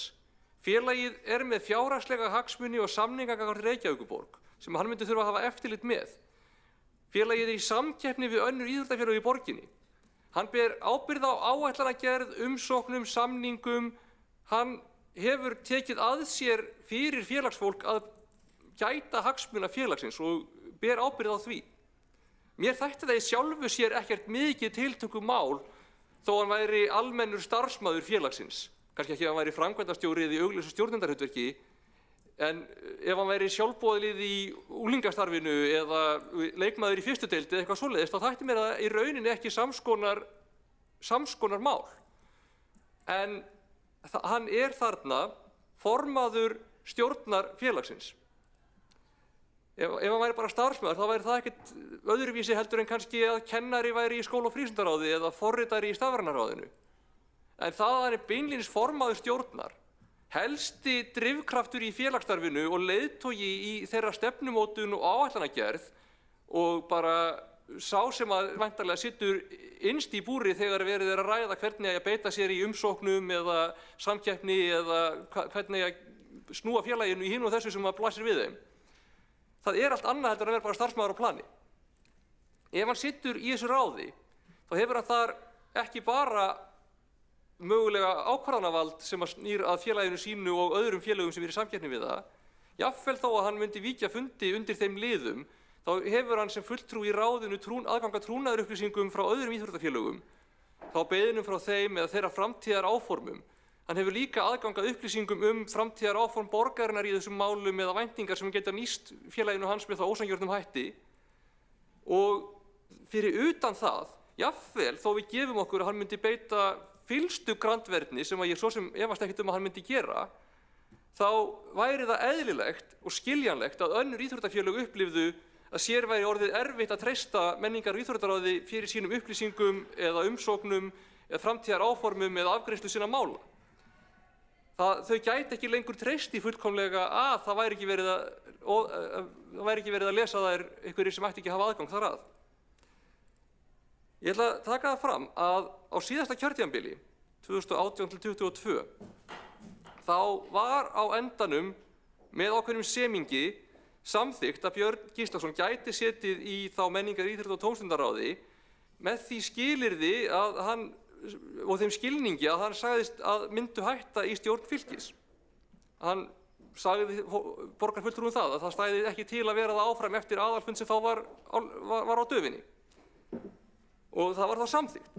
Síðan liðu nokkrir mánuðir og hann endurkjörinn formaður og lítur út fyrir það að hann ætli ekkert að hætta og við svo sem vitum ekki nákvæmlega hvað hann hugsaði innst í sínu hjarta en við upplifðum ekki að hann ætlaði að standa við það sem hann hafði sagt þegar að þetta var samþykkt að hætta í stjórn félagsins og ég ætla að taka það fram að á þessum mánuðum þar sem hann sat í ráðinu gerði minnihlutinn í menningar-, íþrótta- og tómstundaráði að mér telst 3 tilraunir til þess að kjósa hann varaformann ráðsins meðan hann var ennþá starfandi formaður stjórnar Fylkis, bara svo það sé sagt. Þannig að það ekki eins og fólk hafi einhvern veginn tekið það, virst taka það mjög alvarlega að það væri ákveðin hagsmunaárekstur þarna. Og þá var tekið þetta mikil umræða. Ég var reyndar ekkert persónulega mikið inn í henni á þeim tíma, ég var varaborgarfulltrúi á þessum árum, en ég man eftir því að þetta var ekki auðvelt og á endanum varð sátt við þáverandi forystu Sjálfstæðisflokksins í borginni að velja annan fulltrúa í ráðið. Þannig að þolinmæði Björns Gíslasonar fyrir þessu sem hefur verið tíðrætt hér virðist ekki vera meira en svo að hann sækist ítrekað eftir þessu, sækist ítrekað eftir því að verða varaformaður en í dag er hann formaður stjórnar Fylkis. Hann heldur því kókfrest fram í fjölmiðlum að hann sé ekki vanhæfur og Sjálfstæðisflokkurinn kemur hér upp í margar ræður til að halda þessari tilnefningu til streitu og saka okkur ósanngirni og ég veit ekki hvað. Ef Björn Gíslason myndi hætta í stjórn Fylkis þá myndi hann væntanlega vera metinn hæfur.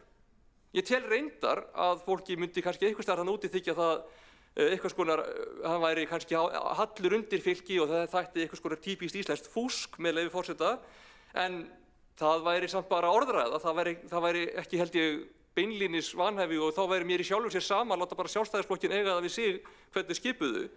En meðan hann situr í stjórn félagsins og meðan við erum með þetta skýra álit, þá finnst mér þetta alveg ófært. Ég tel að það sé eiginlega bara ómögulegt fyrir mig að samþykkja þessa skipun miðað við þetta skýlausa álit sem liggur fyrir borgarstjórn. Ég veit ekki hvernig ég ætti mögulega að verja það seinna að hafa samþykkt þessa skipun ef að ég gerði það og síðar kæmi í ljós að það hefði gert ákvarðanir ráðsins ógildar, jafnvel skaðabótaskyldar. Og það væri að benda á það að ég hefði haft þetta skýra álit fyrir framan mig allan tíman. Það ætti ég enga mögulega afsökun. Ég skil ekki hvað vakir fyrir Sjálfstæðisflokknum að bara láta sér detta þetta í hug. Hins vegar, ef þetta snýst bara það að vilja fá úr þessu skorið, þá get ég skilið það. Ég get ekki mögulega samþykkt þennan ráðahag, en ég get alveg þannig séð mín vegna gert Sjálfstæðisflokknum það til geðs að fella tillöguna formlega ef það er það sem flokkurinn og Björn Gíslason vilja til þess þá að hafa stöðu til að kæra niðurstöðuna og fá þessu úr þessu skorið, þá kannski á hátt sem myndi skýra stöðu annarra fulltrúa víðar á landinu, ef að það er viljið. Ég tel reyndar að vanhæfið sé mjög skýrt hérna og það sé enn alvarlegra vanhæfi fólki í sveitarfélagi þar sem eru mörg íþróttafélag starfandi. Ef við værum í litlu sveitarfélagi með bara einu íþróttafélagi, þá væri kannski að halda því fram að viðkomandi væri í rauninni fulltrúi allra íþróttamanna bæjarins.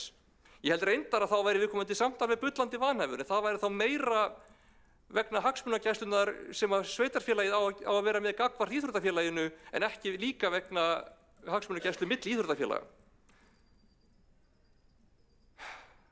Ég ekki sérfræðingur í vanhæfismálum hins vegar. Það alveg sanngjarnt að benda á það. En skrifstofustjóri skrifstofu borgarstjórnar sérfræðingur í vanhæfismálum. Borgarlögmaður það líka og þeirra álit alveg kristaltært. Ég hef aldrei séð grandvara lögfræðinga eins og þær ná svona skýlausri niðurstöðu í vanhæfismáli. Yfirleitt eitthvað svona kannski og ef og eitthvað. Þarna þetta bara alveg kristaltært. Ég get ekki setið hér og varið að skipa mann í nefnd sem okkar helstu sérfræðingar segja mér eins skýrt og ég nokkuð tíma sé spurningunni vanhæfi svarað að ég ætti ekki að gera það. Að þar með væri ég að búa til mögulega skaðabótaskyldu fyrir borgina. Mér finnst það góð tillaga að fresta þessu og biðja álit ráðuneytisins. Það væri ekki þannig að Björn Gíslason væri ekki aðili að þeirri fyrirspurn, það væri fyrirspurn frá borgarstjórn allri þar á meðal honum og sem aðili máls gæti hann auðvitað bætt einhverjum athugasemdum við og fengið að vera þátttakandi í því. En ef þetta snýst það að hann vilji kæra og fá niðurstöðu í þetta, bara formlega, þá það mér sjálfu sér að meinalausu. En þá vil ég líka að það sé skýrt að það sé vegna í raun að beiðni Sjálfstæðisflokksins sem vilji fá úr þessu skorið og þá sé ekki á meðan verið að halda því fram að við séum svo rosalega vond við greiði manni. Ég tel að þetta álit sem við höfum sé það skýrt og afdráttarlaust að ég get alltaf varið að hafa fellt þessa tillögu. Jafnvel þó svo færi að ráðuneytið væri á endanum ósammála. Þá væri það álit ráðuneytisins í raun bara breytt lögskýringu ákveðin nýr veruleiki. Og þá geti ég kannski í kjölfarið allt eins átt von á því að fá forstjóra hugbúnaðarfyrirtækis inn í stafrænaráðið eða eigenda stórs verktakafyrirtækis inn í umhverfis- og skipulagsráð. Mér þetta það fáránlegt. Það gæti alveg gerst, þó mér þykir það fáránlegt. Og þó að gangi gegn skilningi okkar færasta fólks, en það væri þá bara í rauninni ný lögskýring. Og mér þætti það fáránlegt, en ég myndi þá bara sætta mig við þá niðurstöðu og meðan myndi ég bæta mér fyrir því að lögum yrði breytt og þetta yrði gert skýrara. En ég skil bara ekki í alvörunni að Sjálfstæðisflokkurinn allur sé með þennan blinda blett á vanhæfi. Alexandra Briem, borgarfulltrúi, hefur lokið máli sinni. 2 borgarfulltrúar hafa óskað eftir að veita andsvar. Borgarfulltrúi Marta Guðjónsdóttir. Forseti, ágætu borgarfulltrúar, ég velti fyrir mér hvort að borgarfulltrúin Alexandra Briem hafi blindan blett á vanhæfi í öðrum ráðum. Hún virðist hafa sérstakann áhuga á vanhæfi í menningar- og íþróttaráði og ég myndi gjarna vilja fá svör frá borgarfulltrúanum hvort hann hafi áhyggjur af fleiri ráðum og nefndum á vegum borgarinnar, hvort að hugsanlegt vanhæfi sé þar að ræða. Marta Guðjónsdóttir, borgarfulltrúi, hefur lokið við að veita ansvar. Svarar það ansvari Alexandra Briem, borgarfulltrúi. Forseti, nú veit ég ekki hvaða ráð borgarfulltrúin að hugsa Fljótt á litið þá kannast ég ekki við að slíkar spurningar séu uppi. Ég veit til eins máls þar sem að borgarfulltrúar Sjálfstæðisflokksins hafa reynt að halda fram vanhæfi en við erum með þar mjög skýrt álit líka að vanhæfi sé ekki til staðar þannig að kannski borgarfulltrúin vilji skýra það hvað verið að ræða. Alexandra Briem, borgarfulltrúi, hefur lokið við að svara. Ansvari veiti þá ansvar öðru sinni borgarfulltrúi Marta Guðjónsdóttir. Forseti, ágætu borgarfulltrúar, ef að borgarfulltrúin vill vera með það alveg á hreinu að hafið yfir allan vafa hjá Reykjavíkurborg, þá ætti borgarfulltrúin hafa áhyggjur af öllum ráðum og nefndum hjá Reykjavíkurborg og taka það til skoðunar hvort að það væri hugsanlegt vanhæfi einhvers staðar í þessum nefndum og ráðum. Marta Guðjónsdóttir, borgarfulltrúi, hefur lokið við að veita ansvar. Svarar það ansvari borgarfulltrúin Alexandra Briem. Mér finnst bara mjög mikilvægt að allstaðar þar sem við förum með vald gagnvart ytri aðilum þá þurfum við að gæta að vanhæfi okkar og bara hvet borgarfulltrúa sem að telja að einhvers staðar sé upp í vanhæfi til þess að benda þá á það og þá annarkvort benda forseta eða eftir atvikum skrifstofu borgarstjórnar á það. Mér finnst það mjög mikilvægt að við pössum upp á þetta í öllum okkar ráðum og nefndum. Alexandra Briem, borgarfulltrúi, hefur lokið við að svara. Ansvari öðru sinni veitir þá ansvar Sandra Hlíf og Kares, borgarfulltrúi. Forseti, ágæta borgarstjórn, bara vinsamleg ábending til borgarfulltrúans Alexandru Briem með að það sem fram kemur á lokum fundir trúnaðarmál og ekki má vísa í orð annarra sem að koma fram á afturlokuðum fundum og einnig þykir mér bara við hæfi, svo kom fram í ræðu hennar að líta til þess að borgarfulltrúinn Björn Gíslason ekki á svæðinu, þannig að bara vinsamleg ábending. Takk. Sandra Hlíf Kares, borgarfulltrúi, hefur lokið við að veita andsvar. Svara það andsvari borgarfulltrúin Alexandra Briem. Forseti, já, ég myndi glöð hafa samþykkt að fresta þessu máli þangað til að Björn Gíslason væri í herberginu ef að Sjálfstæðisflokkurinn myndi samþykkja það. Við erum einmitt með tillögu að fresta málinu, það virðist ekki vera sátt það. Þannig að, og ég ætla ekki að láta að setja mig í þá stöðu að við verðum að kjósa málið aðeins að útskýra afstöðu okkar ef að það ekki vilji til þess að fresta því.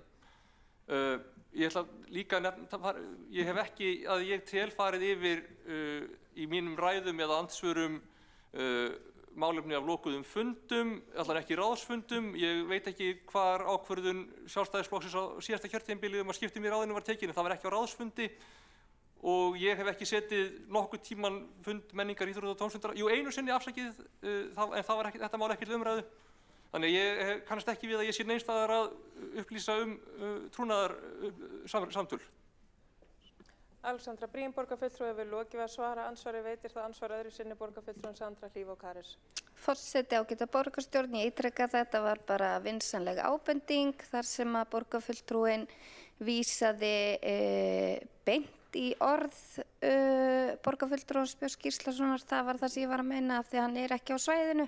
Það var bara svo aftur, þetta bara vinsamleg ábending. Takk. Sandra Hlíf Kares, borgarfulltrúi, hefur lokið við að veita ansvar öðru sinni. Þá telst andsvörum lokið undir þessari ræðu og næstur á mælendaskrá borgarfulltrúinn Helgi Ás Grétarsson.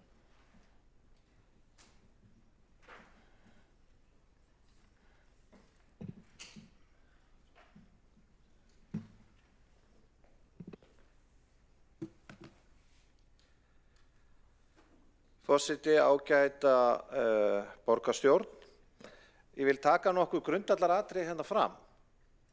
Það hefur ekkert vægi í sjálfu sér að leita álits lögfræðinga út í bæ eða lögfræðinga ráðuneytisins samkvæmt gildandi lögum sem eru sveitarstjórnarlögum númer 138/2011. Tillaga meirihlutans því að mínu mati afar óheppileg. Ég ætla hérna með leyfi forseta að benda á ýmis ákvæði í 11. kafla sveitarstjórnarlaga sem ber yfirskriftina stjórnsýslueftirlit með sveitarfélögum. Í 109. grein, fyrsta málslið segir: Ráðherra hefur eftirlit með því að sveitarfélög gegni skyldu sínum samkvæmt lögum þessum og öðrum löglegum fyrirmælum. Svo vegna sjálfstæði sveitarfélaga svolítið flókið að koma máli til ráðuneytisins. Svo í 111. grein sem ber titilinn stjórnsýslukæra, þar segir í fyrstu málsgrein með leyfi forseta: Aðila máls heimilt að kæra til ráðuneytisins ákvarðanir rétt eða skyldu manna sem lúta eftirliti þess samkvæmt 109. grein. Svo talað kærufrest og svo framvegis. Þetta ákvæðið sem að ef, ég vil taka það fram eins og ég horfi á málið kannski sem lögfræðingur, bara út frá málsmeðferðarreglum og út frá formreglum. Vegna þess að mér finnst ekkert sérstaklega við hæfi að fjalla hérna fram og tilbaka efnislega hlið málsins hér í þessum sal eins og meirihlutinn hefur í raun og veru gert. Það sem aðalatriðið að kjörinn fulltrúi telur sig hafa fullan lagalegan rétt á því að vera í tilteknu ráði. Það liggur fyrir margra ára togstreita þann rétt viðkomandi og það liggur fyrir rökstutt álit að hann get ekki gert það. Hann ósammála því áliti. Hann ósammála því áliti. Til þess að hann hafi að lögum rétt til réttlátra málsmeðferðar, þá verður það að vera þannig að sveitarstjórnin, borgarstjórnin hér í dag, taki efnislega afstöðu til tillögunnar og til dæmis eins og borgarfulltrúi Alexandra Briem reifaði ágætlega undir lok sinnar ræðu, þurfi þá að hafna tillögunni og vísa þá augljóslega í álitið og það engin, að mínu mati engin ástæða, allavega ef ég tala bara út frá því persónulega og líka sem lögfræðingur, það var engin að álása meirihlutanum fyrir að taka þá afstöðu. Að sjálfsögðu ekki. Að sjálfsögðu ekki. Vegna þess að lögin eru þess eðlis að það verður að koma tæmandi ákvörðun héðan til þess að sá sem að telur á sig brotið geti borið málið undir aðra sett stjórnvald sem í þessu tilviki innviðaráðuneytið. Og það gerir að verkum að ef að það verður niðurstaðan, þá lögfræðingur í ráðuneytinu, hann að taka stjórnvaldsákvörðun, hann að gefa út álit, hann að taka afstöðu, hann ber einhverja ábyrgð, hann getur verið gagnrýndur, það álit getur farið til umboðsmanns Alþingis. Ef að málsmeðferðartillaga meirihlutans verður samþykkt, þá hefur það engin réttaráhrif. Engin. Það bara eins og að spyrja Pál skipstjóra eða Möggu þjón álit. Vegna þess að þá niðurstöðu ekkert síðan hægt að skjóta til umboðsmanns Alþingis. Þannig að hinn formlegi farvegur því miður svona. Og með þessu á engan hátt verið að vega að þeirri vinnu sem að liggur hér fyrir með þessu lögfræðiáliti.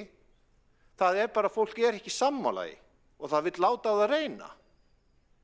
Þess vegna vonast ég til þess að það sé ekki verið að blanda pólitík í máli með þessum hætti, að þæfa málið, fresta og að sé ekki hægt að með eðlilegum og sanngjörnum hætti að bera málið fyrir viðeigandi úrskurðaraðila.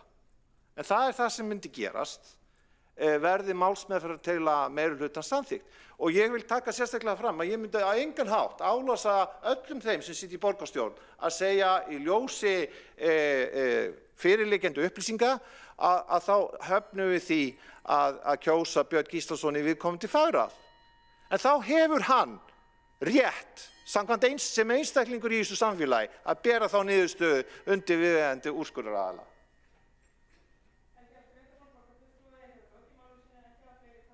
Undir þessum lið og göngum við þá til atkvæðagreiðslu. Borist hefur málsmeðferðartillögu vegna kosningar í menningar- og íþróttaráð og hún svo hljóðandi.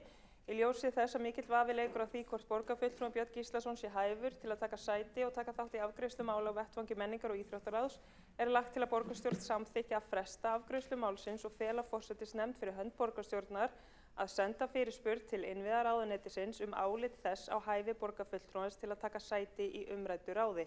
Óskað verði eftir flýtimeðferð á erindi borgarstjórnar hjá ráðuneytinu. Þau sem samþykkt þessari, já, það ekki allir borgarfulltrúar hér í salnum.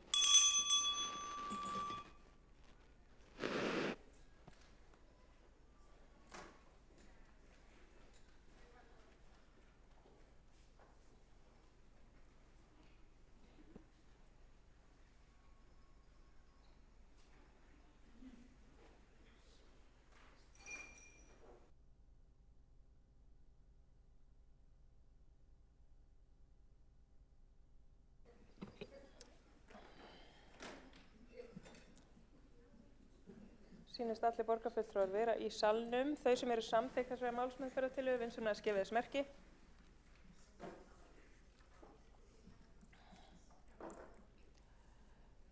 Þau sem á móti kunna vera.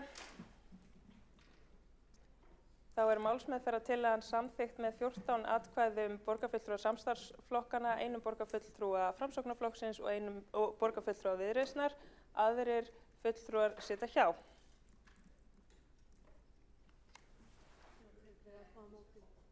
Afsakið. Borgarfulltrúar Sjálfstæðisflokksins greiða allir á móti. Þá telst tillagan samþykkt með 14 greiddum atkvæðum.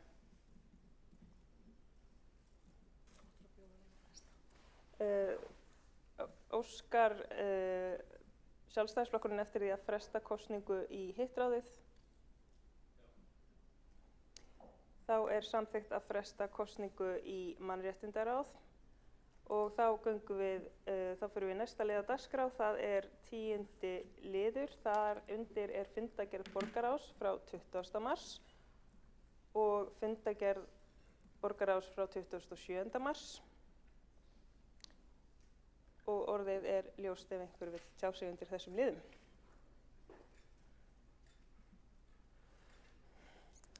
Þá Þá er gengið til 11. liðar, það er fundargerð forsætisnefndar frá 28. mars. Þar undir þarf að samþykkja sérstaklega 3. lið, samþykkt fyrir stafrænt ráð, og þá er einnig fundargerðir annarra ráða lagðar fram. Vinsamlega skipta til kynna undir hvaða lið þið eru að taka til máls. Tekur þá til máls borgarfulltrúinn Sandra Hlíf og Kares.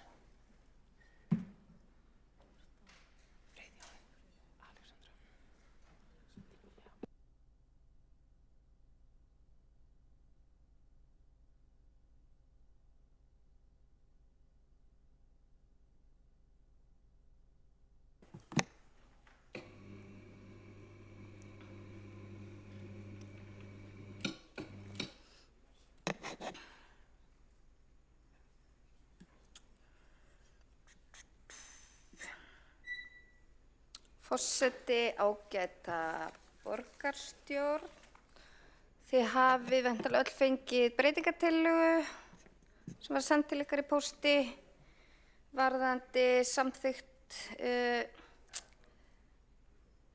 stafræns ráðs. Þetta eru 3 orðalagsbreytingar, eða 2 orðalagsbreytingar og 1 viðbót.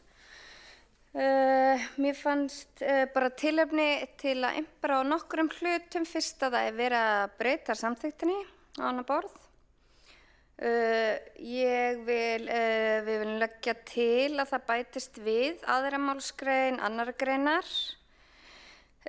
Stafrænt ráð ákvað, greinin hljóðar svo með leyfi forseta: stafrænt ráð ákvarðar að forgangsraða verkefni sem lúta af stafrænni framþróun.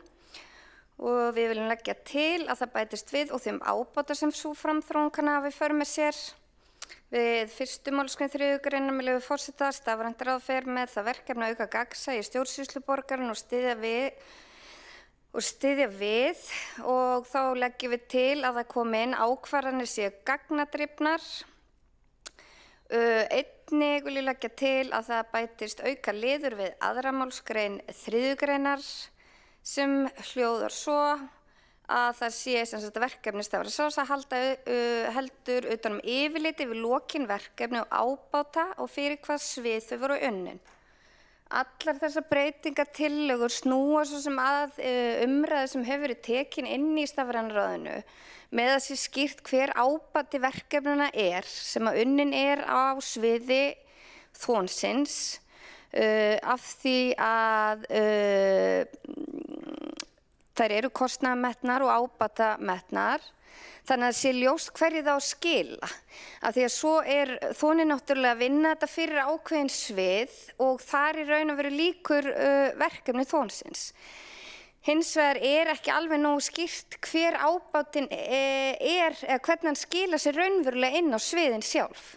Þannig að mér finnst þetta bara svona ýta undir að við höfum skýrara verkefni og skýrara yfirlit yfir það hvað er unnið, og þetta sé, þannig að við fylgjumst með því að ábatinn skili sér raunverulega inn í kerfið.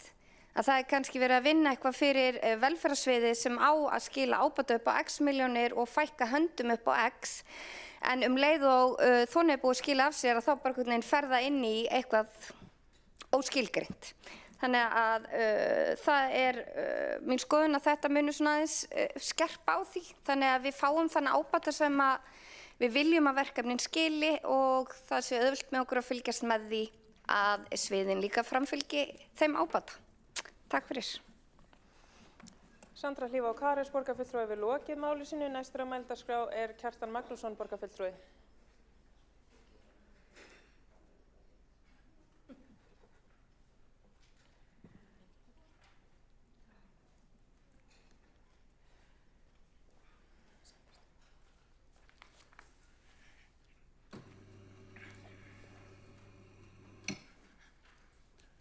Forseti, góðir borgarfulltrúar, ég ætla að fjalla hér fundargerð menningar- og íþróttaráðs frá 14. mars, það er 10. lið.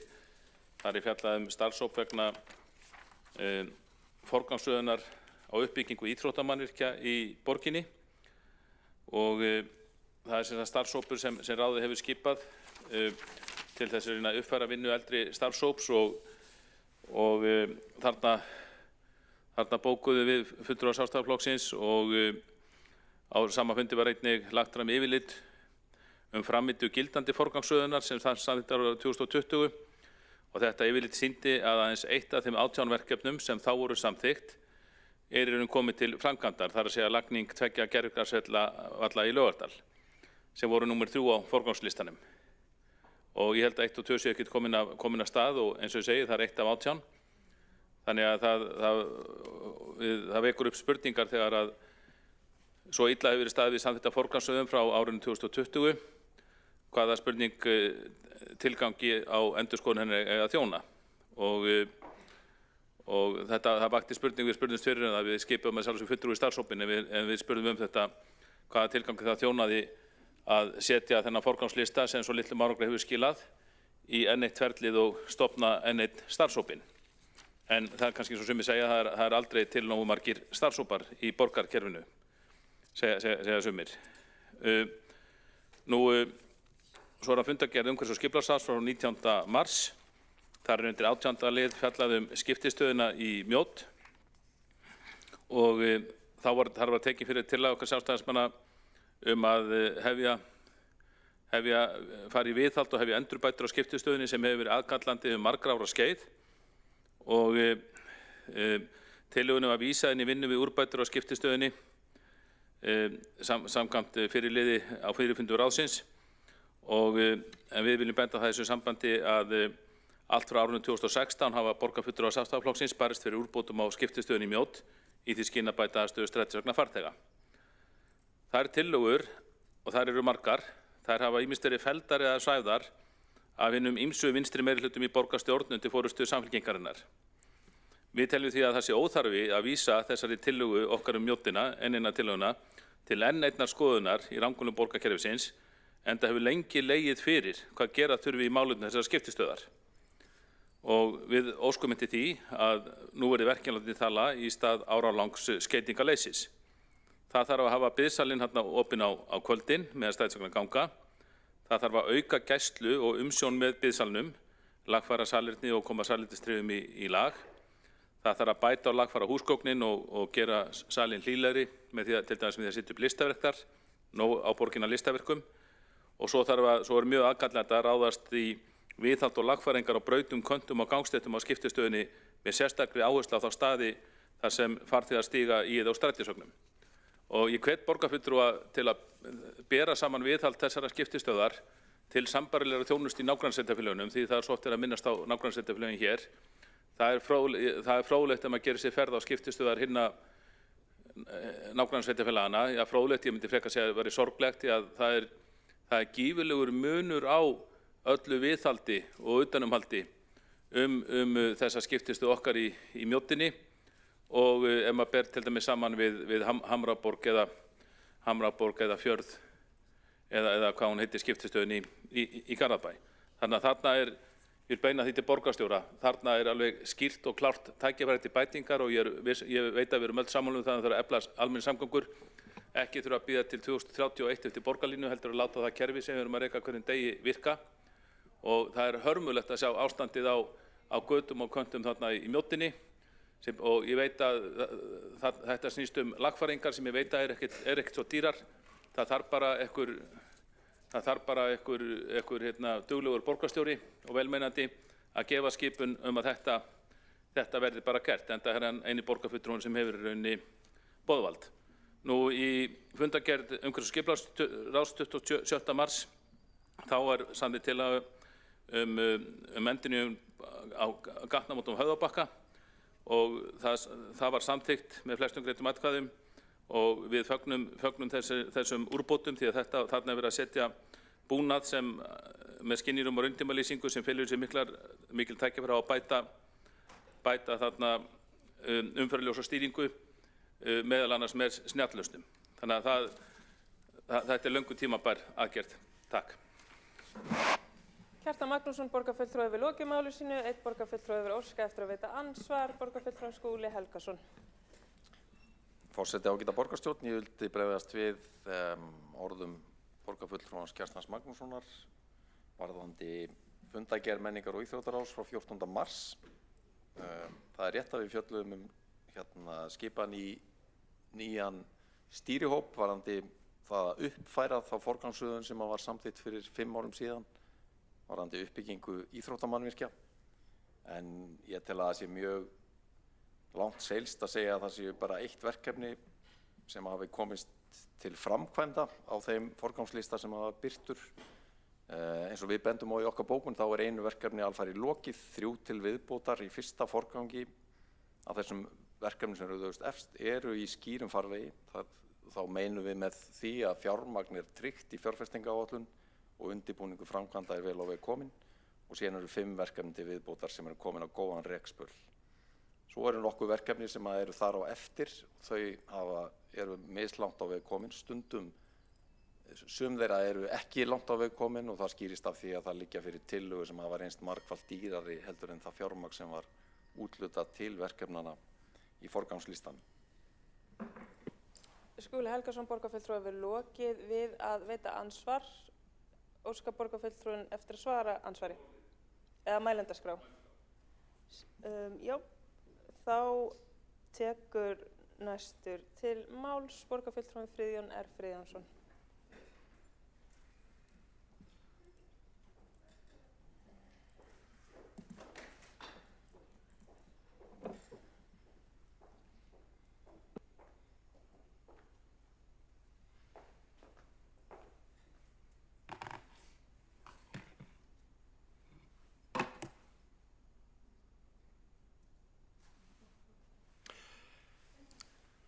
Forseti, ég hérna til þess að ræða fundargerð skóla- og frístundaráðs frá 24. mars síðastliðnum. Þar kemur fram í lið númer, ég man ekki, þar sem að sviðsstjóri skóla- og frístundasviðs leggur til að skóla- og frístundasviði verði heimilað tilraunaverkefni fjarkennslu í grunnskóla Reykjavíkur borgar.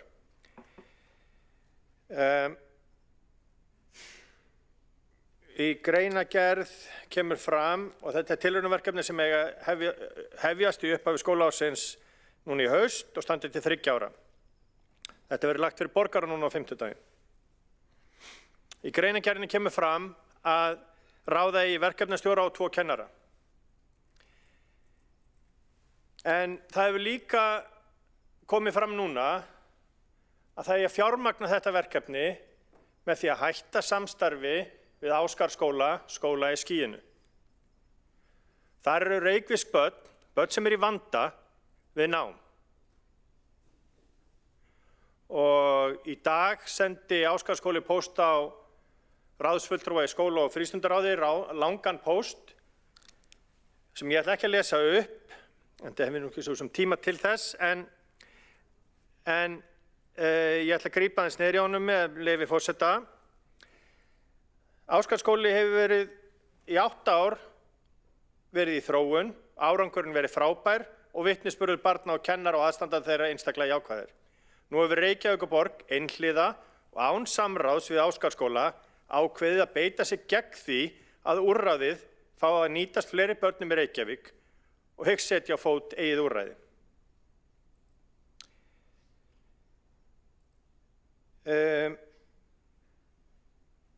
Þetta er alvarlegt mál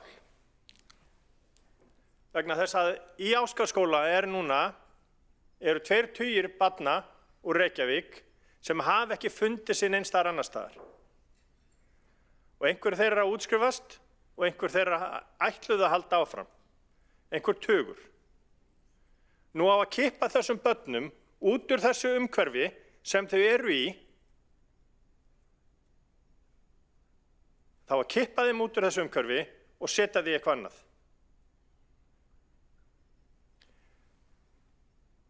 Og mér finnst þetta ljótt. Þetta eru krakkar sem hafa verið í vanda og hafa ekki fundið sig neins staðar annars staðar í reykvískum skólum. Hafa ekki fundið sig neins staðar annars staðar. Og að Reykjavíkurborg ætla að gera þennan óleik finnst mér ljótt. Það kemur fram í pósti og færslu Ásgarðsskóla að þau hafa verið með 3 kennara, skólastjóra, námskrárstjóra, námsráðgjafa, náms- og starfsráðgjafa, skólahjúkrunarfræðing og sálfræðing, auk þess sem verið með fjármálastjóra á sínum vegum. Og þau hafa líka ráðið inn sértæka starfsmenn. Það er augljóst af pósti Ásgarðsskóla að þetta er ekki eitthvað að sinna þessum börnum, er ekki eitthvað sem verður hrist fram úr erminni í einhverju tilraunaverkefni. Ég hef talað við foreldra sem hreinlega hafa sagt að þessi skóli hafi bjargað lífi barnanna þeirra. Og þessu ætlar meirihlutinn Reykjavík að henda til hliðar. Í janúar þessu ári var auglýstur skóli á netinu hjá Reykjavíkurborg og borgarfulltrúar spurðust fyrir það og þá var skyndilega hætt við það. Þetta er sirka bát sama verkefni.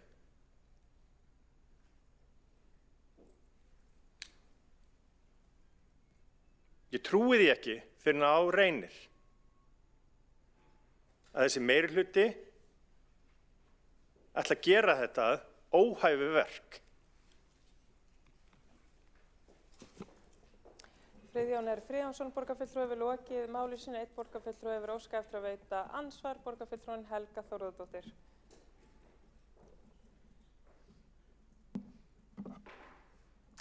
Forseti, ágæta borgarstjórn. Ég vil nefna það við borgarfulltrúin Friðjón R. Friðjónsson að það hefur verið ýmis misskilningur í þessu máli og ég vil benda það að eins og ég man það rétt að þá voru allir fulltrúar sem samþykktu þetta tilraunaverkefni. Ég veit ekki betur en að eftir kynningu þá hafi fulltrúar Sjálfstæðisflokksins líka samþykkt þetta og einn misskilningur hefur verið í gangi að þetta við séum að hafna þessu því að þetta sé einkarekinn skóli því fer fjarri. Þetta er fyrst og fremst gert til þess að tengja þessa nemendur við frístundastarf og reyna að fá þá aftur því mikið af þessum nemendurum eru í skólaforðun og þess vegna þótti æskilegt að við myndum gera þetta sjálf og já, ég svara betur seinna. Helga Þórðardóttir, borgarfulltrúi, hefur lokið við að veita andsvarsvar. Þá ansvari borgarfulltrúin Friðjón R. Friðjónsson.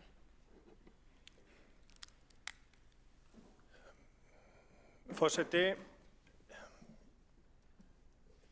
það stendur samt eftir að Reykjavíkurborg ætlar að hætta samstarfi við Ásgarðsskóla þar sem eru börn sem hafa verið í vanda.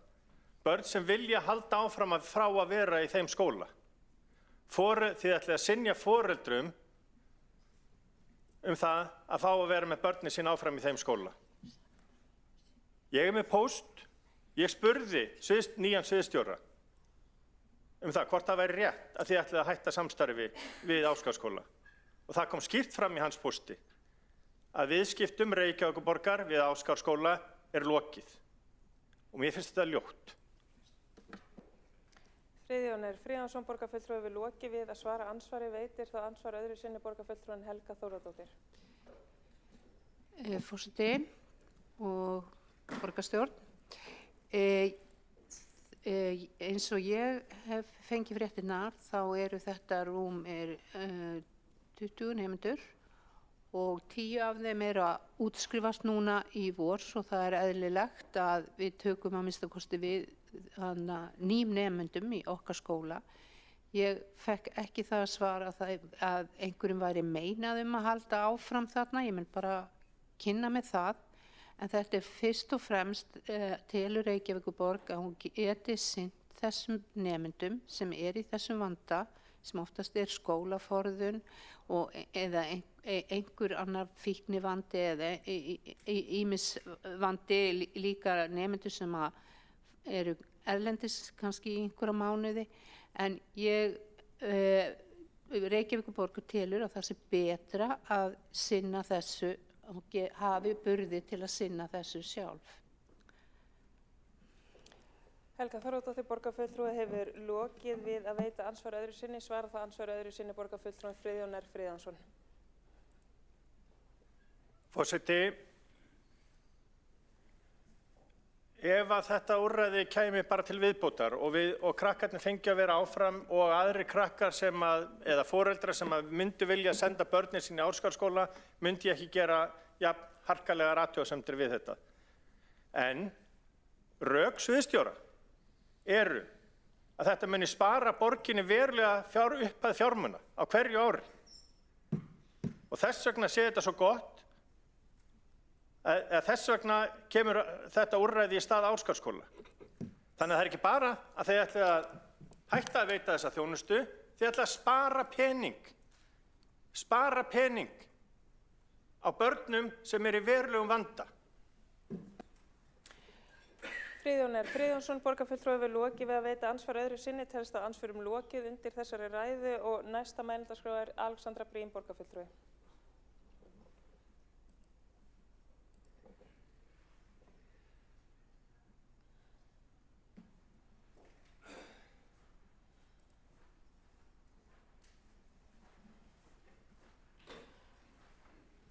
Forseti, ég vil ræða fundargerð forsætisnefndar og sérstaklega tillögu breytta samþykkt fyrir stafrænt ráð.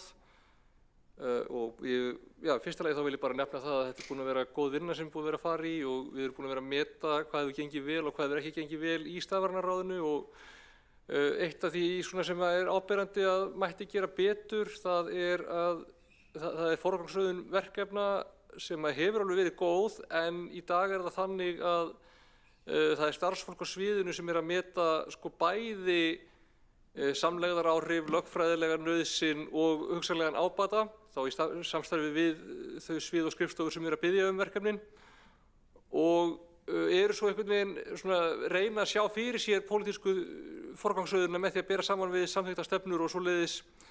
En við í rauninni með þessu skrefi erum við svolítið að taka það út fyrir sviga og segja þeim að halda sig við bara, eins og ég segi, meta lögfræðina, meta samlegðaráhrifin, meta áhrif á notendur og íbúa og meta ábatan áfram í samstarfi við þá sem eru með upplýsingarnar það.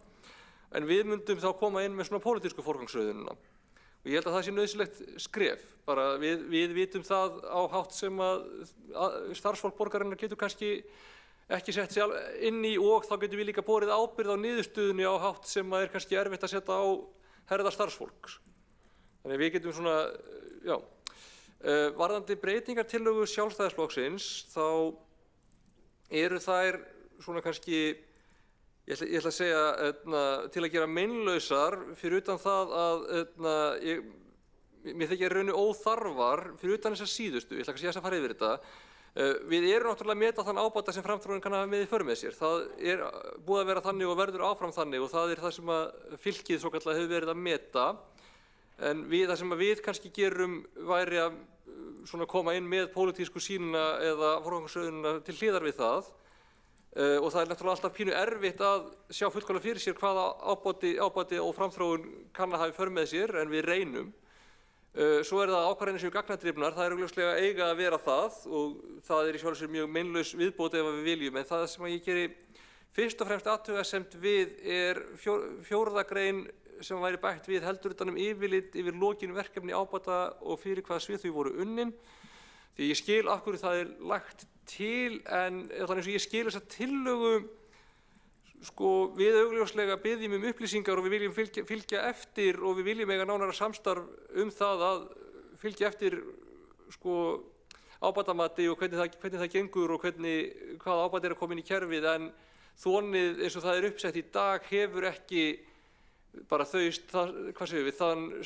starfsfólk eða fjármagn eða aðgang sem myndi þurfa til þess að vera beinlínis eftirfylgni aðili með þessu. Við getum augljóslega beðið mat skrifstofu eða sviðs á því hvernig eitthvað tiltekið verkefni hafi gengið, en ég ætti svolítið erfitt með að samþykkja að ábyrgðin á þessu utanumhaldi og yfirferð eftir á væri þarna, nema það væri þá farið beinlínis í að fela þjónustu- og nýsköpunarsviði þau tól og heimildir sem myndi þá beinlínis þurfa til þess að vera eftirlitsaðili. Það í rauninni kannski í dag inn á fjárhags- og áhættustýringarsviði.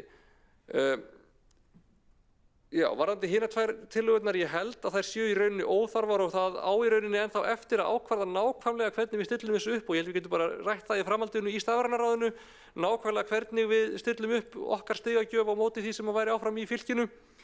En ég held að fjórða lið getum við ekki samþykkt nema eins og ég segi, ég hefði eitthvað fyrir mér í því að það væri alvara í því að við fengjum það sem við þyrftum til þess að fylgja því eftir. Alexandra Briem, borgarfulltrúi, hefur lokið máli sínu. 1 borgarfulltrúi hefur óskað eftir að veita andsvar. Borgarfulltrúin Sandra Hlíf og Karis. Forseti, ágæta borgarstjórn, við náttúrulega höfum ekki átt þessu umræðu inn í stafræna ráðinu og höfum ekki tækifæri til þess. Ég er nú ekki sammála því að þóni hafi ekki starfsfólk af því að við vitum það alveg að öll verkefni sem eru lögð fyrir og beiðnir sem eru lögð fyrir ráðið, það er búið að ábatameta þér. Þetta er bara spurning það að við séum með þetta á einhverjum einum stað og höfum þannig yfirlit yfir það.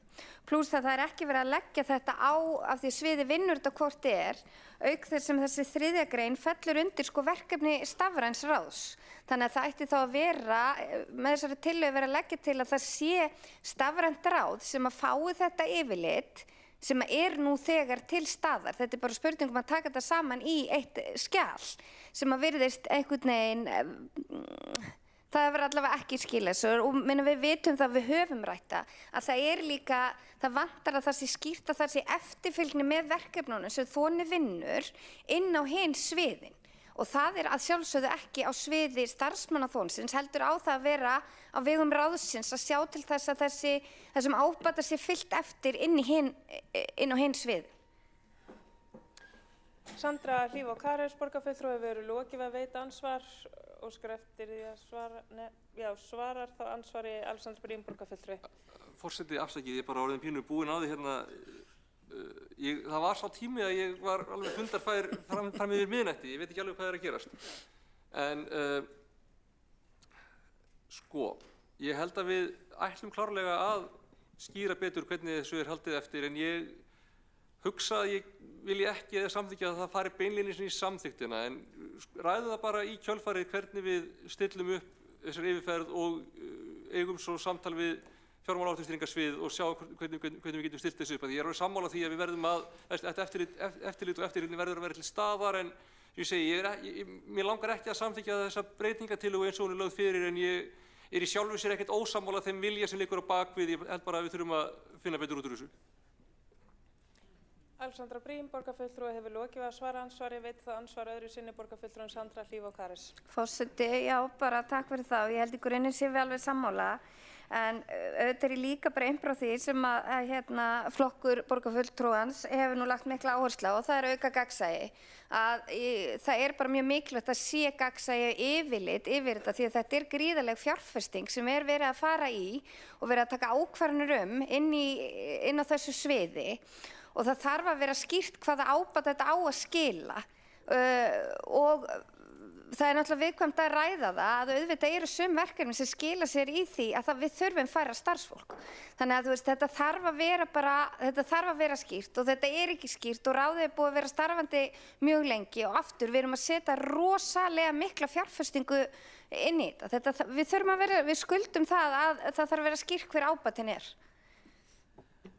Sandra Hlíf og Karis, borgarfulltrúi, hefur lokið við að veita ansvar öðru sinni. Svarar þá ansvar öðru sinni, borgarfulltrúin Alexandra Briem. Forseti, já, það er í rauninni bara alveg rétt og við þurfum að fylgja því eftir.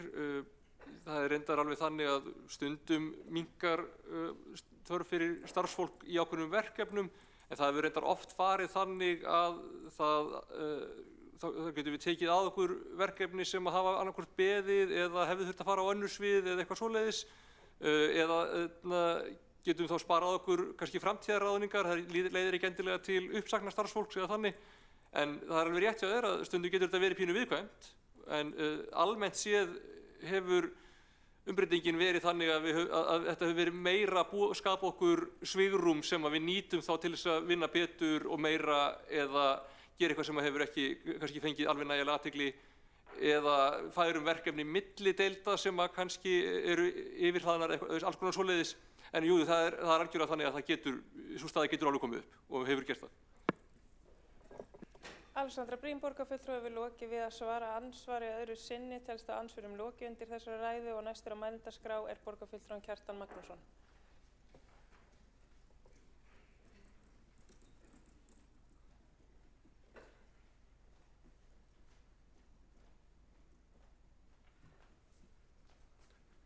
Forseti, góðir borgarfulltrúar, ég ætlaði hér aðeins að svara Skúla Þór Helgasyni, borgarfulltrúa, vegna umræðu hér áðan forgangsröðun íþrótta og mannvirkja. Ég þakka honum bara fyrir svarið, þetta er ákveðin útskýring sem hann kom með. En það stendur sem sagt eftir að það er aðeins eitt verkefni 18 sem hefur komist til framkvæmdar og það er auðvitað það sem borgarar í Reykjavík spyrjum hvað gerist. Spyrja ekki hvar við komum til framkvæmd sé stödd í einhverjum áætlunum eða stjórnarsáttmálum eitthvað slíkt. Þetta er bara eins og loforðin í dagvistarmálunum. Í hverjum kosningum þá segir meirihlutin að þau séu í skýrum farvegi, öll uppbyggingin, öll loforðin, en svo þegar á þarf að halda þá eins og kosningalofur Samfylkingarinnar fyrir hverjar einustu kosningar sem eru mjög skýr, að svo kemur í ljós að það er bara Potemkin tjöld að ræða. Og staðreyndin er svo, þetta er örugglega allt í mjög skýrum farvegi á meirihlutafundum og í fjármálaáætlunum og samstarfsáttmálum og hvað þetta heitir allt saman. En þetta sem snýr að kjósendum í Reykjavík er að aðeins eitt verkefni af 18 hefur raungerst og það er staðreynd. Nú, ég kom hér líka upp að því ég náði ekki að ljúka því áður sem ég ætla að segja Höfðabakkann, sem er í sjálfu sér mál. Höfðabakki er mjög mikilvæg tengibraut hér í borginni, tengir saman mjög fjölmenn hverfi eins og Grafarvog við Vesturlandsveg og við Árbæ og við Breiðholt, og þar er verið að endurnýja umferðarljósabúnaðinn sem er með töluverðum kostnaði á 5 gatnamótum og við lýsum yfir ánægju okkar með það. Borgarfulltrúar Sjálfstæðisflokksins sendi slíkt löngu tímabært. Þessi búnaður er með skynjurum og rauntímaskýringu og felur á sér möguleika á tengingu við miðlæga stýritölvu. Þessi tenging felur í sér mikla möguleika á bættu umferðaröryggi og bættu umferðarflæði á gatnamótum við brautina. Og það er líka áform með bætta gatnalýsingu sem er einnig að sjálfsögðu til bóta. En borgarfulltrúar Sjálfstæðisflokksins hvetja til þess að það verði gengið lengra en umræddar tillögur fela í sér og viðbótarskynjarar settir upp, svo kallaðir lætarskynjarar, og þeir nýttir til að auka öryggi á öllum gangbrautum á áðurnefndum gatnamótum í þágu gangandi og hjólandi vegfarenda. Mér skilst að það sé ekki gert ráð fyrir því í þessari tillögu að þeir verði settir hana upp, en búnaðurinn hins vegar, búnaðurinn er að fullkomnustu gerð og hann býður upp á það. Og þá, fyrst hann býður upp á þá telum við mikilvægt að það verði gert. En svo leggjumst við hins vegar varðandi þetta mál, þá leggjumst við gegn því að hægri beygju framhjálöp verði fjarlægð við gatnamót Höfðabakka og Bæjarháls. Það er alveg augljóst að slík breyting mun draga úr umferðarflæði og valda töfum á umferð til og frá Árbæjarhverfi. Þannig á heildina litið málið gott en ekki að afleggja þessi hægri beygju framhjálöp svokölluðu. Nú, undir 29. lið sömu fundargerð, 27. mars, þá lögðum við fram fyrirspurn varðandi tengingar strætisvagna í borginni, því að við höfum fengið ítrekar ábendingar um það að það sé ekki auðvelt í mörgum tilvikum fyrir farþega að ná tengivagnir frá skiptistöð strætó út í viðkomandi hverfi. Þá erum við að tala til dæmis frá Ártúni út í hverjum sem eru þar, eða úr Mjótt upp í Breiðholtshverfi, eða þeir sem eiga leið í Kópavog eða Hafnarfjörð. Og það hefur verið bent á að það sé mjög algengt að þegar strætisvagn á meginleið, til dæmis leið 1, komi á skiptistöð sé algengt að viðkomandi hverfisvagn sinni í farinn. Nú, það var ítrekað komið ábendingur um þetta, hafa minnst verið talað um þetta við mig í nokkur ár og ég hef að sjálfsögðu hvatt menn til að senda ábendingu á strætó sem þeir hafa gert, segja þær. En það virðist ekki duga og þetta óhagræði á ekki síst við á kvöldinu og helgar á áðurnefndum skiptistöðum. Þarna óskum við eftir upplýsingum hvernig þessu fyrirkomulagi er háttað og óskum eftir að fá að vita hvort það standa til úrbætur að þessu leyti í því skyni að láta strætó virka betur fyrir borgarana. Og maður myndi telja sjálfsagt mál að láta þessa tengivagna flúta saman við aðaleiðnar sem koma og fæða þessar skiptistöðar. En þarna virðist ykkur misbrestur og ég vil bara að gefnu tilefni þá vil ég hvetja fulltrúa okkar í stjórn Strætó til þess að sjá til þess að þessari fyrirspurnu og reyndar öðrum sé svarað. Því miður hefur orðið misbrestur á því að þetta dótturfyrirtæki okkar sem Reykjavíkurborg á 60% í, eða 60% í, bara dótturfyrirtæki. Því miður hefur borið á því að fyrirspurnin sem hefur verið beint til þeirra hefur verið seint svarað og jafnvel illa svarað. Ég ætla að liggja að minnsta kosti ein fyrirspurn önnur þar fyrir frá umhverfis- og skipulagsráði. Þannig að ég vil biðja okkar góða stjórnarmann þarna það að sjá til þess að stjórnendur taki þessar fyrirspurnir alvarlega og svarið þeim sem fyrst.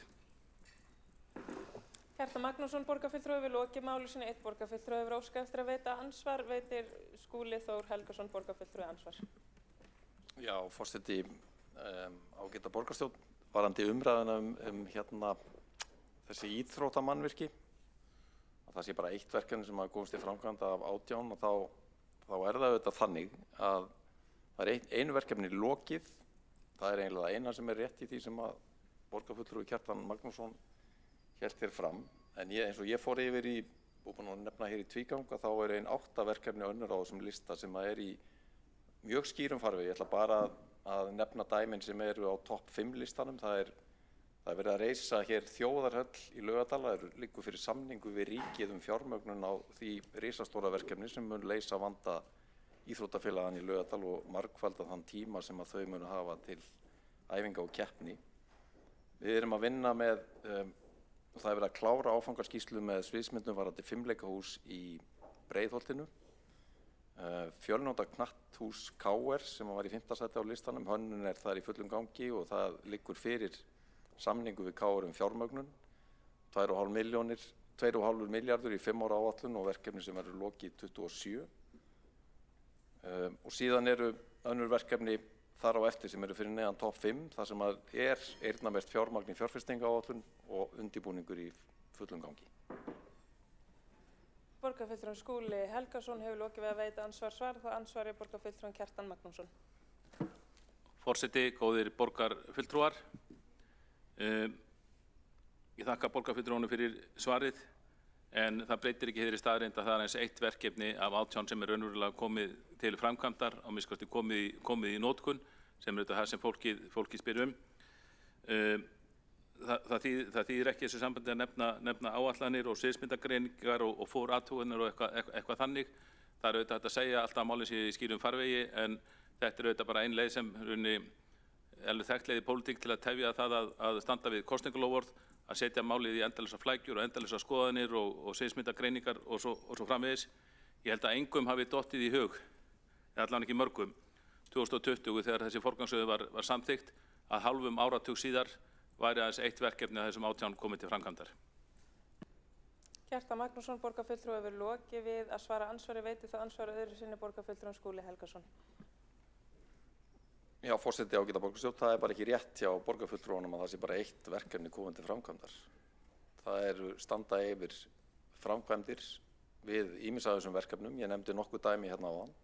Það er einu verkefni alfarið lokið, en það eru 8 verkefni á þessum lista sem eru komin til framkvæmdar eða undirbúningur komin vel á veg. Fjármagn tryggt í fjárfestingaáætlun og svo framvegis. Þannig að þetta er mjög ósannfærandi málflutningur hjá borgarfulltrúanum og stenst enga skoðun.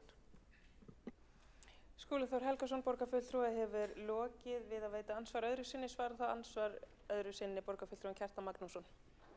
Forseti, góðir borgarfulltrúar, það er sama hvað borgarfulltrúin fer í mörg andsvör og endurtekur það oft að þetta sé allt í skýrum ferlum. Það er aðeins eitt verkefni komið til framkvæmdar í því skilningi, það er búið að því lokið. Og ég á nú svona eiginlega við verklega framkvæmdir, því að auðvitað er alltaf hægt að halda því fram að öll þessi mál séu alveg í bullandi vinnslu eitthvað staðar í kerfinu sem þau örugglega eru og hafa verið mörg ár. En þarna er sem sagt, það er hægt að bara benda á eitt mannvirki sem er tilbúið og mér er ekki kunnugt ég ætla nú þó ekki að fullyrða, en mér er ekki kunnugt að minnsta kosti verklega framkvæmdir standi yfir við neitt annað hinna 17 verkefnana. Og þá veltir maður því fyrir sér til hvers svona forgangsröðun sé ef að afköstin er ekki meiri en þetta. Kjartan Magnússon, borgarfulltrúi, hefur lokið við að svara andsvari öðru sinni. Telst þá andsvörum lokið undir þessari ræðu og næstur á mælendaskrá er borgarfulltrúinn Helgi Ás Grétarsson.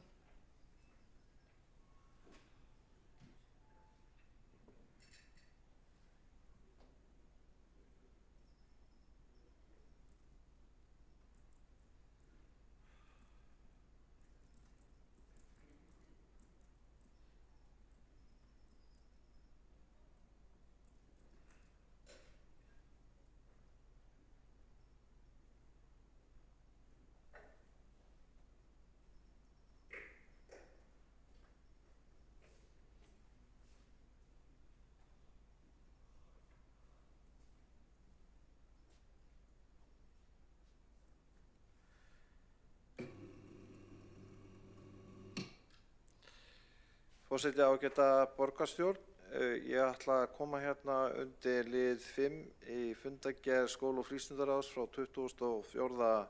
mars, en þar var samþykkt svohljóðandi tillaga. Sviðsstjóri skóla- og frístundasviðs leggur til að skóla- og frístundasviði verði heimilað að hefja tilraunaverkefni grunnskóla í grunnskóla Reykjavíkurborgar vegna nemenda með lögheimili í Reykjavík. Í þessu felst meðal annars að útfæra fjarkennsluna í samvinnu grunnskóla innan borgarins sem tilbúin til að halda utan verkefnið. Tilraunaverkefni hefjist í upphafi skólaársins 2025-2026 og standi til 3 ára. Gerður eru fyrirvari að leyfi mennta- og barnamálaráðherra til tilraunaverkefnisins fáist. Þetta er texti tillögunnar sem var samþykkt og ég verð að segja að með þær upplýsingar sem fengust á fundunum þá töldum við fulltrúar Sjálfstæðisflokksins rétt að samþykkja tillöguna. Það byggðist á þeim upplýsingum sem við fengum. Síðan að þetta var gert hafa komið fram ýmsar nýjar upplýsingar og það er nokkuð sérstakt eins og kollegi minn Friðjón Friðjónsson reifaði að það sé fyrirhugað að slíta öllu samstarfi við Ásgarðsskóla sem hefur sinnt góðu starfi á þessu sviði. En þetta kannski svona leiðir líka hugan bara almennt séð stöðu þeirra sem eru í minnihluta og þurfa að taka afstöðu til mála á grundvelli þeirra upplýsingar sem stjórnkerfið leggur fram. Efnislega held ég núna úr því sem komið að því að þetta er mjög viðkvæmur hópur nemenda, þá þykir mér mikilvægt að faglega sé vel gengið hnútana svo að sé hægt að þjóna þeim nemendum sem eru núna í þessu úrræði vel og að þetta tilraunaverkefni, að því að eins og mér persónulega fannst vera færð frambærileg, fjárhagsleg og fagleg rök fyrir þessari ráðstöfun og þá var maður aðalega að hugsa að það væri til skipulögð úrræði hér fyrir þennan nemendahóp að auka félagsfærni þeirra. Það hefur til dæmis komið fram að það er nú þegar gert í því starfi sem hefur verið innt af hendi. Ég vil þess vegna kannski bara leggja á það áherslu og að ég vona að borgarfulltrúi Helga Þórðardóttir sem er formaður skóla- og frístundaráðs taki vel í þá málaleitan að leita lausna á málinu í þágu hagsmuni nemenda sem svona komið fyrir og að það sé að minnsta kosti nauðsynlegt að þetta mál sé fjalla nánar það í skóla- og frístundaráði og ég lýsi yfir vissum vonbrigðum, satt best að segja, að í öll þau ár sem núverandi kjörtímabil staðið yfir, sem að verða 3 ár, þá hefur þetta úrræði aldrei verið kynnt í ráðinu. Við sem erum í minnihluta í ráðinu höfum verið að fá alls konar kynningar hluti sem ég tel oft á tíðum skipta litlu sem engu máli. Þetta úrræði hins vegar hefur töluverða þýðingu og það hefur verið rætt skólaforðun hérna í borgarstjórn og þess vegna þykir mér leitt ef að þetta mál eða verkefni fari í eitthvað hnút og ég held að það sé bara mikilvægt að við hugsum núna fram á veginn og finnum viðeigandi lausnir. Þetta erfiður hópur, viðkvæmur hópur og við vitum ekki hvernig þetta tilrauna verkefni muni ganga. Þannig það mikilvægt að við séum í pólitíkinni lausnamiðuð. Helgi Ás Grétarsson, borgarfulltrúi hefur lokið máli sínu, einn borgarfulltrúi hefur óskað eftir að veita andsvar, borgarfulltrúin Árelía Eydís Guðmundsdóttir. Já, þakka fyrir umræðuna. Ég vildi nú bara leiðrétta borgarfulltrúa ágæti forseti, leiðrétta borgarfulltrúa Helga Ás Grétarsson. Það hefur verið fjallað skólaforðun í skóla- og frístundaráði. Ég ræddi það á síðasta skólaráðsfundi, það er best að draga það fram líka að ég bað sérstaklega það að það yrði haft samráð við Ásgarðsskóla eða skólann í Skýjunum. Ég held að formaður skóla- og frístundar hefur farið yfir þau rök sem að liggja bakvið en það hefur lengi verið áhyggjur hjá borginni að við séum ekki að tengja þau börn sem þarna eru inn í frístundina og það er ástæðan fyrir því að það er verið að fara þessa leið núna og það er ekki þannig að samstarfsflokkarnir núna séu einhvern veginn að koma upp með þetta hefur rætt áður og þessi ákvörðun er tekin yfir ráði, það er ekki verið að tjalda til einnar nætur. Hins vegar er rétt og þess vegna lagði ég áherslu á það á síðasta fundi að það yrði tekið samtal við skólann í Skýjunni því að það hefur verið mikil ánægja með það starf. Takk.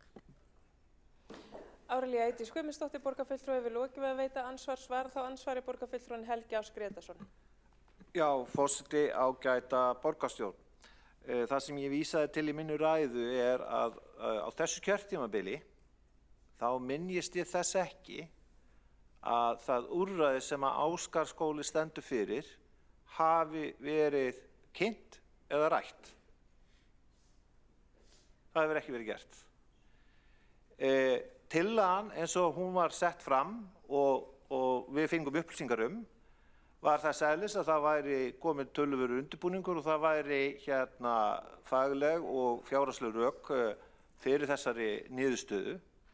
Svo kemur daginn að mínu mati að það verulega hefur skort á upplýsingagjöf og að það hefði verið heppilegra, hefði ráðið fengið sín forsvarsmanna Ásgarðsskóla á málið og það hefði getað þá verið til þess fallið að málefnalegri eða vitrætti niðurstaða hafi fengist eða að minnsta kosti bókanir af hálfu minnihlutans í málinu.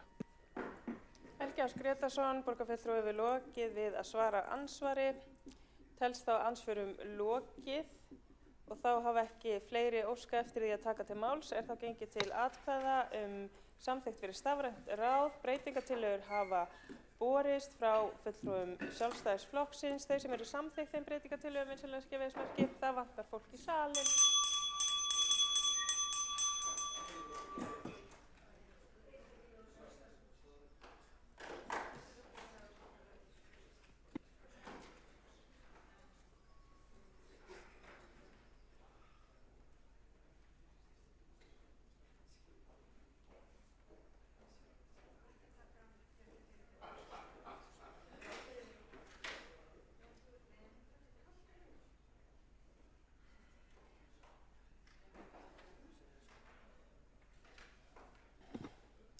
Er þá gengið til atkvæða breytingatillögur sem bárust við samþykkt fyrir stafrænt ráð. Þau sem að samþykkja þær breytingatillögur vinsamlegast gefið merki.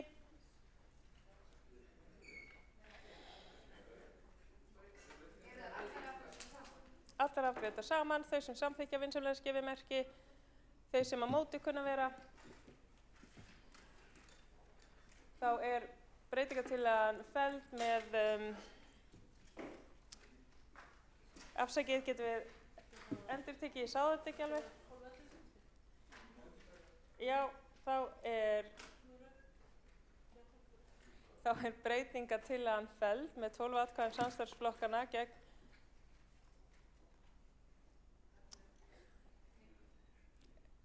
11, gegn 10.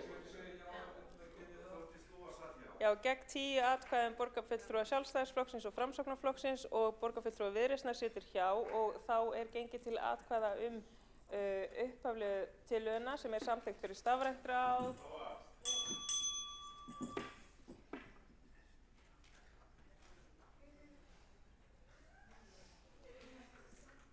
Þau sem samþykkt fyrir stafrænt ráð vinsamlega skipið þess merki.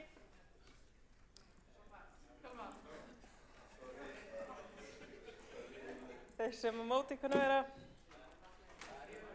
Þá samþykktin samþykkt með 12 atkvæðum samstarfsflokka og aðrir borgarfulltrúar sitja hjá við afgreiðslu málsins og þá ætla ég að fá að kveðja ykkur með málshætti úr góðu bókinni. Þar sem stendur, ekki snilld í öllu sem að hlegið. Búið að senda inn allar bókanir. Afsakið, forseti biðst afsökunar. Þá eftir að afgreiða eitt mál sem tillaga sem var óskað eftir að tekið yrði inn með afbrigðum. Það tillaga Sjálfstæðisflokksins sem svohljóðandi. Lagt til að stofnaður verði starfshópur þyrluflug með þátttöku fulltrúa Isavia, Reykjavíkurborgar og Heilbrigðiseftirlits Reykjavíkur. Þau sem eru samþykkt því að taka þessa tillögu inn með afbrigðum vinsamlega skipið þess merki. Þau sem á móti kunna vera. Þá ekki samþykkt að taka tillöguna inn á dagskrá með 13 atkvæðum borgarfulltrúa samstarfsflokkanna og 1 borgarfulltrúa Framsóknar.